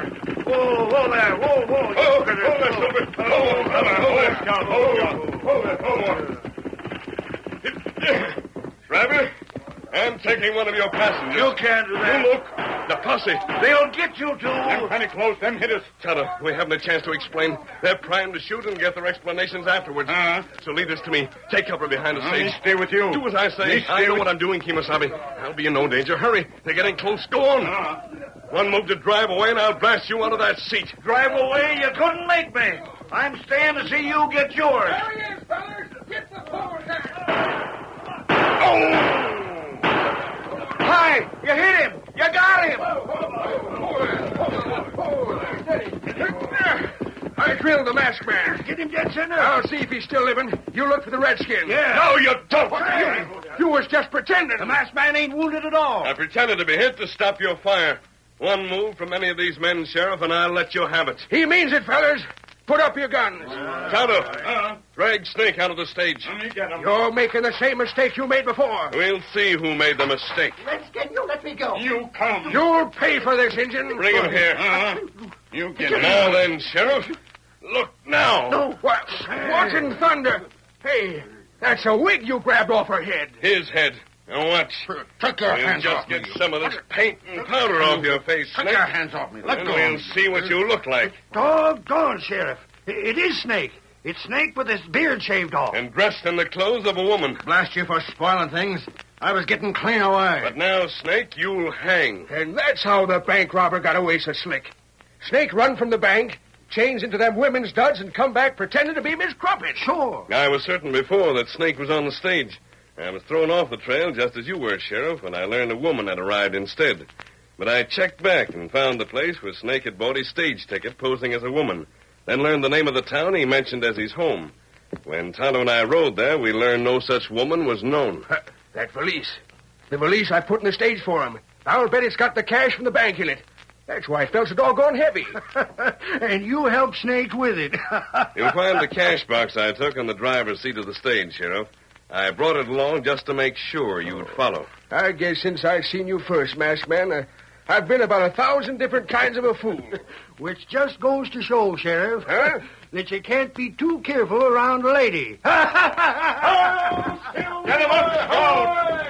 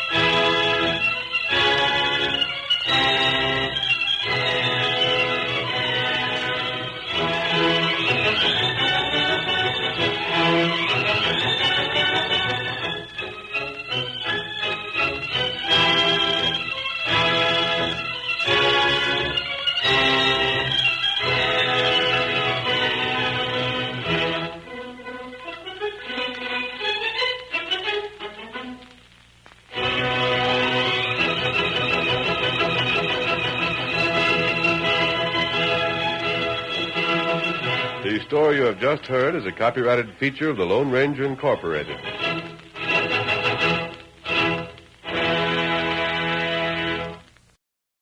He's big, he's bad, and he's Crime doesn't stand a chance against Dick Tracy. Up next.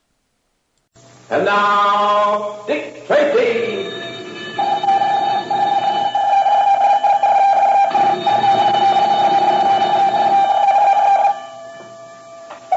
This is Dick Tracy on the case of the man without a head. Stand by for action. Let's go, men.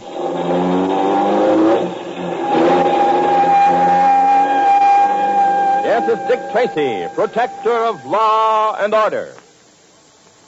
Boys and girls, when you get into an argument with one of your friends, do you see his side as well as your own? Well, you know, there are two sides to every story, and nothing illustrates that better than this. George V. Denny, Jr. is the founder and moderator of America's Town Meeting of the Air, and Mr. Denny keeps what appears to be a black ball on his desk. When an argument starts, he picks it up and asks, "What color is this ball?" Well, naturally, you'll say black. Whereupon Mr. Denny, with a twinkle in his eyes, will contradict and say white. And then he'll twirl the ball around his hand so it becomes obvious it's black on one side and white on the other. Well, that's just Denny's way of emphasizing that people usually see only one side of an argument. And that's just the kind of thinking on which his famed America's Town Meeting program is based. Giving the American people the views of famed experts on both sides of national and international issues so that they hear all the facts and finally form their own opinion. Here's the next session of Denny's popular America's Town Meeting tonight on the American Broadcasting Company. And now, Dick Tracy. You remember in yesterday's story how Dick and Pat were assigned to find a man suspected of murdering 3 women. Presenting Tracy with a file, the chief showed him a picture of the man he wanted brought in. That is, a picture of the man, but without a head. For when the picture was taken, the suspect had the good fortune to have his head blocked out by a passerby. Well, naturally, Tracy was at a loss to know what the man looked like. However, with the aid of the coroner, he was able to gain a lot of information about his quarry. And later, in discussing the case with his sidekick, Pat happened to mention that the dead girl had had an insurance policy which made her mother the beneficiary. But immediately, Tracy swung into action and had Pat drive him at breakneck speed to the mother's home. Listen. Please don't look so frightened, Mrs. Smith. It's about Hazel, isn't it? Yes, it is. Has something happened to her? Well, Mrs. Smith, I don't... You mean you haven't seen your daughter lately? Not this week, Mr. Tracy.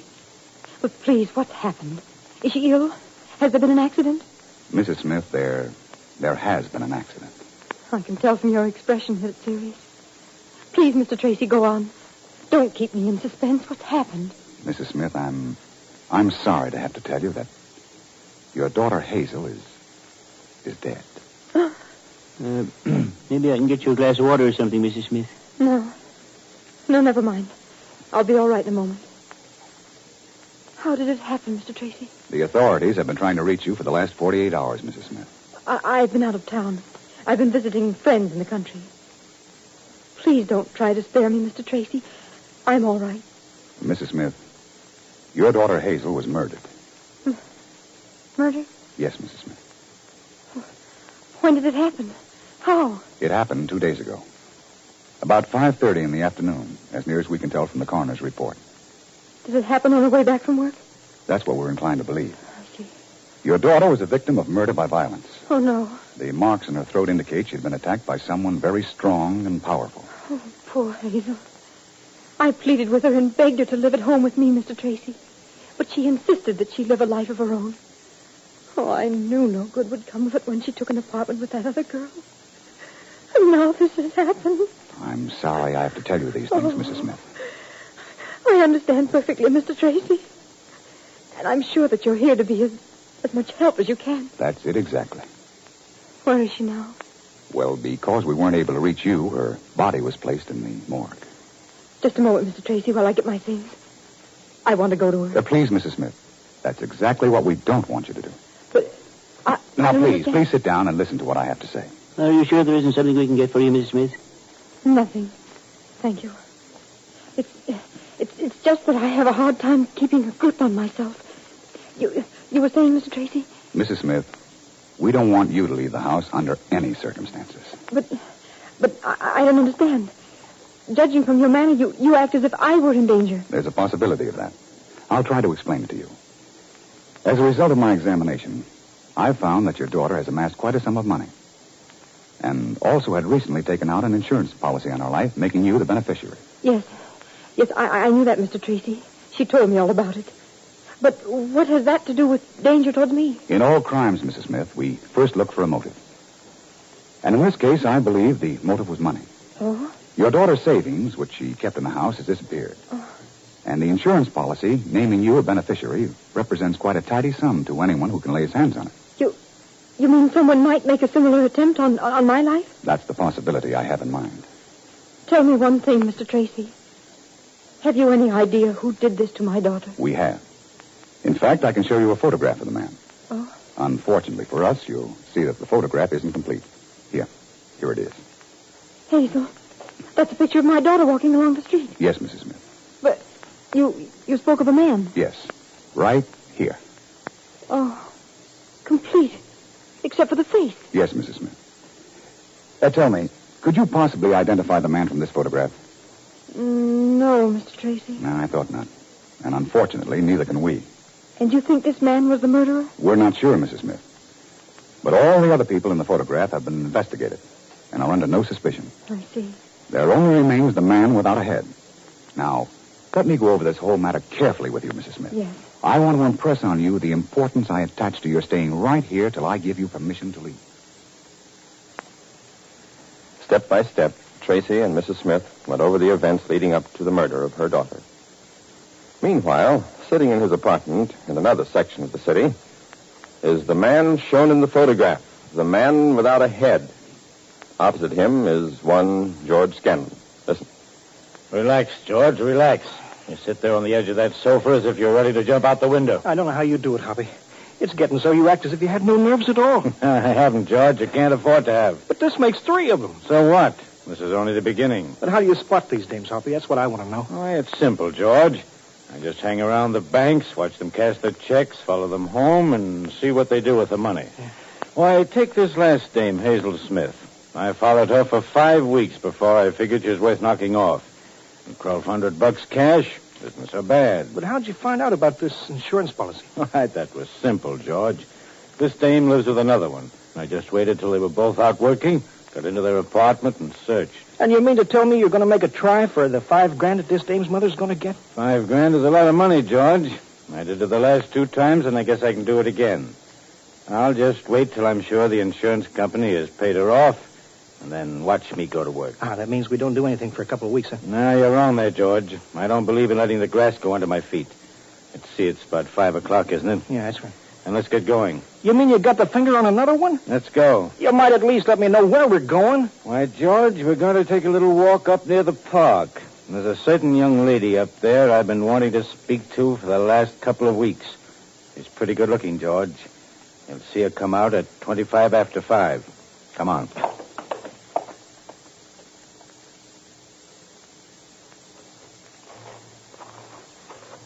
Check the time, George. Yeah.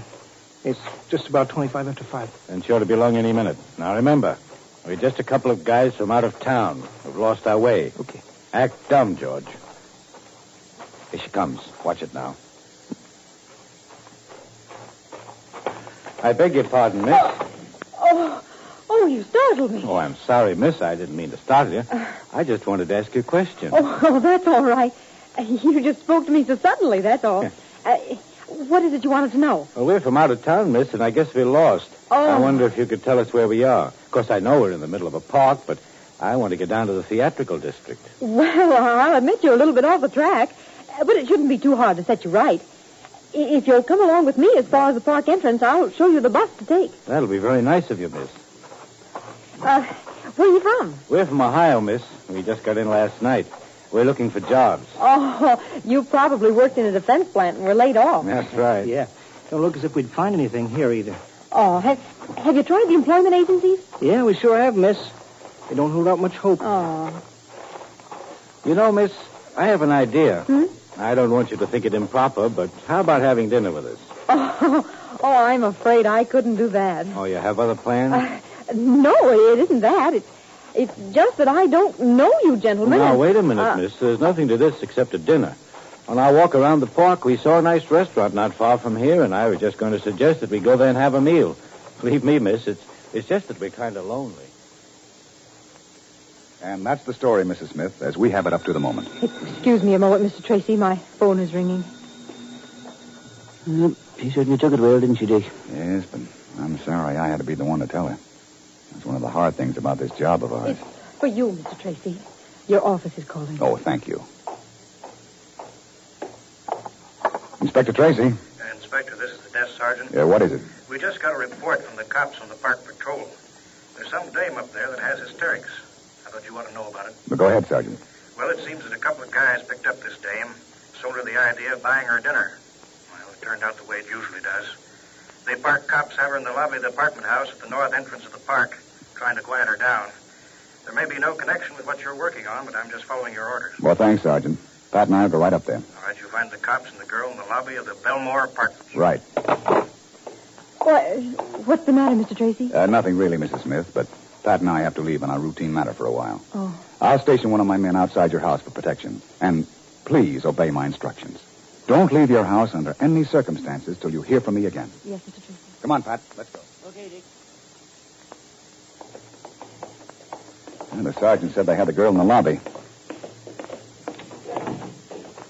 Right it here, Inspector. Take it easy. She's in pretty bad shape. Oh, good evening, miss. My name is... Away! No. Steady, miss. Get a grip on yourself and answer my questions carefully. Steady, miss. In a moment, we return to Dick Tracy. But first, have you boys and girls heard about the corpse who was shot 6 times when only 2 bullets were fired? Well, pull up a gun and sit down. You see, it happened during a gangbusters program. The whole show was built around a corpse who'd been shot 6 times. Well, standing by to do the dastardly deeds were 2 sound effects men armed with guns. Number 1 sound man was supposed to shoot 6 times. But just in case his gun jammed, number 2 sound man was to use the cover gun. And if anything happened to that, another gun, that's gun number 3, would certainly work if number 2 failed. Well, came time for the kill. Gun number 1 fired once, twice, and then the gun jammed. Gun number 2, the cover gun, didn't go off at all, and gun 3, the cover gun, just gave it up as a bad job. The 6 times shot corpse had been killed with 2 shots, a fact that was pointed out in more letters than the program likes to remember.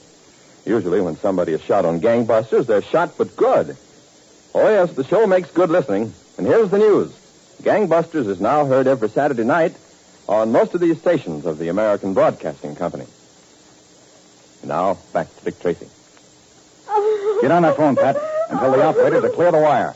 A tri-state alarm. Descriptions of both of these men are to reach every one of our offices within 15 minutes. Right, Dick. Operator, this is an emergency. Clear the line to headquarters. Startling developments take place tomorrow. So tune in again, same time, same station, for the adventures of Dick Tracy, written for radio by M.C. Brockhausen, directed by Wiley Adams, and this is George Gunn speaking. Like a fish takes to water, that's the way Dick Tracy takes to excitement, the way thousands of people all over the country take to the adventures of Dick Tracy. Dick Tracy and Pat Patton never know what their next case will be, but they do know that whatever it is, it'll be full of thrills and excitement. You'll want to listen every day, boys and girls, Monday through Friday, when the adventures of Dick Tracy are heard over more than 100 radio stations from coast to coast. Keep up with Dick Tracy, protector of law and order, when he's heard tomorrow, and another thrill-packed chapter, same time, same station, on the case of the man without a head. This is the American Broadcasting Company.